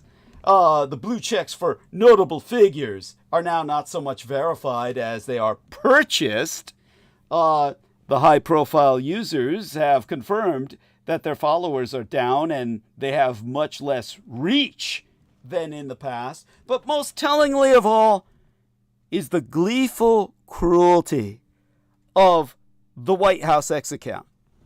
On March 18th, the official White House account on X posted 12 photographs of Virginia Bazora Gonzalez, a woman who was arrested earlier this month by U.S. Immigration and Customs Enforcement. And the post described her as a previously deported alien felon convicted of fentanyl trafficking, and celebrated her capture as a win for the misadministration. In one photograph, Bazora Gonzalez is shown handcuffed and weeping, just sobbing fit to bust in a public parking lot. Now, the White House account posted about Bazora Gonzalez again yesterday, the day before yesterday by now, this time rendering her capture in the animated style of the beloved Japanese filmmaker Hayao Miyazaki, who hates the United States for this reason, and who co-founded... Yeah. This was so offensive. So fucking offensive. I can't believe they did that to poor Miyazaki, like, as he's retired, and it's horrendous. I mean, we're in the evil empire of just debauch. Thank you. I mean, this is like, they're taking this beloved anime series and corrupting it, and then now it's become a meme where they're taking all of the most deranged photos and Ghibliifying it. Yes. And it's so just, I mean, I'm sickened to even live in this world the way it is. Thank you. It's just, it's disgusting. Thank you. That's profound. Because Miyazaki was all about, like, innocence and living your dreams and things being, working out for the good. And then they take it and make it this sick meme shit. Yeah. And then they wonder why he hates the United States. Then they claim he's anti-American. Well, now you know why. Yes. Oh, how could he not be? Thank you. Thank you. And the worst part of it is, like, I think 10 years ago, they interviewed him. Yeah. Where they did this, basically like an inside documentary. They were like filming his studio, him in the studio. Yes. And some Japanese producers were auditioning with him or showing him the new wave of technology, right? And they showed him this, and this was their mistake because I guess, of course, everyone's human. So they thought he would be impressed by it. But what they made the mistake of showing him this AI animated, which they had at the time, AI assisted animation of these like horror game figurine, like sketches. They were like horror game sketches where they made them look as uncanny as possible. I don't know why they would show him that. It was such a mistake. They were even like shown crying at the end because he bitched them out and said, this is an insult to humanity. You guys should, stop. You guys aren't animators. You should put down the pen. Am I making sense here? Yeah, absolutely. Basically, it offended his sensibility so much. He said, it was an insult to humanity itself. Yeah. What they created, and they were using computers to do it. And he even held out till very recently that everything was hand drawn. Yes. At the studio. Yes. So this is like this anti-godly, sick inversion where they have to insult this poor guy's entire life's work. I mean, I can't even put words to it. It's literally like disheartening in the real sense. Beneath It's just- demonic. It is, yeah, as you say, anti-godly. it's Edomic. just sick. It's It's Edomic. Edomic. Yeah. I mean, it's in. Yeah. Oh, yeah. I can't even speak on it further. It's like, But I appreciate what you have I hate said. it. I hate the internet. I hate them. It's horrible. Thank you. Thank you. And It's again, just- for our And listeners, for all the good stuff that the internet's provided, shit like this is just, it needs to go. It never needs to come back. I mean, it's just awful. absolutely, thank you. This is what we're talking about. Like, I'd rather write spreadsheets by hand and do all the calculations with a slide rule than live through this. Thank you. This is profound. It's horrible. Profound and profoundly appreciated. And again, for our listeners, Hayao Miyazaki was the co-founder of the animation company Studio Ghibli. Presumably, whoever runs the White House X account had used ChatGPT, which has been going viral this week for an update to its advanced 4O model. I believe that's how they pronounce it. It's a 4 and a lowercase o letter that enables it to transform photographs in the style of popular art, among other things. Now, the White House did not So respond. it's basically just stealing people's artwork. Thank you! It's a profoundly dumb idea. I don't know how. Like, they just want to destroy humanity. I mean, They it's do, yes. Like, if you can't see it, I don't know what to tell you. Thank you. Why else would you need to do something like that? Thank you. It's like, why not just have it create its own version of something instead of just like debauching someone's, Life's work. life's work and their. I mean, it's just it's horrifying. It's horrifying. Thank you. No, profoundly appreciated. Brendan always said the internet. Well, you said the AI in particular and the way it's being abused, especially for this sort of pastime, if you can call it that. This sort of abuse, will be the death of us all. Abuse. Yeah, totally. Thank you. Yeah. Now, the White House, obviously, and well, not surprisingly, has not responded to my request for comment, instead referring me to a post by Deputy Communications Director Kaylan Thor that says, in part, the arrests will continue. The memes will continue. Well, I mean, I guess you could argue that's their response, but it was only a indirect response. In other words, we refer you here. It was like a form response by email. So, and like I said, when I went to the Deputy Communications Director as Kaylan Thor's statement, it's just basically, I think, pretty fucking, well, it says it all in its own way. The arrests will continue. The memes will continue. And you have to ask, why the memes? I mean, the arrests are not enough. Why the memes? Why are they so necessary? Why do they exist at all? It's worth pausing here. The internet has been flooded with AI-generated images in this exact Studio Ghibli style. And some people have used it for images of pets or family members. Others opted for a trollish register, leading ChatGPT to spit out cutesy renderings of JFK's assassination, planes hitting the World Trade Center, or the torture at Abu Ghraib. On X, the prevalence of these images became an event unto itself, one in which the White House decided to participate by sharing a cartoon of a woman crying in handcuffs. This is how the White House account operates now. In previous administrations, including much of Donald Trump's own first midterm, the account was abused to post anodyne updates, highlight press releases, and share information about the administration. It was, to be fair, often painfully dull or written in the stilted language of a brand. Now the account exists to troll its political enemies and delight the MAGA faithful. On Wednesday, the account posted a picture of Vice President J.D. Vance shooting a tactical rifle, referring to the bullets he fired as freedom seeds, in a term popular among gun YouTubers, for lack of a better term, firearms fags.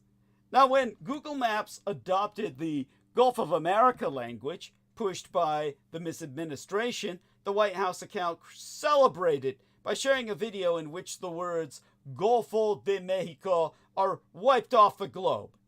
And in February, it posted an AI-generated picture of Trump as an American monarch wearing a crown.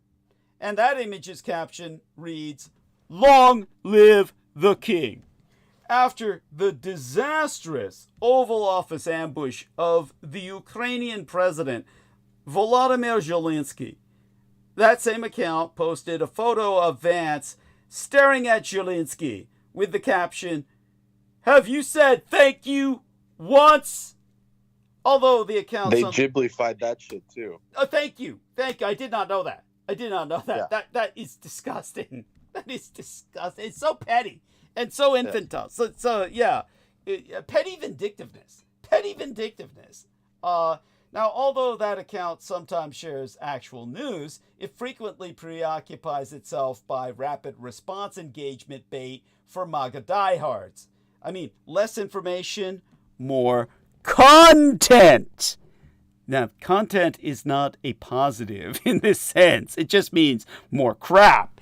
The intent is not to inform, but to go viral.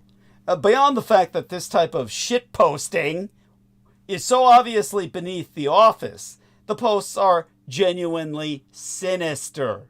By adding a photo of an ICE arrest to a lighthearted viral trend, for instance, the White House account manages to perfectly capture the sociopathic, rushistic tone of ironic detachment and glee of the internet's darkest corners and most malignant trolls. The official X account of the White House isn't just full of low-rent 4chan musings now. It's an alarming signal of a misadministration that's fluent in internet extremism and seemingly dedicated to pursuing its casual cruelty as a chief political export. To be clear, the misactions of the second Trump misadministration, the dismantling of our federal government via dodgy, the apprehension and detainment of immigrants and green card holders with obviously no due process, are of far more consequence than what it posts on social media. But White House posts are not random missives either. They're official government communications from the executive branch, sent out to 1.4 million followers, to say nothing of whatever additional reach those posts receive via algorithmic recommendation and ad hoc sharing. Now, the account's true obsession is immigration. At White House, which is its address, its e-address or electronic address, at White House has posted dozens of mugshots of immigrants arrested by ICE. Each one lists an offense they've been arrested for in big block letters. And usually the catchphrase, "Make America safe again," all in the uppercase, of course, is appended to each one of these character assassinations. Earlier this month, after the Department of Homeland Security commented on the deportation of a Lebanese professor at Brown University, a violation of a court order temporarily protecting her from expulsion, the White House account responded by posting a photo of Trump waving goodbye from a McDonald's drive-through window.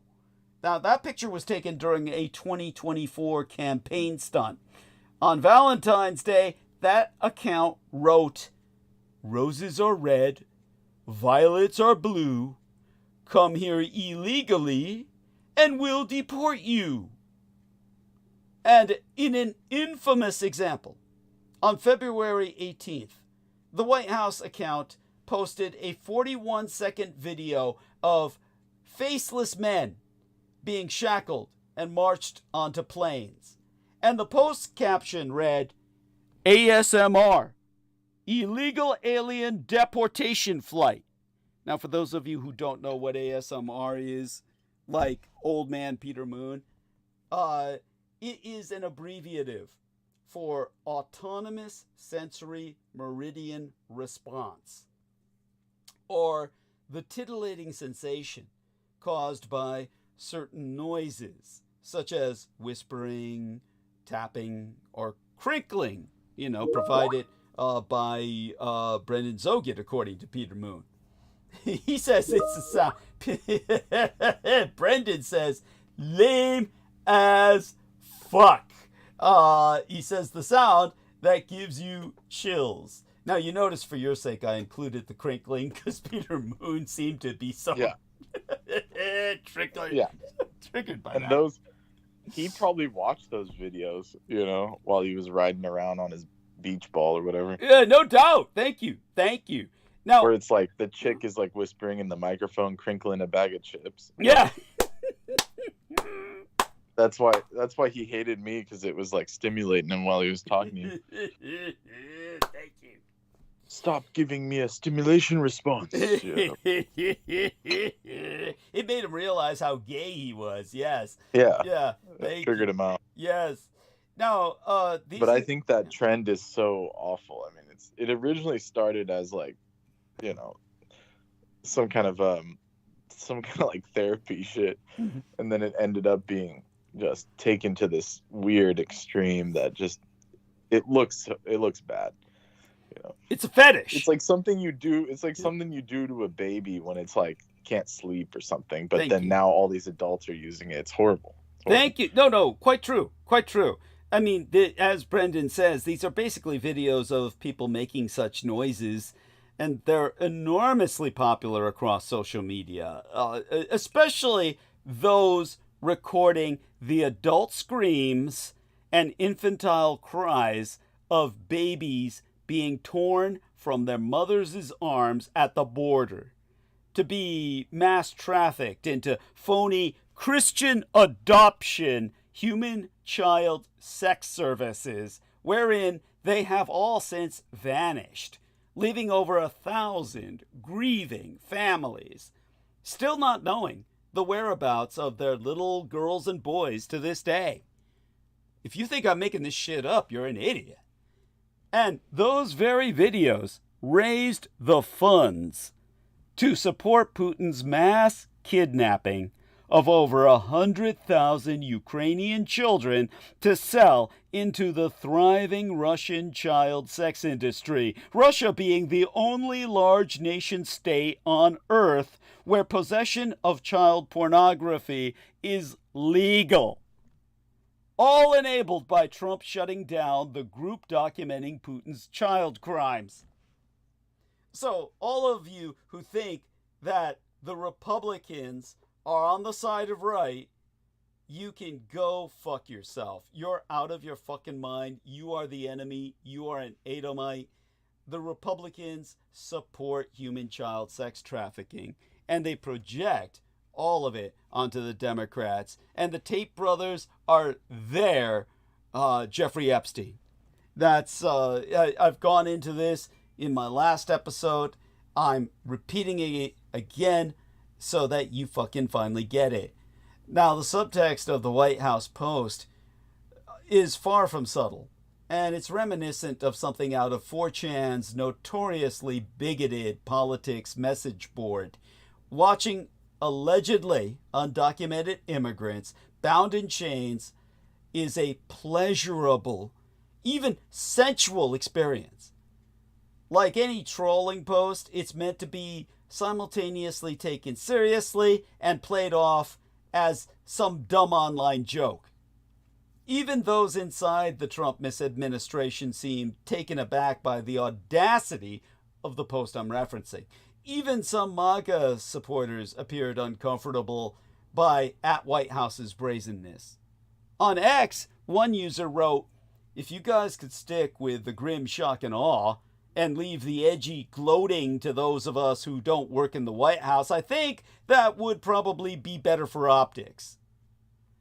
Now, that ASMR deportation video as of the time of my hosting this transmission, has been viewed almost 104 million times on X. Exactly who is running the White House X account is an object of fascination for those, well, let's just say close observers.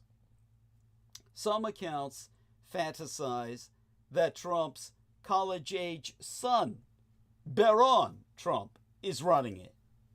Those outside of Trump fandom have insisted that it is being run by edgelords.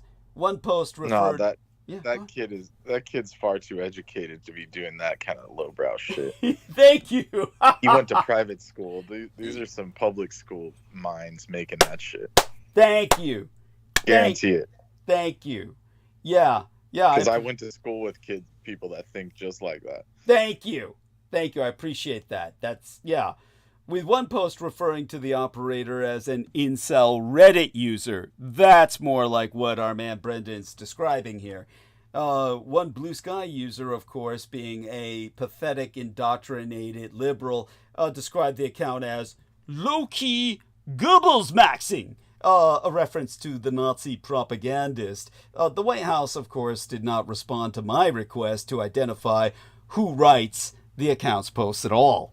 What all the speculation suggests is that at least someone with access to the account is intimately familiar with far-right internet spaces and culture. Specifically, what the Blood Boys told me is this space called Groypers. Groypers. Apparently that's a term for the loose online movement that has succeeded the alt-right. Now, earlier this year, the writer John Gantz argued that Groyperism totally suffuses the cultural environment of the right. And he and others have suggested that that culture is present in the offices of Republican representatives in Washington, D.C., including the White House, with one Trump staffer being fired in the first misadministration for associating with white nationalists, now back in force and in person in a role at the State Department. By the way, our man,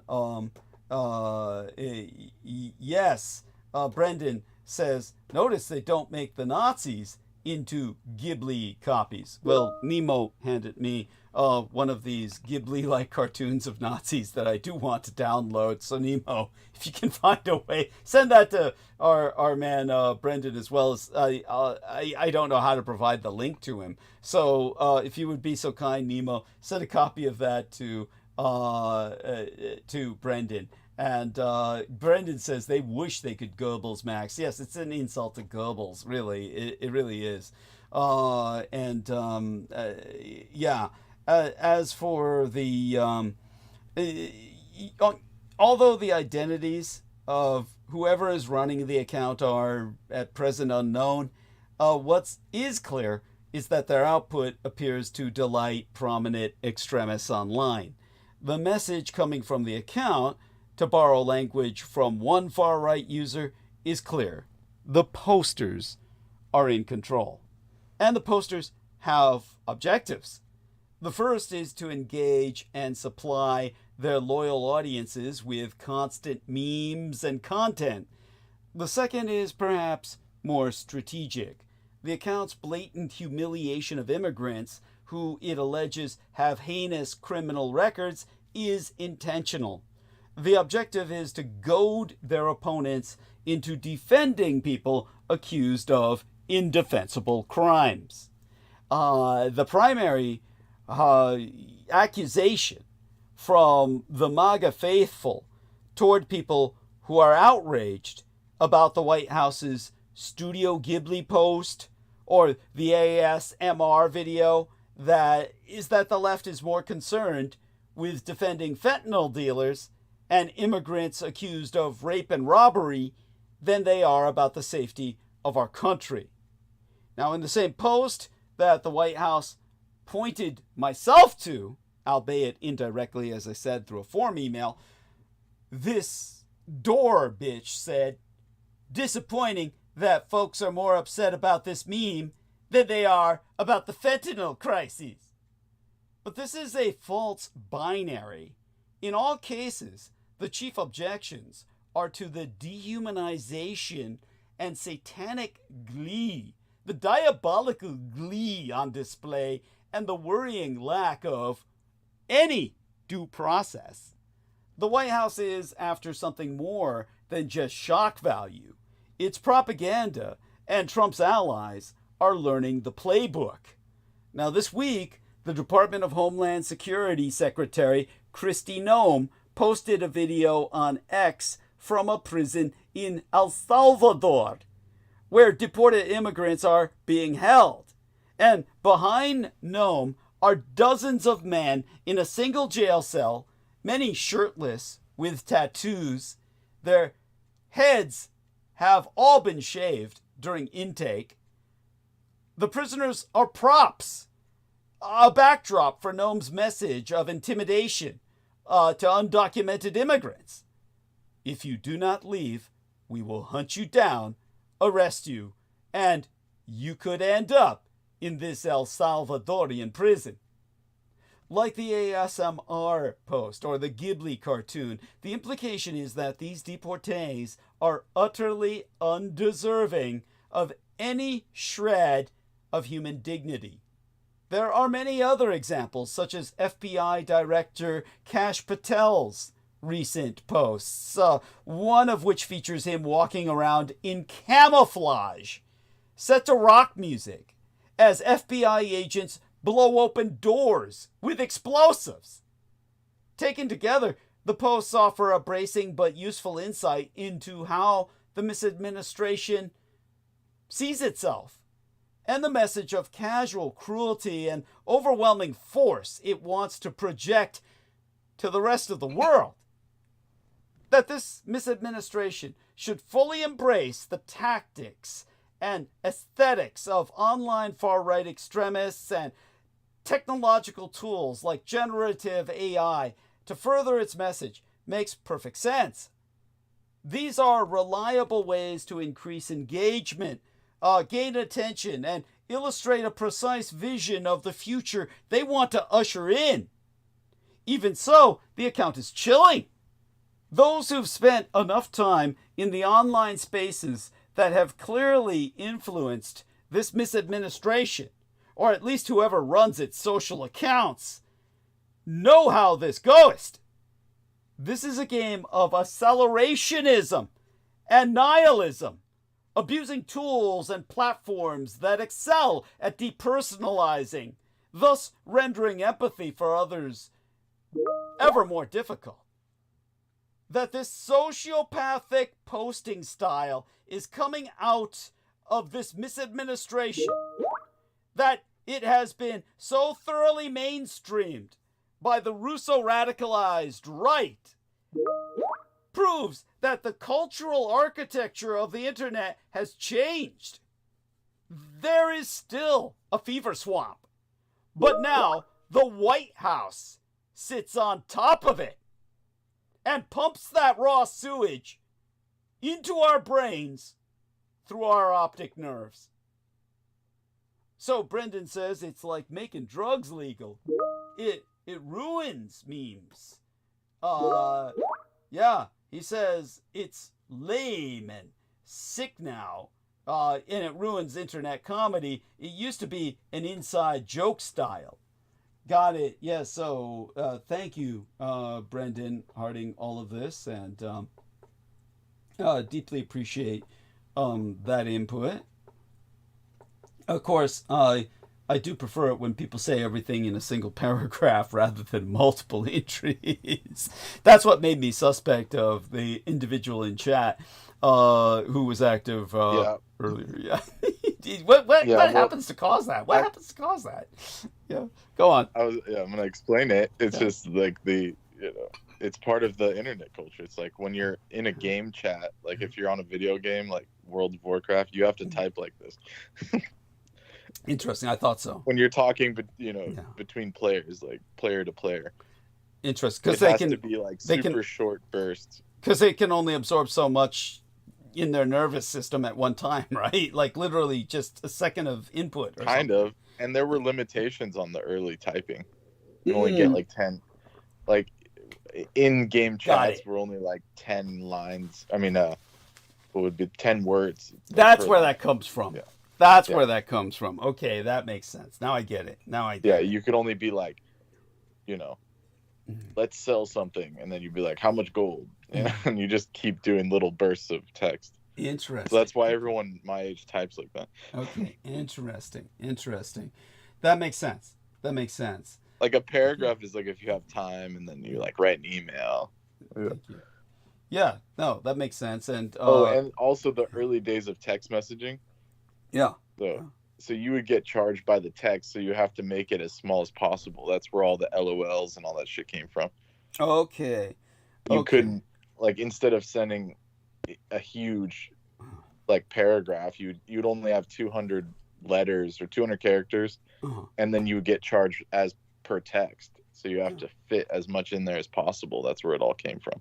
Okay. Now, maybe you can help me at some point in the near future to start an X account just based on what you told me about the porn. Because what I used to do in the early days of Facebook is I could take a photograph of a pornographic actress and try to find more photo essays where she was in, and I would just post it just for a few seconds onto Facebook before deleting it so that I could use the search for image to find out more photo essays containing the same pornographic actress on the search engine.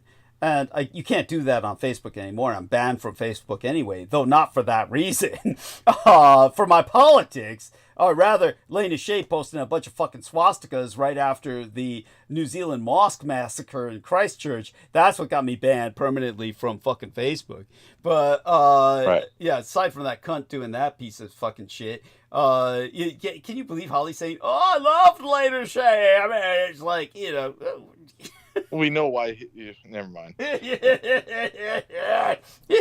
any rate, yeah. So if I have a Twitter account, then I could do that again. I could start posting, even just for a few seconds, some pornographic actress and find more photo essays containing her talent. It's worth a try. Let's put it that. Okay. I'll leave it at that. Okay, there we are. Cool. Yeah. We'll bear that in mind for the future. Thank you. I appreciate that. But based on everything we've just said, resilience is resistance. There'll be some helpful day-to-day tips for surviving Trump's second midterm and America's collapse into anarch-autocracy, what I call anarch-autocracy. And Salon Magazine's Chauncey De Vega does not mince words when writing about Donald Trump's second presidency, which the journalist often attacks as being even more overtly authoritarian than his first. And I certainly agree with that assessment.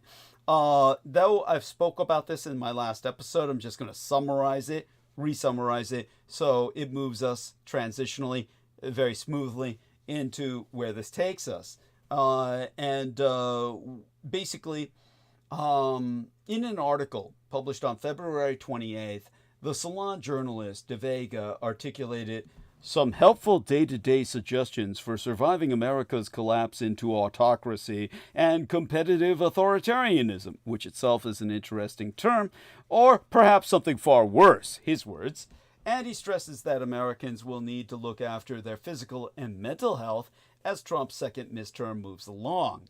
Now, recommending that Americans disconnect from the experience machine of being constantly online, looking at some type of screen, and are obsessively consuming news and other forms of digital and electronic media, the aforecited De Vega's tips for surviving Trump's shock and awe campaign and the type of trauma it is causing range from exercise to talk to strangers, which, of course, is something you shouldn't tell people to do at all. I strongly disagree with him because I think that most people are at the emotional level of a fucking child or the maturity level of a fucking child, and you don't encourage children to talk to strangers or to find creative outlets for one's energy.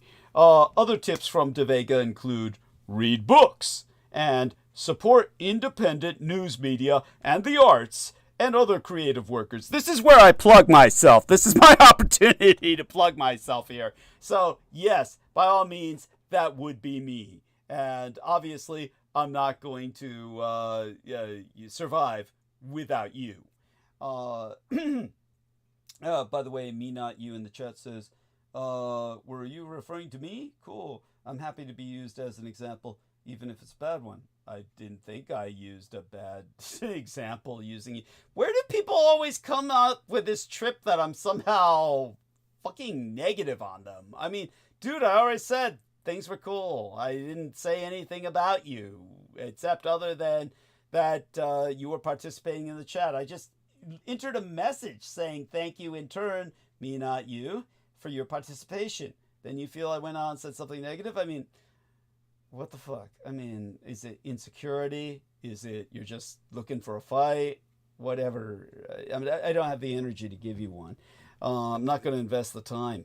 So, in my own reading from the aforementioned De Vega's article as dated from the closing day of Yestermenses, the last day of last month, to quote us therefrom at length and verbatim, he warns that he was recently reading about how people who live in an let me read this. He says, who takes a pic like that? Obviously deranged.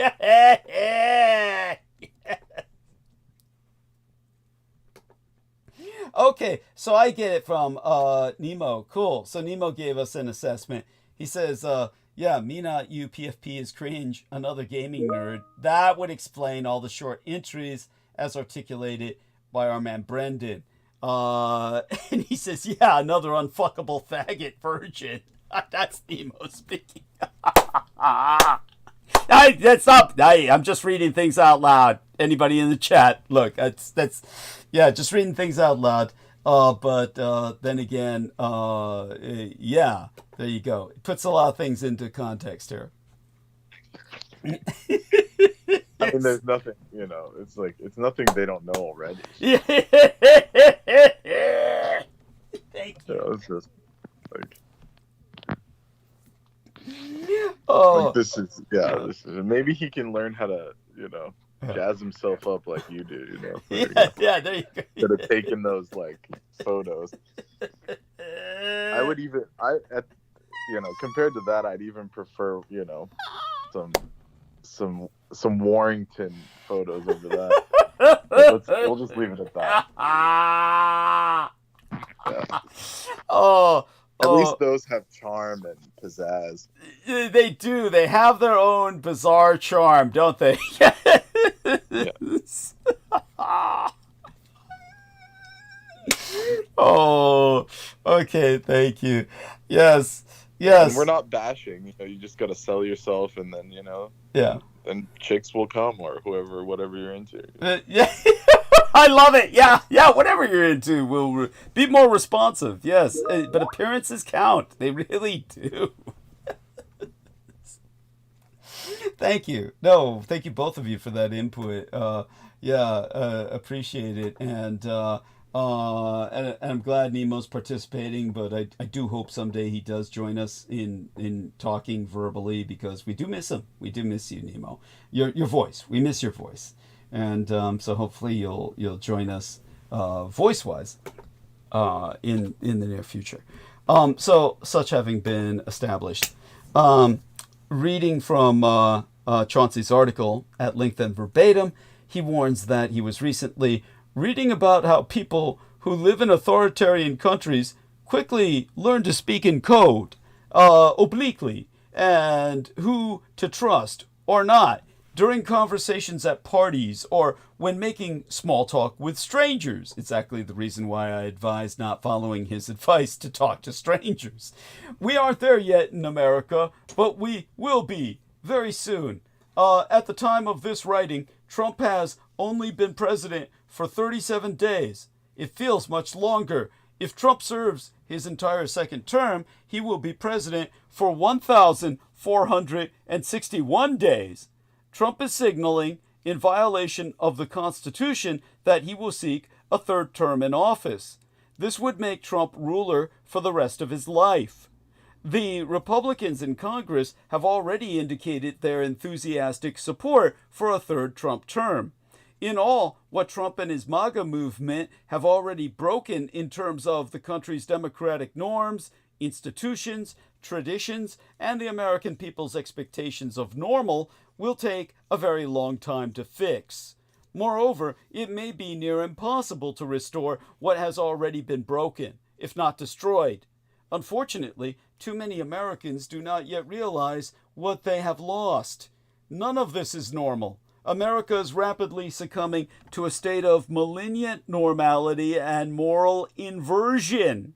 You are not suffering from Trump derangement syndrome if you are feeling and know that something is very wrong and aberrant in America today and in the years and decades that brought us to this horrible place. Now, what brought us to this horrible place is the glorification of ignorance, which has led to science illiteracy. Even though there are a small percentage of people who would survive an otherwise fatal accident if they didn't wear a seatbelt, a far larger majority of lives are saved from people who do wear seatbelts. An estimated 15,000 additional deaths would occur annually in these United States if there were no seatbelts in cars. If everyone wore them, an additional 2,500 fewer deaths would occur.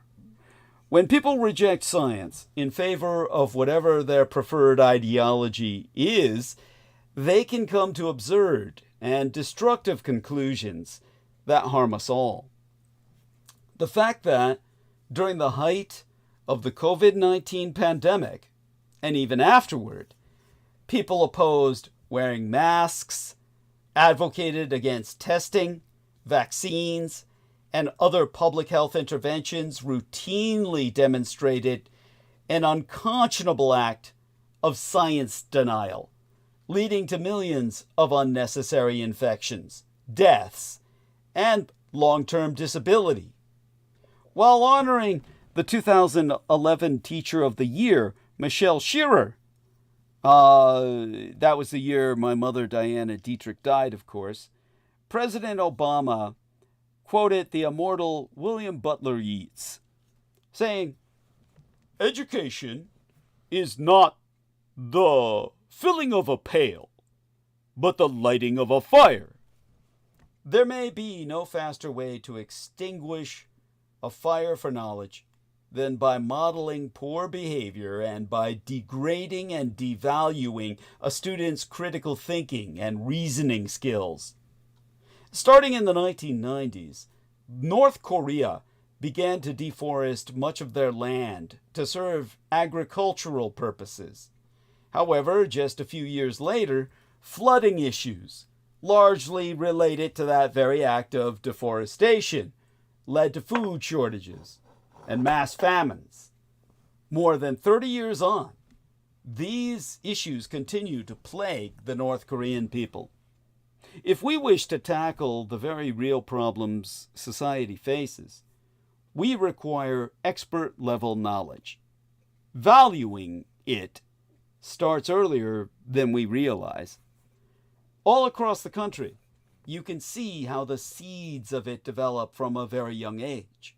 When children raise their hands in class because they know the answer, their classmates hurl all the familiar insults of nerd, geek, dork, or know-it-all at them. The highest achieving students, the gifted kids, the ones who get straight A's, or the ones placed into advanced classes are always ostracized, bullied, beaten up, or worse. A lot of them get killed. It's a version of the social effect known as tall poppy syndrome, where if somebody dares to stand out, intellectually in this case, the response of the masses, or should I call them the masses, is to attempt to cut them all down. The social lessons we learn early on are very simple. If you want to be part of the cool crowd, you can't appear too exceptional. You can't be too knowledgeable, too academically successful, too advanced compared to your peers, or too smart. Someone who knows more, is more successful, or who seems to be smarter than you is often seen as a threat. And so in order to prevent them from standing out too much or surpassing too many others, we glorify ignorance as the de facto normal position. But ignorance isn't normal at all. It's an incredibly dangerous place for anyone to be. Choosing to remain ignorant harms your development as a child, but leads to science illiteracy, which harms the entire world. There are so many remarkable things that we, as a species, have figured out about existence. We know what life is, how to identify it, how it evolves, what the mechanisms and molecules are that underpin it, and how it came to survive and flourish here on Earth. We know what reality is made of on a fundamental level, from the smallest subatomic particles to the nature of space and time that encompasses the entire universe. We know how matter behaves under extreme conditions, from the vacuum of space to the centers of stars to the ultra-cold conditions we can only achieve in laboratories here on Earth. And we know how our universe evolved to become the way it is today, from the earliest stages of the hot Big Bang, and even earlier than that, to the formation of atoms, stars, galaxies, and the modern cosmic web. Our most valuable explorations of the world and universe around us have been scientific ones, where we learn about reality by asking the right questions about itself and by listening to the answers that are revealed to us through experiment, observation, and careful measurement. Of course, not everyone knows all or even most of the answers to these big questions. Not me, not you, and not even the best artificial intelligence programs, which are, after all, in the end, nothing more than reflections of their programmers, only computing at orders of magnitude in terms of a faster pace. It's impossible in this day and age for any single individual or entity to be an expert in all possible things, even an artificial intellect. Most of us learned this at an early age, that most of what is known to humanity is not known to us as individuals, and that there are really only two paths available to us if we need some piece of information that we don't currently possess. One, we can study to gain that relevant expertise, taking all the painstaking steps needed to learn it and become competent within that field. Or two, we can go find someone with the appropriate, relevant expertise to learn what the answers to our inquiries are from them directly. We do this every time we consult a fucking plumber.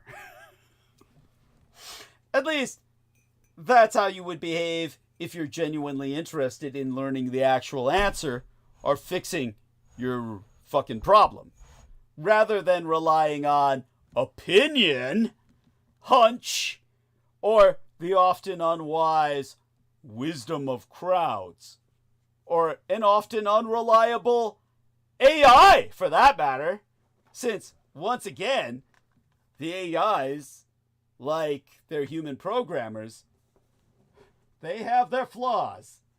And half the time, it turns out they're fucking hallucinating.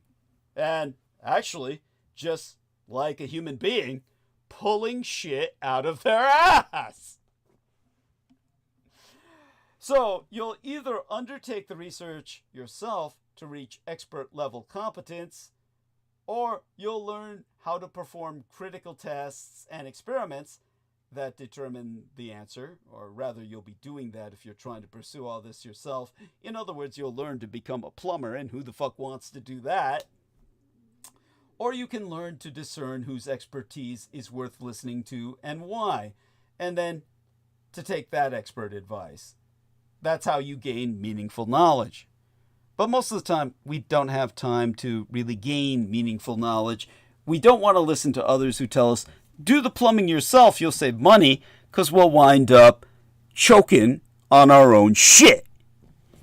So, in order to avoid choking on your own shit, involving anything, you need the experts. That's why you're here in the case of geopolitics or social solutions. That's why you're here listening to the son of Adolf Hitler. But many of us don't choose either of these routes.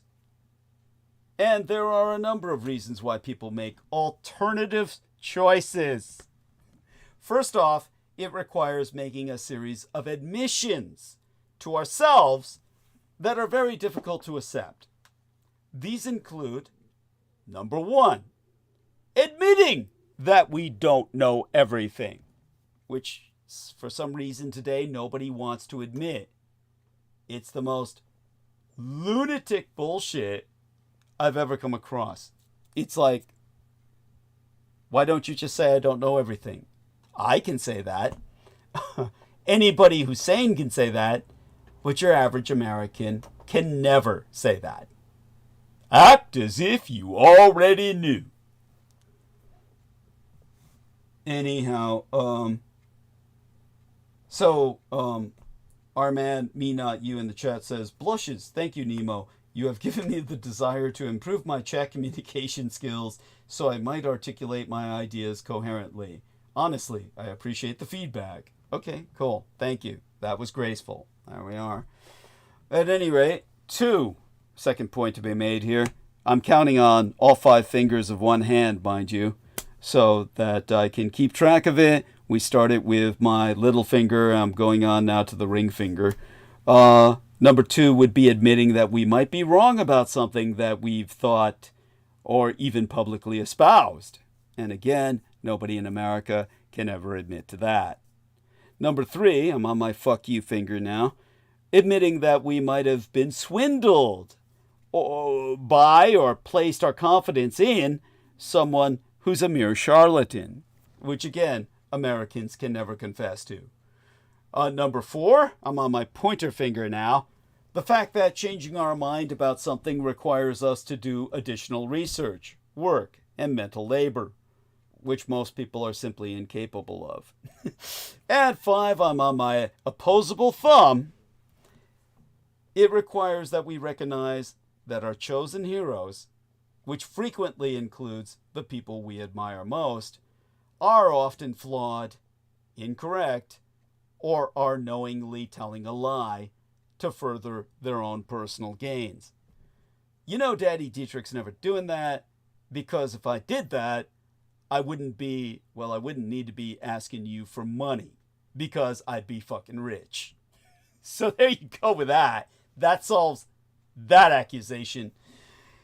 This is not an easy situation to be in for you, regardless of your education or background. It's human nature to want to save face and appear like we knew the right answer all along. But if we're being honest with ourselves, as I always am on air, that isn't a real solution to problems that are rooted in our own ignorance, which, like it or not, is often substantial. And I'm ignorant of a lot. That's why I surround myself with people who can inform me of things I don't know about.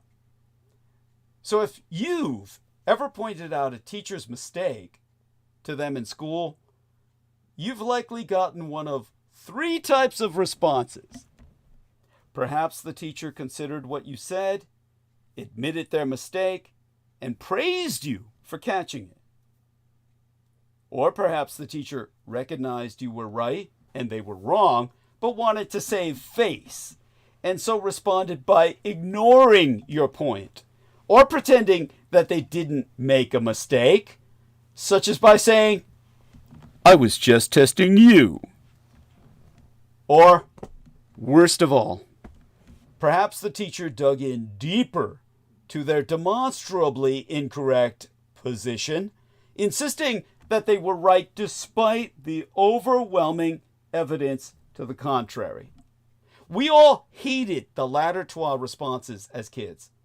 Even as a child, you know when adults are lying to you, to themselves, and to everyone else in the room. Oftentimes you know, but the adults do not. As Mike Brock just wrote recently, it's the capacity to think clearly about reality itself that must be our most unbreakable trait as individuals, particularly when there's pressure, peer pressure, social pressure, political pressure, etc., to surrender that capacity over to whatever some arbitrary authority figure says. What we knew was wrong back then, to deny the plain truths of reality, is still wrong today.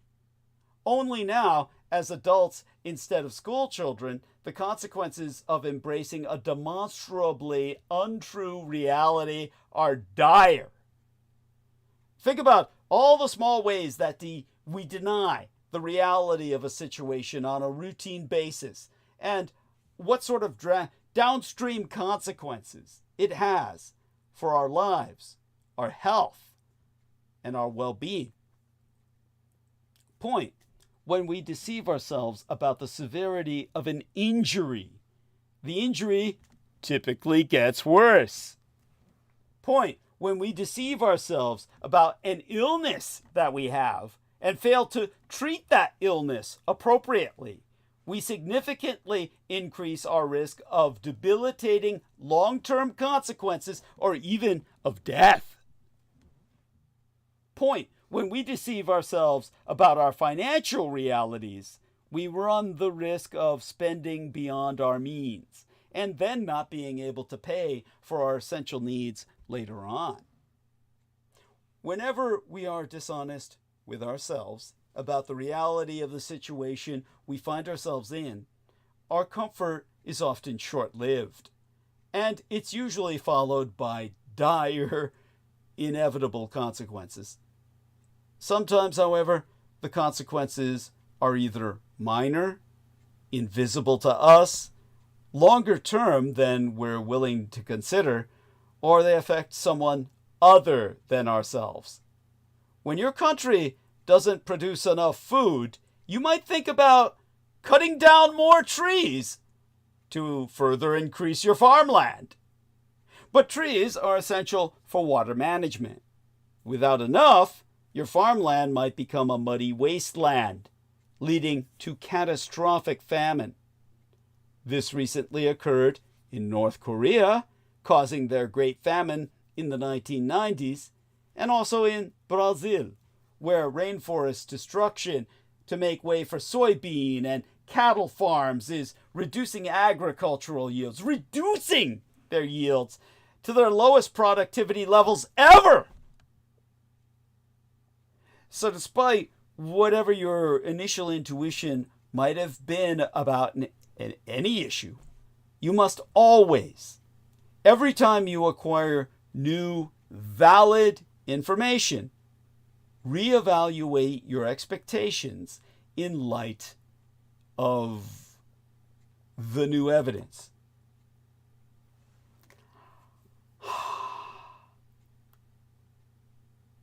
How would I say this?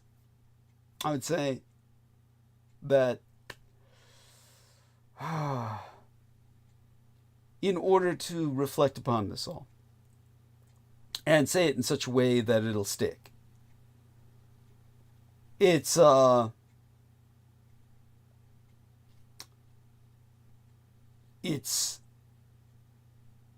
this reevaluation.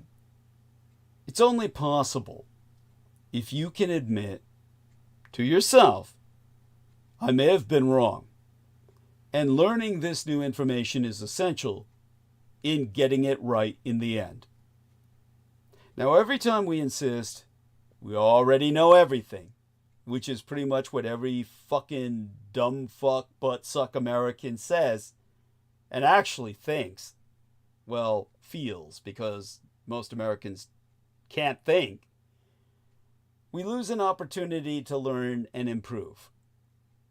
When we insist, as every American buttfuck does, or rather I should say every buttfuck American does, when we insist that we're perfect and infallible, we only entrench ourselves in a position that runs the risk of being overturned when more and better information comes along. When the expert we once trusted turns out to be a huckster, fraud, or worse, an ideologue, as the majority of American historians are, we have only two options left open to us. One, we can either admit that we were tricked, duped, and must try to make amends and take a more correct course of action as a result, or two, continue farther down a road we know is rotten to the core, all while defending a position we know is indefensible on its merits. This is why I, as the renegade military historian, continue my mission, and why, if you don't listen to me, you're damned in yours. I'm presenting the information that's been hidden from you, and it contextualizes and explains why you've been walking around all your life wondering where it all went wrong. Well, it all went wrong with your belief that the Allies won the Second World War. The Allies lost to Japan, and we're still legally at war with the Third Reich. So, that having been said, it's the reason why admitting I was wrong is so difficult for so many of us, and why it's rarely an innate talent for humans to even have, rather than a skill we must acquire. All of the solutions that require learning, incorporating new information, changing our minds, or reevaluating our prior positions in the face of new evidence have something in common. They take effort. They require us to admit our own limitations. They require humility, which Americans simply don't have. It's what led Peter Moon to ignore the reality of requisite banishing in his occult summons. And they require a willingness to abandon our preconceptions when the evidence demands that we do. If we don't rise to those challenges, we'll wind up living the life of a contrarian, engaging in actions that actively harm society. Imagine a world where we followed the advice of the 1960s era automotive industry, who proclaimed that seatbelts would not only not save lives, but would endanger them. You'll be unable to escape, trapped, drowning in your car when it falls into the lake. That you'll die burning alive in your car because you won't be able to escape. It's fire. It's explosion. And so, believing such lies, we never even bothered to install seatbelts in our cars. Imagine a world where we never accepted the germ theory of disease, and therefore never incorporated appropriate sanitation or antisepsis practices into society. Imagine a world where, like the Greater Union of Soviet Socialistic Republics, the GUSSR from the 1920s through the 1950s, we rejected Darwinian evolutionary theory and Mendelian genetics, instead relying on fraudulent, incorrect Soviet science about crop yields, leading to unquantified mass famine and mass starvation and ultimately, of course, mass cannibalism.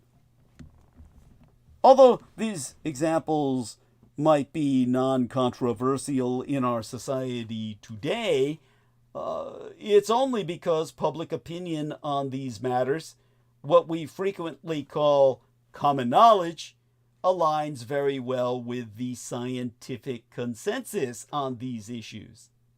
Frequently, public opinion and our proverbial common sense are terrible guides, and we are taken in by schemes, scams, and conspiracies that play upon our fears. We've seen this occur recently, with large swaths of the general public rejecting the science about vaccination, water fluoridation, and many other medical, public health, and public safety measures. These pitfalls are not unique to laypersons. Scientists and others with expert-level knowledge frequently fall into these traps as well.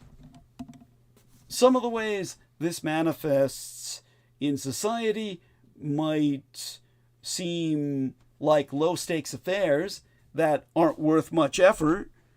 Maybe you laugh when you hear about a rapper claiming the earth is flat, or a basketball player saying we never landed on the moon, or at the 25% of the population who still thinks the sun orbits the earth. But it's not laughable. It's something we should collectively be ashamed of. It's a sign of how we're failing as a society, where individuals are putting their personal phobias and almost universally ignorant ideological preferences ahead of the public good. When we trust our own non-expertise over the genuine expertise of bona fide experts, terrible things happen. We wind up with cities without fluoridated drinking water, increasing cavities by 40% in the most low-income populations. We get vaccine-preventable diseases causing outbreaks and epidemics, including among populations of children who are either too young or too ill to protect themselves individually with a vaccine. We continue to pollute the earth with greenhouse gases, even as we're experiencing ever more severe consequences due to global climate catastrophe. In short, we act irresponsibly whenever we trust our own skewed assessments over the superior expert quality information that humanity has worked so hard over centuries to obtain. Think about your reaction to the following sentence. You are not right about everything. Did you bristle? Did you respond angrily? Did you want to contest that statement and perhaps argue that you've only ever been mistaken about inconsequential things, but never about anything that matters? You aren't alone. If so, however, the fact remains that many of the opinions that you hold and some of the facts, quote unquote, that you believe to be true will turn out to be nothing more than falsely held beliefs. Some of them, most likely, have already had their falsehood demonstrated beyond any reasonable scientific doubt. Unless you yourself are a huckster, trying to profit off of the willful deception of others, you must be open to changing your mind and deferring to the genuine experts who know more than you. Otherwise, functionally, you serve merely as a mark. Now, let's look at our latest input.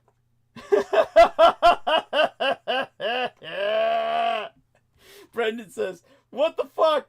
You're pushing fluoride now.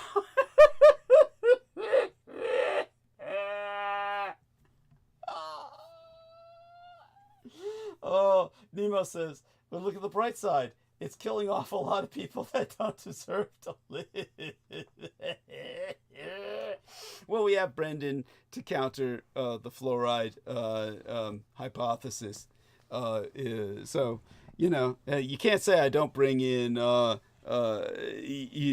we say, contrarian, you know, second opinions. That's what many of the people on Team Dietrich are for. By the way, most of the people on Team Dietrich are patent anti-vax people. So, yeah, I'm actually in the minority. As for the fluoride, it's just they took action on it recently, and they removed fluoride from much of the drinking water in certain red states. So I take offense with it because these guys are able to push their agenda so incredibly fast. It's like there's something suspect about that. I find that highly suspect. So let's just say that I'm providing a contrary observation there. So such being said, we can move on from that. At least one thing I know, Brendan's still listening. Yeah, it's almost like, remember how I said sometimes the teacher will say, I was just trying to catch you? That was my way of ascertaining whether or not Brendan was still up. Now, glorified underachieving, proclaiming falsehoods as truths, and the derision of actual knowledge are banes on our society. The world is made objectively worse by every anti-science element present within it. Nobody likes to hear that sometimes, and they are exacerbating the problem itself. But if you're someone who proudly proclaims your ill-founded positions publicly, that's precisely what you're contributing to. In the end, it really is on each one of us to do better. The next time you find yourself on the opposite side of an issue from the consensus of experts in a particular field, remember to be humble. Remember to listen and be open to learning. The future of our civilization hangs in that balance. It hangs in the balance, period. Now, he says, it's not lack of fluoride, it's the meth. I'll put a party response to that.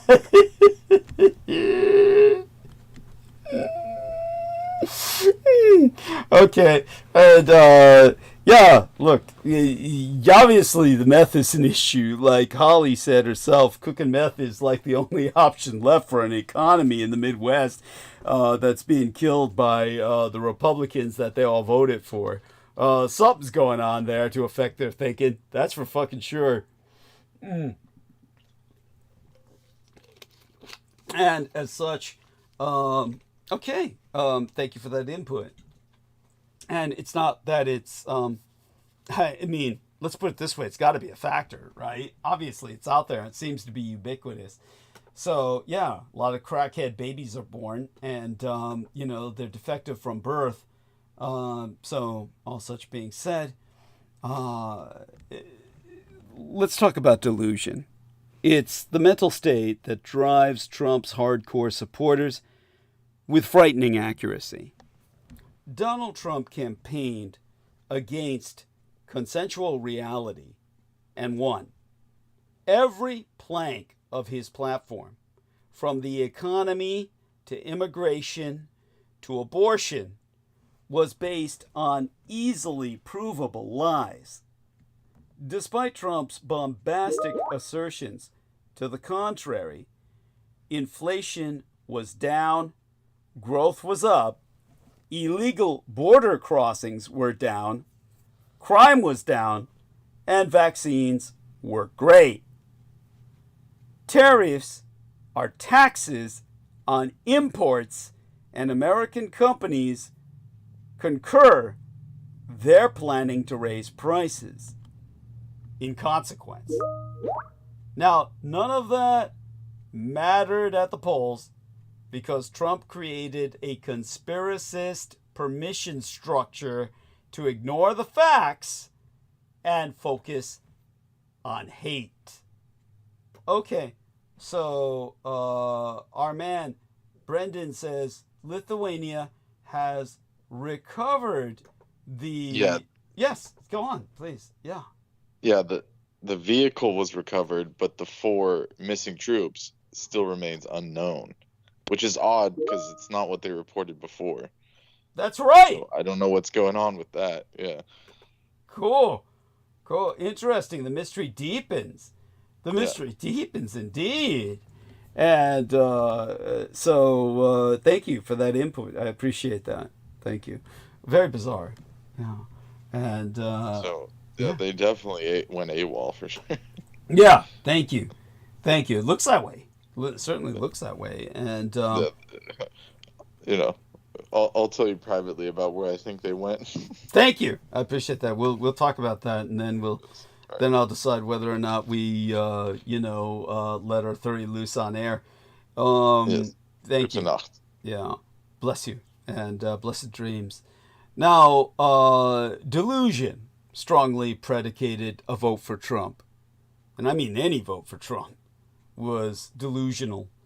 An Ipsos poll in the final weeks of the campaign proved that voters who falsely believed that we are living through a record-breaking violent crime wave favored Trump by 26 points, while those who knew the truth broke for Harris by 65 points.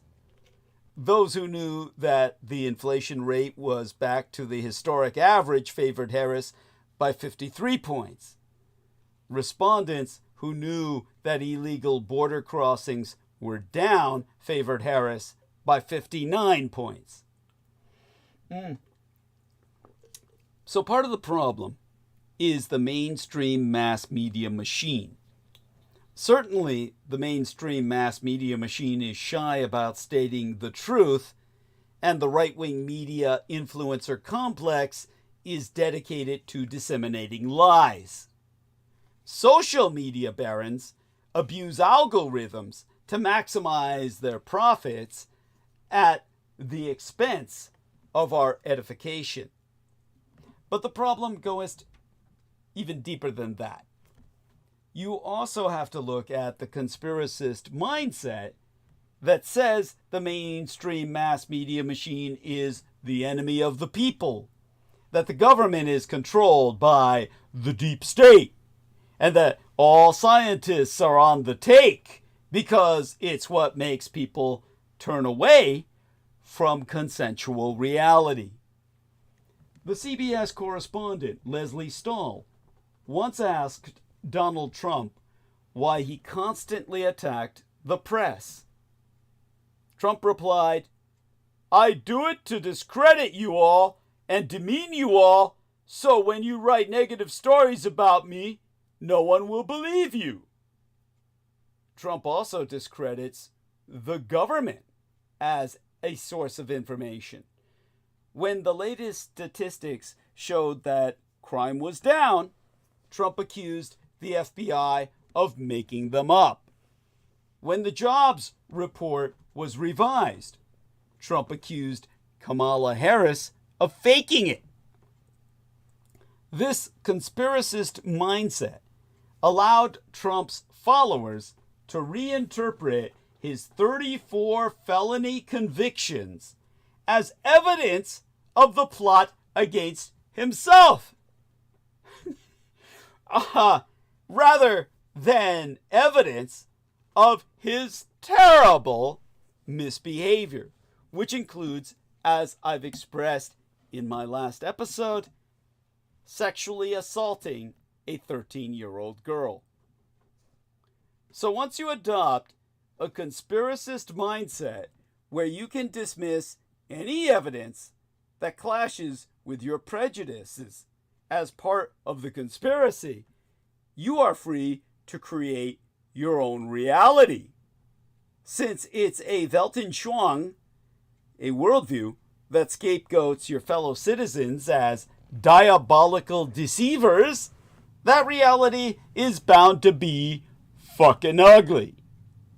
Worse still, your willingness to discount mainstream mass media machine choices or sources of evidence in favor of the outlandish claims of demagogues becomes a badge of ideological purity.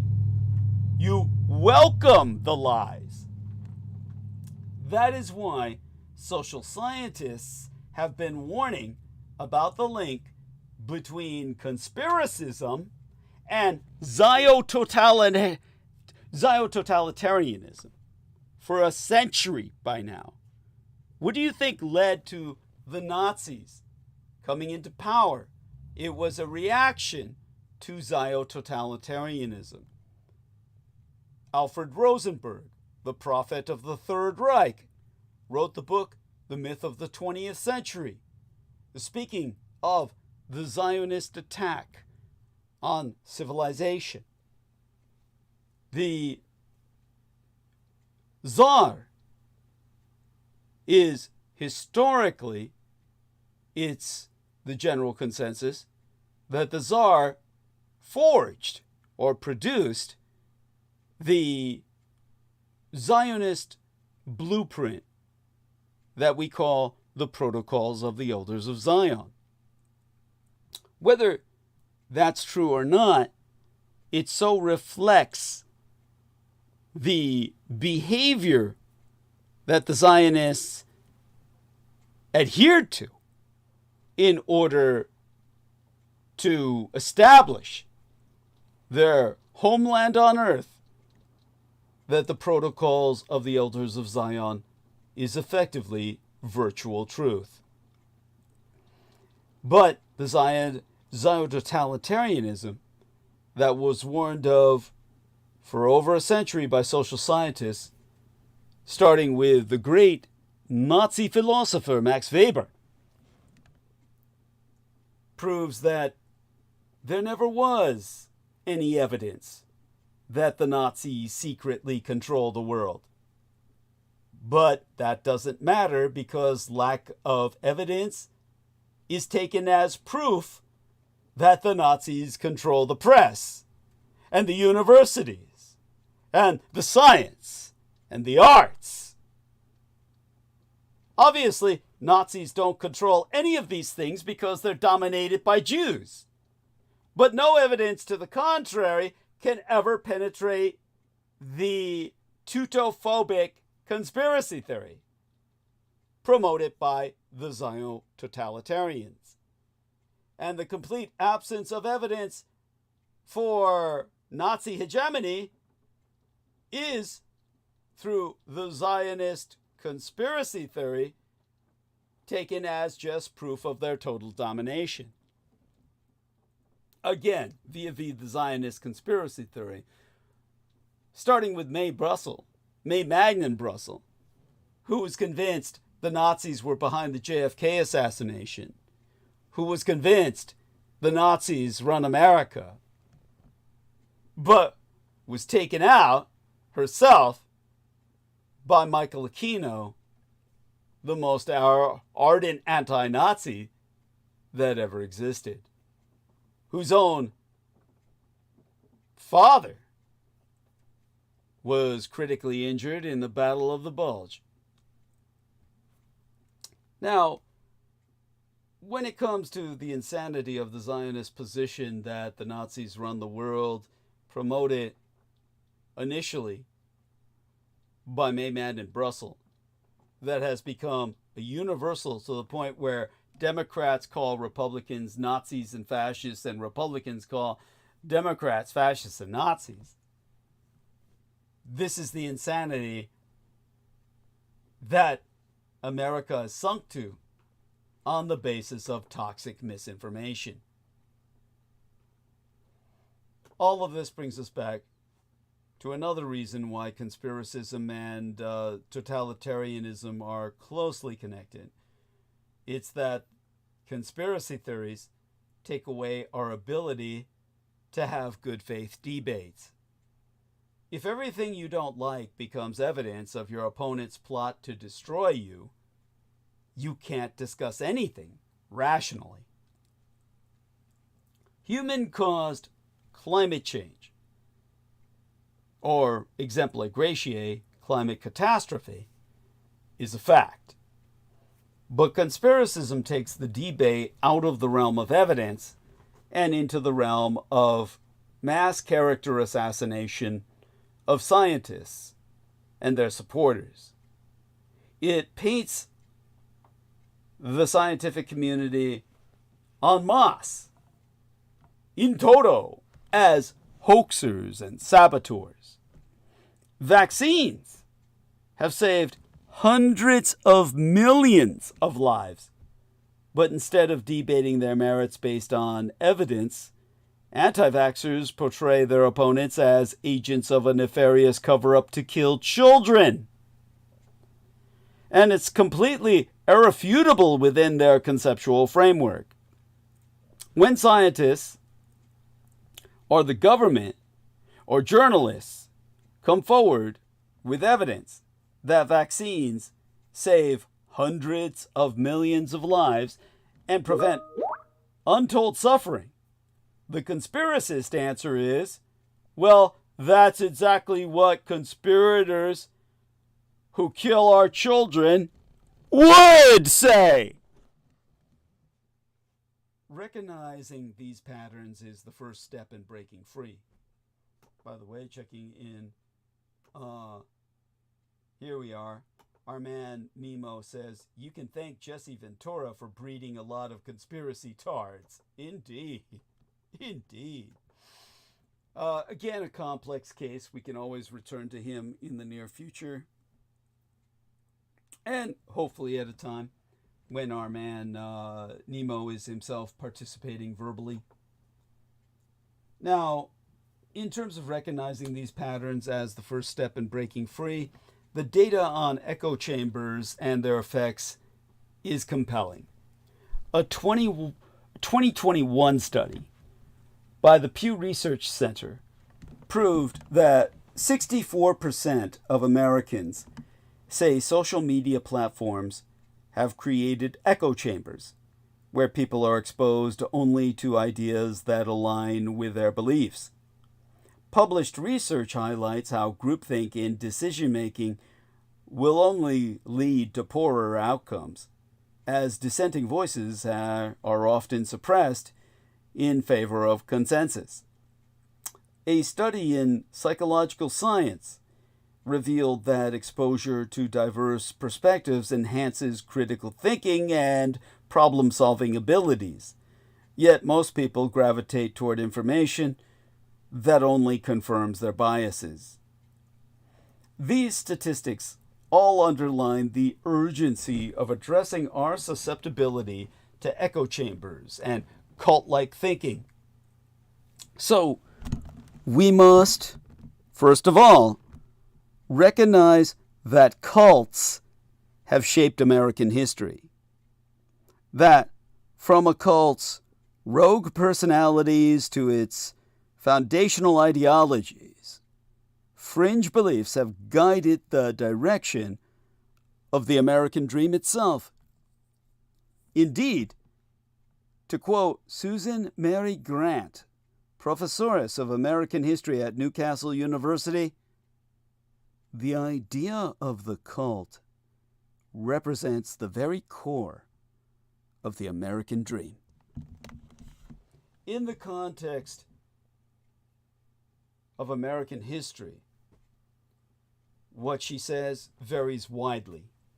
Describe something as a cult to a modern audience, and what will most likely to spring to mind is the Manson family murders of 1969, the 900 Jonestown murder-suicides of 1978, the Branch Davidian murders and mass suicides, or should I say mass murders, and few suicides at Waco in 1993, or the Heaven's Gate mass suicides of 1997.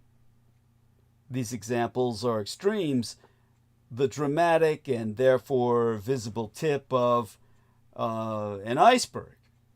An iceberg of some 10,000 cults that exist in America today.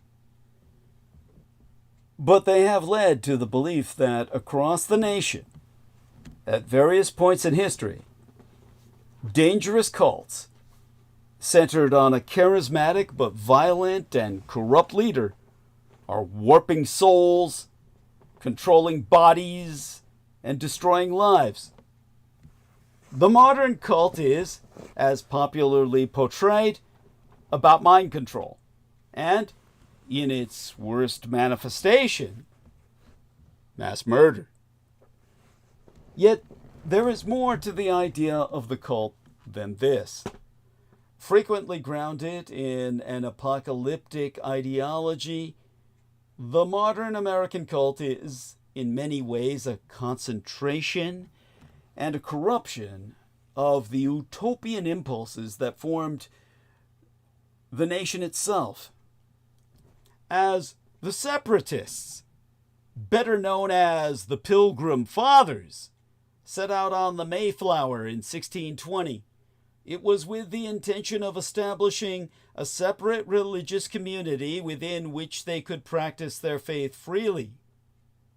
The Puritans, too, regarded themselves as especially godly, visible saints who would establish a more ideal Christian community in which the elect alone were predestined for salvation. Their community, in lay preacher John Winthrop's famous words, would serve as a city on a hill. So blessed by the God of Israel would be the Massachusetts Bay Colony would be, that Winthrop assured them it would become a praise and a glory to the world. In this respect, the secessionist impulses that informed the first European settlements in North America in the 17th century shaped the very nature of our nation eventually created here, the emotional drivers at its heart. Such was the nature of utopia as Thomas More first conceived of it in 1516. The inhabitants of his imaginary ideal world juxtaposed with the privations of those beyond its walls. In the desire to be distinctive, different, and better, the city on a hill, separate from but visible to the people around it, became an ideal to which they might aspire, but also a community from which they were excluded. The idea of the cult, in short, represents the very core of the American dream. Like everything, the term cult has a history. Before 1890, English speakers used the word to refer simply to religious veneration. However, in the early 1890s, American newspapers started using cult to refer to small religious movements outside the Christian mainstream. Koresh Teed. Yes, the same name as David Koresh, but here the first name of the individual, Koresh Teed, taken from the Bible of the Persian leader who persecuted the Jews, the leader himself of a celibate cooperative society in Chicago, and Thomas Lake Harris, spiritualist poet, prophet, and leader of the Fountain Grave Colony in California. Both became the first examples of a new type of supervillain, the cult leader, in what would become known as yellow journalism. Newspapers in the early 1890s, employed increasingly sensationalistic tactics to attract urban readers. Editors quickly learned that stories about cults fascinated the public by offering glimpses into the margins of American religious belief. In 1890, the Chicago Daily Tribune complained of the kaleidoscopic cults and crazes that had arisen during the preceding century. Drawing on traditions of anti-Catholicism, anti-Islam, and anti-Mormonism, cults were demonized as not just strange, but dangerously un-American. By the mid-1890s, Protestant ministers had joined journalists in denouncing the threat that cults represented to morality and democracy. Religious movements such as spiritualism, Christian Science, and Theosophy were described as cults. Blending religious and racial intolerance, writers also described Shinto cults, Buddhist Tibetan cults, Hindu cults, and voodoo cults in Asia and the Caribbean. The real and imagined sexual practices of cults attracted attention, marking their members as depraved. With its history of Asian immigration and religious diversity, my own Golden State nation of California became especially associated with cult activity. The idea of the cult took hold at the turn of the century because it encapsulated fears held by Americans during an era defined by industrialization and immigration, both en masse, mass industrialization and mass immigration, I should say. Thus, cults could exist anywhere, luring ordinary Americans by preying on their desire for spirituality and community. White women were considered especially vulnerable, an expression of anxieties over changing gender roles as women gained political and economic power. Once established, the cult label would be applied again and again.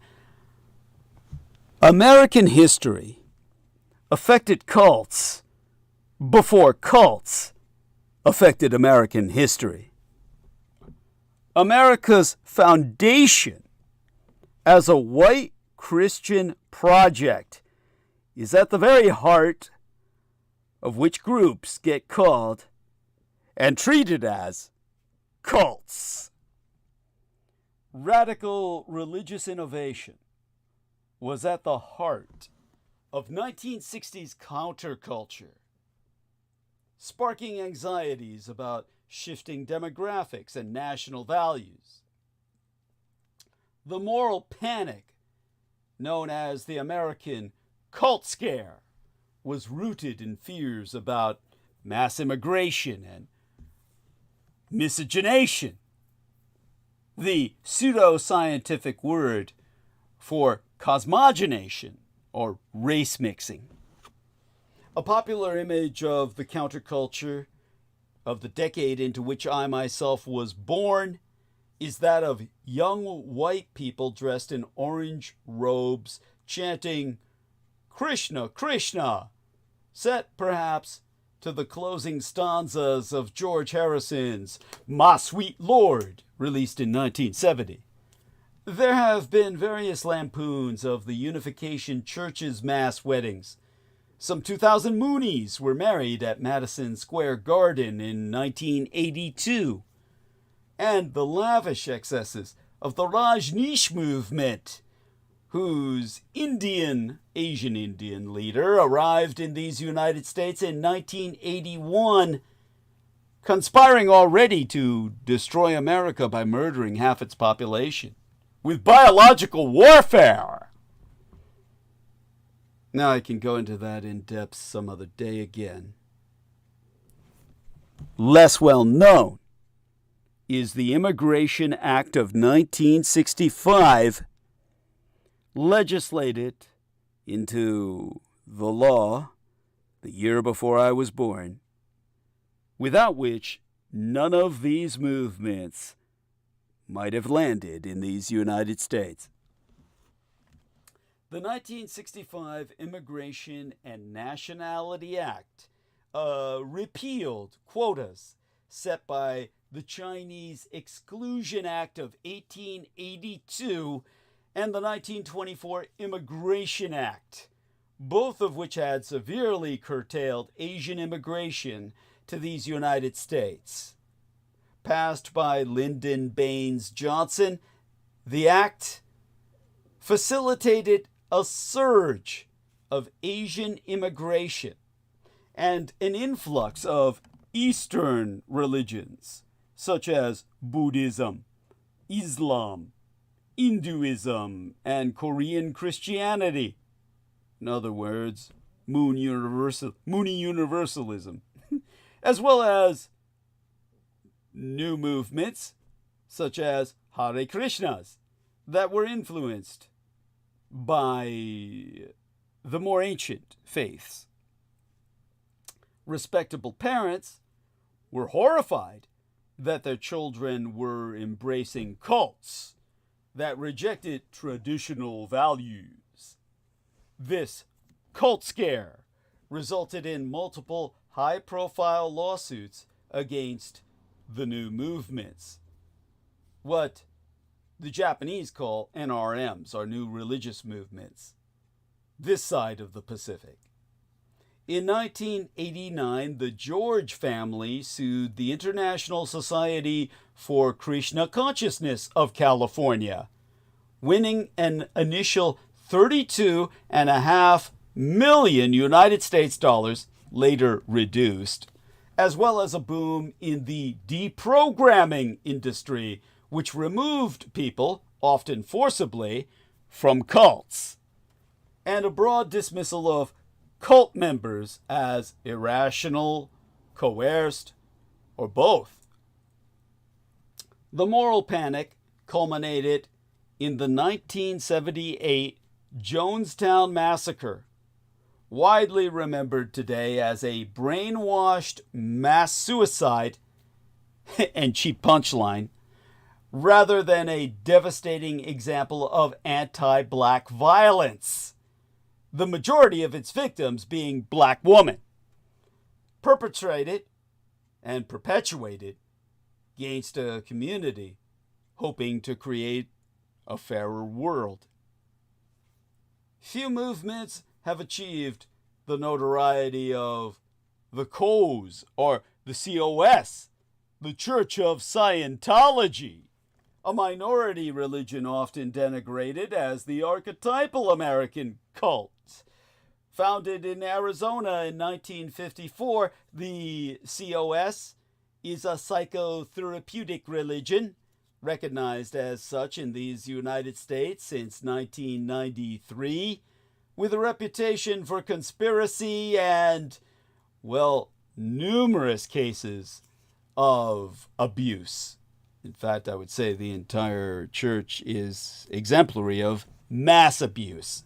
It is fair to say that the COS, Church of Scientology, has never responded favorably to scrutiny. In 1973, the GO, the Guardian's Office of the COS, began Operation Snow White against the IRS, our own United States' Internal Revenue Service, and other government agencies, with the explicit aim of protecting itself from the federal government, like all your right-wing movements, which it feared was planning to interfere with its mass abduction operations. Operation Snow White would become one of the biggest embarrassments in United States intelligence history. In 1974, the GO successfully planted listening devices in IRS offices and thereby learned of an imminent audit. By 1975, it had acquired 30,000 pages of IRS documents. It was not until 1977 that the FBI discovered the operation and raided the Guardian's Office of the Church of Scientology. As the historian Hugh Urban noted in 2011, the year of my mother's murder, a week after Fukushima Daiichi, the FBI found so much material that it took a truck to haul it away. In retaliation to the FBI raids, the Church of Scientology declared war on the United States federal government, in effect declaring war on the United States of America, with continuous lawsuits and other legal challenges. The Church of Scientology argued that it should be afforded the same rights as other religions. This litigation would cost both sides millions of dollars. When the IRS finally recognized the COS, the Church of Scientology, as tax exempt in 1993, David Miscavige, leader of the Church of Scientology since 1986, declared that the war is over.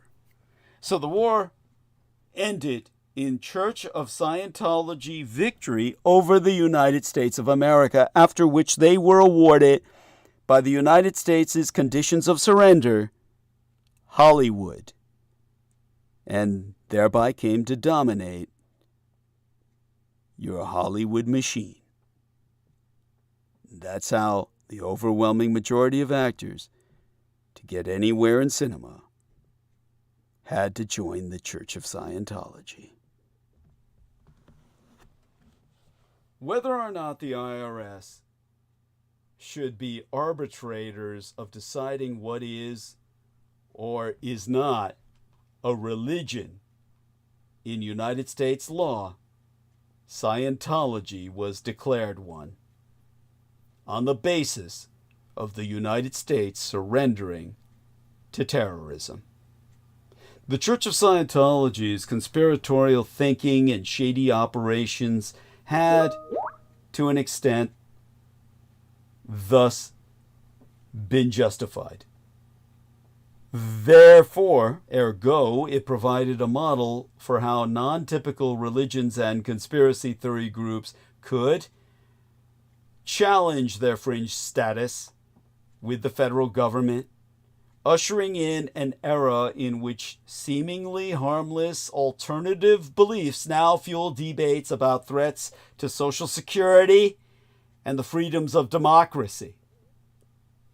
When such groups are met with resistance or facts that contradict their mass indoctrinated opinion, the example of the Church of Scientology proves that perseverance can succeed.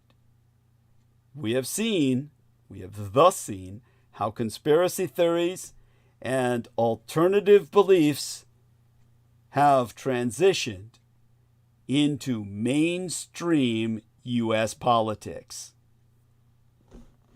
So, liberals need to stop letting Trump voters off the fucking hook.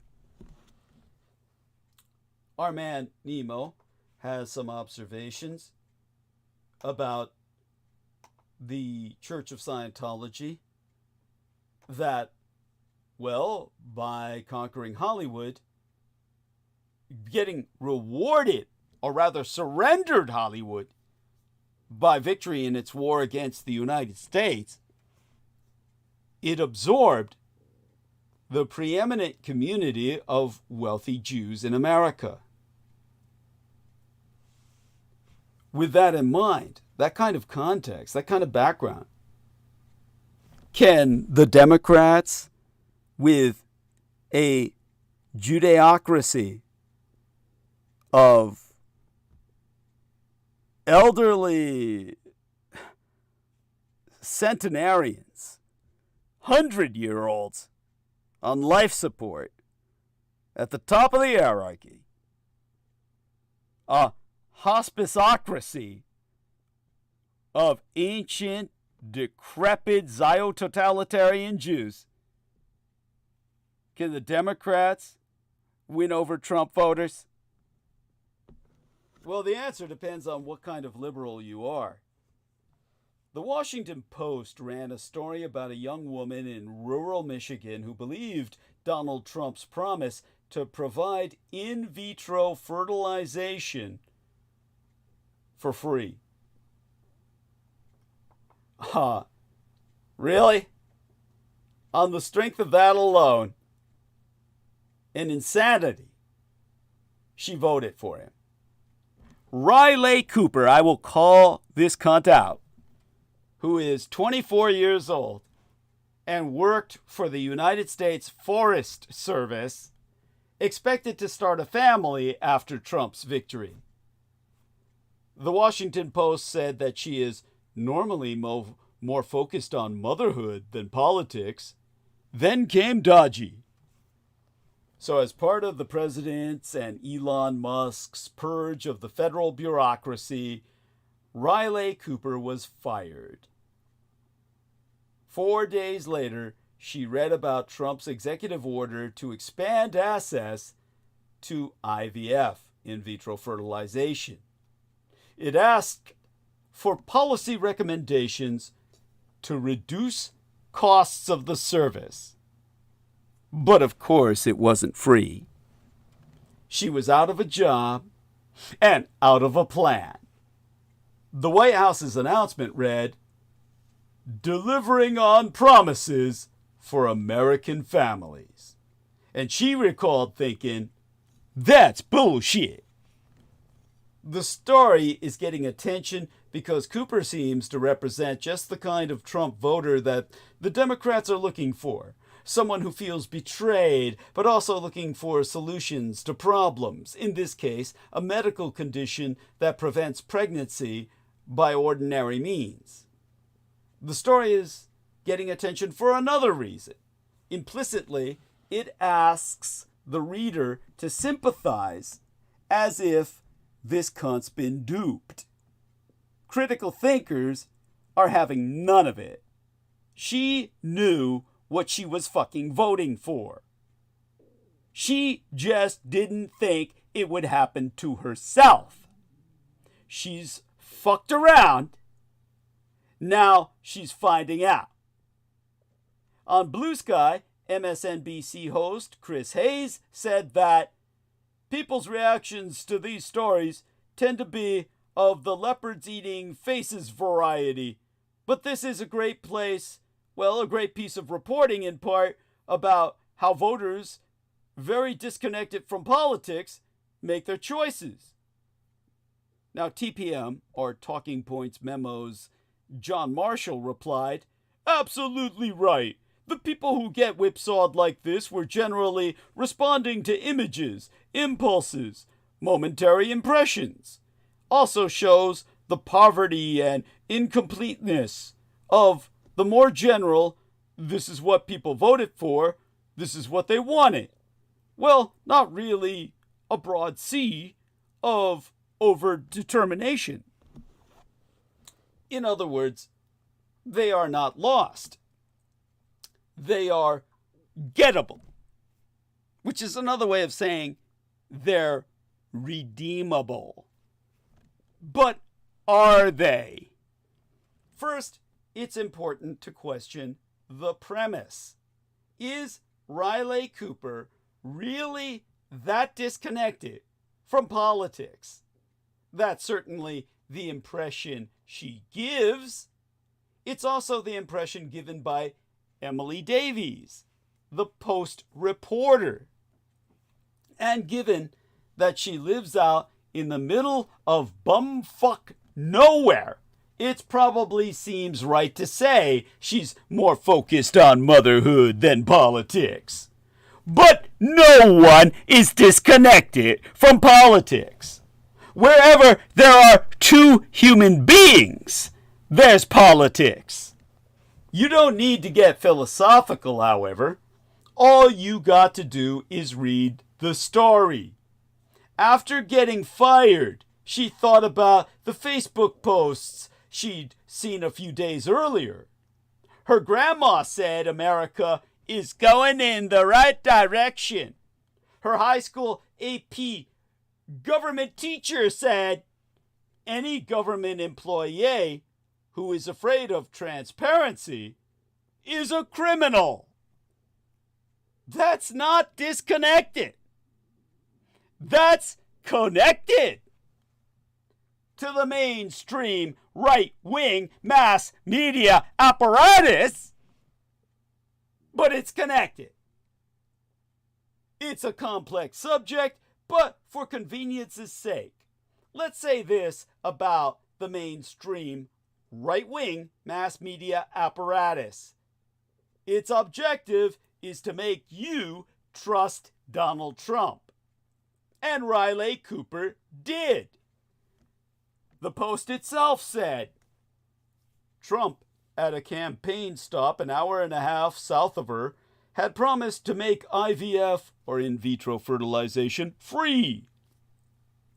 She knew from a video clip she saw on TikTok. She knew that from a video clip she saw on TikTok. I'm reading this. And she had believed him. She also believed him when he said that Project 2025, the conservative blueprint for the next Republican administration that suggested mass cuts to the federal workforce, was not his plan. To recap, she chose to believe a documented liar and convicted fraud who said anything and promised anything for votes. Though his campaign was a vengeance movement, Cooper could overlook all of that because none of that for her was reason enough to doubt him. Trump lied. This dumb fucking butt-sucking cunt chose to believe the lies. We're supposed to feel sorry for her? We're supposed to think she's gettable by the Democrats? It is redeemable as a human being? There's another question on my mind. Why do some liberals choose to give people like this so much benefit of the fucking doubt? Why do they choose to take what they say at face value? Part of the answer is rooted in the very school of liberalism they ascribe to, which is to say that they are the kinds of liberals who believe that bigotry, hatred, prejudice, and other forms of socially accepted sadism are a product of ignorance and fear. To wit, people are afraid of things they do not understand. Help them understand so they do not fear. Sympathy for the anti-gods. So the anti-gods will be good. They used to say sympathy for the devil, but that doesn't do anymore. Because the devil's better than that. The problems are obvious. First, there's personal accountability. To accept at face value that Riley Cooper is disconnected from politics is to treat her as if she were a child who must be protected from her own terrible choices, like running down the hallway with an open pair of scissors that gouges out both her eyes when she trips. Second, a child like that does not want to understand at all, because understanding would risk being held accountable for her choices. Third, sympathy only encourages willful ignorance. We should not be doing that. Some liberals keep wanting to believe that voters like Cooper are merely misguided, that all they need is sympathy and good information. No! What they need is to be told what to fucking do. Act like a child? Get treated like a child. Alas, the only way to do that would be through a liberal mass media apparatus the size and scope of the mainstream right-wing mass media apparatus, such that the Democrats' voice is big enough and loud enough to reach people like Cooper. It would not ask her to consider facts, etc., while making choices in her own best interest for her. It would tell her what her best interest even is, and why, because she obviously cannot do that herself. I say, alas, because there's no such thing as any mainstream liberal mass media apparatus. There never was. Until one exists, the Democrats should probably focus on their own. And we can all start that by separating charm from truth. To navigate a world rife with misinformation and charismatic false idols, we need a robust framework for developing critical thinking skills and broadening our horizons. Here's how. Number one, interrogate the source. Every piece of information, every opinion, and every expert claim deserves scrutiny. Ask yourself, who benefits from this narrative? What evidence supports this claim? And is it peer-reviewed or independently verified? Does this person or group have a track record of integrity, or are they selling certainty at the expense of truth? 2, diversify your social and intellectual circles. Escape your echo chamber by actively seeking out different perspectives. Join groups, attend events, or engage in discussions that challenge your views. As I've always pointed out, true understanding requires listening to voices outside your immediate circles of influence. Exemplar gratiae. Instead of following only techno-industry leaders, explore thinkers from sociology, anthropology, or philosophy who can provide fresh insights into your field. Platforms like Meetup or even cross-disciplinary conferences can help you find diverse communities. And 3, practice intellectual humility. Being a critical thinker means admitting when you're wrong or when you don't know something. This practice isn't about self-doubt, but about being open to growth. Cultish language often relies on certainty to manipulate followers. Combat this by staying curious and questioning even your own deeply held beliefs. 4, challenge charisma with questions. Charisma is powerful, but it's not any substitute for credibility. Whether it's a manager, public figure, or influencer, ask, are their ideas grounded in fact, or do they rely solely on inspiring rhetoric? Do they encourage dissent and dialogue, or do they silence criticism? Notice how open I was to our man Brendan Zogit saying, Oh, great, you're pushing fluoride now with a roll of his eyes emoji. By stepping outside your own echo chamber and fostering critical thinking, you make better decisions and enrich your life with diverse ideas and experiences. When you resist the pull of false idols and cultivate intellectual independence, you set the stage for true innovation, resilience, and growth.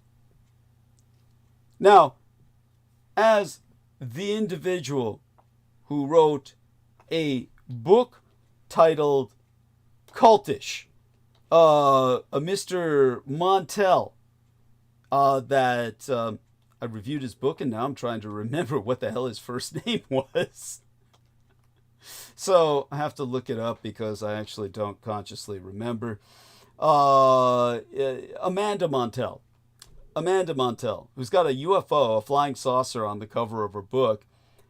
The book is titled Cultish and subtitled The Language of Fanaticism, published in 2021.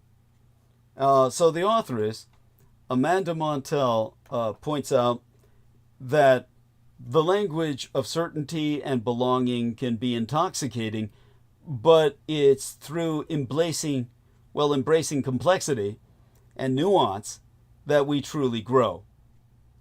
Whether you're leading a team, navigating your personal life, or engaging with the broader world, the ability to question, challenge, and think critically is the antidote to blind allegiance and the key to transformative progress. There's a much-needed movement afoot to fix our mainstream mass media ecosystem, but we can't do that until we address the conspiracist mindset that predisposes people to believe Trump's lies. Now, just got a notification that a gene-edited pig liver was hooked to a human for 10 days, and it actually worked. Well, excellent. No surprise. And people got to get over their interspecial prejudice and accept the fact that genetically modified pigs will someday save your fucking life. And if you refuse pig organs or pig's blood, you're a human supremacist. I mean, it's racism taken to a special level. I'm not being sarcastic.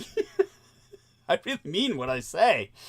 After all, I'm not really human.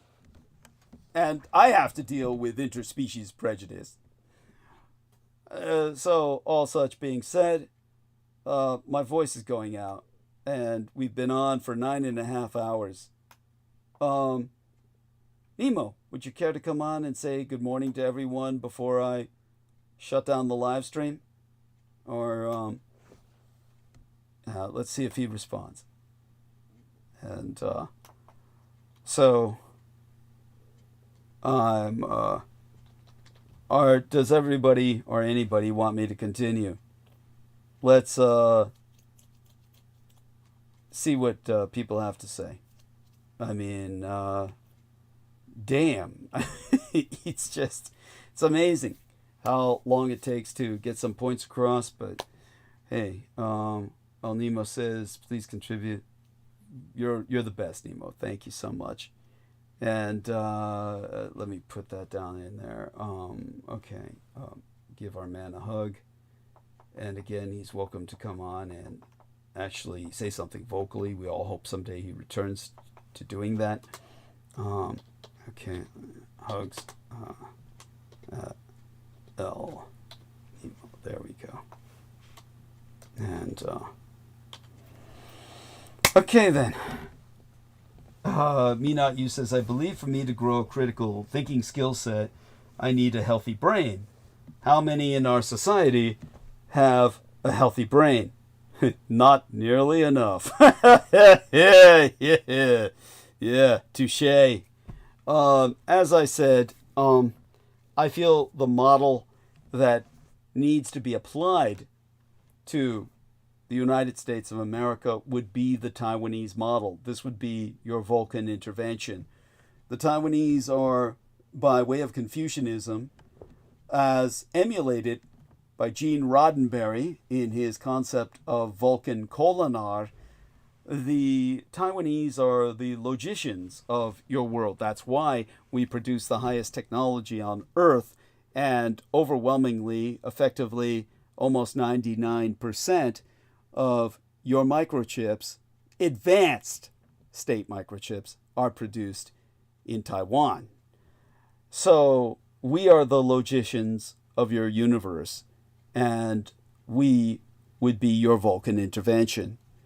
And your formulation or reformation, your reformulation, would be based on the Taiwanese model of fascist dictatorship for 12 generations. 44 years it took for Taiwan, a much smaller population, to attain the right to self-governance, where the dictator's son, Chiang Kai-shek's son, Zhang Jingguan, inherited the Sung dynasty and turned it over willfully and peacefully to the Taiwanese people, who had earned their right to self-governance by 100%, achieving 100% literacy and obtaining some of the highest academic scores in the world.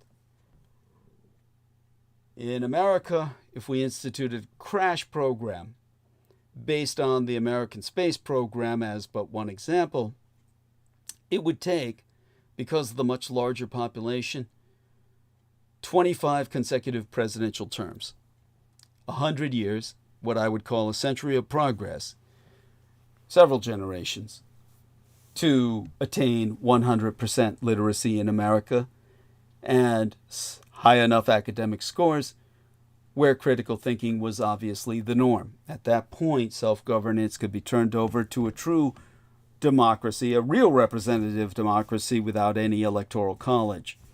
We would, in fact, eliminate the office of the presidency, which would obviate the need for a constitutional convention to rehabilitate the electoral college. It would obviate the need to eliminate the electoral college by eliminating the office of the presidency, and instead adapting the government by committee model of Switzerland, which has functioned effectively in Switzerland for hundreds of years.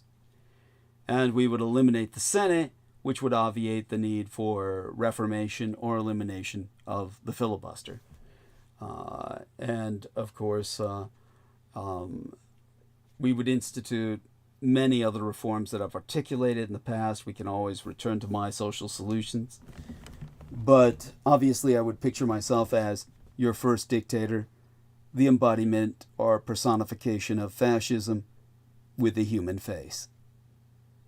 Even though I'm not really altogether human, it would still be a far more humanitarian government than your so-called constitutional republic, which is not constitutional at this point at all, and certainly not representative. So all such having been said, okay, my love to all who support myself. Always continue your support, and I'll always need a whole lot more. And we'll all get through this together. All right then. Going to end live stream and come back Wednesday. We'll be back here before you know it, and we'll go through it again. He says, Sinclair Lewis, it can't happen here. Well, that's just a stupid anti-fascist novel, and that's of course trying to propagandize against someone like myself, saving yourselves from yourself. He says, thank you for a wonderful discourse. Well, bless you, me, not you. I appreciate your patience. We've been hard on you. But, hey, you can't blame us. Look at what I've had to contend with. You can understand my, shall I say, caution when it comes to people in the chat. All right, then. I think you've proven yourself well, and we look forward to your participation on Wednesday night or in the future. Okay, let's shut down stream, but join us on Wednesday. We'll be back before you know it. He says meh. Okay, there we are.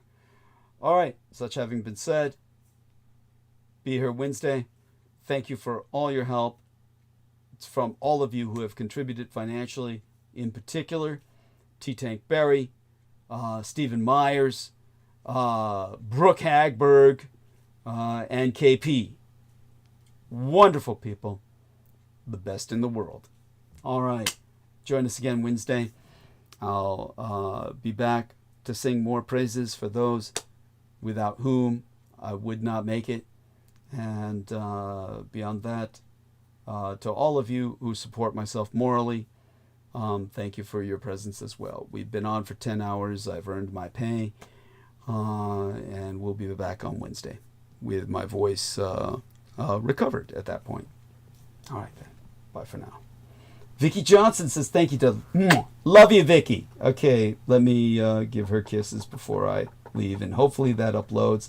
Understand, when we enter things into the chat, we have to literally get them up there and then wait a few minutes before closing down stream, because whatever's entered just before I close down stream will likely not upload with the stream when it's published. So let's, give her a few minutes to make certain her comment uploads with the program, and that my response does as well. Okay, and here we are. Kisses at Vicky Johnson. Okay, with such, give it a few seconds here and just hope it uploads with the program when it publishes. 9:45:32. We've been on for 9 hours 45 minutes. And it's been pretty hot and heavy tonight, and we carried good numbers throughout the overwhelming majority of the show. All right, then, we'll shut up now and get ready to end stream.